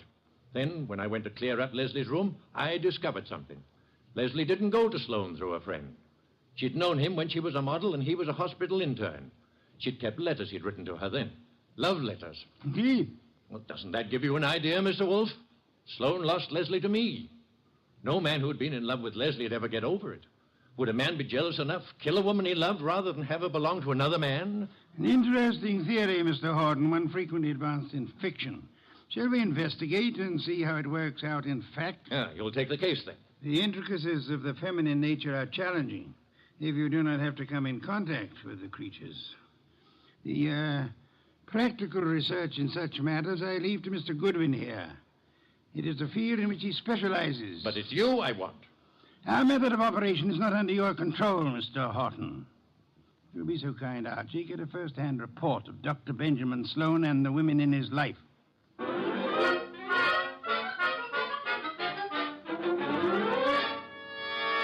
Just came to ask a few routine questions, Dr. Sloan. I don't understand your interest in the Horton case, Mr. Goodwin, is it? That's right. The death certificate was signed and a report made to the medical inspector. Detectives are a snoopy lot. Detectives? Are you from the police department? No, I'm employed to note some details before we close up the Leslie Horton estate. Sudden deaths have to be double-checked. I'm afraid I can't add a thing to what I've already reported. Well, thanks for seeing me anyhow. Been a pleasant visit. Ever have a patient die in your office before, Dr. Sloan? No, but I've seen similar cases in the hospital, of course. Was Mrs. Horton warned about her heart condition, Dr. Sloan? I discussed her case with her fully and frankly. And her husband, wasn't Mr. Horton alarmed? He didn't know. Mrs. Horton's ailment was, well, not to bore a layman with medical details, was not a fatal one necessarily. She might have gone on for years. Just played in bad luck, huh? The worst. Mm-hmm. When'd you first meet her? Several weeks ago. And you saw her how many times? It's all on the record. She was nervous. I prescribed thiamine chloride. Her medical report card shows that. You read it for yourself. Well, I guess that's all, Dr. Sloan. Won't bother you further. Miss Banks will show you out. Yes, Dr. Sloan? Sort of a modern Aladdin arrangement, isn't it? I wish I could press a buzzer and have a beautiful girl like you up here. Mr. Goodwin is leaving. Oh, this way, Mr. Goodwin. You can use the side door. The waiting room's full of patients. So long, Doctor. This way through the lab. There's a door from it into the corridor. Cozy place, all those bottles. I suppose there's enough stuff in here to kill an army. To cure one. Miss Banks, may I say that you're the kind of a nurse that patients dream about? Make it a pleasure to go to a hospital. Blonde hair, blue eyes, winkers an inch long. Are they real? If you'll excuse me. What do I have to come down with to persuade you to take care of me, huh? I don't take cases. I'm a technician. Good day, Mr. So you work just for Dr. Sloan? That's too bad the way he's involved in this Horton case. It looks serious. Mrs. Horton simply died of a heart attack in Dr. Sloan's office. If you wanted to help your boss, Miss Banks, you'd stop rushing around and answer a few questions. I'm sure Dr. Sloan gave you the necessary information. Guess he doesn't realize the trouble he's in. If you can supply any details that'll change the picture, you'll be doing him a great favor. He's a nice guy. I want to help. What is there to say? The report... Let's get it in your own words. Just what really happened here that day. Well, Dr. Sloan gave Mrs. Horton the vitamin B shot. That was routine. Mm-hmm. But she didn't get up afterward. She said she was sick. And then she fell and I caught her. And Dr. Sloan administered emergency treatment. What did that consist of, Miss Banks? All that is in the office record. What would bring on such an attack? It could have been several things. Could it have been something she ate? Acute indigestion affects the heart. Maybe Mrs. Horton would be here now if the doctor thought to use a stomach pump. He did use one. He did everything there was time to do. She certainly went in a hurry. Suffer a lot? She said she was in pain. Where? Her stomach? No, not her stomach. Where then? She seemed to be in pain all over. Reflex, maybe? When it was over, what did you do, Miss Banks? Called Mr. Horton. Must have been a blow to the great man. I understand she was younger than he is and quite a sultry gal. I've talked to you professionally because you said it was necessary to help Dr. Sloan. Is that all, Mr. Goodwin? I guess it is for now. Unless you'll have dinner with me. Thank you, no. I'm handsome, hardworking, and harmless. I'll bring you references from my employer. What do you say? The express elevator's the one on the right. Must be there's another man. Wouldn't be the doctor, would it? Well, you'll fit better in a Pullman kitchen than here among the test tubes at that. My reluctant congratulations.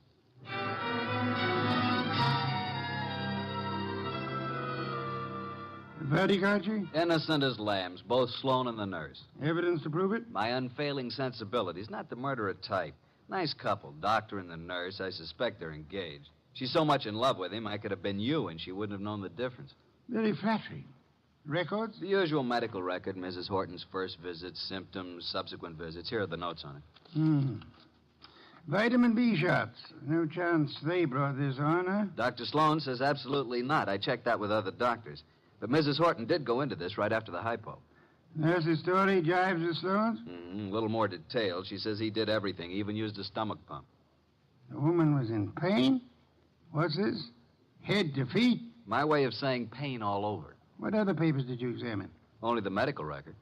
Get back to Sloan's office late tonight and examine all the papers in his desk. Can't you trust me? I tell you, there's no reason even to suspect these two. When you have one of your adolescent infatuations on, blood dripping from a dagger in a girl's hand would look to you like crushed rose petals. With this Grace Banks out of the way, maybe you can recognize evidence. Sounds like a long, bleak evening. Hand me that medical book, and then be on your way. I want to think.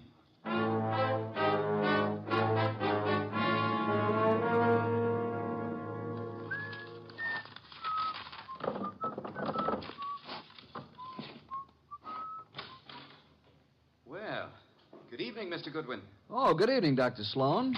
This is a surprise to us both. I didn't anticipate that you'd be keeping office hours after midnight. What are you doing in my office at 2 o'clock in the morning, Mr. Goodwin? Reading your mail and having a ghoulish time surrounded by all these shiny instruments of yours. You've been rifling my desk. I wouldn't do that if I were you. I put things back very neatly, even the letters from this little secret compartment, which isn't secret at all to anybody who knows about desks. I've kept only one. Give me that. Easy. It's the "My darling, mine first, shan't ever give you up one way or another" one. You remember it? I'll bet that nice little nurse you're engaged to never wrote that, did she? What do you intend to do with it? Mark it Exhibit A in the Horton murder case. Maybe you'd like to come with me and explain it to Nero Wolfe. Very moving, very flattering, very interesting if you like women, but also very incriminating, Dr. Sloan. What does it prove? A silly woman with a nervous breakdown imagined she was infatuated with me. A woman who is now dead, you must remember, under, shall we say, unusual circumstances. You signed a death certificate which stated Mrs. Horton died of a heart attack. As you signed it, Dr. Sloan, did you remember she had threatened you and heave a sigh of relief that fate had done you such a good turn? I didn't bear Leslie any ill will. I was sorry for her. You felt adequate to the situation. You called no other doctor, though there are several in your building. My first thought, of course, was that it was some extraordinary allergic reaction to the vitamin dose. It was not until an hour or two after she was dead you decided she expired from a heart attack. Yes. How did you explain the pain? I reported no pain. Miss Banks said Mrs. Horton had pain from her head to her feet. Grace said that? Well, not in those words, but that was the general Dr. idea. Sloan, why did you use a stomach pump on a heart case? Why, I told you I tried everything. Sometimes an acute digestive disturbance. I suggest you did it because to you, as to any qualified physician, the pain in the feet suggested poisoning, particular kind of poison, an inorganic poison. There wasn't any in her stomach. You maintain that? Archie, get the medical examiner on the phone. Tell him the body of Miss Hal Horton must be examined for any evidence of poisoning. I know you think Mrs. Horton was murdered, but it's impossible. There'd been no one near her. Miss Banks? Miss Banks couldn't have done it. She was working with me constantly. That's what I thought you'd say, Dr. Sloan.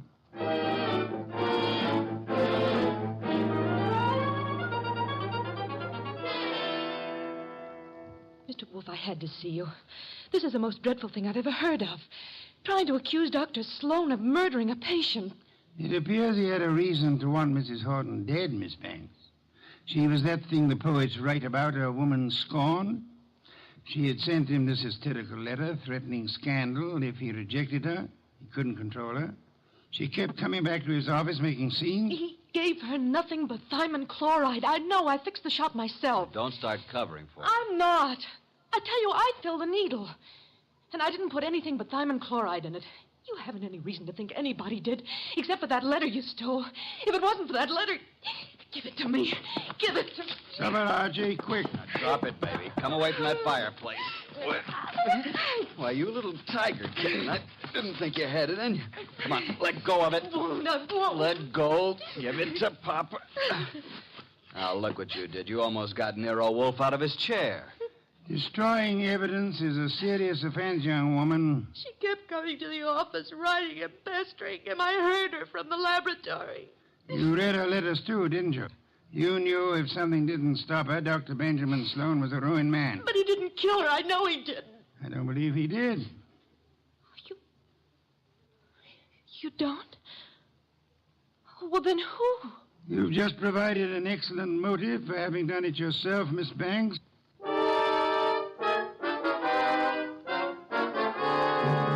Pears and white wine. Cold, luscious, exotic. Excellent, Fritz, excellent. Best thing that's happened today. I don't like this Sloan case. If you ask me, I think that Horton dame got what was coming to her. Those are not the words of abstract justice, nor the phrases of a gentleman of culture. A good detective never plays favorites. Good night's rest, and you will find your attitude more normal by morning. You expect to have this case solved by morning? It's solved now. Thanks to the expedition I sent you on this afternoon. The arrests can wait. No one will escape. I feel like a murderer myself. If I hadn't wormed it out of Grace about the Horton woman complaining of pain, and if you hadn't jumped at the word feet. That, Archie, my dear fellow, is the purpose for which you exist, to discover pertinent facts. Have we quite finished? Coffee in the study, then. Here's the door. I'll go. Mr. Wolf in? He isn't seeing anyone this evening, Mr. Horton. Well, he's seeing me. Archie, if that's Mr. Horton, I'll see him. You'd better. Sorry you found Mr. Goodwin so impossible, Mr. Horton. He came to pay you a call this afternoon. I sent him, but he didn't find you in, did you, Archie? No, but I made myself at home. I knew anything that would help to solve this case you'd want us to have. What do you mean? You were in my house? What did you take? Nothing of monetary value, I assure you, that will not be returned in due course.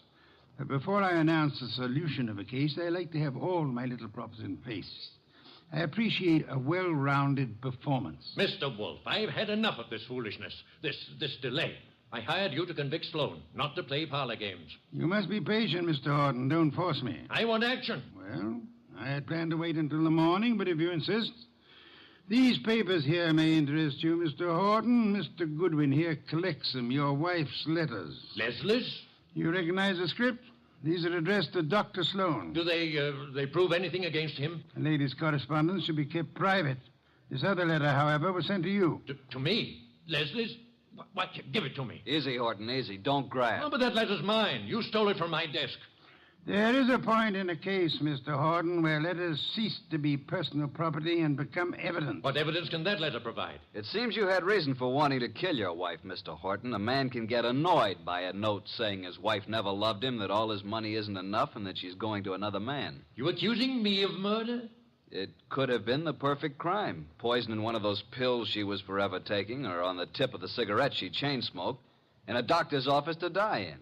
If you hadn't been fool enough to try to pin it on Sloan, you might have gotten away with it. If I had known while she was alive what Leslie was, I might have done anything. But that letter you stole from me was one she left under my pillow. I didn't find it until after she was dead. I didn't kill her. Sloan did. You hired me to prove that, Mr. Horton. Suppose you let me go about my business? Nero Wolf's office. Yeah? Oh, you did? Good boy. We'll expect you. I'll tell Mr. Wolf at once. Medical examiner's officer. Just as you thought, they found poison in the body. Listen to me. Inspector Kramer's picking up Dr. Sloan and Grace. They'll be here any minute. Kramer's set to make an arrest. I told you. The police know it's Sloan. Put the letters and Mrs. Horton's bag on my desk, Archie. Leslie's alligator bag? You stole that from my house this afternoon, too. Those things are mine. Inspector Kramer wanted to take them with him. What, do you think I wanted made public what Leslie did to me? Kramer can't have them. Maybe the inspector will want to take you, too, Mr. Horton. Let them in, Archie. Come in, Inspector Kramer. Dr. Sloan, Miss Banks. Wolf asked me to bring them here first before I locked anybody up. Mrs. Horton was murdered, all right. I'm sending a man for Horton, too. You won't have to. Mr. Horton's waiting here to join the party. Come into Mr. Wolf's office. Good evening, Inspector. Good evening, Wolf. Will you all please range yourselves around the room as I indicate? Miss Banks here. Dr. Sloan, Mr. Horton. Archie, you stand between the two men, if you please. Mr. Wolf, this is a dreadful mistake. I swear the doctor didn't... Stop thinking about the doctor. What about you? If you're accusing Miss Banks, I might as well tell Hold you it, now. Dr. Sloan. From here on, anything you say will be held against you. That's what I want. Let Grace go home and I'll... For heaven's sake, why don't you arrest the man? Isn't it obvious he's guilty? You and your trumped-up charges against me. I'll do the talking now, Mr. Horton. Mrs. Horton died from a certain inorganic poisoning. Poison administered in your office, Dr. Sloan, with a hypo syringe. Let's get it over with. I gave her the hypo. But I filled the needle. There you are. They're both guilty. Which would solve the case if they weren't lying. Miss Banks believes Dr. Sloan killed Leslie for her sake. Dr. Sloan thinks Miss Banks put poison in the hypo to save him from professional ruin. They're trying to protect each other. The fact is, the hypo they gave was perfectly harmless. It did not kill Mrs. Horton. Then what did?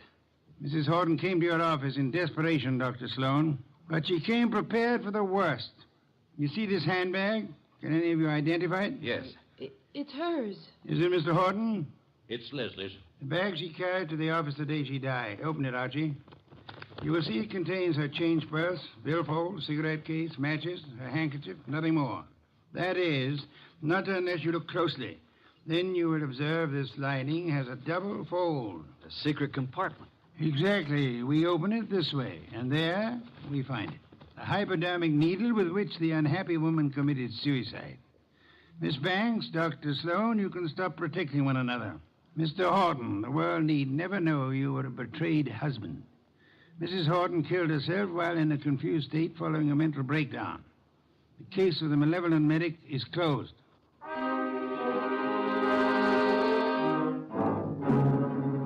How did you ever get the hunch about the handbag, Mr. Wolf?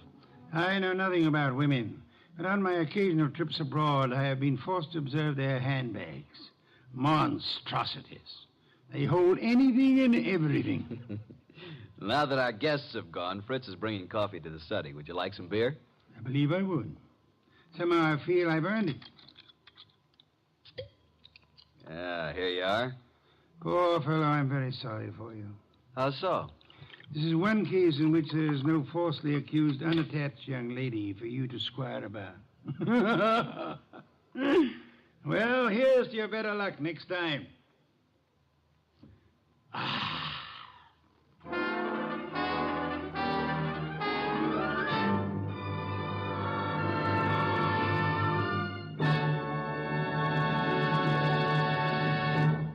You have been listening to The New Adventures of Nero Wolfe, starring Sidney Greenstreet.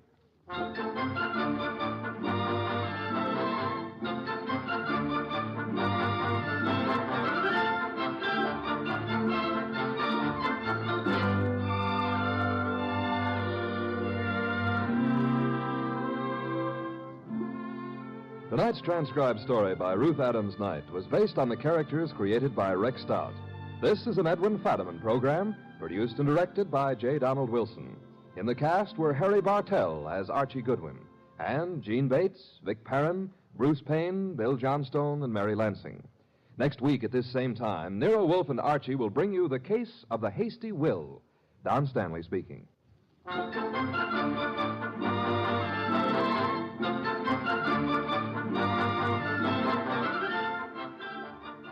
3 chimes mean good times on NBC. There's music and mystery for you every Saturday evening on NBC. For music, tomorrow, your hit parade brings you the top tunes in the land with Snooky Lanson, Eileen Wilson, and Raymond Scott's orchestra. And for mystery, Herbert Marshall stars as the Man Called X, a man in search of adventure who travels wherever there is intrigue, danger, and romance. More good mystery at Sam Spade next on NBC.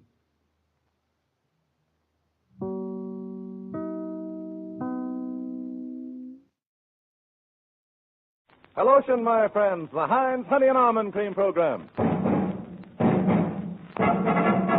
Vote for Gracie. Vote for Gracie. She's the best little skipper in the land. Vote for Gracie. Vote for Gracie. Won't you please give this little girl a hand? Starring George Burns and Heinz Honey, Gracie Allen, with Frank Parker, Ray Noble and his orchestra, and Truman Bradley speaking. Vote for Gracie.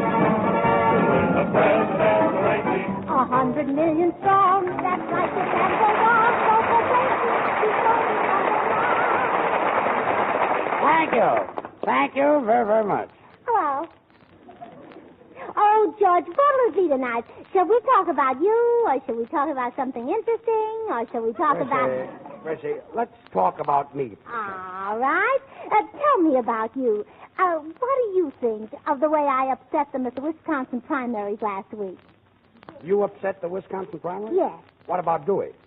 Dewey? Who's Dewey? He's a Republican. Oh, he's the one. Yes, he's the one. He's the one who's running against you for president. Oh, the poor fellow. What's he going to do for a living? Oh, he'll do all right.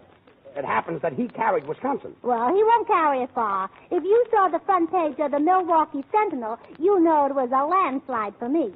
A landslide for you? I got 63 votes.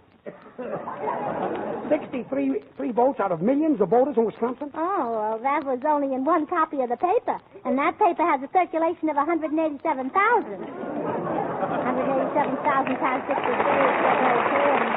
all right, Gracie. That's bingo and never mind. Just imagine me getting 63 votes in Wisconsin last Tuesday, and I wasn't even there. I see. The whole thing's silly. Yeah. I was at the Pantages Theater seeing Too Many Husbands. All right, so it was silly. Oh, certainly it's silly. There's no such a thing as too many husbands. You know what I mean? I think I know what you mean, yes. Now, if the Republicans and Democrats are going to keep nominating me at their primaries, there'll be nothing left for my party to do. And you know I'm a one-party girl. Hello, Gracie. Oh, there's my party now. Gracie, I brought you a little remembrance. Oh, Ray Noble. Why, they're Easter lilies. Yes, I want you to remember Easter. Oh, thanks. Spring, spring, I love spring. You know what Tennyson said? No, what did he say? Well, I don't know. I wasn't listening, but I just love spring. Look, what's going on here? Spring. Spring. George, old boy, would you mind taking Truman and Frank out into the hall? I'd like to talk to Gracie, and it's very confidential. It is, eh? There are millions of people listening in. Well, would you mind taking them out with you? Yeah, well, come on, folks. Let's go out. Hello, Fred. Hello, Pinky. Oh, hello, Frank. Well, what does the man in the street think about tonight? I'm not the man in the street. Well, you will be, brother, when Gracie's elected. First of all, Gracie is not going to be elected, and when she is, I'll be able to take care of myself. That's right. George can always follow in his father's footsteps. Yeah. What was his father? A ski jumper. He was not. He was a baseball player. And you were his first error. Oh, quiet. Don't worry about me. I don't need a job. I've saved my money. Oh, you said it. All right. Never mind. I'm not so cheap. You said it first. Oh, stop. Well, didn't you all just have lunch at my house this afternoon? Well, we haven't eaten out of paper plates since we ate over Jack Benny's. What's wrong with serving lunch on paper plates? Well, at least you could have served it on today's paper. Today's paper? Yeah. It wasn't a formal lunch, you know. Oh. Don't you worry about George getting a job. He had the sponsor to dinner last week. You said it. I had him eating right out of my hand. Oh, no plates at all, huh? Gracie, I happen to have a set of plates, and they're beautiful. Oh, especially when you smile. Smile for the lady. Good. Quiet. I may have my faults, but on me they look good. Oh, yeah. Especially the eye teeth. Yeah, the buck tooth there, yeah. George, you know that saying that a wise man changes his mind, but a fool never? Yeah, I know that saying, Ray. Well, would you change your mind and take Truman and Frank out into the hall so I can be alone with Gracie? Oh, yeah, will you, George? Look, what's going on in here tonight? Well, you see, it's spring, and I want to ask Gracie to help me with my income tax. Ray, anything you want to ask Gracie, you ask me. Well, will you kiss me, George? Will you go away? Go away. Silliest fellow I ever met in my life. Hello? I'm Sonny, Gracie Allen speaking. What? You called up to say you're going to vote for me? Oh, thank you. Well, I certainly appreciate it. What? Well, sure, I'll be glad to send you a picture. Where shall I send it? Oh, just bring it home with me? Oh, hello, Mother. Oh, it's your mother. Fine. What? The census taker was there? Well, did you tell him I wanted to ask him some questions? Oh, he's on his way down, huh? You called him what? A loafer, a tramp, a hobo, a bum, a good-for-nothing, and a heel, and he liked it? Oh, we get 4 cents a name. If your daddy was there, he could probably retire. What, Mother? Laura? She's sick? Oh, isn't that too bad, George? My kangaroo is sick. Oh, yes, Laura, the party emblem. Oh, you don't say, Mother. She has a fever of 115? Well, what are you going to do about it?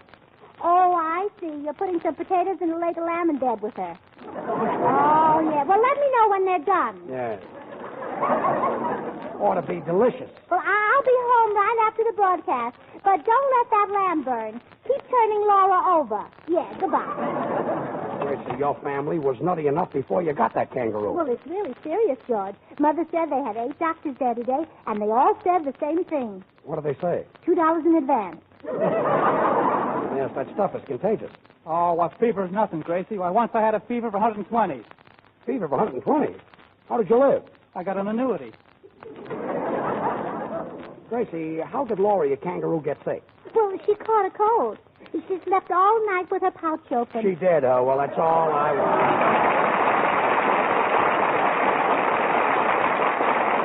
Here's a grand way to keep your hands feeling comfortable when you're spring cleaning. Smooth Heinz Honey and Almond Cream all over your hands often during the day.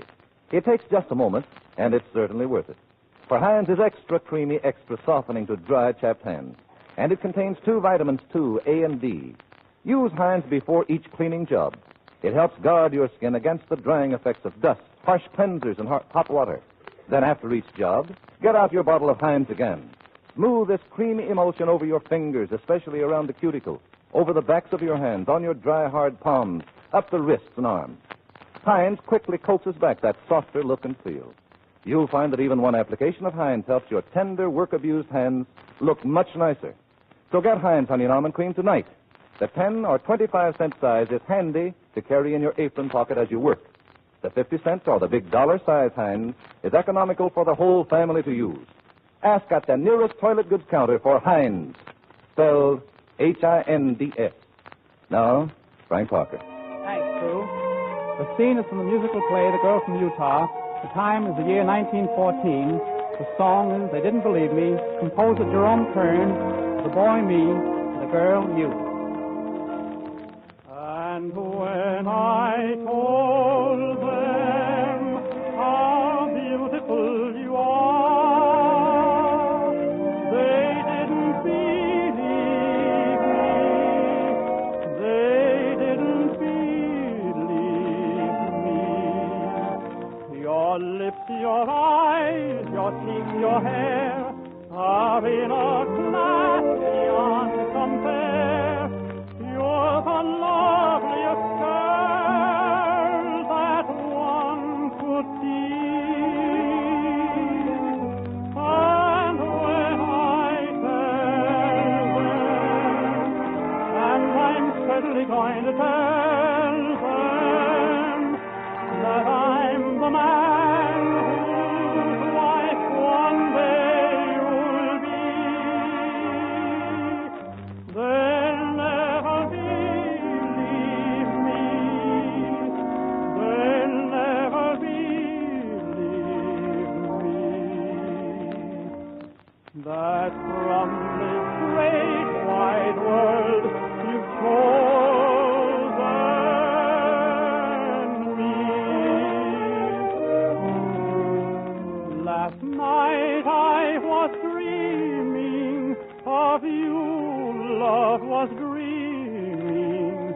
I dreamed that we promised we never would part.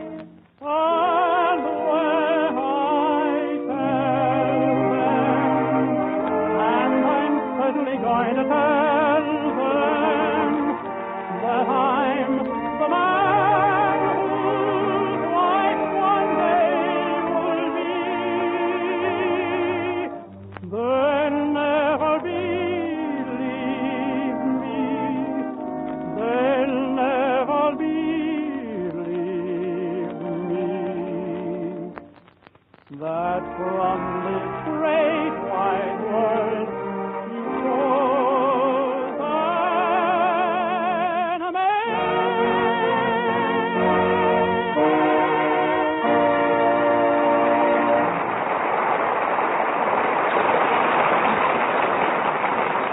Frank, I never get tired listening to your singing. You know, every week you seem to get better. George, you make me feel like a dog. You're always saying nice things about me, and here you are without a voice, without a future, very little personality, or hardly anything else. That's great. Kid. But really, I'm serious, George, and I'd like to say something nice about you. Well, why don't you? Well, I will as soon as I can think of something. I'll remember that when your option is due. Oh, don't pay any attention to Frank, George. He only repeats what everybody else says. Well, now I feel better. Oh, dear, where's Bubbles? There's so much campaign mail to answer. I've been getting letters from colleges, mayors, governors, politicians, executives, farmers, doctors. How about pajamas? Third floor, please. Lawyers.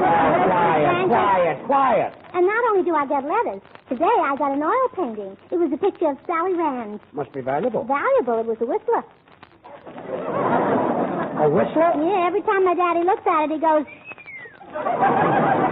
You whistle with your mouth closed like that. Well, we've covered everything except Sally Rand. Come in. I say, come along in. Come in. Wait. There's nobody knocking. Oh, yes, there is. I'll answer it. Hello? Who? Oh, just a minute. I'll tell him. George, somebody wants you, Frank, and Truman out in the hall. Who wants us out in the hall? I do. I'd like to talk to Gracie. Ray, after the broadcast, you'll have all the time in the world. My, Bubbles, you got on a new dress. Yes, it came from Saks. Fifth Avenue Saks? No, Potato Saks. Certainly looks sexy, Bubbles. Yeah, I know. Say, Gracie, what are we going to do with all these letters from important people? We'll just write and invite them to my surprise party convention in Omaha in May and tell them they can all be my guests. Well, that's nice. At popular prices. Well, and they'll surely come. And sign it, what's that name again? Oh, yes, Gracie Oh, Allen. yes, that's the name. Hey, you. Stop thief. Leave those cars alone. Those cars belong to George, Frank, and Truman. What's going on there, Ray? Oh, nothing. Somebody's trying to steal your cars. We haven't got any cars. Really? Well, you three fellows can borrow mine if you want to go someplace. So you can be alone with Gracie. George, you're psychic. Cheerio. Oh, cheerio. Cheerio. Come back here, Gracie. Oh, well, I'll see you later, Ray, and give me back my chewing gum. Huh? And, Gracie, here's some more letters. The Silver Lake Young Democrats, the New York State Young Republican Club. Did we get a letter from Clark Gable? Clark Gable? What's he got to do with your running? Well, who do you think I'm running after? He happens to have a wife. Oh, she can be appealed. You know, Gracie, I do wish you'd get elected. Then I'd have nothing to do. Nothing to do? Well, then you'd really have your hands full. Full of what? Shoelaces, newspapers, pencils, whatever you're selling, brother. Yeah. Say, George, I just made a bet for us. I bet Ray Noble $6 against $6 bottles of Heinz Honey and Almond Cream that he can't get Frank, you, and me out in the hall. Well, that's one bet he'll lose. Ray, you lost. All right. Well, I'm not a welcher. I'll pay off. My secretary will give you the money. She's in my office. Where's your office? Out in the hall. Will you get out of here? Come in. Good evening. I'm the census taker. Oh, yes, my mother phoned me about you. Come in and pull up a chair. I can only sit down a second. Oh, well, then pull up a splinter. My name is George Burns. Oh, how do you do, Mr. Burns? This is indeed a pleasure. Tell me, do you smoke? Why, yes. Soothing, isn't it? Huh? Mister, you say you're a census enumerator? Have you got a card to identify yourself? Well, he doesn't need one. He knows who he is. Gracie, why did your mother send him over here? Well, I'm being elected president, and it's very important that I find out how many people over 21 are old enough to vote. Well, I wouldn't be without a piece of information like that. You know, Miss Allen, all the information I get is confidential. In fact, it's so confidential that half of it goes in one ear and comes out the other. Oh, isn't that kind of drafty? Yes, you'll probably catch cold sleeping with an open mind. Now, you know, what I'm asking for isn't very confidential. All I want to know is what goes on with our neighbors after they pull down the shade. That's all you want to know. That's all. Gracie, these census takers are pledged to secrecy. They can't tell anybody anything. That's right. So whatever I tell you is in strictest confidence. What?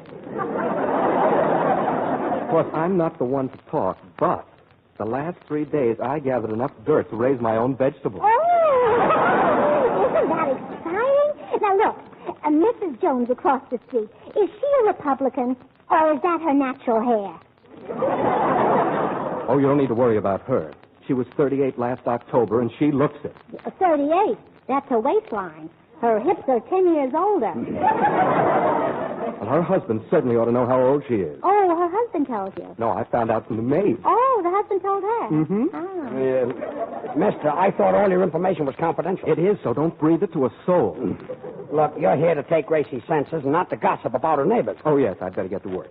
Now, Miss Allen, what is your name? Gracie. What's your surname? Sir Gracie. I mean your full name. Oh, Gracie M. Allen.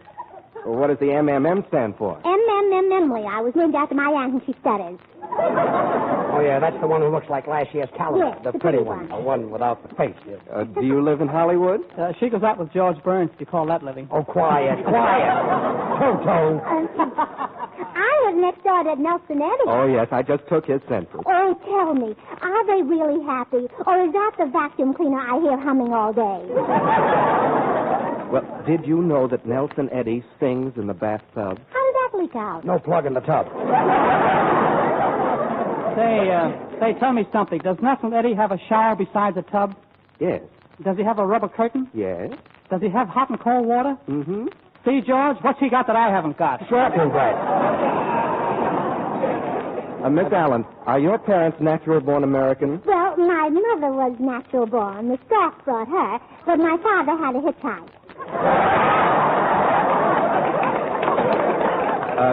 Regarding income, what do you get a week? Well, it all depends. Now, 1 week I get a cold, 1 week a headache. No, I mean, what do you earn? Oh, that's a salary.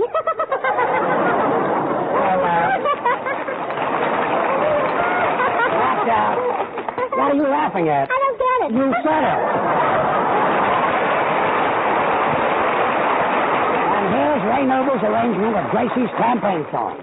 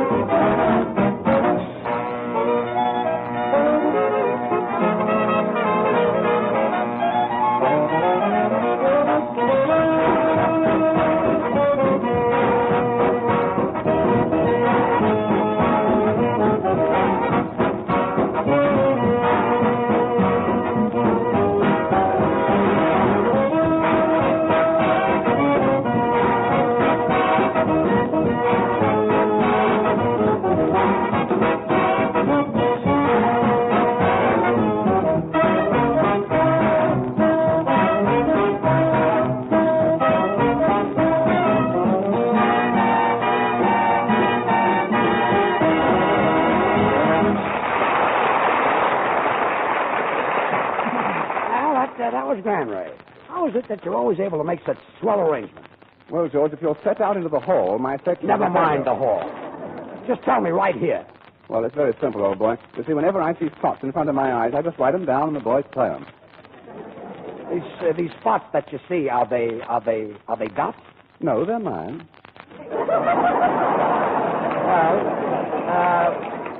Dot. You know, my brother used to see spots in front of his eyes, but he cured himself by drinking. By drinking? Yeah, now pink elephants hide the spots. Now, if we can just get something for the elephant to hide behind. If you're looking at me, Mr. Burns, I'm not available. I never mentioned you. That's for you, probably. You might as well answer. Hello?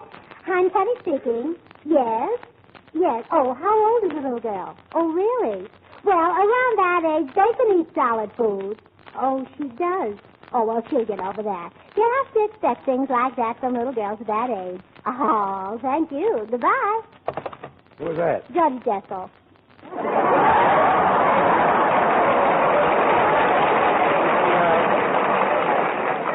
I thought your kangaroo's cold was getting worse, I hope. Say, Gracie, I read a great remedy for colds that might help Laura. Oh, good. Yes, sir. You take an old stocking, rub it with mercurochrome, and tie it around your throat. Oh, of course, you take your foot out of the stocking first. Naturally. And then you rub your forehead with a gold wedding ring. Where did you read that to me? At lunch today on one of your dinner plates. Look, let's settle this once and for all. If you fellows didn't like my food, why did you come to my house for lunch? Well, where else can you get a 35-cent lunch for 40 cents? All I know is that half of my personal silverware is missing. You mean that stuff marked Beverly Wilshire Hotel? Yeah, my personal stuff. Well, it's the first time I ever saw a sandwich made out of a slice of ham between two pieces of confetti. It's daintier that way and quiet. Well, I really enjoyed your luncheon, George. It wasn't just the food, it was also the hospitality. Thanks, Joe. Although the hospitality could have had a little bit more meat on it. Huh? Well, you know, at most luncheons, there's a very little conversation. All you hear is pass this, pass that, pass this. But at your luncheon, it was really marvelous because there was nothing to pass. I don't know what you're complaining about. The dinner didn't cost you anything. The food was on the cuff. Well, it wouldn't have been if you'd served napkins. Oh, quiet. I've had enough of this, and it's going to be a cold, cold day before George, instead of serving meals for a living, you can always be a singing announcer, you know. Why, with your voice, you can open up a new field. And plant corn. Oh.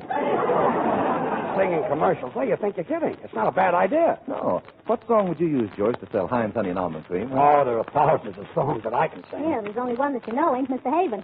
Yeah. Well, what about this one? If your hands are rough and right and you're all by yourself, get Heinz Honey and Almond Cream. You'll find it on the shelf. A tally could count it. What does it amount to? $10, $15 size, and it'll be popular with all the guys. You ain't Mr. Haven all by myself. I ain't Mr. Haven. I'm happy. Hello. Quiet. How do you like that? It was the wrong number. Yeah, any number you sing is a wrong number. Oh, yeah? Say, Frank, I think you've gone a little too far. Kidding is kidding, and George, I wouldn't stand for any more. Of course, there's no harm in what he says to the elevator boy, but when he stands right here in front of elevator boy? Yes. When he stands... What'd he say? Well, yeah, I couldn't repeat it. I'm going out to find out. I'll take it. Gracie, I didn't say anything to the elevator boy. Oh, well, then you better go out and tell George. It was Truman. I will. Gracie, I didn't say anything to the elevator boy. Oh, well, then you better go out and apologize to Frank. I certainly will. You know, Gracie, this is the first time you and I have ever been alone.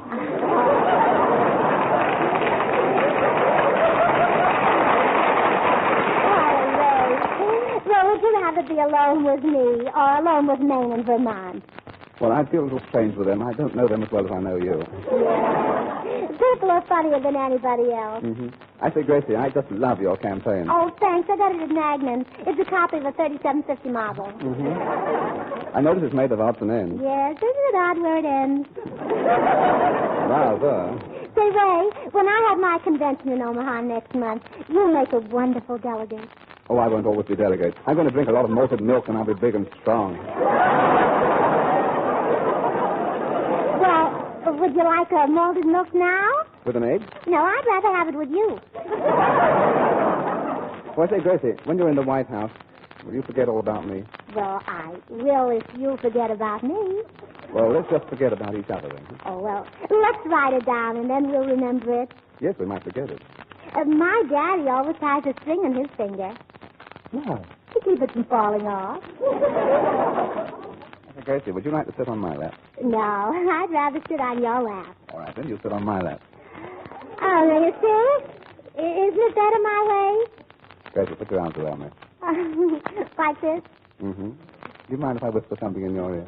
No. What is it? You're stepping on my foot. Do you mind if I whisper something in your ear? No, what is it?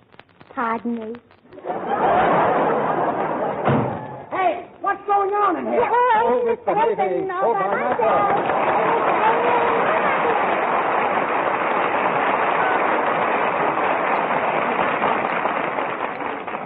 Come on, everybody. Get your copy of Gracie's campaign song and start singing. We've got to get Gracie in the White House, you know, even if we have to paint the one she's in. Gracie is so proud of her song, Vote for Gracie, she wants you to have a copy. Now, all you have to do to get it is send your name and address to her on the back of a Heinz Honey and Almond Cream carton. Any size carton will do. But if you use the 10-cent size, be sure to send 2 cartons. Address your envelope to Gracie Allen, Hollywood, California. And in a few days, you get a copy of this crazy campaign song complete with words and music and a big picture of Gracie on the cover. Now, act quickly, because this offer is good for a limited time only. In the meantime, don't forget to treat your hands to Heinz. The minute you take your hands out of dishwater, comfort the chapped, red, puffy skin with Heinz Honey and Almond Cream. Every fine drop of this creamy, fragrant lotion helps make your hands smoother and nicer. Heinz is extra creamy, extra softening, and contains 2 vitamins. You can get Heinz Honey and Almond Cream at any toilet goods counter, and be sure to take the carton. Write your name and address on it, and mail it to Gracie Allen, Hollywood, California, for your copy of Gracie's song, Vote for Gracie. Thanks, Truman. Now Gracie will sing Frank Lesser and Jimmy McHugh's new song from Buck Benny Rides Again, My, My. My talk was fishy and clever. My line was sharp as a tack. But ever since I met you, everything's gone black. I want to shout a poem about how I dream of that gleam in your eyes. I want to shout, but all that comes out is my. I want to sing the flowers in spring, but oh dear, when you're near, I just die. I want to sing and can't sing a thing, but my. Now I should say, oh, how lovely. And I should say, ah, how sweet. I should have Shakespeare at the tip of my tongue, but every time we meet, I look at you, and what do? I get weak, I can't speak, I just sigh. And though I try, the best I can try is my. Tell me why my voice won't obey, and help me to say how I go when you throw me in high. I want to cheer, but all you can hear is my. I have a tongue that never has some pretty words about birds in the sky. When you're around, the best I have found is my. Now, I should say, how intriguing. And I should say, how unique. I should have wept you in the palm of my hand. But every time we meet, dead pigeon, I look at you, and what do? I get weak, I can't speak, I just cry. And though I try, the best I can try is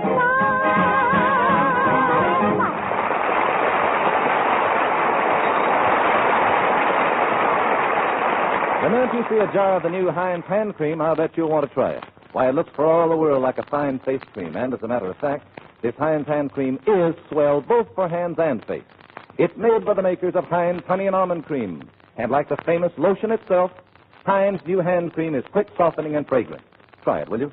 Well, Gracie, say good night. Well, good night. Good night. And when I'm in Washington, don't forget to drop in and see me at the White House. I don't know the address, but I'll leave a congressman burning in the window. Good night, all.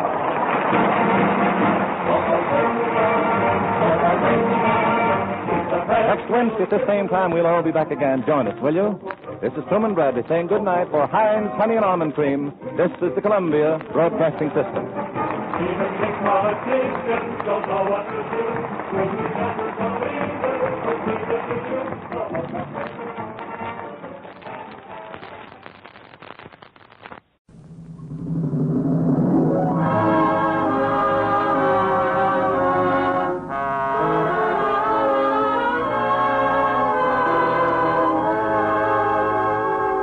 Lady Esther presents the Screen Guild Players.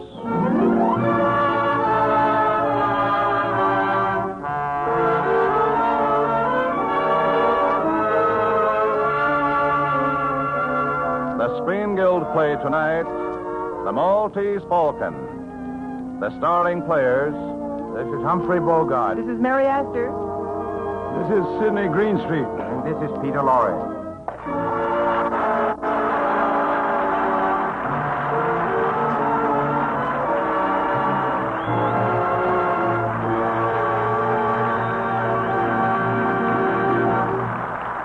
Tonight, Lady Esther presents the Screen Guild Players in Warner Brothers' sensational mystery story, The Maltese Falcon. It stars Humphrey Bogart as Private Detective Sam Spade, Mary Astor as Miss Wonderly, Sidney Greenstreet as Caspar Gutman, and Peter Lorre as Joel Cairo.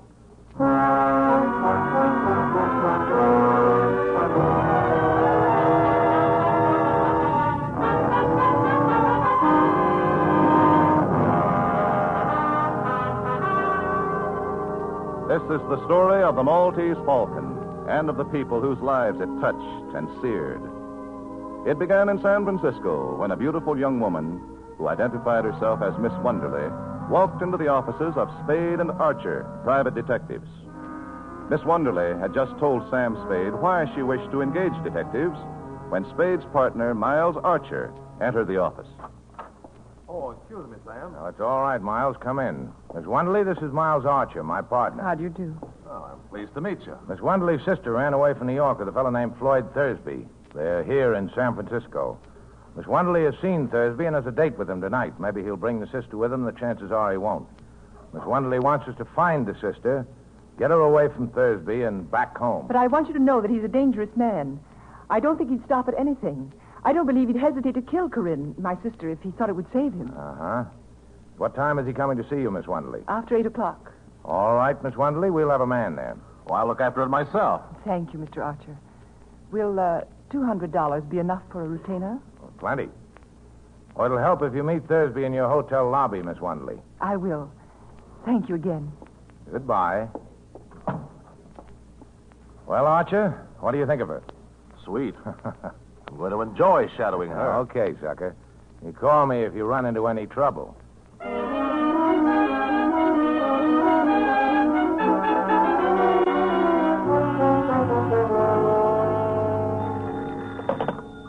Hello?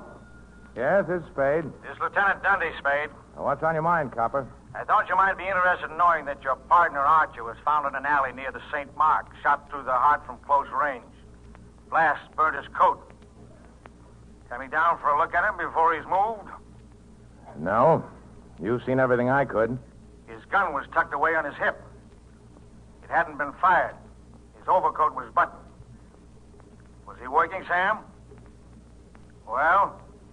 He was supposed to be tailing a fellow named Floyd Thursby. What for? Now, don't crowd me. I'll see you after I break the news to Archer's wife. I'll be there in a couple of hours.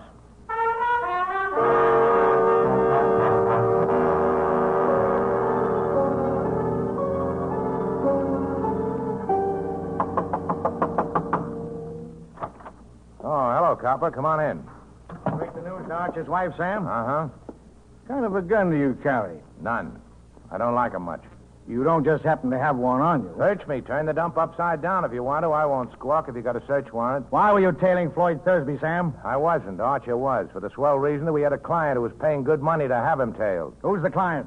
Sorry, I can't tell you that. You didn't go to Archer's house to tell his wife. I called up and the girl from your office was there, and she said you told her to go. What are you leading up to? Just this, Spade. Floyd Thursby was shot down in front of his hotel about a half an hour after I talked to you. Oh. I came into my apartment just a few minutes ahead of you. I was walking around thinking things over. I knew you weren't here. I tried to get you on the phone. Where'd you walk to? Just around. Thursby die? Yeah. How'd I kill him? I forget. He was shot 4 times in the back. Hotel people know anything about him? Nothing. Except he'd been there a week. Alone? Alone. You find out who he was? What his game was? No, I thought you could tell me that. I've never seen Thursby dead or alive. Now, look, Spade. You know me. If you did get Thursby, you'll get a square deal from me and most of the breaks. I don't know that I'd blame you a lot, man that killed your partner, but that wouldn't keep me from nailing you. That's fair enough. Now, would you mind scramming? I got some thinking to do, and I'd like to get a little sleep before daylight.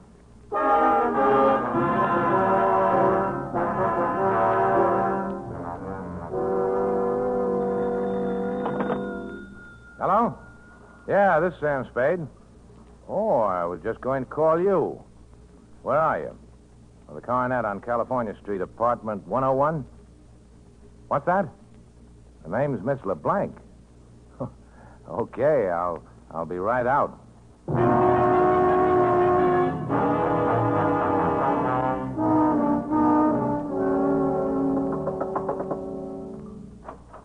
Oh, good morning.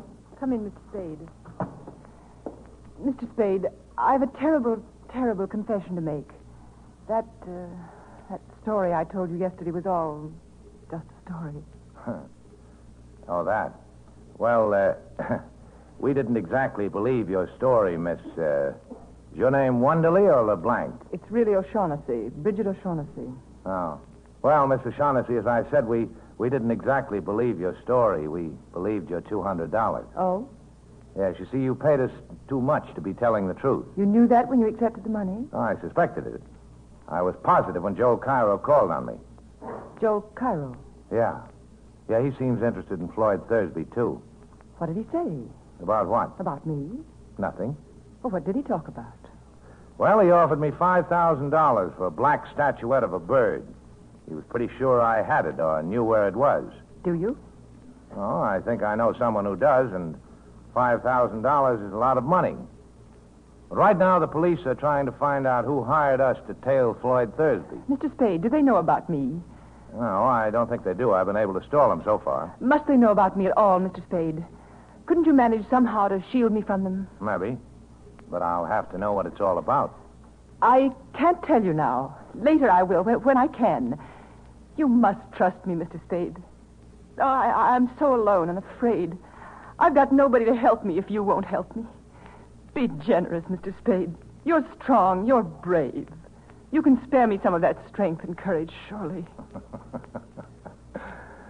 Sister, you don't need much of anybody's help. You're good.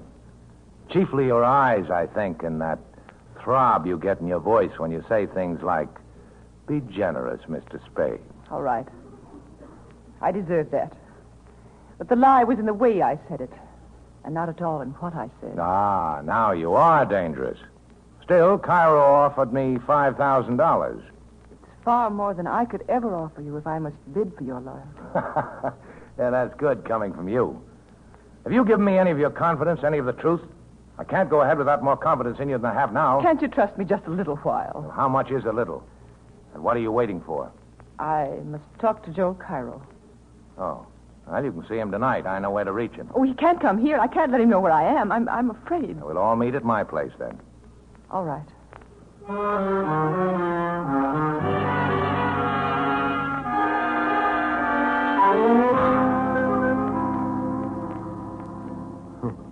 I'm delighted to see you again, Miss O'Shaughnessy. I was sure you would be, Joe. Mr. Spade told me about your offer for the Maltese Falcon. How soon can you have the money ready? Oh, it is ready. You are ready to give us $5,000 if we turn the Falcon over to you? I shall be able to give you the money as soon as the bank opens in the morning. But I haven't got the Falcon. Then why did you send for me? Because I'll have it in another week. Yes? Where is it? Where Floyd hid it. If you know where he hid it, why must we wait a week? And why are you willing to sell it to me? I'm afraid. After what happened to Floyd, I'm afraid to touch it except to turn it over to somebody else right away. Exactly what did happen to Floyd? The fat man. Gutman? Is he here? I don't know. I suppose so. If you two let me interrupt for a second, I can answer that. Gutman is here. How do you know? Because he called me and asked me to see him. Have you? Not yet. I thought that after our friend Cairo here left, I'd find out just how you and I stand before I took on any more clients.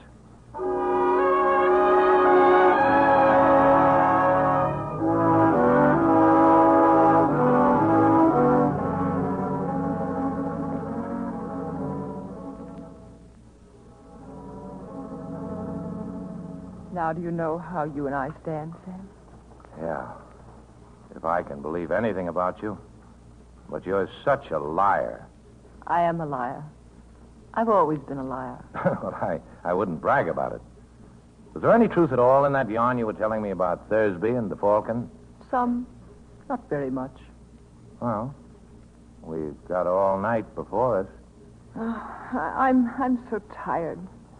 So tired of lying and thinking up lies and not knowing what is a lie and what is the truth. I wish... Hey, look, honey. I think I'd better have a talk with Gutman in the morning.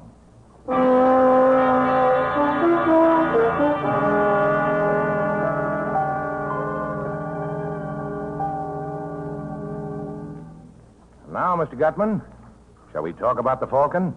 Oh, by all means, Mr. Spade. But first, answer me a question. Are you here as Miss O'Shaughnessy's representative? Well, there's nothing certain about it either way yet. It depends. Maybe it depends on Joel Cairo? Maybe. The question then, Mr. Spade, is which you'll represent. It'll be Miss O'Shaughnessy or Mr. Cairo. I didn't say so. Who else is there? There's me. Oh, well, that's wonderful, sir, wonderful. I do like a man who tells you right out he's looking out for himself. Don't we all? Uh-huh. Now, let's talk about the Blackbird. Let's, Mr. Spade. Have you any conception of how much money can be got out of that Blackbird? No, but you just tell me what it is, and I'll figure out the profits. You mean you don't know what that bird is? Well, I know it's black enameled, about a foot high, and I know the value in human life you people put on it. Miss O'Shaughnessy didn't tell you what it is? He offered me Cairo didn't either? He offered me $10,000 for it. Do either of them know what that bird is, sir? What is your impression? Well, there's not much to go by, but I don't think so. If they don't know, I'm the only one in the whole wide, sweet world who does. Good. And when you tell me, there'll be two of us. Mathematically correct, sir. But I don't know for certain that I'm going to tell you. Well, you think again and think fast. You'll do your talking today or you're through. What are you wasting my time for? I can get along without you. That remains to be seen, Mr. Spade. They're away. And there's another thing. Keep that gunman of yours away from me while you're making up your mind, or I'll kill him. Well, sir, I must say you have a very violent temper. Think it over. You got till 5:30. Then you're either in or out for keeps. Wilma. I'm going to kill that guy. I could have done it easy when he was standing there with his back to me. Of course you could, my boy. But business before pleasure. And we'll be seeing Mr. Spade again before 5:30.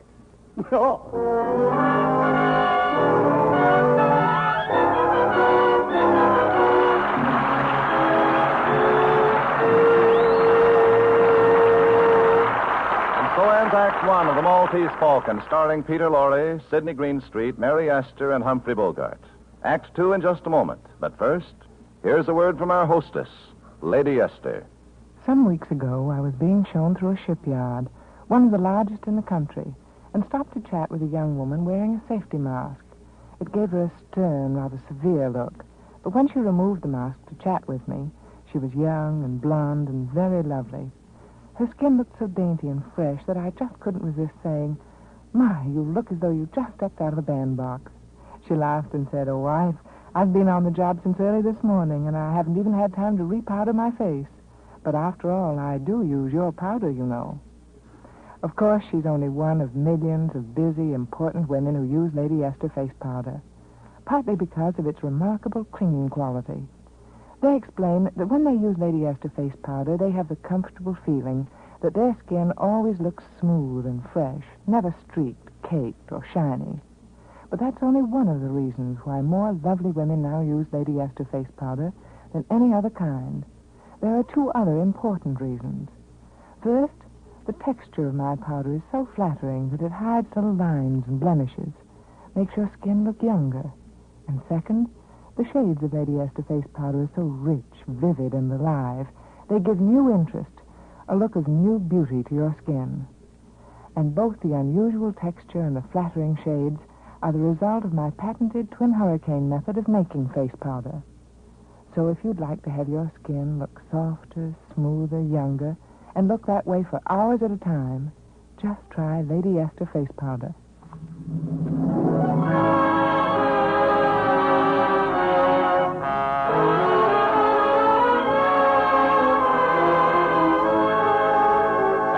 curtain rises on the second act of The Maltese Falcon, starring Humphrey Bogart as Sam Spade, Mary Astor as Bridget O'Shaughnessy, Sidney Greenstreet as Casper Gutman, the Fat Man, and Peter Lorre as Joel Cairo.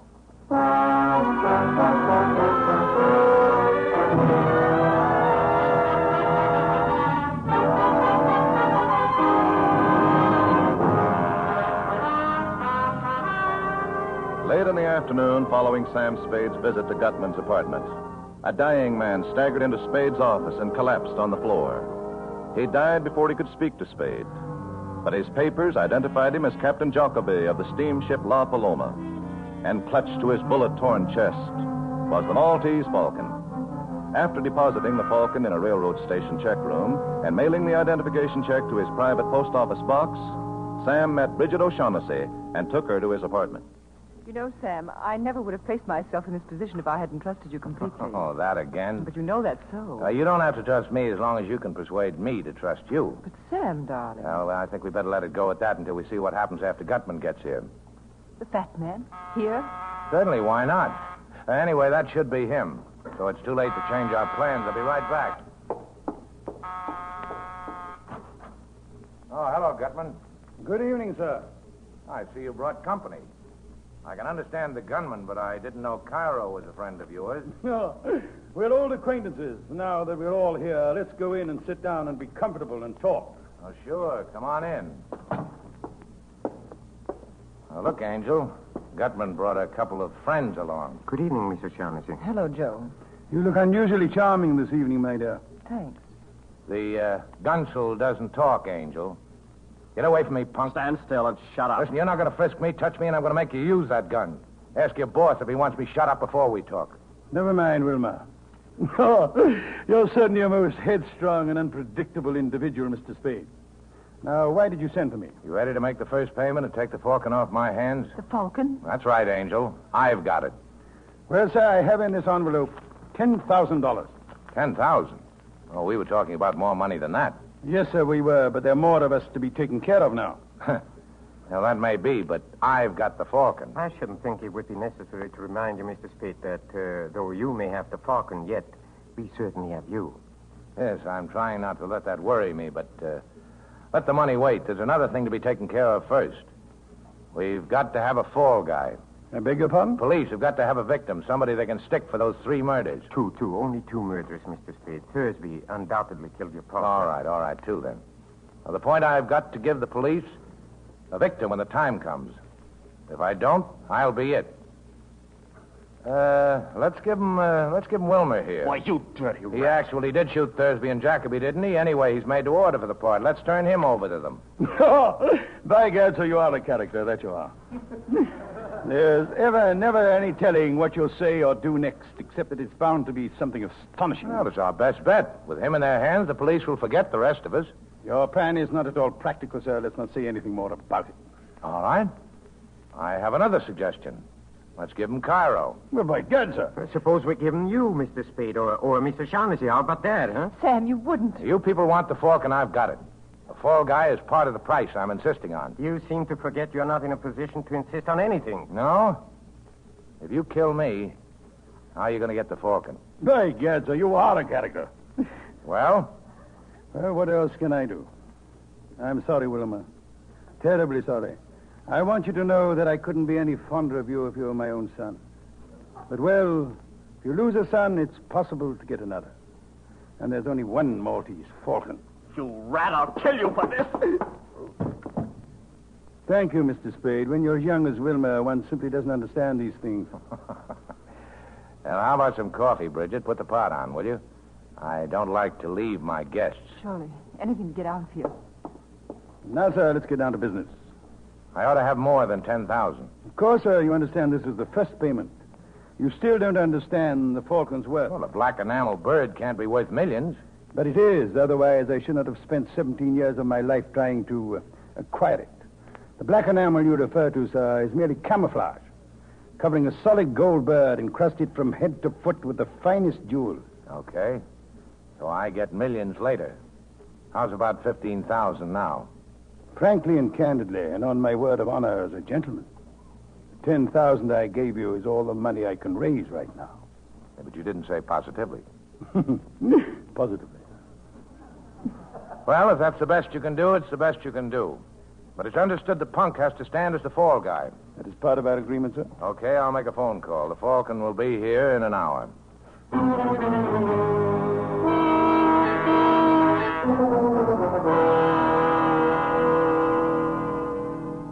It's a fake. Huh? This is not the Maltese Falcon. Why? This is a lead imitation covered with the same enamel. See where I've shaved it off with a knife lead? Pure lead. You bungled it. You, Gutman. You and your stupid attempt to buy it from the Russian who owned it. He caught on to how valuable it was. No wonder we had so little trouble stealing it. You imbecile. You bloated idiot. Well, sir, what do you suggest? Shall we stand here and shed tears and call each other names? Or shall we pay the Russian another call in Istanbul? Are you going? 17 years I've wanted that little item, and I intend to get it. Another year, well, sir, that will be an additional expenditure of time on only 5 15/17%. I go with you. Good. And Wilma? Wilma, Where is the boy? He must have made his getaway while we were unwrapping the Falcon. A swell lot of thieves. Well, sir, I'll have to ask you to return my $10,000. I held up my end. It's your hard luck, not mine, if you didn't get what you wanted.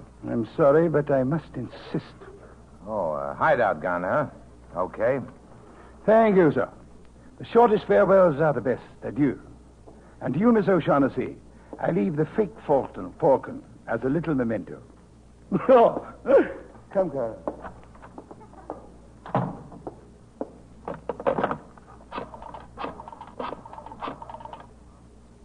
Hello, police department. Lieutenant Dundee there. Put him on. Tell him Sam Spade's calling.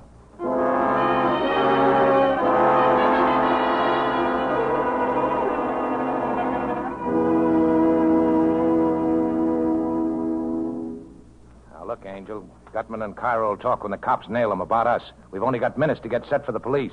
Now, give me your whole story, fast. Well, where shall I begin? The day you first came to my office. Why did you want Thursby shadowed? I suspected him of betraying me to Gutman, and I wanted to find out. That's a lie. Gutman tried to make a deal with him.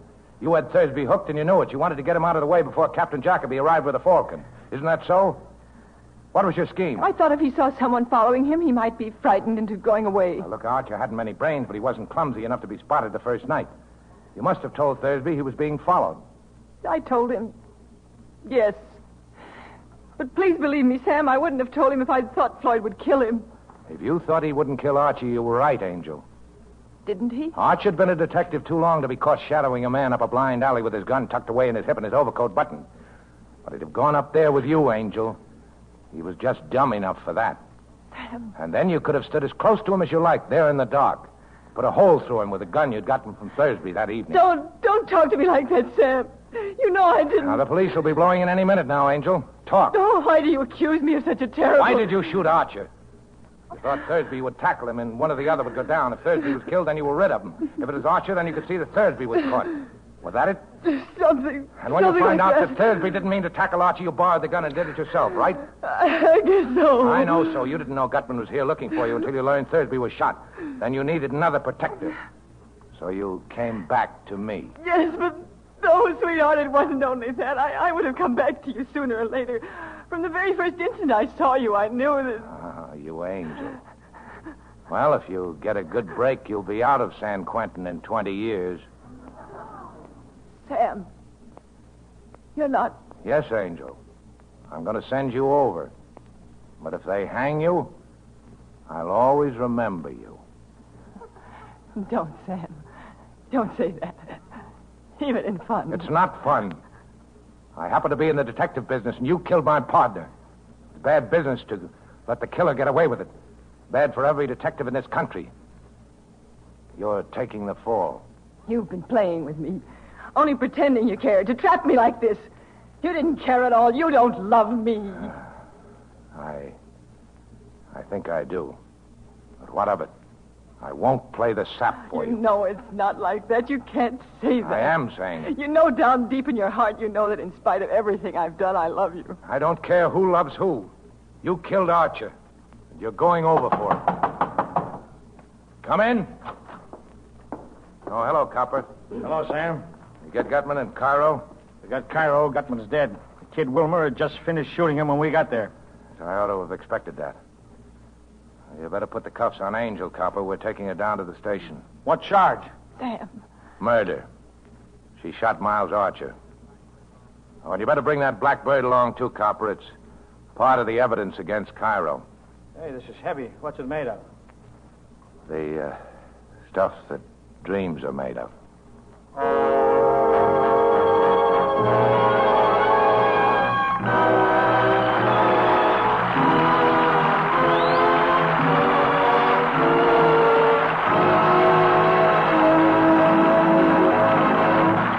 So ends the story of the Maltese Falcon. Thank you, Mary Esther, Humphrey Bogart, Sidney Greenstreet, and Peter Lorre for appearing with the Lady Esther Screen Guild players tonight, and also for telling us a most exciting story. It was our pleasure, Mr. Bradley. We all had a wonderful time making the picture, and the radio version tonight brought back some wonderful memories. Then, too, knowing that the benefits from these programs support the Motion Picture Country House and Clinic give us an added incentive. And now, before we tell you about next week's program, here's a word from one of America's best-known beauty authorities, Lady Esther. Thank you, Miss Oster.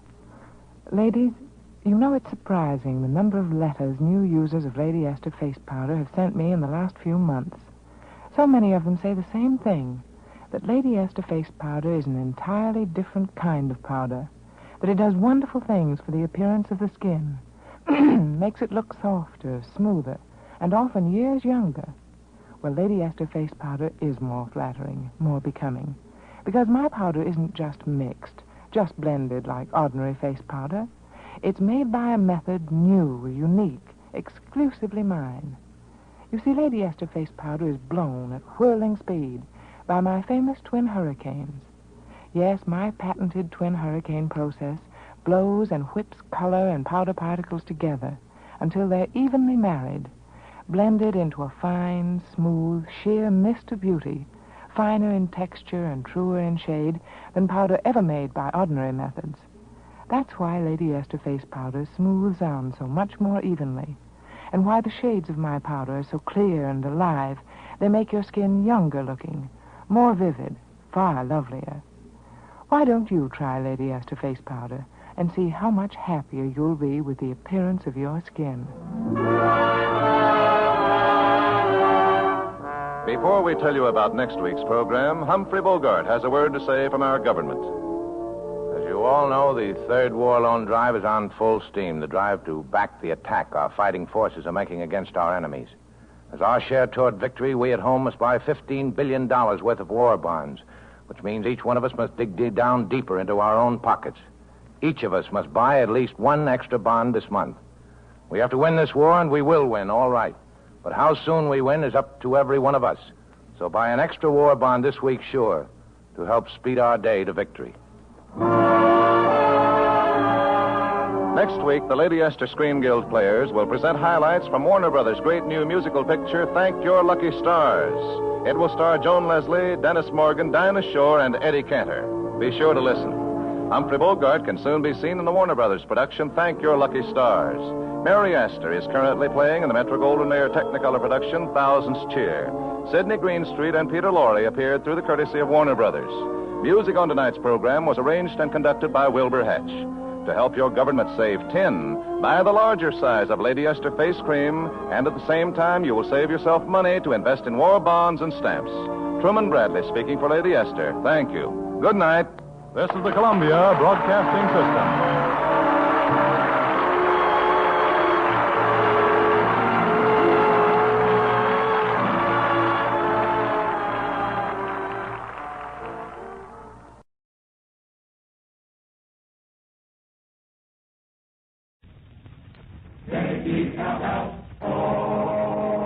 The Jell-O program starring Jack Benny with Mary Livingston, Phil Harris, Dennis Day, and yours truly, Don Wilson. The orchestra opens the program with Beat Me Daddy with a Pickled Beef.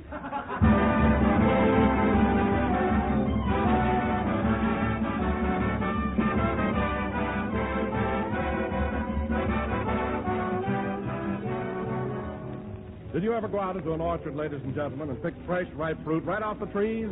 Juicy, bright-colored fruit still warm with the summer sun? Well, it's just such pleasant memories as this that come to mind when you enjoy Jell-O. For Jell-O actually rivals the real ripe fruit itself, both in color and refreshment. Jell-O's gay, scintillating colors make Jell-O a tempting and attractive dessert. A dessert that always adds lots of charm and good cheer to every meal. And in Jell-O's full-body, tantalizing flavor, you experience a delight that's simply unexcelled. A tangy goodness that you'll insist on enjoying again and again. So get Jell-O tomorrow in all of Jell-O's 6 delicious flavors: strawberry, raspberry, cherry, orange, lemon, and lime. Just one taste of this grand treat, and you'll know right away why rich, shimmering, genuine Jell-O is America's favorite gelatin dessert.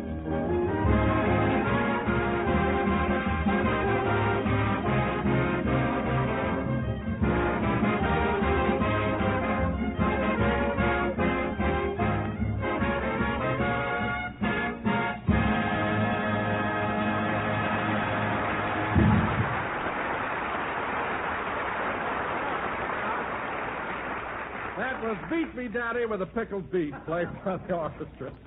And now, ladies and gentlemen, for the next to the final broadcast of the season, we bring you a man who came to you last October fresh as a daisy and is now standing here faded as a fuchsia, Jack Benny.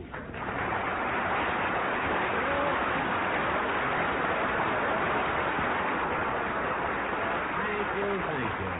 Hello again. This is Jack Benny talking. And, Don, I'm sure glad we've only got one more program to do. After 35 consecutive weeks of broadcasting, I'm worn out. Boy, I'm all in. Oh, Jack, radio isn't as tough as all that.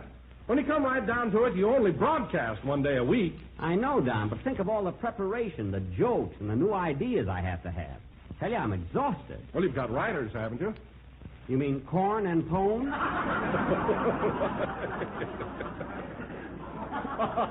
Writers. A fine team. I bought them a typewriter the other day, and they did a maypole dance with the ribbon. A lot of help they are. Where'd you ever find those boys, Jack? Were they professional writers when you picked them up? No, they were just a couple of fast talkers. I met them in a drugstore in New York. One of them used to demonstrate hair tonic, and the other one drank it. Anyway, they told me they were writers, so I hired them, and I've been sorry ever since. Well, Jack, if they don't do their work properly, why don't you get rid of them? Why don't you fire them? No, I'm going to give them one more chance, Don. But if I don't grow hair by next year, out they go. No jokes, no hair, no wonder I'm tired. Oh, Jack, you always have to make such a big issue out of everything. What? To hear you talk, anybody think you work like a dog. Well, that's the most ridiculous statement I've ever heard. Why, Mary, do you realize what 35 weeks in radio takes out of me? Well, you take something out of radio, don't you? That's not the point. That doesn't tire me. It's the work I have to do. Just lucky that I have a good constitution and the strain doesn't show. Not much. You're as washed out as a tea bag in a boarding house. Well, that doesn't make sense because a used tea bag is tan and I'm as pale as a ghost. Now, you know what it's from, don't you? It's those weeks and weeks of hard grinding labor. Labor? Do you call what you do labor? Well, choo, choo, choo, if it isn't the Honeymoon Express.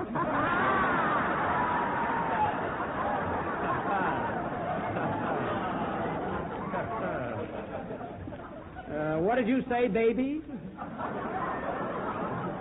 That's what she calls them, folks. What did you say? Look, Jackson, I've been listening to this chatter, and I don't know what you're beefing about. You only do one broadcast a week, don't you? Yes, but I... And that runs a half hour, right? Yes, but I get more lines than anyone else on the program. That's because you buy more hair tonic. Mary, I'm talking to Phil. And another thing, Jackson, out of that half hour, Don Wilson does 2 commercials. Yes, but... And Dennis Day sings a song. I know, but... And the boys and I do 10 minutes of music. You do 10 minutes of. Let's not classify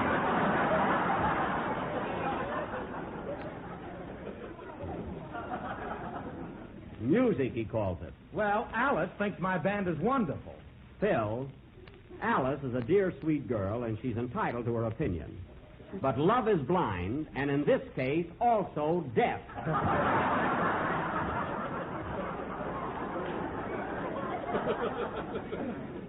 Anyway, Phil, I don't know what you're driving at. What he means, Jack, is this.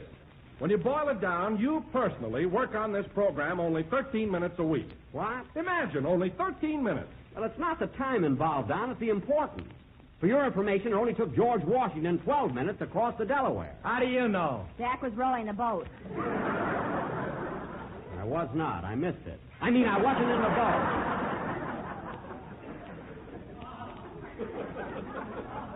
Now, let me tell you guys something else. Hello, everybody. What's all the excitement? Oh, this gang. Hello, Dennis. What's the matter? Jack's complaining because he has to work 13 minutes a week. Oh, where's he working?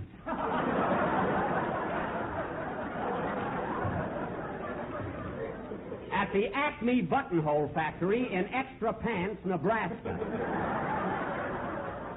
Where am I working? I was just telling the gang that the strain of broadcasting week after week has made a wreck out of me. Me, too. I'd have a nervous breakdown if I could find a sanitarium that would take tenors.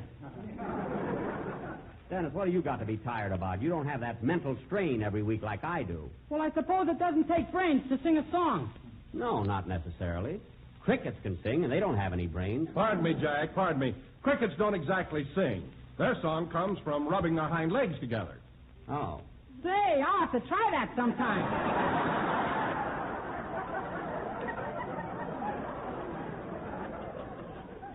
Do, Dennis, and let me know how it comes out. Meanwhile, let's have your song in the old-fashioned way. We're about ready. Okay. What's it going to be? I'm going to sing You and I, a brand new number written by Mary Beth Wilson. That's Meredith Wilson. He's a conductor on the Maxwell House program. Oh. Now go ahead. Hold it a minute. Come in. Mr. Benny? Yes? I wonder if your writers would sell me a bottle of hair tonic. I imagine they would. Do you want to grow hair? Yes, I'm tired of the wind and the rain in my scalp. Oh, get out of here. You know, every time I see his head, I feel like sticking my finger in his ear and bowling.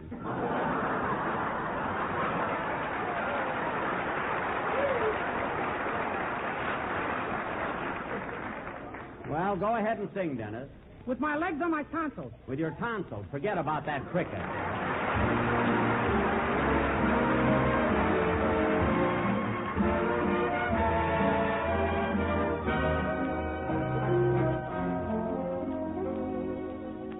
Oh, if a musician sing the same old tune to the sweethearts that come and go, let your intuition, aided by the moon, tell you little things a poet doesn't know.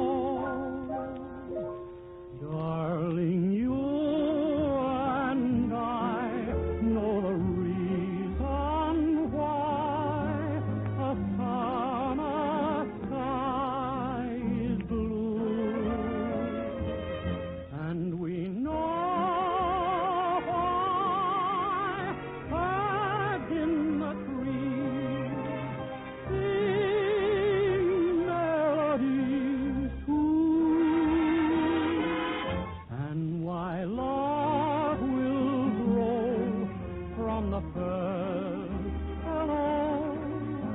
until our last goodbye. So to sweet romance there is just one answer. Why love will grow from the first hello until the last goodbye. So to sweet romance there is just one answer. You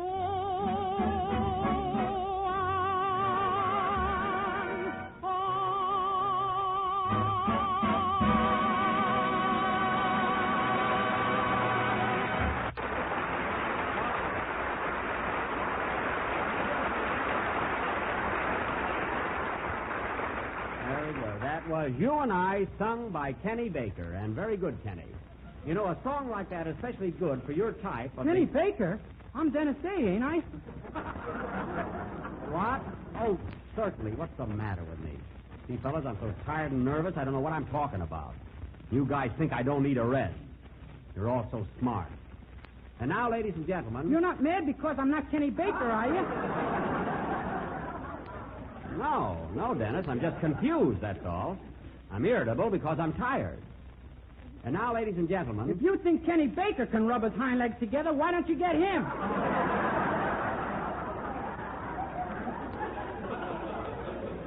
Dennis, will you please stop interrupting? Now go crawl under the piano. Okay. See you later. And now, folks... What a kid. And now, folks, Mr. Don Wilson, that eminent American playwright, has written another of his famous one-act plays. Take it, Mr. Wilson. Thank you. Ladies and gentlemen, before proceeding, I would like to announce that any resemblance in this play to persons living or dead is purely coincidental. That's right. The play opens in the home of Mr. and Mrs. Filbert Harris. Now, Jack Benny will play the part... Hey, wait a minute. I object. I don't want any play about my personal life, Bud. What's this got to do with you? Phil, the character in our play is Filbert Harris, not Phil. There's no connection. Go ahead, Don. Filbert, an orchestra leader, has just finished playing a one-night stand on the sidewalk in front of the Ambassador Hotel. Uh-huh. Hey, now, hold it a minute. This guy's an orchestra leader, and I'm an orchestra leader. I smell a rat. Well, it's not you. Continue, Don. As the scene opens, Filbert's newly wedded wife, played by Miss Livingston, is at home waiting for her husband, Filbert, played by Mr. Bennett. It is dinner time. Curtain, music.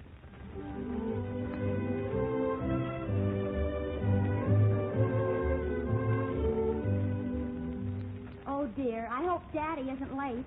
I prepared this meal for him with my own little hands. Gosh, look at that salad. I wonder if the lettuce goes under the tomatoes or over the tomatoes. Oh, well.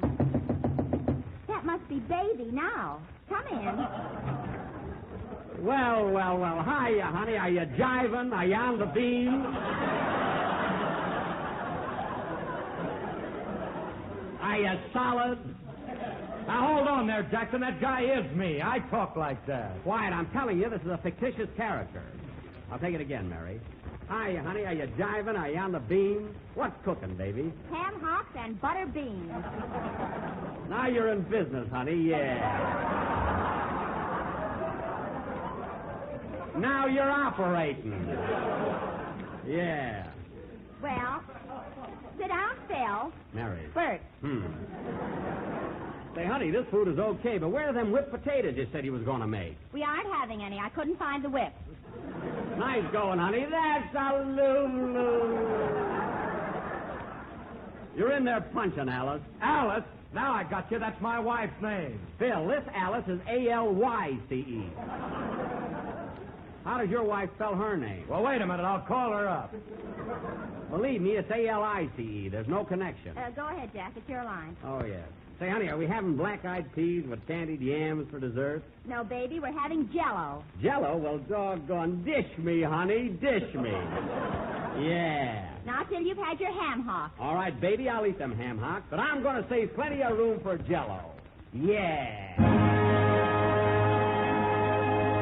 So you see, ladies, if you're hep and want to keep him solid with your husband, serve him a dish of tempting, appetizing Jell-O. It comes in 6 delicious flavors: strawberry, raspberry, cherry, orange, lemon, and lime. They're all Lulu. Attaboy, Don. Attaboy.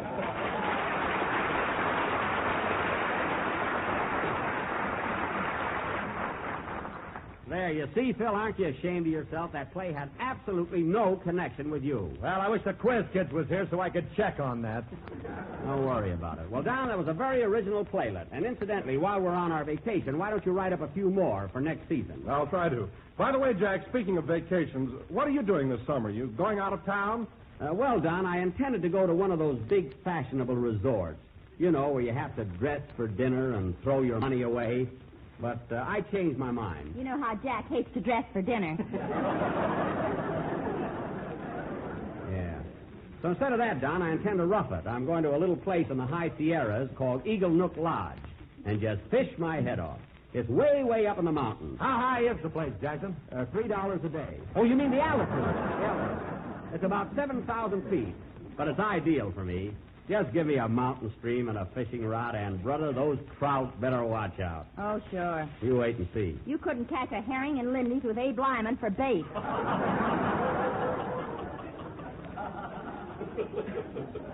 Mary, one more word out of you, and I'm going to trade you in for a station wagon. So cut it out. Well, so much for my vacation. Now, how about a number, Phil? Okay, Jackson. Oh, Jack, I meant to ask you, who's taking over our show for the summer? Well, Don, the sponsor has a brand new program lined up called Regular Fellas. And it's adapted from Gene Burns' famous comic strip of that name. You know, Pudd'nhead Duffy, Jimmy Dugan, and all those kids. Oh, yes. Well, that sounds like it ought to be a lot of fun. It'll be a swell show, Don, and I wish Regular Fellas a lot of luck on their summer series. Well, go ahead, Phil. Let's have your number. Now what? Come in? Mr. Benny, I still can't find your writers. Where are they? Look, Bud, it's none of my business, but I'm afraid hair tonic won't help you. How'd you lose your hair, anyway? I pulled off a tight hat too quick.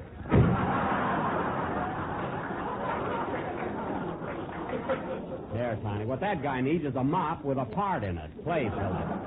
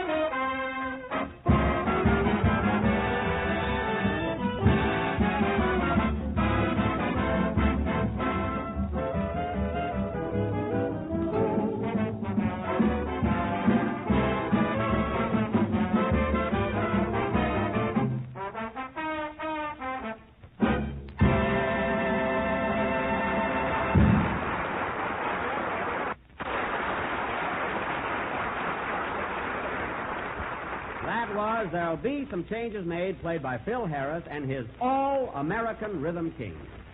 American Rhythm Kings meaning a perfect description of this outstanding musical organization, and all meaning I take it all back.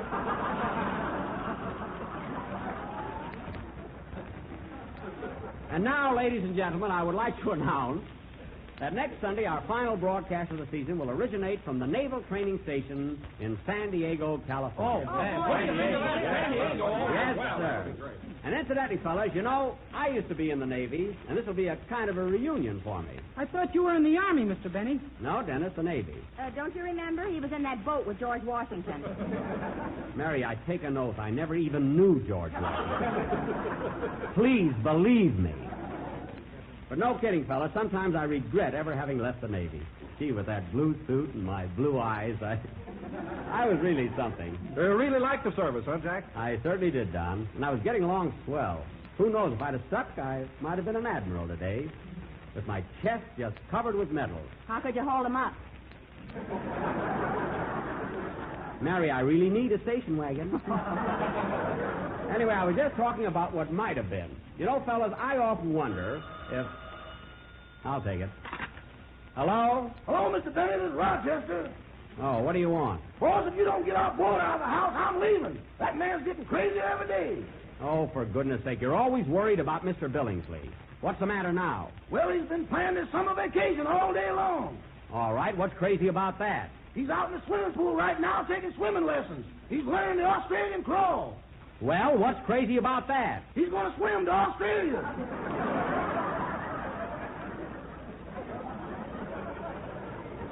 Now, that's ridiculous. Mr. Billingsley is obviously kidding you. He can't be serious about swimming to Australia. Oh, he means it, boss. He told me to meet him at the dock in San Pedro early tomorrow morning.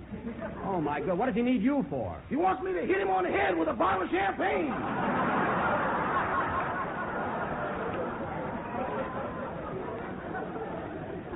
Well, use the domestic, not the imported. Now, look, Rochester, don't let him leave the house. It's up to you to humor him. Uh-huh. Explain to him that he's not a boat. That'll be pretty hard to do, boss. He's wearing 2 hats. 2 hats? Yeah, he claims the top one is a poop deck.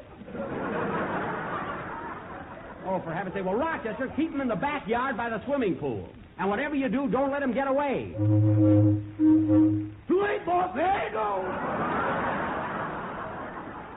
Well, catch him, stop him, humor him. Tell him before he leaves he's got to take on cargo. He's loaded now.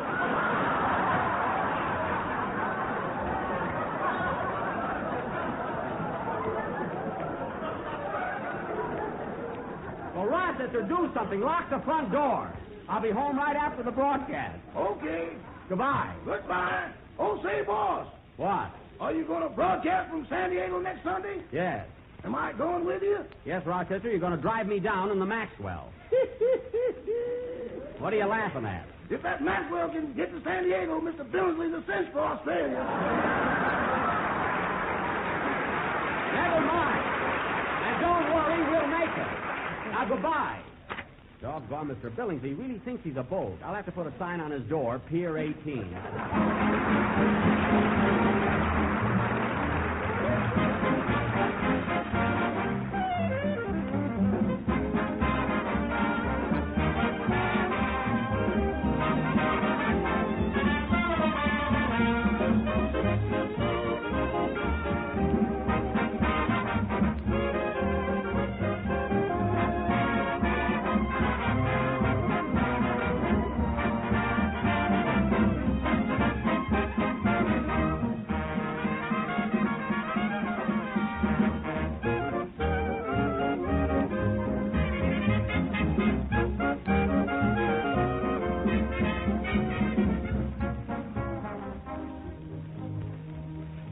Ladies and gentlemen, we have saved a few minutes of our program this evening to bring you a message from a distinguished guest, one of the nation's outstanding Americans.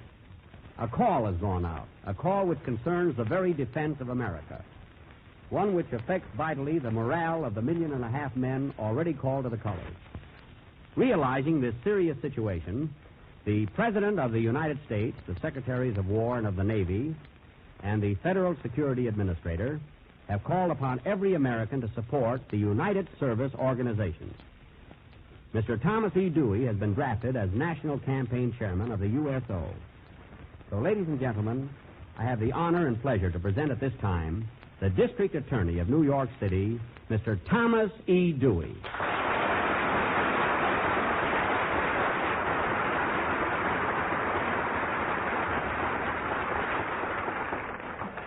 Thank you, Jack. Ladies and gentlemen, I'm mighty happy to be with you tonight. Now, Jack, after that fine introduction, I'd like to ask you something. What do you know about the USO? Well, Mr. Dewey, I think, let's see, it's got something to do with soldiers or sailors. You know, if I'd have stayed in the Navy, I might have been an admiral today. Admiral Benny. I know, Admiral. I heard your program. Oh. But,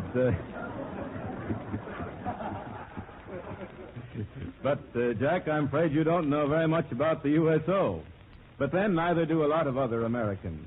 Briefly, the USO is a joint effort on the part of the YMCA, the YWCA, Salvation Army, National Catholic Community Service, Jewish Welfare Board, and the Traveler's Aid to bring to the soldier, sailor, and Marine recreational and hospitality facilities outside the cantonment. Oh, so the USO doesn't work in the camps themselves? No, Admiral. I mean, Jack. Yes.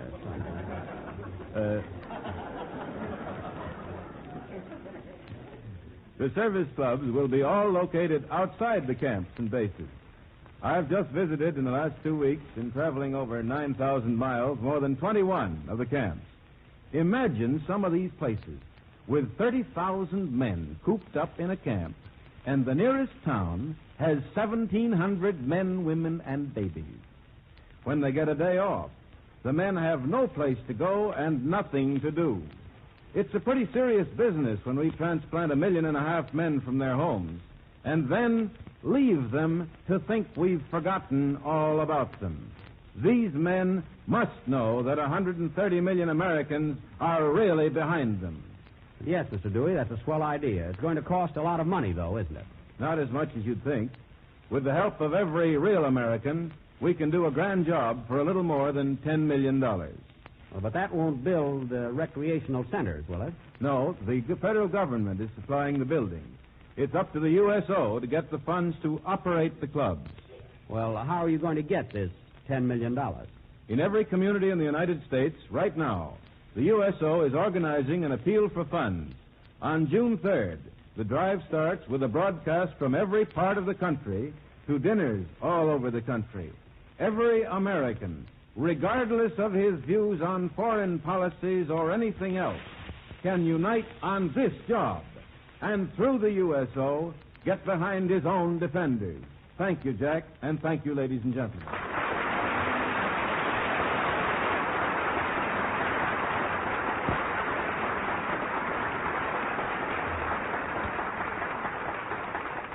Thank you, Tom Dewey. We appreciate your coming to us and telling us about the United Service Organization. I understand that we have contributed over $60 million to help those abroad. And this is the first time we have ever been asked to help our own American boys. I'm sure everyone realizes that taking care of our boys is our job. And I assure you, we Americans will do it.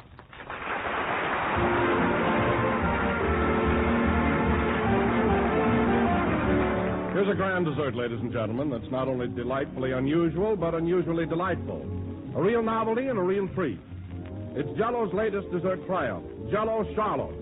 Something mighty good the whole family will enjoy.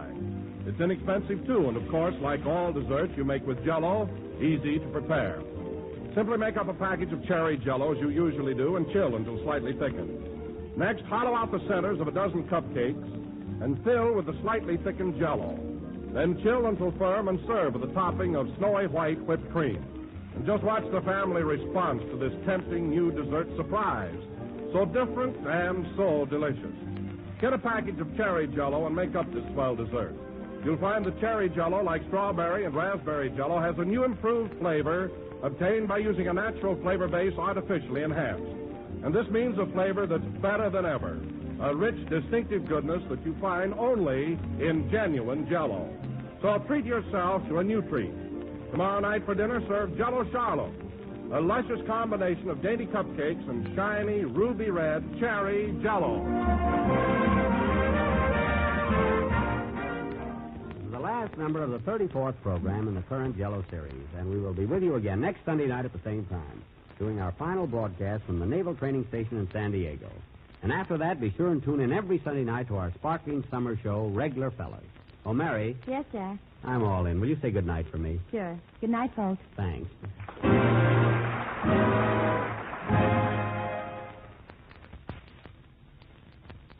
Tonight, Mr. Francho Tone stars in The Kimballs from Studio One at CBS.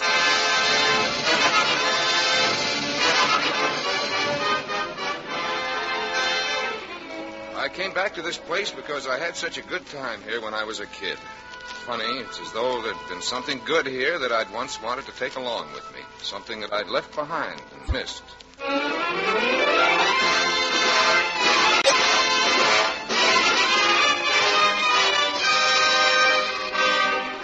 We invite you to Studio One, radio's celebrated playhouse of dramatic entertainment, featuring the world's great stories, novels, and plays, in special versions for listening. And now, to introduce tonight's great story, here is the director of Studio One, Fletcher Markle. The past is always with us, and when we say farewell to a time or a place, we know always that in some other time, in some other place, we will want to return again. We remember a certain season, or the shape of a face, or a house, or a stuffed brown bear on wheels named Bango, and there is often a longing to go back. Tonight our story is about Steve Lafarge, a young man who did go back. A man who returned to a time and place of the past which became, strangely, the present. How this return affected his future is told in our version for listening of The Kimballs, a new novel by Mitchell Wilson. And at the head of our cast in Studio One tonight, playing Steve Lafarge, we have with us one of the most original talents to be found among the citizens of Hollywood and Broadway. One of my most favorite performers, and I'm sure one of yours, Mr. Francho Tone. With Mr. Tone, you'll be hearing Mercedes McCambridge as Anne and Everett Sloane as Bennett, the last of the Kimballs. Pleased to begin.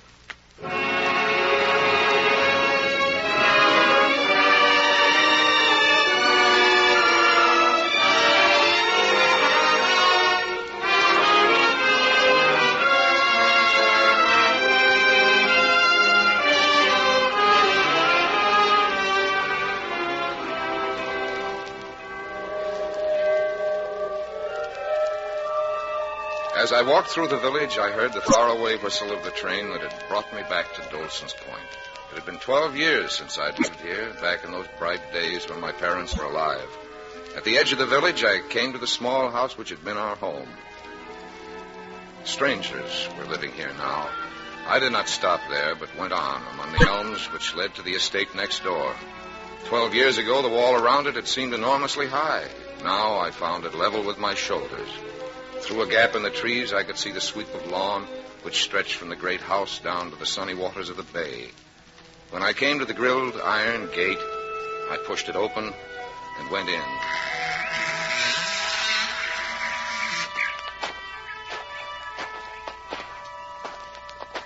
Are you looking for someone? Oh, Mrs. Kimball? I'm Mrs. Kimball's daughter. Oh, I should have known. You were only 8 or 9 the last time I saw you, but you look very much like your mother. My mother's been dead for a long time. Oh, I'm sorry. To me, she was the most beautiful woman in the world. I still remember the way she laughed. I'm Steve Lafarge. You remember me? Steve Lafarge? I don't think you do. My family moved away from Dolson's Point the week after you took this estate, when you moved down here from the ridge. I noticed you walking around. Are you coming back here to Dolson's Point? No, I just felt like seeing this place again. Why? Because I had such a good time here when I was a kid. I wanted to take another look after all these years, the war and everything. Uh-huh. This estate was deserted for a long time before you came here, you know. And I used to play in these grounds. It was my wonderland where all the adventures I read about came true. My parents were rather poor. This place was mine. Now it's as though there'd been something good here that I once wanted to take along with me, something that I'd left behind and missed. There are good memories. Don't you have any? Everyone has good memories. About this place? About any place. You know that little cove at the edge of the bay? Uh-huh. One day I took a stick and wrote in the sand, "I hereby discover this place, and in the name of Herbert Hoover, claim it for the United States of America, Steve Lafarge." It's good to be here again. That's Dad playing the piano. I remember him, but I don't think he'd remember me. Colonel Kimball was a hero to all the boys in Dolson's Point. He used to organize games for us. I don't know why he plays. He doesn't particularly like music. Is the piano in that big living room? Have you ever been in his house? Well, when it was empty, I used to break in. Before you moved here. Would you like to see it now? I'd like nothing better. Come along, then. It seems I walked along this path just yesterday. Didn't there used to be a sort of pavilion over in that grove of trees? Yes. I remember it well. A circle of white columns, spaced several feet apart, and joined at the top by a rim of marble. It was torn down a long time ago. We had an accident there. Neither my father nor I wanted it anymore. Here we are.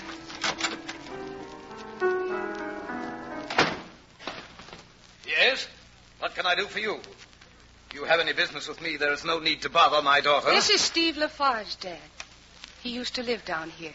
Oh, of course, Lafarge. I'm sorry, but I didn't know who you were. I thought... Well, how are you, my boy? Fine, thank you. How long are you going to be here? Oh, just today. You see, I used to know this house very well when I was a boy, before you came. Well, the place has changed, as you see. Well, to me, the place hasn't changed at all. I still see it the way I used to. Perhaps I don't really see as it is. Well, probably not. But I'm glad to see you boys come back as young men. If you like Dolson's Point well enough, perhaps you'll reopen your house. My house? Which house? Lafarge. Dad, Lafarge is his name. Where did you used to live? Down the bay.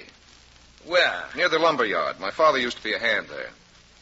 Oh, of course. Anne, suppose you show Mr. Lafarge around if there's anything else that he cares to see. After that, I'd like to talk to you. Now you must excuse me. Goodbye. I think he expects you to take me around to the kitchen and give me a glass of milk and a cookie. No, please, he didn't mean that at all. It's just Dad's manner. Well, it was very nice to see the house again. Goodbye. Please don't go. I'm afraid I have to. And I'm sorry about the crack I made. It's just that he wasn't exactly what I'd expected. Or else he's changed a good deal. We've all changed here since my mother died. Please stay. You sound as if you really mean it. I do. Really, I do. Tell me what you like. Where would you like to go? Well, more than anything, I'd like to go over to the marshes. Is there a boat around? We have a small sloop with a centerboard, but I haven't been over there in years. Those marshes are so lonely. So empty. That's why I want to go. It's like being in the middle of nowhere. You can imagine that anything will happen. All right, then let's go.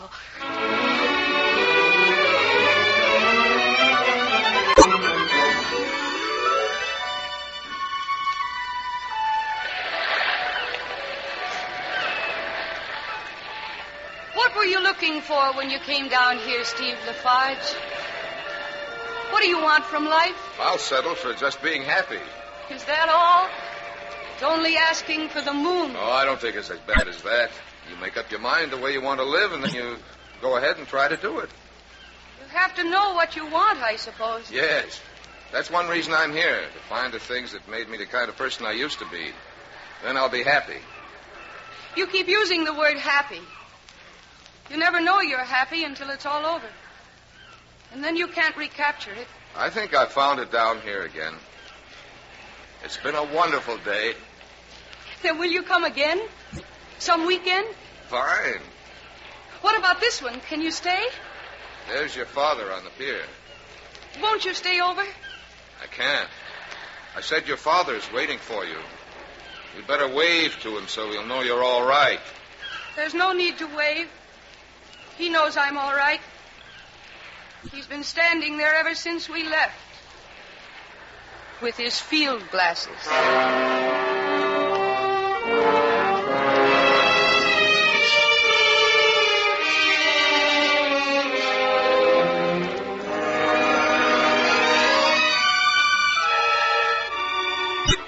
Hello, darling. Dressing for dinner? Yes, Dad? He's gone, hasn't he? Yes. How was the afternoon? Very nice. Would you move back a little, Dad? You're in my light. I can't see to comb my hair. I suppose you're angry with me. There's no point in being angry. I just didn't like him. I thought he was pushing. He wasn't pushing. I was the one who asked him in. Really? What did you do with him? You know that. Sailed over to the marshes. Did your friend enjoy himself? We both did. I'm sure he did. At any rate, it's all over. Not exactly. I'm going to ask him down for next weekend. And you're joking. I'm not. You like him? He seems very pleasant. I think I like him very much. But? But nothing. I like him very much. No. Very well, then, no. Seriously, isn't he rather dull? Not at all dull. Then he's probably good looking. I didn't notice. Is he? Steve's quite attractive, I think. Well, it's not worth talking about. You can have him down if that seems to be very important. Just as long as you don't get hurt. Your mother's mistake. Please, Dad, Mother has nothing to do with it. She has everything to do with it. You remember how she was. I remember her as bright and warm and full of love. But you found out later how false that had been, didn't you? Why must we go over and over something that's so painful? It's much harder for me, you know. Then I don't see why you have to bring it up. Because, Anne, you must watch yourself constantly. You must always keep the memory of what your mother was clear in your mind. It never leaves my mind. But please, Dad, I can take care of myself. We'll see about that.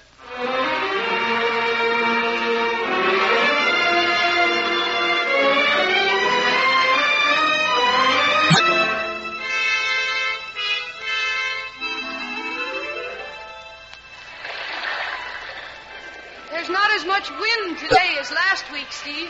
I like it better this way. Uh-huh. Here, hold on to the end of this line. Why? Well, I'll hold on to this end, and then we'll be in touch with each other. All right. I like feeling I have a contact with you. So do I. You know, I didn't think you'd ever write to me. I said I would. I still didn't believe it. Didn't you think I meant the invitation? I thought you'd change your mind after talking things over with your father. Why should my father object? You can't say that he likes the idea. I'm not blind. Oh, I don't know what you're talking about. I'm talking about your father. And it's not that he doesn't like me because I'm me. As soon as I walked into the house last week, even before he knew my name, he didn't like me. Nevertheless, he also asked you to stay. That's very true, but it wasn't because he liked me. Well, you're making it much too complicated. Well, put that line back in your hand. I need it there. It's in my way. Anne, don't withdraw from me like this. Because I'm sorry. Please, Steve. Let's go back. It's getting late.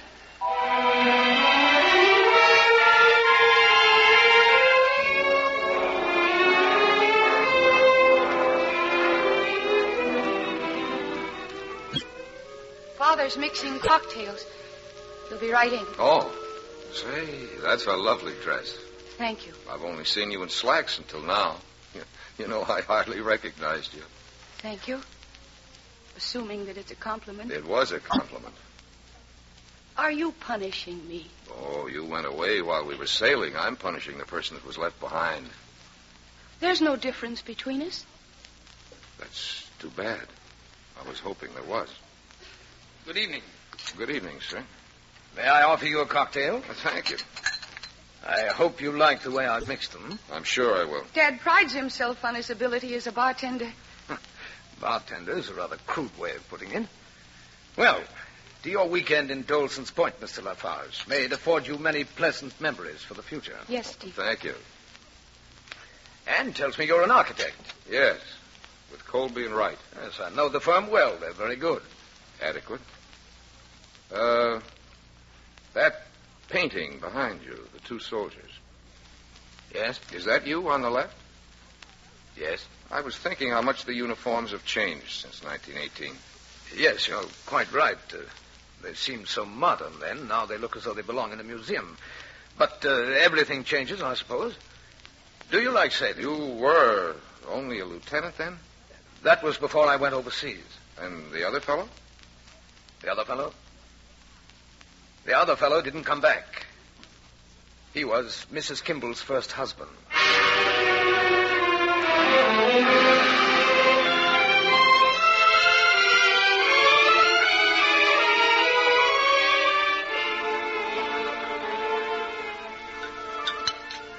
More coffee, Steve? No, thank you, Anne.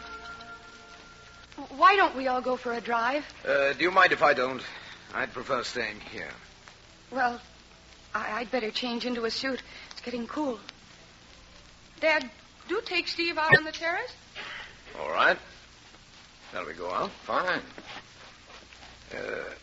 Cigar? Thank you. I'm smoking a cigarette. Oh, I didn't notice. After you. Thanks. Nice evening. Yes. What are your plans now that you're out of the Army? Well, I've gone back to my job. Just as if nothing had happened? It'd be silly to pretend that. Yes, you're right. I remember the way I felt. It was a letdown that had no bottom. You keep hoping that you'll reach it, but there's no floor except what you build for yourself. Then what happens? It's torture. Unless you make up your mind that that's the best life has to offer and make the most of it. If I were to talk to you about disappointments, you'd see. There's my wife and even my daughter. Would you care for a cigar now?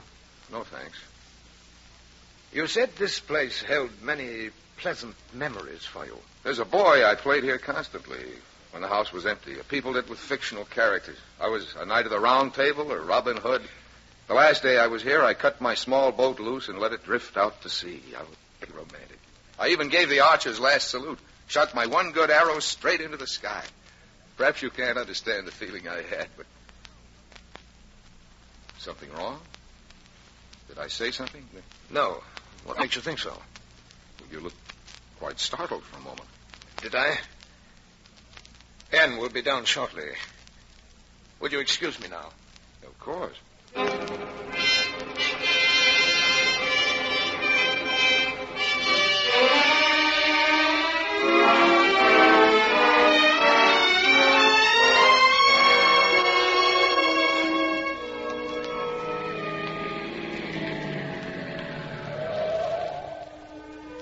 Well, here we are. Don't get out of the car yet. Ann. Yes? Ann, look at me.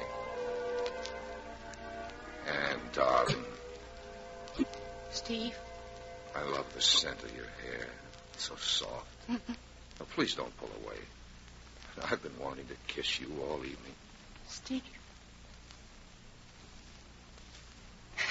No. Ann, what is it? Nothing.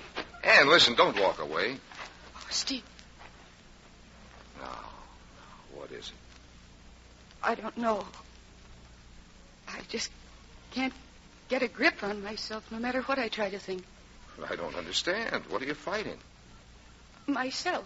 Are you sorry I kissed you? You wanted me to, didn't you? Yes. It's just that I'm afraid. I suppose I'm being foolish. I don't understand. I know it doesn't make sense. I want to be with you. And yet all the time there's the urge to run away. When you've been afraid of any kind of emotional involvement as long as I have, it's hard to take a chance. You build your entire life on an emotion. You center everything on one person, and then suddenly, by the craziest kind of accident, the person you love dies. And then you're left with nothing. Absolutely nothing. Look at my father. You mean all your confusion, all your refusal of emotion is just because your mother died? But that's like wanting to go without food all your life for fear someday you might not be able to get it when you want it. And your father has no complaint. At least he had your mother while she was alive. That's just it. He didn't have her. My mother never really loved anybody in her life. I can't believe that. Well, she fooled everybody, even me. I didn't know the truth about her for a long time. Do you remember Jeff Hudson? The school principal? Yes. She was planning to run away with him when she was killed. But that has nothing to do with you. You are what you feel. You see for yourself what's the right thing to do, and if you don't do it, you'd be throwing away so much. I'm trying to think there won't be another arrow. Arrow? What arrow? Nothing. Forget it. What arrow? I thought you knew. I thought everybody knew. I suppose that's just because I remember it so well. I even remember the day it happened. It was the 12th of June. What happened? My mother was sunbathing in that pavilion you spoke about. When they found her, she'd been dead for over an hour with an arrow in her chest. The kind of an arrow a boy would make, you know. A stick with a nail for a head. No one ever discovered who the boy was. An arrow with a nail for a head. I didn't see it. That's what they told me. Anne. No. What? Shouldn't I have told you? Oh, it was an accident. But that's all life is, isn't it? Steve, what's the matter? Nothing? No, something's happened. Anne? Oh, I've talked too much. I made the whole thing more serious than it really was. After all, you didn't mean that there was anything between us. And here I am forcing responsibility on you. Anne, please. No, don't worry, Steve. I didn't mean to throw myself at you. I'm going in. Good night.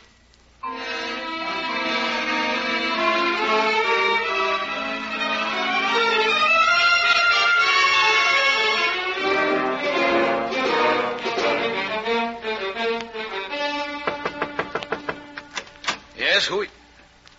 What do you want? I want to talk to you. There's nothing to say. There's a great deal to say. I know now why your attitude changed so suddenly this evening on the terrace. I just found out. Does Anne know? Good heavens, no. Well, what do you intend to do about it? There's nothing I can do. It was an accident. How do you expect me to feel? Accident. I could feel that way only as long as I didn't know who had caused it. Now that I know you were responsible, things have changed. I don't see the difference. You don't feel it? What I feel's beside the point. I came in here to tell you how very sorry I am. Don't bother. Just go. Look, put yourself in my place. Suppose you had shot an arrow as a kid that, without your knowledge, accidentally killed... I asked you to go. No, sir. Not until I say what I came to say. Not until I can make you change your mind. What are you going to change? Are you going to change the fact that every time I see you, I see my dead wife? Are you going to change the fact that every time I see you, I remember how I felt about her? Are you going to change the way she felt about me or the kind of woman she was? What is this stupid talk about change? Change a lifetime and you change my mind? I know how you feel. I'd feel the same in your place. Look, it's very simple. Was that your arrow? Yes. And you shot it? Yes. Then you killed her. I don't care what the law says about intent or accident. All I know is if you hadn't shot that arrow, she wouldn't be dead. That's the way I feel. And that's the way Anne will feel when I tell her. Then I want to ask just one thing. I want to stay until tomorrow, as we planned. Then you can tell her. You can tell her anything you want after that. I won't come back. I won't even write to her. You won't come back? And you won't try to get in touch with her later? No. All right. You can stay. But keep out of my sight.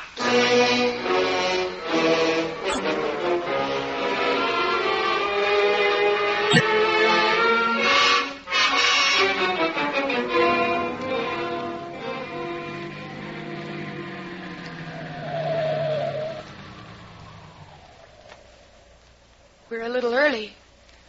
None of the commuters has come to the station yet. You don't have to wait, Anne. The train will come along pretty soon. I don't mind. Anne, I want you to know that if I've acted cold and strained, it has nothing to do with you. It isn't as if I wanted to hurt you or that I didn't want to be with you. Please, I... No, wait. There isn't much time left. You ought to know how I feel about you. I think I know. No, you don't. Not if you say it that way. It's just terribly hard for me to tell you. Why? Because of something I didn't even know about. There were times when it was on the tip of my tongue, and there were times when I couldn't even look at you. I was afraid you'd find out. And I still don't know how you'll take it. Well, what is it? How terrible can it be? I shot the arrow that killed your mother. No, Steve. There's no mistake. I found out when I was talking with you last night. Your father knows. It's true, all right. How terrible for you. And for you? I don't know. I can't even think. It was all such a long time ago. It shouldn't make any difference. But I'm still mixed up. I was afraid to tell you because I could see how much she must have meant to you. You're wrong there, Steve. What do you mean? I told you about my mother.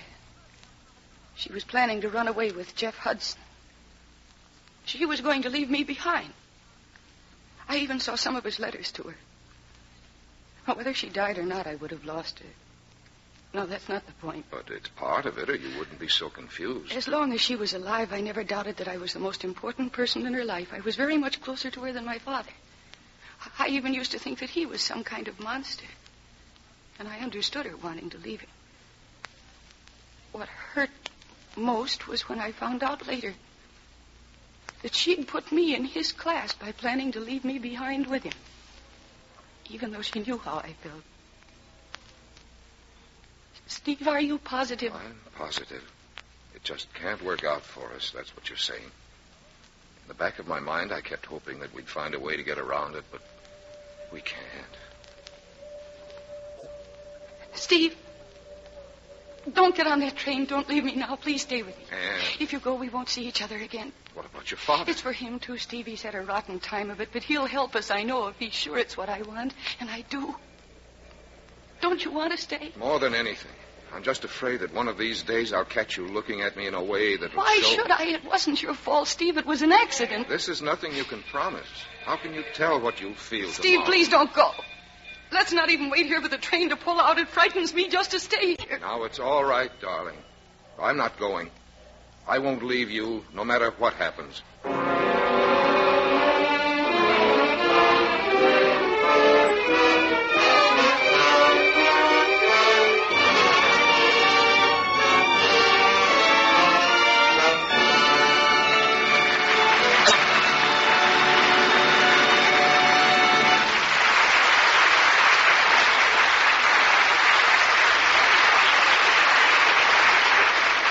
From Studio One, radio celebrated playhouse of dramatic entertainment, you're hearing Mr. Francho Tone, starring in The Kimballs, a version for listening by Agnes Eckhart of the Mitchell Wilson novel.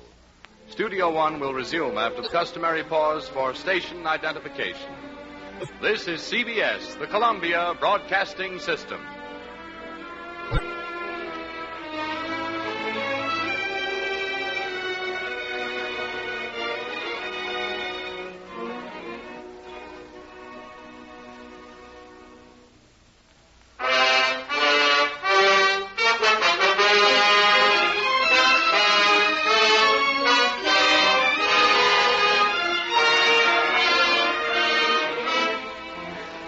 From Studio One, we continue tonight's full-hour dramatic entertainment.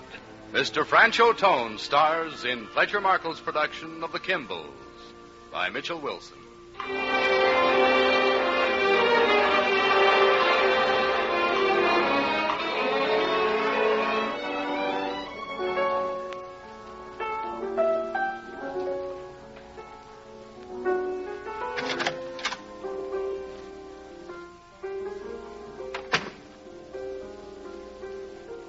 Dad? Hello, darling. Dad, I want to talk to you. Well, what is it, Anne? It's about Steve. Oh, yes. He's finally gone, I suppose. No, Dad, he hasn't gone. And he's not going either. What do you mean? Exactly what do you mean? That's what we have to talk about. He's already told you? Yes, a little while ago. He lied to me. He's trying to make a fool of me. How? He told me last night that if I said nothing to you, he'd go away and not come back. You were doing this to protect me, weren't you? Well, of course. What other reason could there be? Then there's no point in being angry.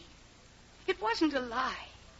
And since Mother's death was an accident, there's no reason to blame Steve. Just an accident. We know that it was. And you feel nothing for him except that it was too bad he had to be involved? If I'd never met Steve, I wouldn't want to see him or even hear about him. But it just happened that I did meet him. And I like him. Like him? That's a delicate way to put it. All right, then. Say I'm attracted to him. Maybe I'm in love with him. Love? Doesn't the mere saying of the word make you feel ridiculous? Tell me. Tell me, I'm curious. How does it feel? The second time in my life this has happened. First your mother and now you. Perhaps you can explain it to me, make me understand. For the first time in my life, I'm in love, and I'm not ashamed of it, Dad, or of anything I feel. And I want him to want me, too. That doesn't seem ridiculous to me. There's nothing I can say to you, Anne. We're not even speaking the same language. Why isn't he here? Couldn't he face me? I didn't want him to come. It's not his place to talk to you about this. I'd resent it, and so would you. And in spite of what you say about our not speaking the same language, you and I are still closer to each other than we are to anybody else. Are we? And how can you do a thing like this? Dad, this isn't something I'm doing. I can't stand the sight of him, Anne. Well, if you'll be reasonable about it... Reasonable? If we're talking about reason, I think you're the one who'd better come to her senses.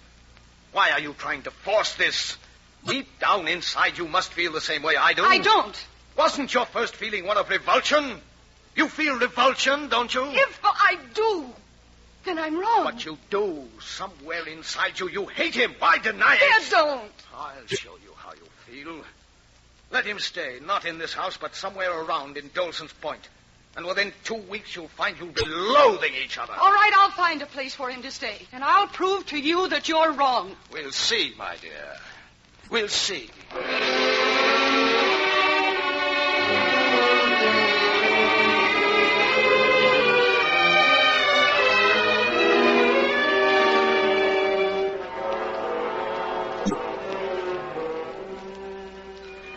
good, was it, Anne? No, we had rather a scene, Steve. Oh, darling, are we wrong to feel the way we do? Have we talked ourselves into something that's unnatural? Is that what he said? More or less.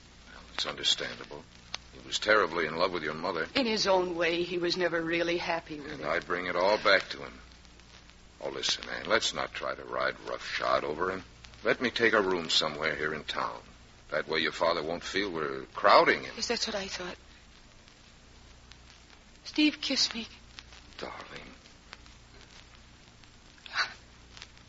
We'll be all right, Anne. Don't worry. After a time, we'll get to the point where we can talk about things easily. What's there to talk about? Your mother? No. Don't you understand, darling? Until we can talk about her openly, we won't ever feel completely at ease with one another. Yes, I suppose you're right. There are so many things I want you to tell me about her. Like what? Everything, from the beginning. Even about her first husband. Why does your father have that picture of him in the dining room? They were friends. They met in the Army. Dad introduced Sam Buchanan to Mother. Buchanan?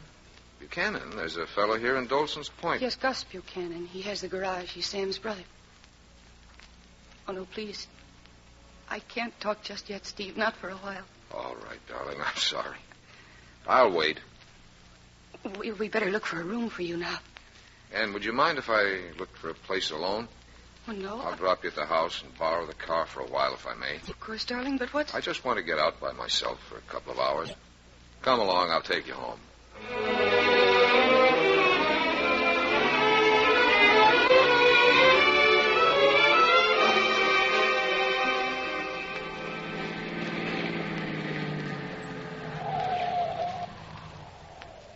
Yep. What's it for you? Will you check the oil, please? Sure.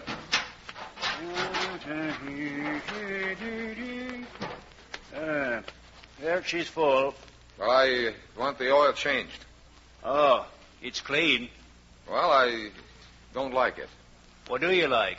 I want that oil over there in the rack. Make it medium. All right, if you say so. You don't remember me, do you, Mr. Buchanan? Why, sure I do. You're Steve Lafarge. Used to hang around here as a kid.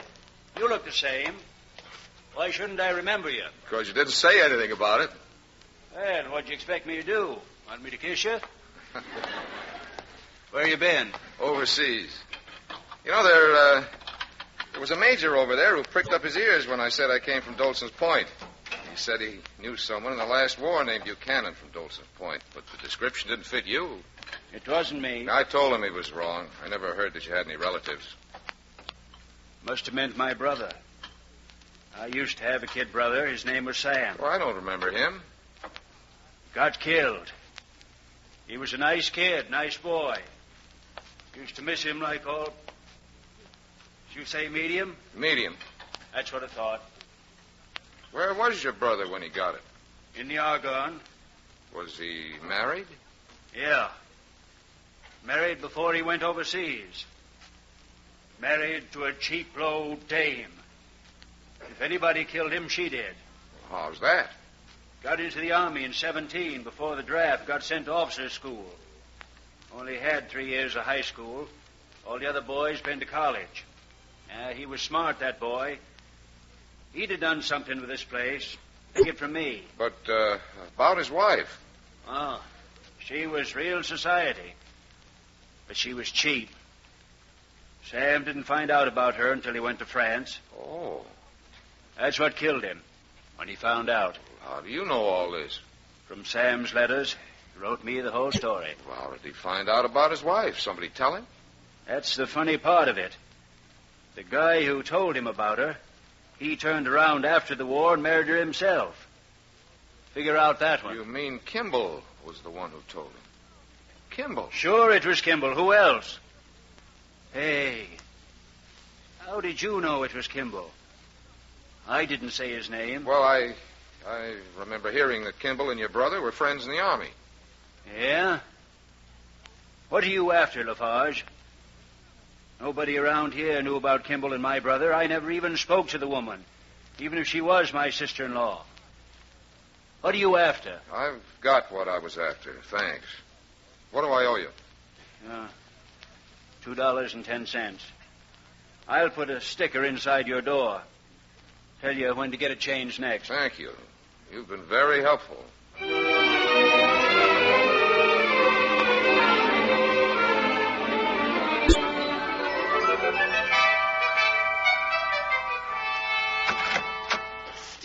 Steve Lafarge. Miss Horn, I suppose I shouldn't bother you during school hours. That's quite all right. Class will be over in 5 minutes. I couldn't believe it when they sent in word that Steve Lafarge was here. Heard you were staying at the Kimballs. No, I've got a place for myself now. Oh, it's good to see you, Steve. And you. Miss Horn, Well, what's troubling you? I know this is more than a social visit to your old history teacher. Yes, it is. There are some questions I want to ask you. You're the only person who knows everybody. Well, first of all, what kind of woman was Connie Kimball? She was, a rather sweet, naive woman. In what way? In every way. Connie Kimball was one of the most conventional women out here. She had tremendous charm, a vitality you couldn't resist, but it was all within the accepted social framework. Then what does that framework include? What do you mean? Well, for example, was there ever any scandal about her? Well, there was a story near the end, but I never paid any attention to it because she just wasn't the type, that's all. You know, it's character that really counts, and people seldom step out of character. Why are you so interested? Oh, I'm just curious. I remember her very well. Anne looks very like her mother, doesn't she? Yes. Yes, she does.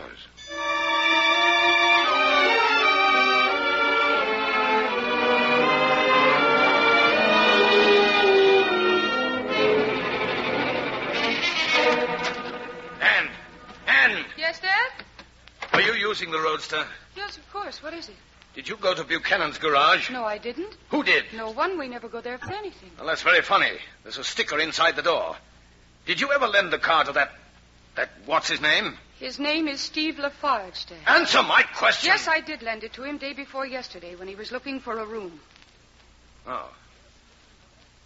Anne, come into the music room, darling. Let's talk this over without getting excited. All right. Dad, what? It's all right, my dear. As long as we don't have to argue. That makes it so hard. Yes, I know, dear. I hate it more than you do. Because you're all I have. Sit here at the piano, next to me. Are we going to talk or are we going to play? We can do both. All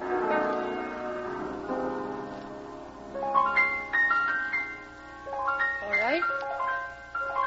What do you want to talk about? Anne, it can't last much longer, you know. Why do you say that? Because you've been having a hard time. I can see that. It isn't easy. It's not easy for Steve. And it's pretty wearing all around. But that doesn't mean... You're getting tired of the whole thing, aren't you? You're beginning to see what I meant. He embarrasses you. Dad, I can't understand your attitude about Steve. Under other circumstances, I might. But since Mother was all set to leave you if she hadn't died... How dare you talk to me that way? How dare you?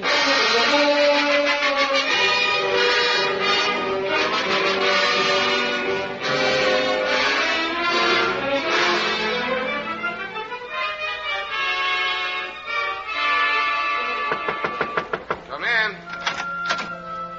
Anne. Steve, I had to see you. What's the matter? Come in. Oh, it's hopeless.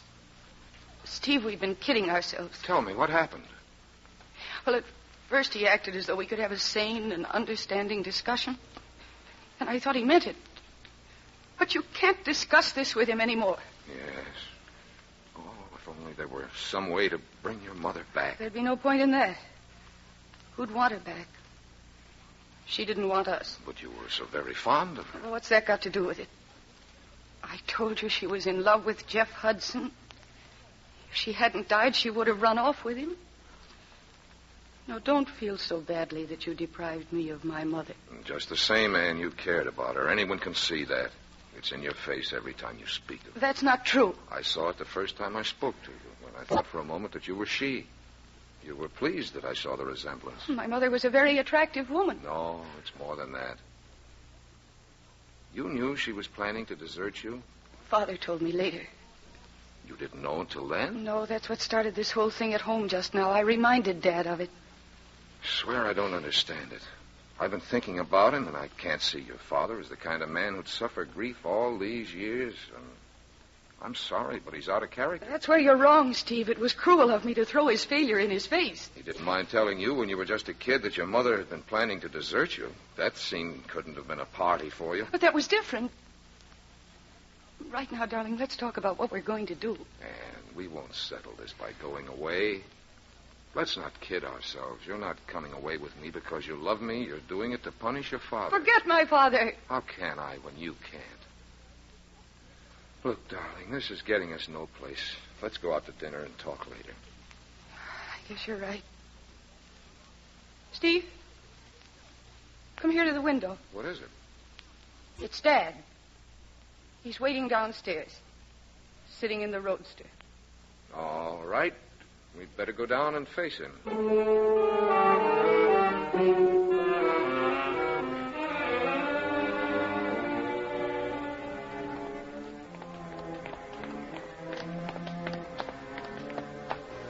Anne, dinner's waiting at home. I'm having dinner with Steve, Dad. I want you to come home with me. Steve, what shall I do? It's up to you. I'll go home. But you come along with us. No. Go along with it by yourself, Anne. It'll be best. All right. Call me in an hour and a half.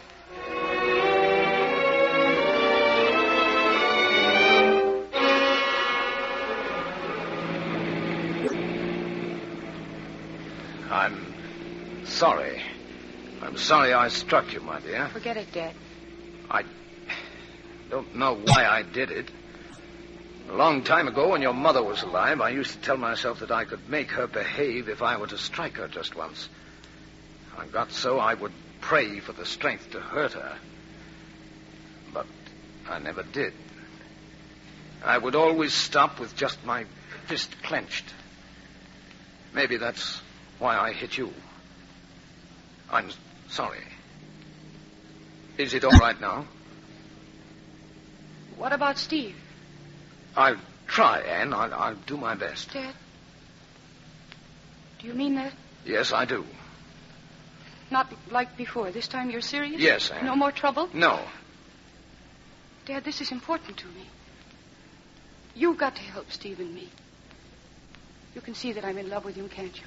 Certainly, I can see. And I can ask him to come to the house? All right. It wasn't his fault. Is that understood? All right. Oh, Dad, I'm happy. For the first time in so long. I know. We'll have a party. A lot of people, and it'll be just as if nothing had happened. It's going to work out, isn't it, Dad? Oh, yes. Of course it is.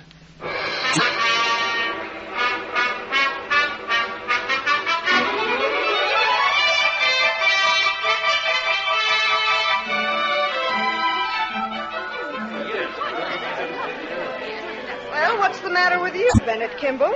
Oh, hello, Martha. Get you a drink? I have one. Oh. Now repeat, what's the matter with you? Well, nothing at all. I just want everything to come off nicely. Oh, don't tell me that. It's a lovely party. Is it? But you're so nervous. Well, I'm not much of a host. Is it that boy?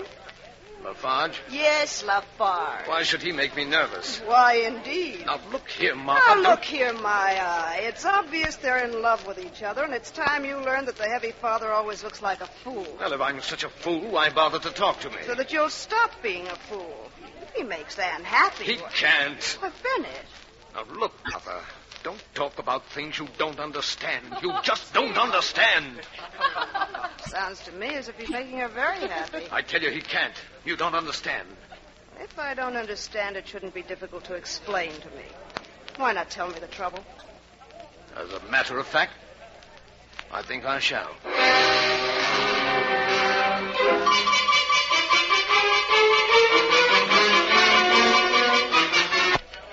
did you say? Are you sure? How terrible.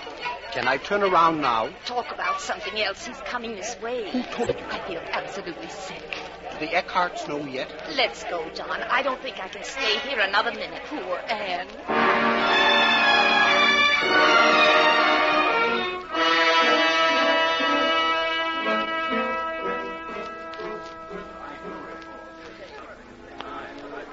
Steve, what's happened? Everybody seems so peculiar. Let's take a walk in the garden, Anne. Oh, we can't. What's happened, Steve? Why are they all looking at us? I think they know about me. What? How could they know? I'm not sure. But you didn't say anything. No, but I saw Martha Horn's face after she spoke to your father. She looked as though he'd hit her with a 2x4. Now, what do you think he said that could have had such an effect on her? My father? Oh, that's not possible. He couldn't have. Dad! Yes? Yes, Anne? Dad, what's happened? I don't know what you mean. What did you say to Martha? Nothing. I'm sick of that answer. You told her about Steve. Don't deny it. Yes, I did. Why shouldn't I? Are you ashamed? I thought it was to make no difference. How could you do it? Everyone's looking at you. Let them look. They see you, too. I'm sure they do. It might do you some good to hear what they have to say.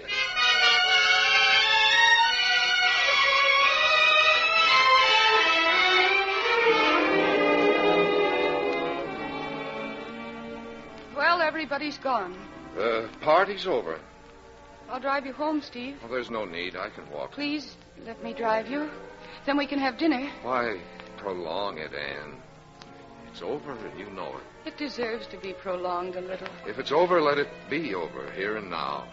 It's just not in the cards, Anne, that's all. Steve. I'll go away as I should have done in the beginning. But I love you, Anne. I'll always feel that way about you. Always.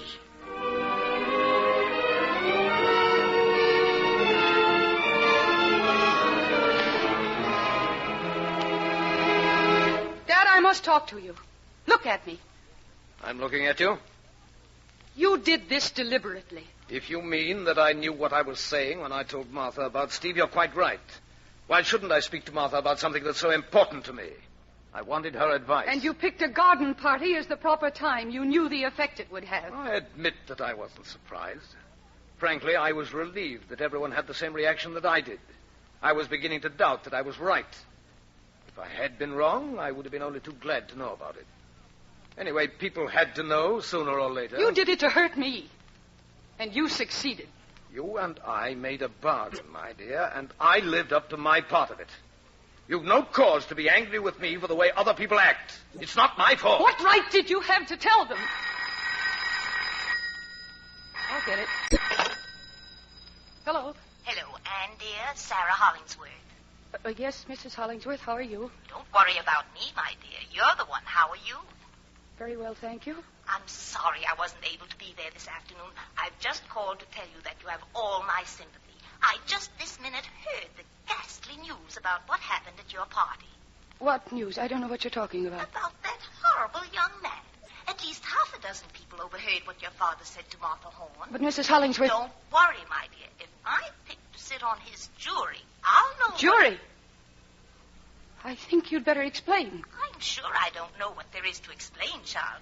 Every one of us has called Chief Wharton to tell him what we think and that we won't stand for that man's presence in this town for another moment. Chief Wharton? You've called Chief Wharton?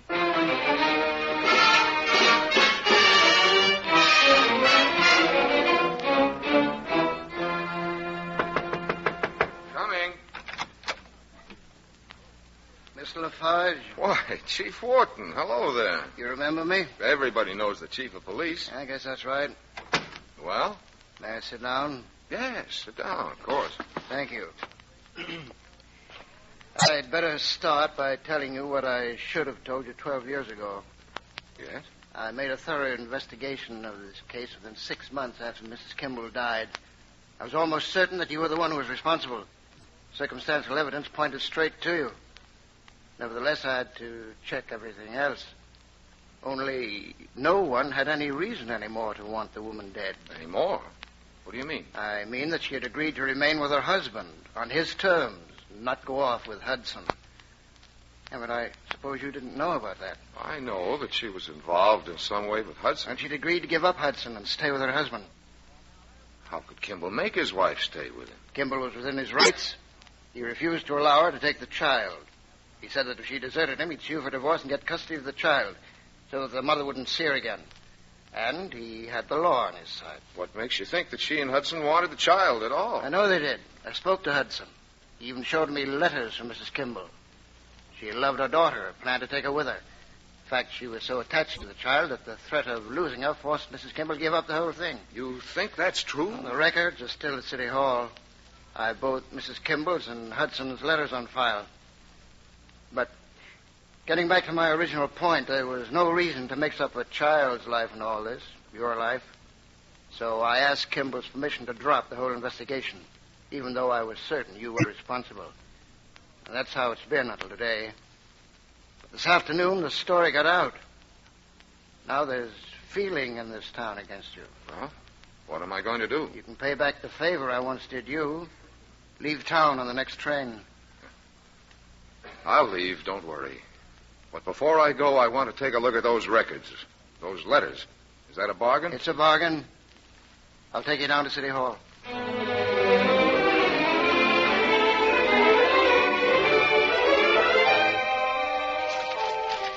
Well, have you finished? Yeah, that's all. I have a note here to phone Kimball. Is it all right if I tell him you're leaving? Well, I'll leave after I speak to Ann.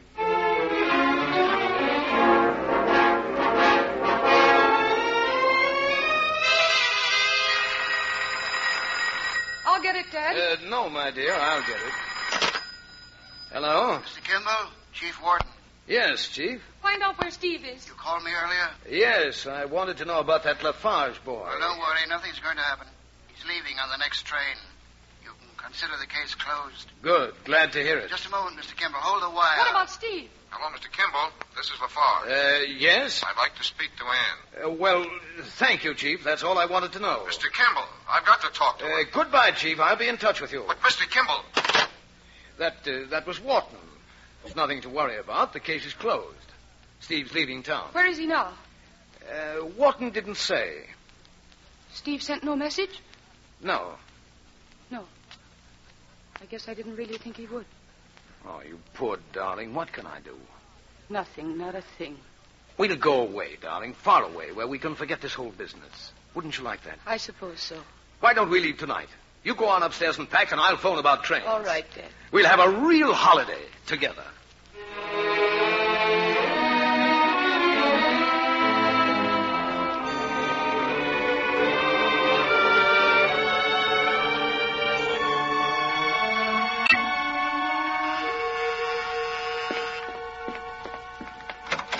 Steve! I had to see you. Who is it, dear? I tried to talk to you on the phone from Chief Wharton's office, but your father hung up in my ear. You were on the phone. How dare you come here? I told you, Mr. Kimball, I've got to talk to Ann. Well, there's no time. Ann and I are going away. The train leaves in an hour, and we must both do some packing. We'll not discuss that now. Oh, yes, we will. We can be quite open about this because you remember, Ann, you told me that you weren't like your mother. That's true. But you are like your mother, Ann. You are. What? Listen to me. I saw all of Wharton's records. Your mother never intended to go off and leave you.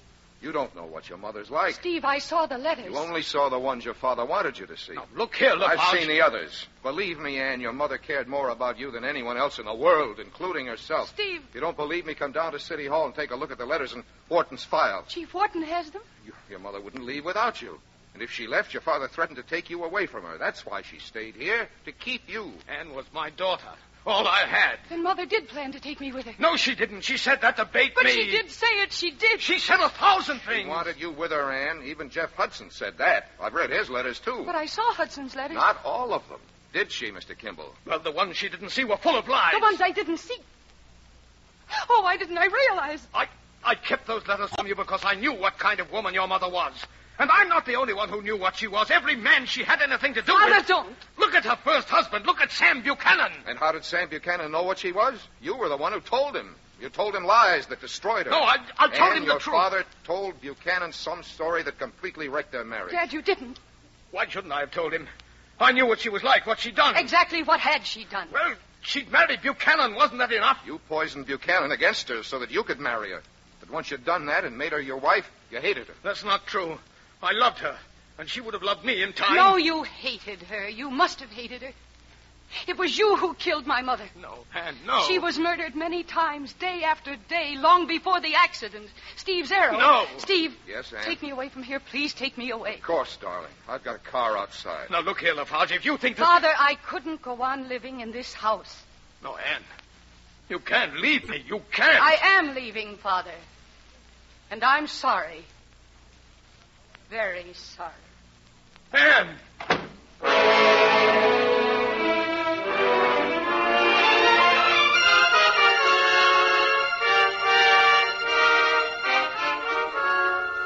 We went down the steps, away from the Kimball house. As I put Anne into the car, I realized all at once that we were free now. Both of us, free of the hatred which had enveloped both our lives. All the past, all the hatred was closed up in the Kimball house. For a moment, we heard Kimball at the piano. Great chords of rage crashed out through the tall windows. We left him there, in the empty house, alone with his hatred. And we've never gone back. Anne and I, we will never go back again.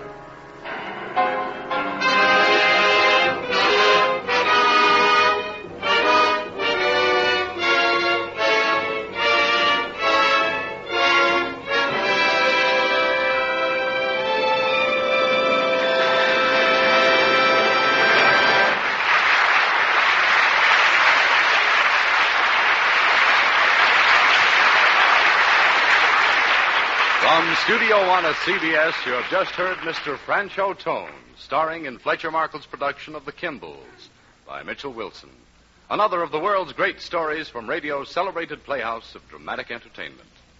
Tonight's script was prepared by Agnes Eckhart, and the original musical score was composed and conducted by Alexander Semler.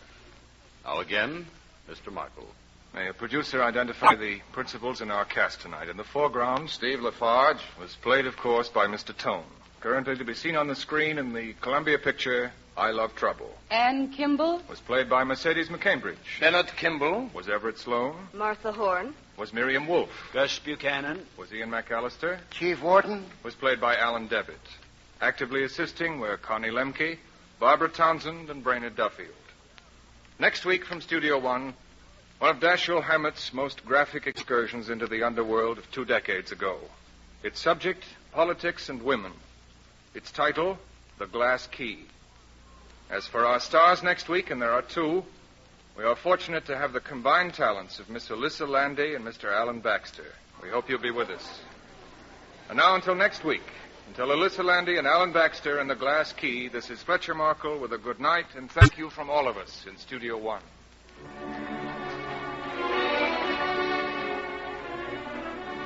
Tune in tomorrow night at 9:30 p.m. Eastern Standard Time for Harvest of Stars, the first broadcast in a new series of sparkling musical programs starring James Melton with Frank Black and the Harvest of Stars Orchestra and Chorus. Remember the Harvest of Stars tomorrow evening and every Wednesday evening at 9:30 p.m. Eastern Standard Time. This is CBS, the Columbia Broadcasting System.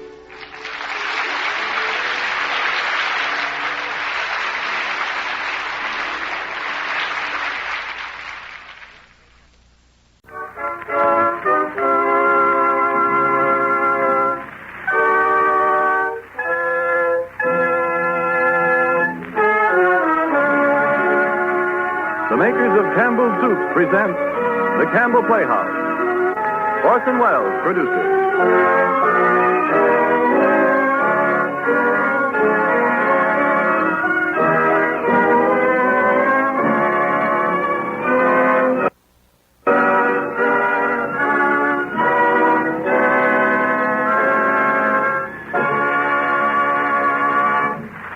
Good evening. This is Orson Welles. Tonight again, our scene is America. America at the turn of the century, in the days that saw the rise, the reign, and the decline of the magnificent Ambersons. The book was a bestseller, but the magnificent Ambersons is something better than that, better than a bestseller that still sells. It lives on as the truest, cruelest picture of the growth of the Middle West and the liveliest portrait left to us of the people who made it grow. It's better than a good book. It's Booth Tarkington's best. And we'll do our best by it on the radio tonight, and luckily, we have with us a great American actor to help. An actor who, in the living theater and in motion pictures, has created a notable gallery of American portraits ranging from Ring Lardner's Elmer the Great to Sinclair Lewis's Dodsworth. A gallery which includes the simplest of American mortals and even two presidents, the legendary chief executive of Gabriel over the White House and Mr. Abraham Lincoln himself. You've guessed his name. It's Walter Houston. But before Booth Tarkington's magnificent ambitions, here's Ernest Chappell with a message of interest from our sponsors. Thank you, Orson Welles. You know, if through some circumstance or other people could have only one soup, and if the choice of that one soup were put to popular vote, the chances are most people would cast their ballots in favor of Campbell's tomato soup. You see, Campbell's tomato is the soup people buy and enjoy more than any other. Now, why is this so? Well, there are many reasons, of course, why people turn to Campbell's tomato soup time and time again, why it appeals alike to young and old, why people never seem to tire of it. But the main reason can be summed up in one word: flavor. Just about everybody has a keen liking for its rich tomato flavor. The tang and liveliness of that flavor never fails to coax our appetites. We continue to enjoy it as we eat spoonful after spoonful, and we have a pleasant feeling of deep well-being as we finish the last full-flavored drop. Now, wouldn't bright, glowing, fragrant platefuls of this favorite soup add special enjoyment to your dinner tomorrow night? And don't you want to put on your grocery list tomorrow Campbell's tomato soup? And now, the magnificent Ambersons with Walter Houston and Orson Welles. Dear Miss Anderson, when I called upon you this afternoon to express my regret for last night's misfortune, I was informed by your butler that you did not desire to see me. You seem to care a great deal for both vials, Miss Anderson. If I promise never to break another one, may I not hope that you will relent and consent to receive in person the apology of your very contrite and devoted admirer, Eugene Morgan. To Miss Amberson, Amberson Mansion, Amberson Boulevard, Amberson Edition. You heard that word Amberson a lot in those days, in that town. Everybody knew the Ambersons, and it was quite unnecessary for the young man to address his letter so carefully. The magnificence of the Ambersons began in 1873. Their splendor lasted throughout all the years that saw their Midland town spread and darken into a city. Around 1800, Major Amberson had bought 200 acres of land at the end of National Avenue. Through this tract, he had built broad streets and cross streets, paved them with cedar block, and curbed them with stone. He'd set up fountains here and there, and at symmetrical intervals, placed cast iron statues painted white. And all this art showed a profit from the start. The lots had sold well, and there was a rush to build in the new addition. Its main thoroughfare was called Amberson Boulevard, and here now stood the new Amberson Mansion, which was the pride of the town. Yes, sir, $60,000 for the woodwork alone. And hot and cold water upstairs and down. They got a ballroom there, takes up the whole third story. And a glass dome, green glass it is, way up in the air, and arches and turrets. And one of them new stone porches. They call it a porte cochere. Well, sir, I guess the President of the United States would be tickled to swap the White House for the new Amberson Mansion if the Major give him the chance. Yes, sir. By the almighty dollar, you bet the sweet life the Major wouldn't. Now, of these Ambersons, at the time this story begins, there were three. The old Major and his two children, Fred and Isabel. Of Fred, it was generally understood that one day he would go into politics. Kind of a good thing to have an Amberson in Congress. Makes it pleasant when the family goes traveling. Meanwhile, he was to be seen every afternoon on National Avenue, perched high on the seat of the newest and fanciest rig in town, driving a pair of dashing bays with great gesturing and waving of his skin-tight lemon gloves. Of Isabel, it was known that she'd been to a young ladies' school in the East and later to a finishing school in Paris. But now I'm back. Back for good this time, I guess. And it's nice to be home. Home being the Amberson Mansion on Amberson Boulevard, of which Isabel Amberson was now the hostess. Well, during those days, people had time for things. Time to gossip. Time for a lot of things. They even had time to dance square dances, quadrilles and lances, the roquette and schottisches and polkas and such whims as the Portland fancy. All gone now. gone like the all-day picnics in the woods and like that prettiest of all vanished customs, the serenade. Of a summer night, young men would bring an orchestra under a pretty girl's window, and flute, harp, fiddle, cello, cornet, and bass viol would presently release their melodies to the dulcet stars. Indeed, it was at one of these serenades that an event occurred which was to have a profound influence on the fate of the Ambersons. Eugene Morgan. It's too bad. Likeliest boy in town he was, and not really given to drink. Just celebrating. Stepped right through the bass viol, he did. Made matchwood of it. Too bad it had to be right under Miss Isabel's window, and right at this time, too. When Eugene Morgan called the next day to apologize, Isabel refused to see him, and it was then that he wrote her that letter. And 3 weeks later, Major Amberson announced the marriage of his daughter to one of the town's leading young men of business, Wilbur Minafer, no breaker of bass viols or of hearts, no serenader at all. Wilbur Minafer. Well, she'll be a good wife to Wilbur, and they'll have the worst spoiled lot of children this town will ever see. Well, how on earth do you make that out? She couldn't love Wilbur, could she? Well, it'll all go to her children, and she'll ruin them. The prophetess proved to be mistaken in a single detail only. Wilbur and Isabel did not have children. They had only one child. At the age of 9, it pains me more than any man to admit, George Amberson Minafer, the Major's one grandchild, was a princely terror. With his long brown curls and the silk sash and lace collar in which his mother dressed him, he was dreaded not only in Amberson Addition, but in other quarters through which he galloped daily on his white pony. Oh, look at the girly curls. Say, Bub, where'd you steal your mother's old sash? Your sister stole it for me. She stole it off our clothes line and gave it to me. Yeah?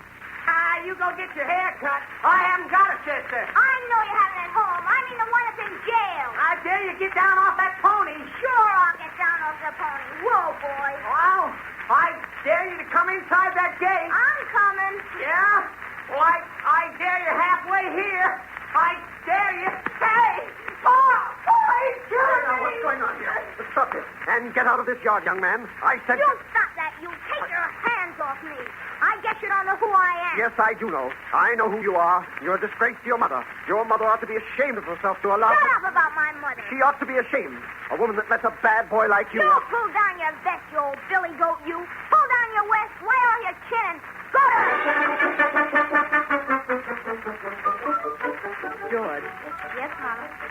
Is this letter from the Reverend Malik Smith the truth? He's an old liar. George, you mustn't say liar. He says you insulted and brutally assaulted his son. Is that true? Well, how old am I? You're 12. And he says in that letter I'm older and stronger than his son. And he's 13. What about the other thing, Georgie? Did you tell the Reverend Smith Did you say... Listen here, Mama. Grandpa wouldn't even wipe his shoe on that old storyteller, would he? George, you mustn't. I mean, none of the Ambersons wouldn't have anything to do with him, would they? He doesn't even know you, does he, Mama? George, that isn't what we're talking about. I bet if he wanted to see any of the Amberson family, he'd have to go around to the side door. No, dear. Yes, no, he would, Mama. So what does it matter if I did say something to him he didn't like? That kind of people, I don't see why you can't say anything you want to him. They're just riffraff, that's what they are, Mama. Just riffraff. And that's what they were to him. Riffraff. Everybody in town, except the Ambersons. His arrogance, I'm sorry to say, grew with the years. There were people, grown people too, who said they did hope to see the day when that boy would get his comeuppance. That's the word they used, comeuppance. But when George Amberson Minafer came home from college for the holidays at Christmastide in his sophomore year, nothing about him encouraged any hope that he, George Amberson Minafer, had received his comeuppance. Cards were out for a ball in his honor, and this pageant of the tenantry was held in the ballroom of the Amberson mansion the night after his arrival. George, white-gloved with a gardenia in his buttonhole, stood with his mother and his Uncle Fred in the big red and gold drawing room downstairs to receive the guests. He was doing his duty, greeting two pretty girls with whom he had grown up. How do you do? How do you do? Have you very well? Of course Mr. I do. Oh, Very well he did. indeed. Oh, he did. All right. Mother. Yes, George? Mother, who's that queer-looking duck? Why, George, dear, whomever do you mean? Over there. He's coming towards us. Why? It's nobody we know, is it, Mother? George, he'll hear you. Hello, Eugene. Good evening, Isabel. How nice of you to come, Eugene. I'm only here for one thing. To have a dance with you. Why, of course. Eugene, this is my son. George, Mr. Eugene Morgan. Hello, George. How do you do? Well, if it wasn't so big, Isabel, I I wouldn't know it had been so long. Yes, Eugene, it has been long. Well, how about that dance? Certainly, Eugene. A little later, I'd love it. A little later then, Isabel. I'll come for you. Goodbye, George. Nice to meet you. I wondered what you'd be like. You're almost as good looking as you ought to be with that mother of yours. And that's better than any boy ought to look. Goodbye, Isabel. I'll come back for that dance. Still a pretty queer-looking duck. George. Yes, Mother. George. Yes, Mother. George, this is Miss Lucy Morgan. Oh, how do you do? I remember you very well indeed. But you don't, George. Miss Morgan's from out of town, and it's the first time you've ever seen her. Oh, I'm sorry. How do you do? You might take her up to the dancing, George. I think you've pretty well done your duty here. Be delighted. Delighted. What'd you say your name was? Morgan. It's a funny name. Everybody else's name always is. What's the rest of it? Lucy. Is Lucy a funny name, too? Oh, Lucy's very much all right. Thanks about letting my name be Lucy. As George conducted his partner to the ballroom, their progress was slow, and to George's mind it did not lack stateliness. How could it? Musicians hired especially for him were sitting in a grove of palms in the hall and now tenderly playing for his pleasure. Dozens and scores of flowers had been brought to life and tended to this hour that they might sweeten the air for him while they died. It is to be doubted if anybody ever felt more illustrious or more negligently grand than George Amberson Minafer felt at this party. Mr. Minafer? Yes? What are you studying at college? A lot of useless guff. Well, then why don't you study some useful stuff? What do you mean, useful? Something you'd use later in your business or profession. I don't expect to go into any business or profession. Well, what are you going to do? What do you want to be? A yachtsman. At that same moment, in a small room set apart for the smokers on the second floor of the Amberson mansion, two old friends were engaged in conversation. One was the Honorable Fred Amberson. The other was the gentleman whom George Amberson Minafer had classified some minutes earlier as a queer-looking duck. Gene Morgan, you haven't changed at all. What did you expect, Fred? 20 years since you left. Makes some difference in faces, 20 years, but not in behavior, I guess. If you remember, Fred, my own behavior began to be different about that long ago. Quite suddenly. Yeah. Been stepping in any bass violence lately, Gene? Isabel know you're here? Yes, I just saw her. Where's Wilbur? I didn't see him. Isabel's husband never was one for parties, you know, and he hasn't been so well lately. He's probably gone home already. Gene, life's an odd thing if we look back, isn't it? Yes, it's probably going to be odder still if we could look forward. Probably. However, I still dance like an Indian, don't you? No, I leave that to my nephew, George. He does the dancing for the family. Tell me, what do people in this town think about young George, generally?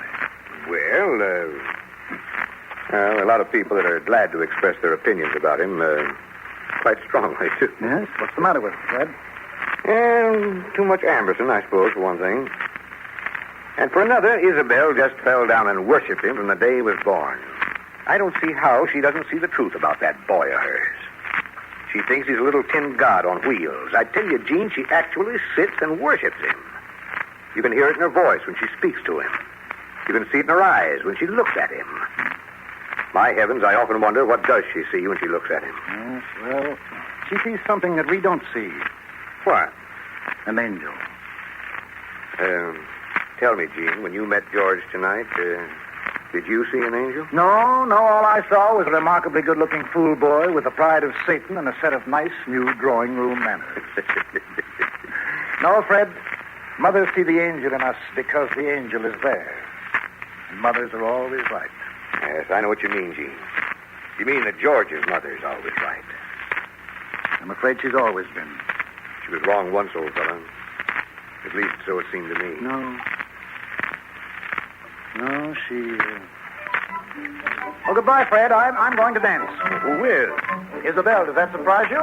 Well, it startles me a little, your jumping up like that to go and dance with Isabel. 20 years seems to have passed, but have they? My heavens, old times starting all over again. Old times? Not a bit. There aren't any old times. When times are gone, they're not old, they're dead. There aren't any times but new times. Oh. How's that for a bit of freshness? My What gosh. was? Oh, that queer-looking duck dancing with my mother. See, they're waving his hand at me like that. I don't know him from Adam. You don't need to. He wasn't waving his hand to you. He meant me. I'm going to dance with him pretty soon. Say, who is he? The queer-looking duck. Yeah. I suppose he's some old widower. Yes, he's a widower. I should have told you before. He's my father. Oh, if I'd known he was your father, I wouldn't have made fun of him. I'm sorry. Oh, you know I don't mind your being such a lofty person at all. I think it's ever so interesting. But Papa's a great man. Is he? Well, let's hope so, I'm sure. I'm just beginning to understand. Understand what? What it means to be a real Amberson in this town. Papa told me something about it before we came, but I see he didn't say half enough. Did your father say he knew the family before he left you? I don't think he meant to boast of it. He spoke of it quite calmly. You'll excuse me. I really must be going now. Hey, wait a minute. Wait. What are you going to do after 2 o'clock tomorrow afternoon? A whole lot of things. Every minute's filled up. All right, the snow's fine for sleighing. I'll come for you in the cutter 10 minutes after 2. I can't possibly go. If you don't, I'm going to sit in the cutter in front of your gate all afternoon. If you try to go out with anybody else, he's got to whip me before he gets you. If you think I'm not in earnest, you're at liberty to make quite a big experiment. I don't think I've often had so large a compliment as that, especially on such short notice. And yet, I don't think I'll go with you. You'll be ready at 10 minutes after 2. No, I won't. Yes, you will. Yes, I will.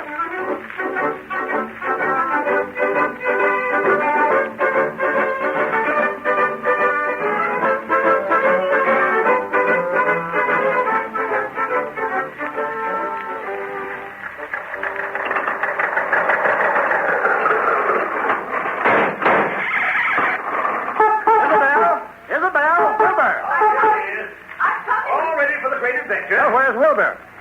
Wilbur had a headache. Jeannie said he hoped you'd excuse him. I don't think automobiling is quite your husband's speed anyway, Isabel. Well, let's get started. You sure you're not scared? Of course You not. probably have to walk home, but the exercise will be good for you. Don't you believe him? Up you go, Isabel.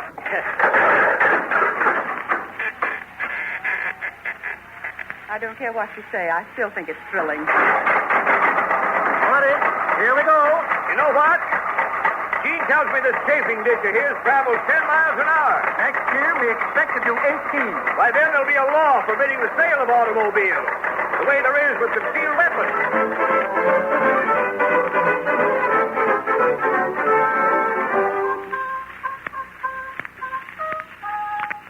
Get up, Benedict. Get up. Oh, gee, Lucy, I'm sorry you're cold. I'm not anymore with the wind behind us. And I do hate to go back. It's so pretty out here in the country. Yeah, it is nice. Is this all yours? The Andersons, I mean, all this land? Beautiful. Yeah, it used to be. It's getting all too much built up now. The way it used to be, it was like a gentleman's country estate. It's the way we ought to keep it. We let these people take too many liberties. What are you laughing at now? Oh, nothing. Oh, for heaven's sake. What? Well, look over there, down the road. It's Papa. He's having trouble with the machine. What'd I tell you about those old sewing machines? They're not old sewing machines. I wish you didn't say things like that. Well, you're not going to pass them and just leave them stranded there. We'll come back and pick them up to show them as horses that belong on the road, not sewing machines. Get up, Tender. Oh, George, be careful. Get up. Why don't you get a horse? Get a horse. Get a horse. George! Oh, George, be careful. Look where you're driving. There's a ditch on that side. George! Are you hurt, Lucy? Oh, no problem. You all right? Let's go back to Featherman. Nothing the matter with him at all. George, are you hurt? Oh, don't make a fuss, Mother. Nothing's the matter. Only that darn silly horse broke away. Oh, you catch cold, George. Here, let me brush the snow. Oh, leave me alone, Mother. You ruin your gloves. You're getting the snow all over yourself. Yeah, now, why not try riding in my machine, George? Come on, climb in, everybody. Come on, Isabel. All aboard, Lucy. Oh, George. Look at your feet, George. Oh, no, you must Mother. clean them over. You'll catch cold. Oh, I Mother. can't have you catching cold. Now, here, let me brush them for you. Stop that, Mama. You mustn't ride with wet feet. Well, then not. For heaven's sake, get in. You're standing in the snow yourself, Mother. He's all right, Isabel. Come on, up here with me. Ready? We're ready, but how about this wreck of yours? Well, we'll see. She breathes. She stirs. She seems to feel a thrill of light along her cheek. As I walk along the void below. Hey, come on there, you two. Sing. It'll keep you warm. George, I want to thank you. Along the void. Oh, for what? You tried to swing underneath me and break the fall for me when we went over. I knew you were doing that. It was nice of you. There wasn't any fall to speak of. Couldn't have hurt either one of us. Friendly of you. Awfully quick, too. I'll not forget. To walk along the border belong in my independent air. To hear the girls declare.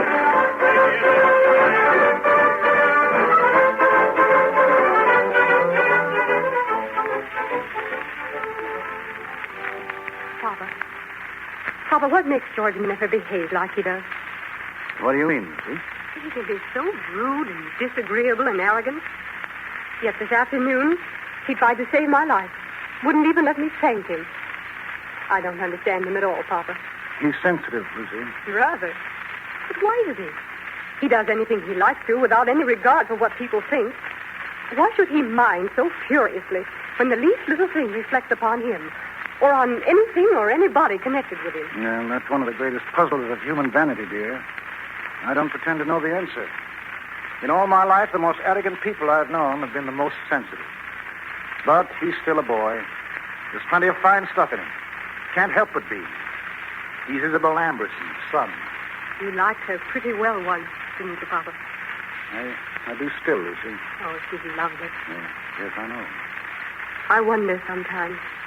I wonder why she happened to marry Mr. Minifer. Oh, Wilbur Minifer's all right. He's a quiet sort of a man, but he's a good man and kind. Those are things that count. No, Lucy, I wouldn't worry too much about George.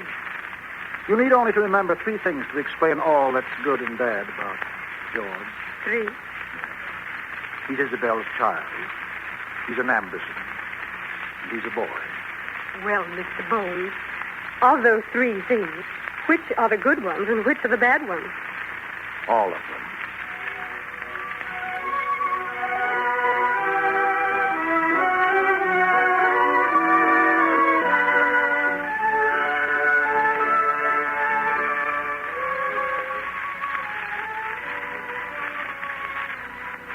You are listening to the Campbell Playhouse presentation of The Magnificent Amberson, starring Walter Houston and Orson Welles.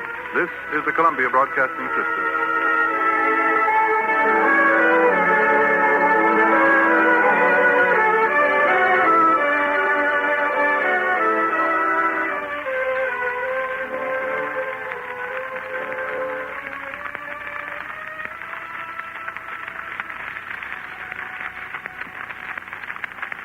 This is Ernest Chappell, ladies and gentlemen, welcoming you back to the Campbell Playhouse. In a moment, we shall resume our presentation of the Magnificent Ambersons.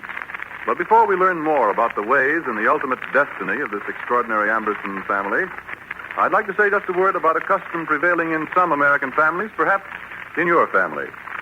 No doubt, many of the soups you serve and enjoy in your home are Campbell's soups. But perhaps there are 1 or 2 kinds of soup you still make yourself. The reason may be, habit for one thing, or perhaps it's the understandable pride you take in your good home cooking. If this is true in your case, then believe me, we honor it and you sincerely. But because I'm sure you'll agree that making soup does lengthen your kitchen hours, lengthen them as most women feel needlessly, I'd like to invite you, if you haven't already done so, to try just once these soups as Campbell's make them. Try them and compare them with the product of your own kettle, Soup for Soup. If you'll do that, I earnestly believe you'll appreciate their fine, home-like flavor so much that you let Campbell's make all your soups. You see, we make these soups for many of your friends, so naturally, we'd like to make them for you, too.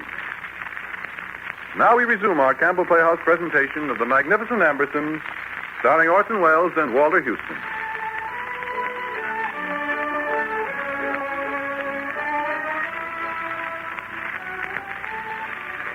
Even after the turn of the century in that Midland town, it seemed impossible to doubt that the Ambersons were entrenched in their nobility, behind polished and glittering barriers which were as solid as they were brilliant and would last forever.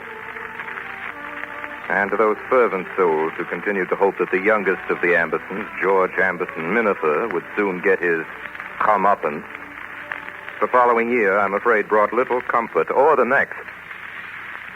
But in his last year at college, 3 things occurred to upset the even tenor of George Amberson Minifer's life. Wilbur Minifer, beloved husband of Isabel Amberson Minifer and father of George Amberson Minifer, died at his home last night after a brief illness. Wilbur Minifer. Quiet man. Town will hardly know he's gone. That was the first thing. his father's death. Second, certain changes in the Midland town where he lived. Perplexing at first, then irritating. Every time you came home for the holidays, you saw new things. New faces at the dances. Riffraff, people whose names you never heard of. And the town itself was less and less familiar.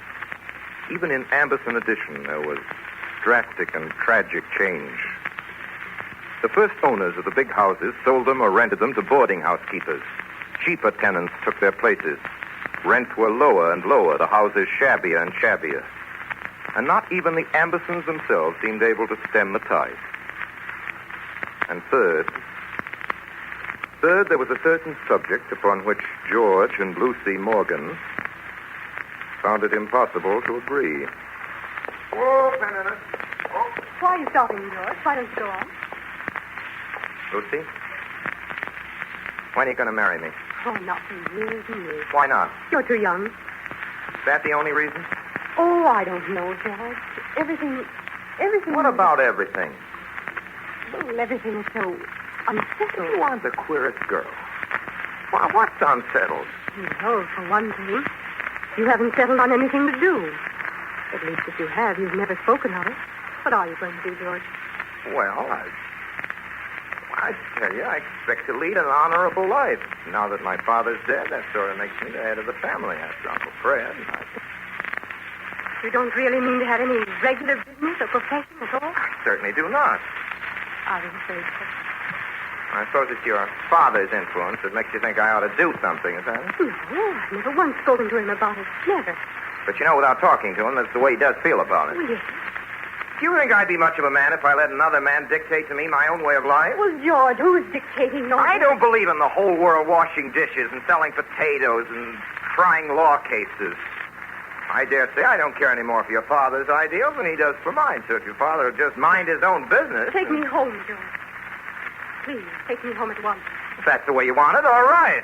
That's the way I want it. Well, all right, that's the way you want it. That's the way you want it. Get up, Pendennis. Get up.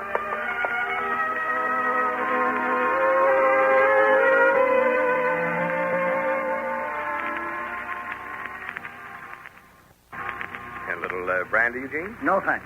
How about you, George? Thanks. Oh, it's too bad that Lucy couldn't be here tonight. I do hope it's nothing serious, Eugene. Just a headache. She asked me to excuse her, Isabel. Maybe you'll take her out driving tomorrow, George. That'll do her good. Maybe. You know, Gene, I heard the other day there's another automobile firm opened up here in town. Oh, I'm bound to have competition. That's part of the game, isn't it, Eugene? Of course. Shows business is good. Maybe they'll drive you out of business. Or else the two of them will drive all the rest of us off the street. Not at all, Isabel. We'll just extend the streets. Oh, you see how simple it is, Fred? It isn't the distance from the center of the town. It's the time it takes to get there. Automobiles will change all that. You really believe, Eugene, that automobiles are going to change the face of the land? Yeah, they're already doing it. And it can't be stopped. No, automobiles? Automobiles are a useless nuisance. What did you say, George? Well, I said all automobiles were a nuisance. They never amount to anything but a nuisance. They never had no business to be invented. You forget, George, that Mr. Morgan makes them and also did his share in inventing them. If you weren't so thoughtless, he might think you rather offensive. Well, that'd be too bad. I don't think I could survive that. George. Well, I'm not so sure that George is wrong about automobiles. With all their speed forward, they may be a step backward in civilization. That is, in spiritual civilization. It may be that they will not add to the beauty of the world, nor to the life of men's souls. It may be that George is right, and that the spiritual alteration will be bad for us. Perhaps in 10 or 20 years from now, if we can see the inward change in men by that time, I shouldn't be able to defend the gasoline engine. But would have to agree with George that automobiles had no business to be invented. Well, Fred, I'm afraid it's getting late, and I have an appointment with my foreman, so I better go along. Oh, but Gene... Eugene. No, good night. Don't bother to take me to the door. I'll find my way out. Good night, Eugene. Yes, good night, Gene. Good night. George, dear, what did you mean? Just what I said. You hurt him, George. He doesn't sound very hurt to me. He sounded pretty cheerful. If you ask me, why don't you think he was hurt? I know him. He must think. Well, I don't care much what Mr. Morgan thinks. I suppose he's trying to borrow money from you, Uncle Fred. That automobile factory is his. Huh? No, George. I think Eugene Morgan's perfectly able to finance his own inventions these days. George, what made you say that? Well, he strikes me as that sort of a man, that's all. Anyway, I want to know what he's hanging around here for anyway. George, Mr. Morgan's an old friend. By Jove, George, you are a puzzler. In what way, I'd like to know? Well, it's a new style of courting a pretty girl for a fellow to go deliberately out of his way to try and make an enemy of her father. That's a new way to win a woman, that is.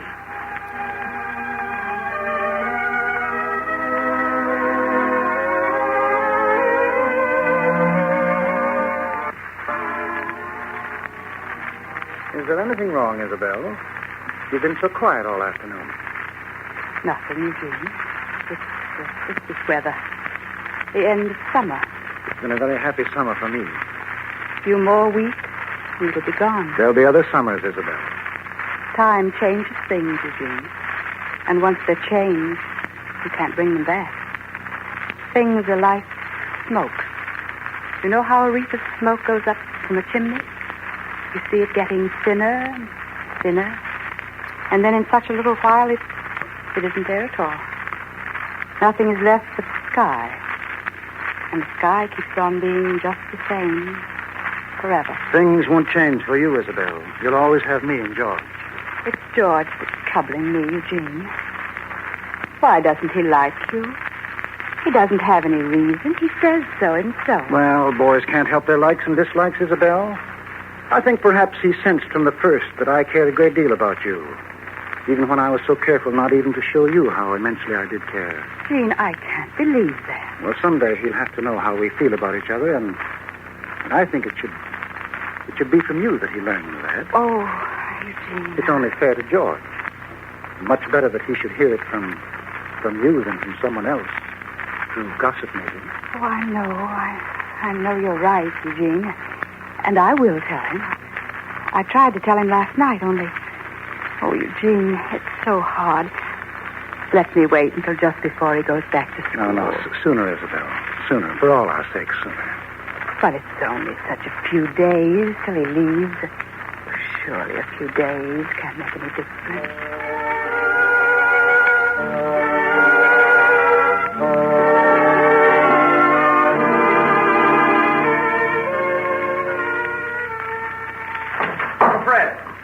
Uncle Fred. Good gracious, Georgie. What's up? I've got to talk to you. Say, what's happened to your face? Oh, forget about that. I've just been in a fight. I've heard what people are saying. Saying about what? For heaven's sake, if you're going to talk, be coherent. The whole town's talking about my mother and that man Morgan. They say my mother is going to marry him. And that proves she was too fond of him before my father died. Everybody in town knows about it but me. Heavens, is that what you're so excited about? Why do you listen to stuff like that? I'm glad I did listen. I have a right to know. Did you know it? Did you? Georgie, you can be sure there's been more gossip in this place about the Amberson family than any other family. You see, the more prominent you are, the more gossip there is about you. And the more people would like to pull you down. But they can't do it as long as you refuse to listen. The minute you notice it, it's got you. Is that all you've got to say? It's about all there is to say, Georgie. There's nothing to be done about it. You propose to sit here and let this riffraff bandy my mother's good name about it? Is that what you propose to do? Didn't you understand me when I told you that people are saying my mother means to marry this man? I understood and you. And you think if such an unspeakable marriage took place, it'd make people believe they've been wrong in saying... You know what they'd say? I don't believe it would. There'd be more badness in the bad mouths and more silliness in the silly mouths. But it wouldn't hurt Isabel and Eugene if they had decided to marry. Good heavens, you speak of it so calmly. Why shouldn't they marry if they want to? It's their own affair. Why shouldn't they? I don't see anything precisely monstrous about two people getting married when they're both free and care about each other. What's the matter with marrying? It would be monstrous. Monstrous, even if this horrible scandal hadn't happened. But now, in the face of this... Oh, you can sit there and even speak of it, your own sister. For heaven's sake, don't be so theatrical. Come back here. What is it? Don't you speak to your mother about this. I don't intend to, but I'm going to do something about it. You can be sure of that. I'm going to do something about it. You see if I don't.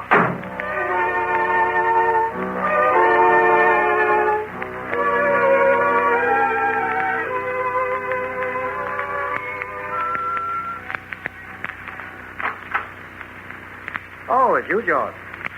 How do you do? Your mother expects to go driving with me, I believe. If you'll be so kind as to send word to her that I'm here. No.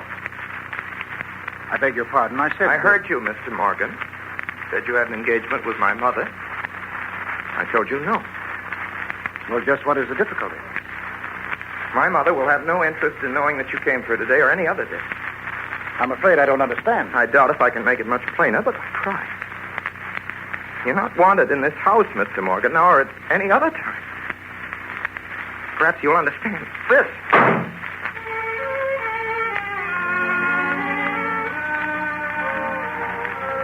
Fred will bring this to you, dear Isabel. He is waiting while I write. He and I have talked things over. And before he gives this to you, he will tell you what has happened. I should have been better prepared for what took place today. I ought to have known it was coming. A week ago, I thought the time had come when I could ask you to marry me, and you were dear enough to tell me. Sometime it might come to that. Well, you and I, left to ourselves, wouldn't pay much attention to things like slander and talk. But now we're faced with not the slander of our own fear of it, because we haven't any, but someone else's fear of it, your son's. And that frightens me. Let me explain a little. I don't think he'll change. At 21 or 22, so many things appear solid, permanent, and terrible, which 40 sees are nothing but disappearing miasma. 40 can't tell 20 about this. That's the pity of it. 20 can only find out by getting to be 40. And so we come to this, dear. Will you live your life your own way or George's way? Dear, it breaks my heart for you. But what you have to oppose now in your son is the history of your own selfless and perfect motherhood. Are you strong enough, Isabel? Can you make the fight? I promise you that if you will take heart for it, you will find so quickly that it has all amounted to nothing. You shall have happiness, and in a little while, only happiness. I'm saying too much for wisdom, I fear. But, oh, my dear, won't you be strong? Such a little short strength it would need. Don't strike my life down twice, dear. This time, I've not deserved it. Eugene.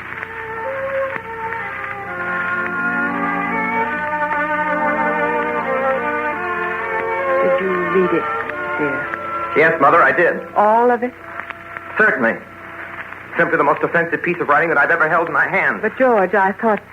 Don't you really think this was a pretty insulting letter for that man to be asking you to hand your son? Oh, no. No, you can see how fair he means to be. Fair? Do you suppose it ever occurs to him that I'm doing my simple duty? That I'm doing what my father would do if he were alive?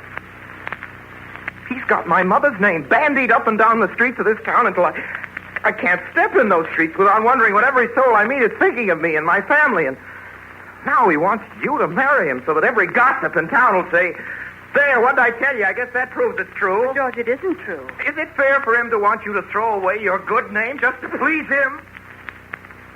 That's all he asks of you. And to quit being my mother? Do you think I can believe you really care for him? Don't. You're my mother, and you're an Amberson. I believe you're too proud to care for a man who could write such a letter as that. Well, what are you going to do about it, Mother?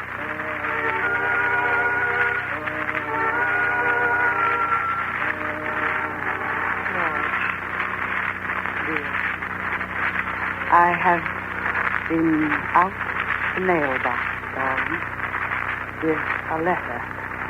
I've written Eugene, and he'll have it in the morning. I think It is a little better for me to write you like this instead of waiting till you wake up and then telling you, because I'm foolish and might cry again. And I took a vow once, long ago, that you should never see me cry. Not that I'll feel like crying when we talk things over tomorrow. Don't fear. By that time, I'll be all right and fine, as you say so often. I think what makes me most ready to cry now is the thought of the terrible suffering in your poor face and the unhappy knowledge that it is I, your mother, who put it there. It shall never come again. I love you better than anything and everything else on earth. And Eugene was right. I know you couldn't change about this. So I've written him just about what I think you would like me to. Though I told him I would always be fond of him and always be his best friend. And I hope his dearest friend. He'll understand about not seeing him. He'll understand that. Though I didn't say it in so many words. You mustn't trouble about that. Eugene will understand. Good night, my darling, my beloved. You mustn't be troubled. I think I shouldn't mind anything very much so long as I have you all to myself, people say, to make up for your long years away from me at college. We'll talk of what's best to do in the morning, shan't we? And for all this pain, you'll forgive your loving and devoted mother, Isabel.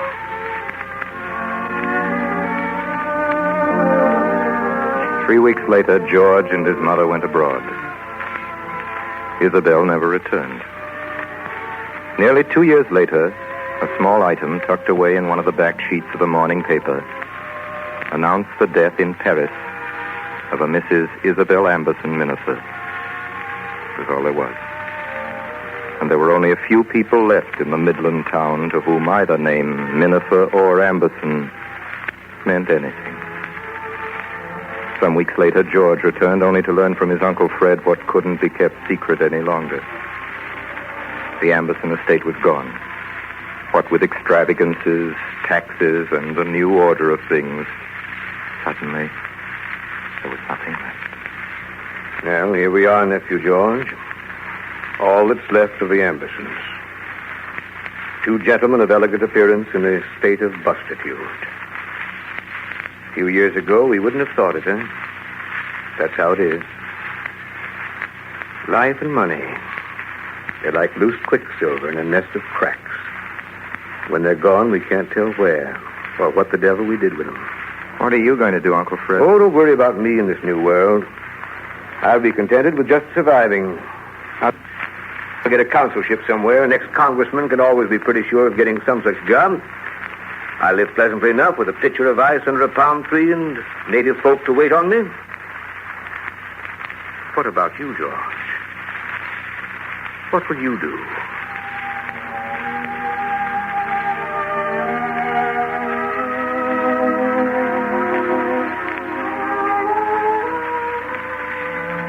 The night George saw his uncle off, he walked homeward slowly through what appeared to be strange streets in a strange city. For the town was growing and changing as it had never grown and changed before. It was heaving up in the middle incredibly. And as it heaved and spread, it befouled itself and darkened its sky. From day to day, from week to week, great new industries were springing up, steel and oil, and this new, all-conquering thing, the automobile. Strange people swarmed about him, obliterating, destroying every trace of the magnificence that once was Amberson, destroying with it the last of the Ambersons, George Amberson Minafer. The city rolled over his heart and buried it, as the city had rolled over Ambersons and buried them to the last vestige. The thing had happened. The thing which years ago had been the eagerest hope of many. The hope of many good citizens had finally come to pass. But not one of them was there to see it. George Amberson Minafer got his comeuppance. He'd got it 3 times filled and running over. Later, as he walked down Amberson Boulevard, now known as Kent Street, and filled with second-rate shops and cheap boarding houses, and climbed the stairs of the old house for the last time, a terrible loneliness assailed him. He opened the door softly into Isabel's room. It was still as it had been. Tomorrow, everything would be gone.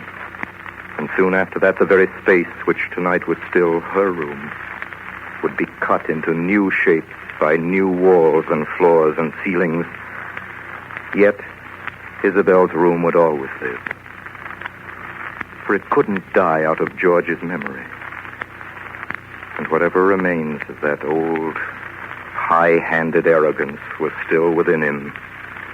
He did penance for his deepest sin that night. And it may be to this day, some impressionable, overworked woman in a kitchenette, after turning out the light, will seem to see a young man kneeling in the darkness, clutching at the covers of a shadowy bed. And it may seem to her that she hears a faint cry over and over. Mother. Mother, forgive me. Mother. Mother, forgive me.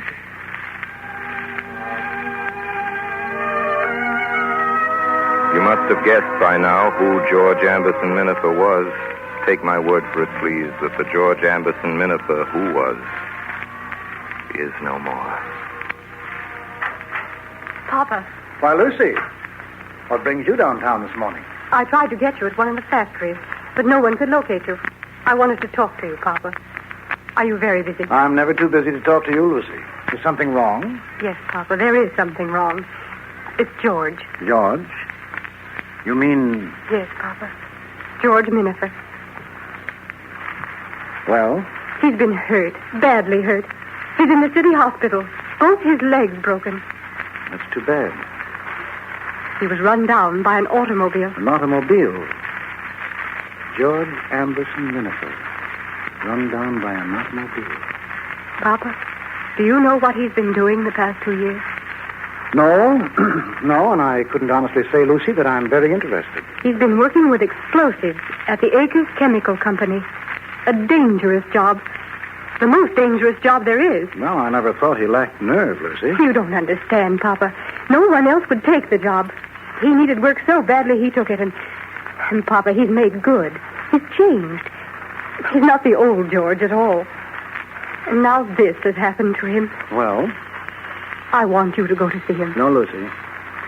After all, you can't expect me to have any particular affection for that young man. I'm sure that Isabel... Isabel's been dead 3 years. 3 years. Yes, if it hadn't been for him, she might... It's what she would want you to do, Papa. You know that. She'd want you to be kind. She'd want you to come with me to the hospital. He's lonely, Papa. His heart's broken. He needs us. We can help him. You could do so much for him, and I could... Well, Papa, what are you going to do?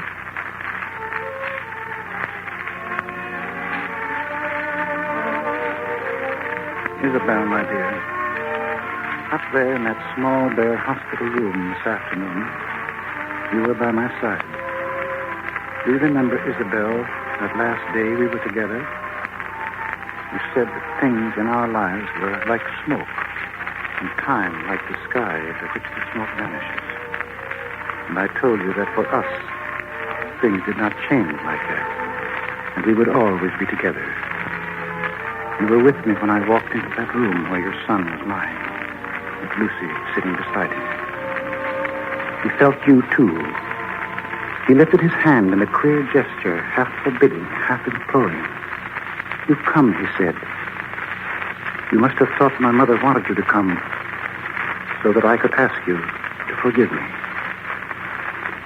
And as he held my hand in his, if you could have seen Lucy's face at that moment, dear Isabel, she was radiant. But for me, another radiance filled the room. For then I knew that I had been true to you at last, my true love, and that through me, you had brought your boy under shelter again.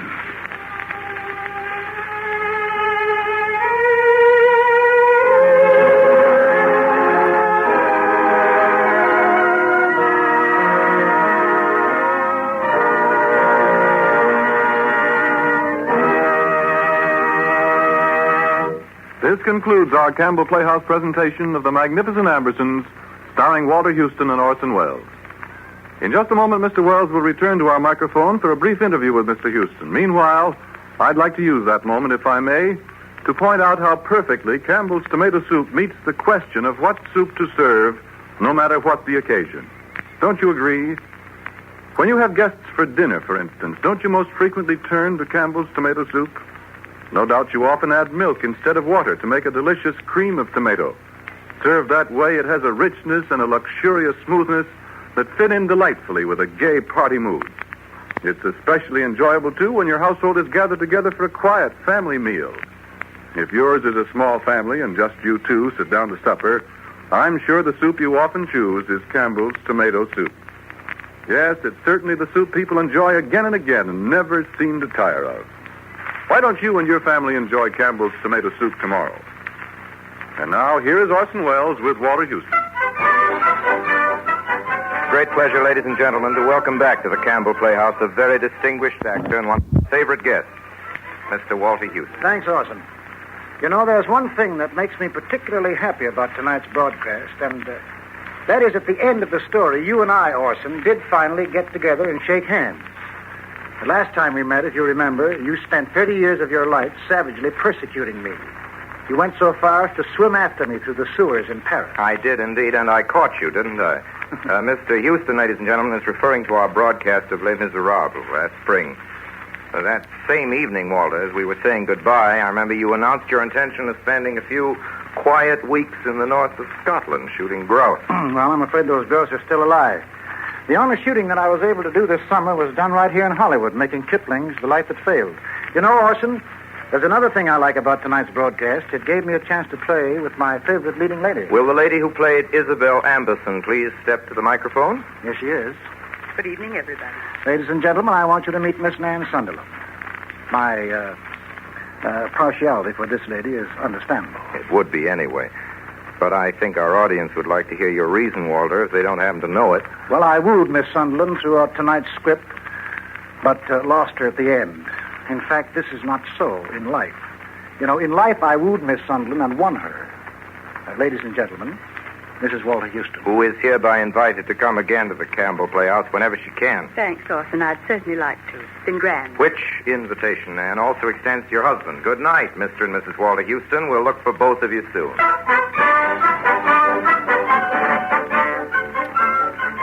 In tonight's Campbell Playhouse production of The Magnificent Ambersons, the role of Eugene Morgan was played by our guest of the evening, Mr. Walter Houston.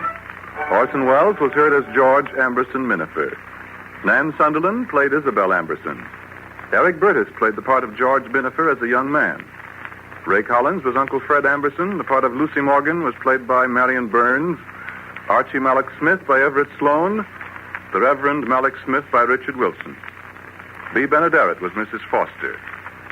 Music for the Campbell Playhouse, as always, was arranged and conducted by Bernard Herrmann. And now we wish to thank the makers of Maxwell House Coffee, sponsors of Good News of 1940, for their courtesy in permitting Walter Houston to appear with us tonight.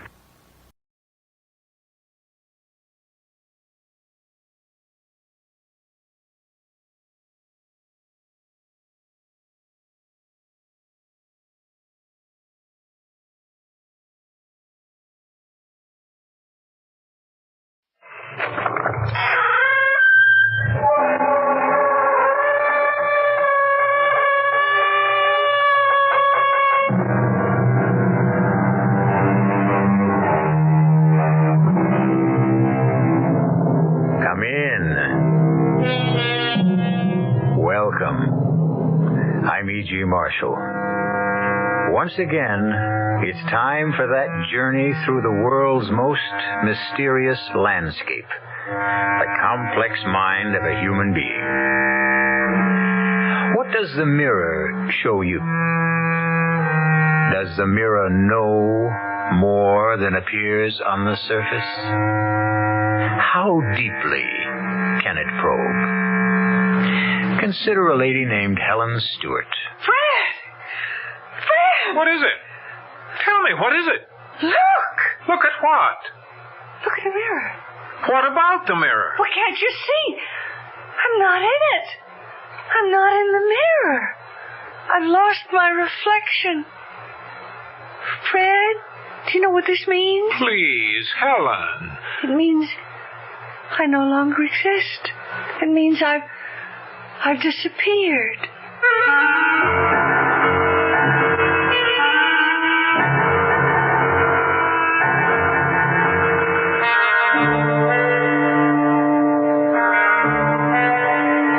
Mystery drama Mirror for Murder was written especially for the Mystery Theater by Sam Dan and stars Celeste Holm. It is sponsored in part by Anheuser-Busch Incorporated, brewers of Budweiser, and by the Kellogg Company, makers of Kellogg's Special K cereal. I'll be back shortly with Act One.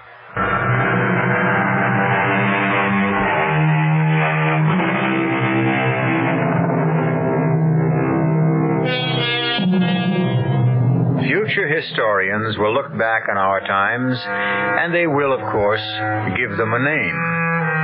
It's fairly safe to assume that our era will probably be called the Age of Women. Women are no longer content merely to cook and clean and care for a man. Some women are quite vocal about it. However, these are not the ones to cause us concern. Men should worry about those quiet ones. For instance, today it's breakfast as usual at the home of Fred and Helen Stewart. This means that, although it's not even 8 o'clock, Fred has already been on the phone for the better part of an hour. But on this particular morning, quiet, uncomplaining Helen Stewart does something shocking. She suddenly reaches over and, for no apparent reason, disconnects the telephone. Helen, why? Why did you do that? Why did you cut me off? I don't know. But, Helen, you knew that I was talking to Senator Warren. You cut us off. Senator Warren is an old drunk. James J. Warren is the majority leader. Oh, yes, he is. He certainly is. Senator Warren is the majority leader because he makes a great many major leads, especially with his hands under the table when we're out to dinner. What are you talking about? You know, 15 years ago, if I'd told you that, you'd have punched the senator in the nose. Now you look at me and say, what are you talking about? Helen. Oh, Jim. Yeah, cut off, I guess. Certainly, Jim, I'll hold on. Helen, I simply have to talk to the senator before he leaves. You might want to talk to me before I leave, too. Now, what is that supposed to mean? Just what it sounds like. Look, we can't afford an argument just before I go. When can we afford it? Darling, be sensible. The committee's considering the entire budget. You know what's at stake. Of course. And, Jim, yeah, great. Tonight? No trouble at all. I'll be there. You bet. Thanks, Jim. Bye. Am I to assume from that conversation that you won't be home to dinner tonight either? Senator Warren wants me to meet with the Finance Committee people for dinner. I see. Well, they have to be brief. Naturally. I'll try to cut it as short as I can. We have tickets for the opera tonight. Remember? Oh. Well, look, why don't you go, and I could pick you up after. If I'm going to go to places alone, I don't have to be married. Oh, Helen, just as soon as all this pressure is off... Poor Fred, you're having so much trouble trying to fit me into your schedule. What are you doing New Year's Eve? I resent that. Do you? If you didn't want me to go into politics, you should have said so. I don't recall that you ever asked me. Darling, this is the big break. Jim Warren is letting me write this bill. It'll be known as the Stewart Act. It'll revolutionize the concept of education throughout the state. From here, I can run for national office. First the House, then the Senate. Mm-hmm. Yes, well, write me a letter. Let me know how you make out. Well, I want you to help me. Help you? How? Well, just don't add to your problems. Is that what you're trying to say? No. Just be a nice, quiet, obedient little lady. Is that what you mean? Oh, Helen, you can twist the meaning of everything Fred, you say. I'm having a problem. Oh, good Lord. It's 8:30. Fred, we have to talk about it. Yes, but does it have to be this minute? Well, sometimes you have to sit here and just look at me and talk to me and concentrate on me as if I were a human being worthy of your time and your attention. Helen, you know that I love you. Yeah, but that's not enough. You see, something's happening to me, and I'm frightened. What could be happening? I'm scared. I feel as if I'm disappearing. Disappearing? Yes, disappearing, as if I'm fading away, fading out. What does that mean? As if I've become nothing, nobody. Oh, but That's what. I can prove it. There are times, many times, more and more times lately, when I look into a mirror and I sort of become hazy, blurry, and then my image, my reflection, isn't there. It's just gone. Helen. I'm gone. Look, you've got to see Dr. Gordon. Why do you keep sending me to other men, Fred? I know what's happening. I am disappearing. I'm fading out of your life. Now, that is not true. I need you more than ever. For what? We'll talk about it tonight. But you won't be here tonight. Tomorrow morning. I may not be here tomorrow morning. What? I may be gone. Gone? Gone where? I don't know. Where do people go when they disappear? I'll answer it. Hello? Just a moment. It's the senator's office. Should I tell him you're busy and you'll call back? How can I tell him I'm busy? You give me the phone. I see. Hello? Yes, I'll hold on. Helen, Goodbye, Fred. Where are you going? Where am I going? Fred, look in the mirror. Just look, Fred. In just a minute. Hello? Jim? Yeah. Oh, I've got all the figures, everything we need. Look in the mirror, Fred.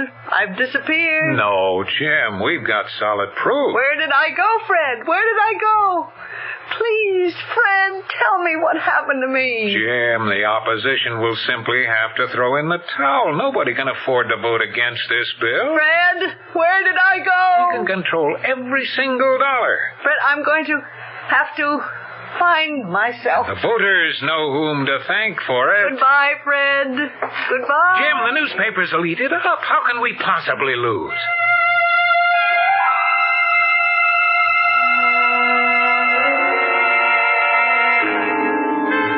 The key to 247, please. Here you are, Miss Craig. How did you enjoy the skiing this morning? Fine, thank you. Planning to stay with us for a while? Well, I know it's quiet here. We're off the beaten tourist path. I'll see. Oh, you have a message, Miss Craig. A message? That's impossible. Impossible? Well, nobody...